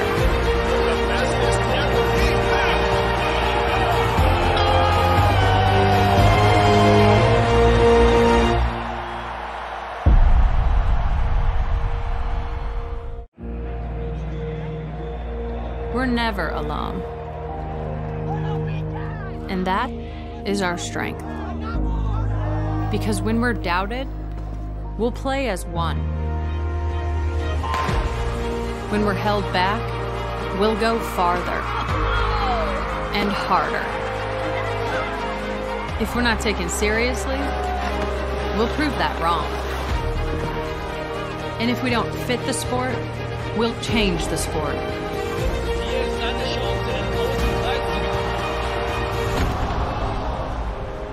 We know things won't always go our way. And the world's sporting events are postponed or cancelled. But whatever it is, we'll find a way. And when things aren't fair, we'll come together for change. We have a responsibility to make this world a better place. And no matter how bad it gets, we will always come back stronger. Because nothing can stop what we can do together.